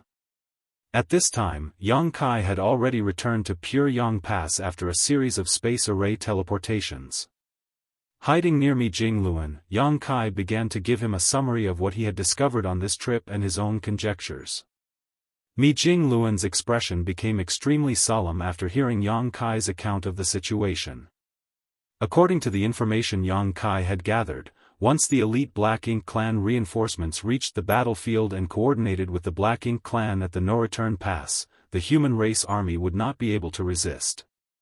If the Black Ink clan attacked the human race from two sides at that time, the human race would neither be able to advance or retreat. Fortunately, the reinforcements were still far off and would take a decade or so to reach this place at their current pace. What made Mi Jingluan even happier was the absence of true royal lords in the Black Ink clan reinforcements. In light of this, Yang Kai's speculation that the primordial heaven source grand restriction hadn't completely collapsed must be correct. But that begged the question, how much longer could the primordial heaven source grand restriction remain standing? Originally, the assault on the No-Return Pass was going quite well, but at this moment, Mi Jingluan could feel a dark storm brewing on the horizon. Rubbing his forehead, Mi Jingluan asked, "Junior brother, what are your thoughts?" Yang Kai looked towards the front line that kept being pushed by both sides before slowly speaking his thoughts. "We have to end this battle as soon as possible. Mi Jingluan's brow couldn't help but furrow as he muttered, but, many people will die. Yang Kai looked down. The longer this battle drags on, the greater the hidden dangers of the primordial heaven's source grand restriction will become. Moreover, the number of deaths over these years has already reached an astonishing number, hasn't it? Mi Jingluan remained silent. He was well aware of the current circumstances, and what the most sensible decision was. Nonetheless, he still felt reluctant to give the order because he knew that once he did, many soldiers would have to pay for it with their lives. As the saying goes, there is no place for kindness in leading an army. Mi Jingluan knew he was not a benevolent person. Over the years, there had been many instances where he had no choice but to issue cruel and merciless orders, but if not for those orders, the human race would not be able to create the greatest results with the least cost. Every soldier who had died on the battlefield had died a worthy death. As the supreme commander of the army who was ultimately responsible for issuing orders, Mi Jingluan always felt guilty towards these dead soldiers, but he never felt guilt towards the human race as a whole. But the current situation was different. If he issued this order, millions of brave human soldiers would surely die. That was an enormous number. The weight of this was so heavy that even someone like Mi Jingluan found it difficult to bear. However, the source of the Black Ink clan disaster was not the no-return pass, but the primordial heaven's source grand restriction. Although the human race could maintain this kind of offense and take down the no-return pass in a decade or so with only minimal sacrifices, who could say that nothing would happen to the primordial heaven's source grand restriction within those 10 years? If something irreversible happened at the primordial heaven's source grand restriction over the next decade, even if the human race managed to capture the no-return pass, it would prove meaningless. At that time, the losses would be even greater. Mi Jingluan clearly understood all of this, but he could not get over the fact that all they needed was another 10 years. The war between the human race and the Black Ink clan had raged for millions of years. Compared to that, 10 years was a blink of an eye. However, at this critical juncture, 10 years became an unbearable delay. Even Mi Jingluan, who had always appeared as a cultured and scholarly gentleman in front of the world, couldn't help but curse in his heart to alleviate his frustration. Right now, the only silver lining for the human race army was that the Black Ink clan had been greatly weakened after having fought 6 battles over the past decade. Not to mention anything else, just the number of pseudo-royal lords who had fallen in this decade had already crossed the 100 mark, while the number of feudal lords and territory lords who had perished was many times that number. The main reason for this was because the Black Ink clan had suffered massive casualties in the first 2 battles. In the later battles, the Black Ink clan had always been on defense, so their losses weren't as significant, but they still suffered some. As such, if the human race really decided to launch an all-out attack, throwing all caution to the wind, it shouldn't be a problem to take down the no-return pass. How do we deal with the Black Ink giant spirit gods? Mi Jingluan asked, suppressing his chaotic thoughts. If they wanted to occupy the no-return pass, they would ultimately have to confront the Black Ink giant spirit gods. They could not avoid this hurdle. During these past 10 years, whether it was the human race or the Black Ink clan, both sides had never fully committed their forces to the battle, always holding back their trump cards. The Black Ink clan needed to stall for time for their reinforcements to arrive. The human race, on the other hand, wanted to minimize their casualties as much as possible, but at the same time, they didn't want to expand the scale of the battle to the point where the Black Ink giant spirit gods would be dragged in. With their mutual interest aligned, the strongest masters acted with restraint. Because of their geographical advantage, the Black Ink giant spirit gods would occasionally provide timely but limited assistance to the Black Ink clan. Ada and Aer, on the other hand, simply watched from across the territory gate. I'll cooperate with Ada and Aer. I can't say that I can kill them, but it's possible to pin them down, Yang Kai replied. Mi Jingluan nodded his acknowledgement upon hearing this. If Yang Kai really managed to accomplish this feat, the human race's casualties would be significantly reduced. After the humans had routed the Black Ink clan at the no-return pass, they could easily take care of the Black Ink giant spirit gods. Senior brother, have you made your decision? Yang Kai asked. Mi Jingluan stared at the battlefield for a long time before aguishly lamenting, how did things develop to this point? Yang Kai remained silent. A moment later, Mi Jingluan stated in a grim and heavy voice, now that it has come to this, we can only go all out. Fortunately, he had not remained idle and unprepared these years. In a battle, a qualified commander could anticipate all scenarios and make preparations for every contingency. Of course, Mi Jingluan had never expected reinforcements to be on their way from the primordial heaven source grand restriction, so he had devised what to do if the human race was forced to take down the no-return pass in a short time. Having been forced to this step, all he needed to do was to put the appropriate strategy into action. Of course, just because Mi Jingluan had planned for this, didn't mean things would go as he anticipated. No one had expected that the curtains to the final battle of the human race's attack on the no-return pass would open this way. Yang Kai stated, since that's the case, I will go and try to eliminate as many pseudo-royal lords as possible. Senior brother, please give the order. Mi Jingluan imperceptibly nodded his affirmation. The next moment, Yang Kai's aura vanished, whereupon Mi Jingluan raised his hand slightly. The messenger standing behind him instantly stepped forward and respectfully greeted, Supreme Commander Mi. Mi Jingluan's low voice rang out, relay my orders to all armies. The messenger's expression became serious as perked up his ears, attentively listening. However, Mi Jingluan remained silent for a long time before the messenger finally heard Mi Jingluan's firm and determined voice, prepare to storm the no-return pass. As one of Mi Jingluan's trusted aides who had been following him all this time, the messenger naturally understood what this order meant. His expression immediately became stern, and although he was filled with shock, he didn't hesitate to relay this order to every commander on the battlefield. As a qualified messenger, he didn't need to question the decisions of the Supreme Commander, he just needed to convey the orders he was given without error.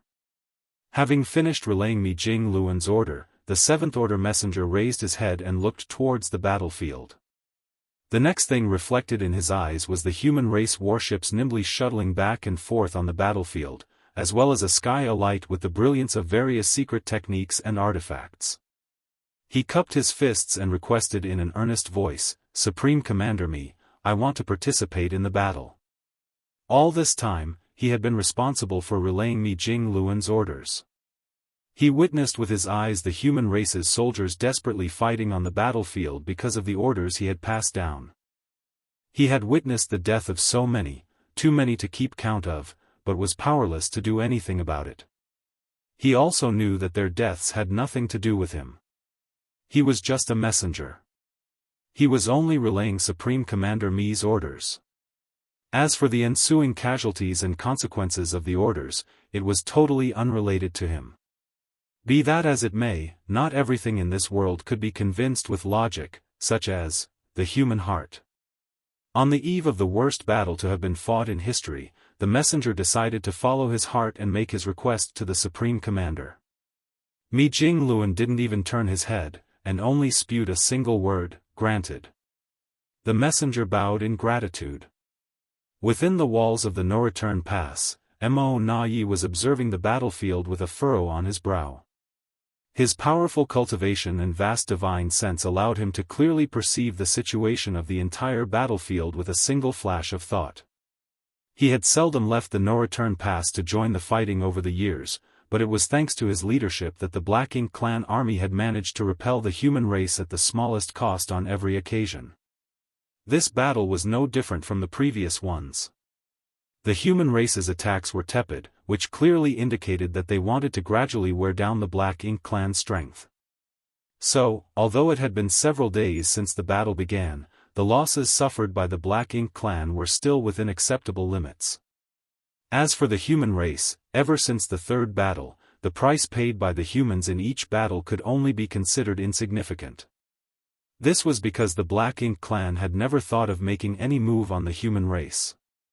Under Mo Na Ye's command, all the Black Ink clan's forces were focused on defense. As such, it was very difficult for them to deal much damage to the humans. There were only two unusual points about this battle. Firstly, the humans had launched this battle far ahead of their usual schedule, breaking the pattern which had been maintained for the past 10 years. And secondly, Yang Kai was nowhere to be seen. After Yang Kai had killed his way out of the barren territory, there had been no sightings of him. This was a very strange and unprecedented event. In the previous battles, Yang Kai would always run out to attack the pseudo-royal lords, forcing Dia Luo and his team of 12 pseudo-royal lords to rush to rescue, which was quite annoying. But this time, Yang Kai had not made a move even after so many days. Mo Na Yi couldn't even figure out what Yang Kai was doing at this moment. This kind of unknown variable had caused Mo Na Yi's heart to be filled with anxiety. After all, this was Yang Kai, who had always used extraordinary means to do unbelievable things. Just as he was thinking so, a powerful aura suddenly erupted at a certain spot on the battlefield. This instantly caused Mo Na Yi's heart to clench as he turned his head to look in that direction, only to see a massive river flowing across the void, sweeping towards the battlefield like a whip.